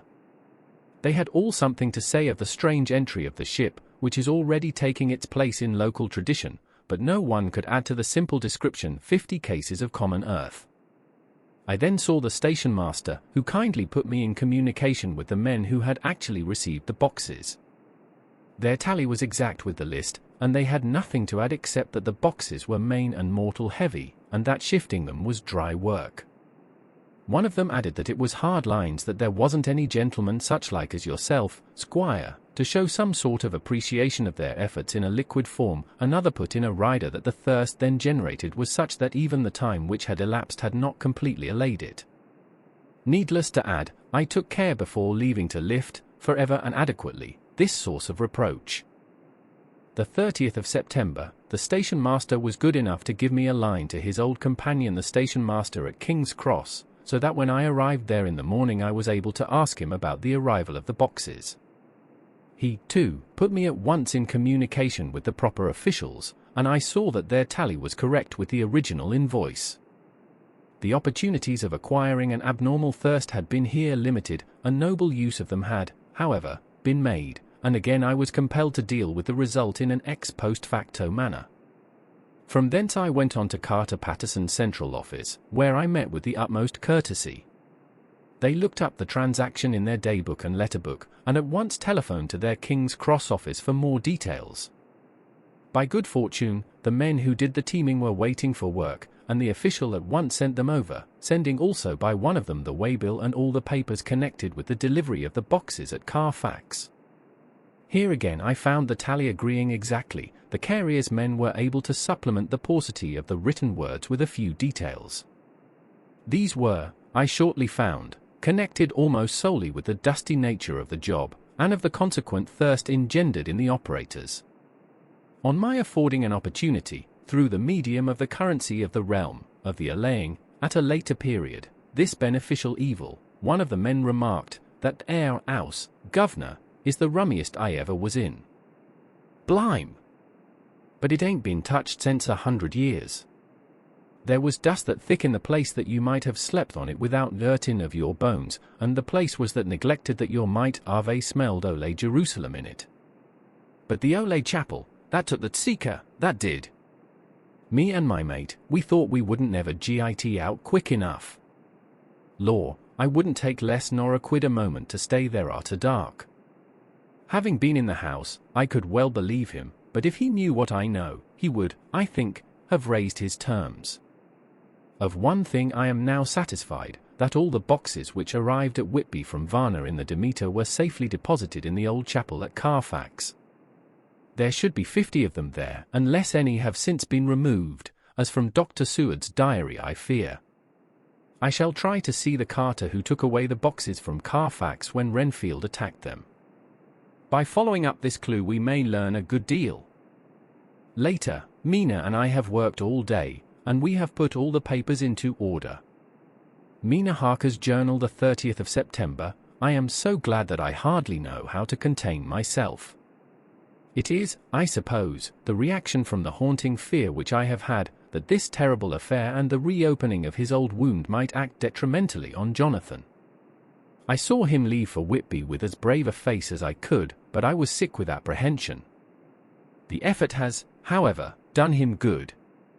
He was never so resolute, never so strong, never so full of volcanic energy, as at present.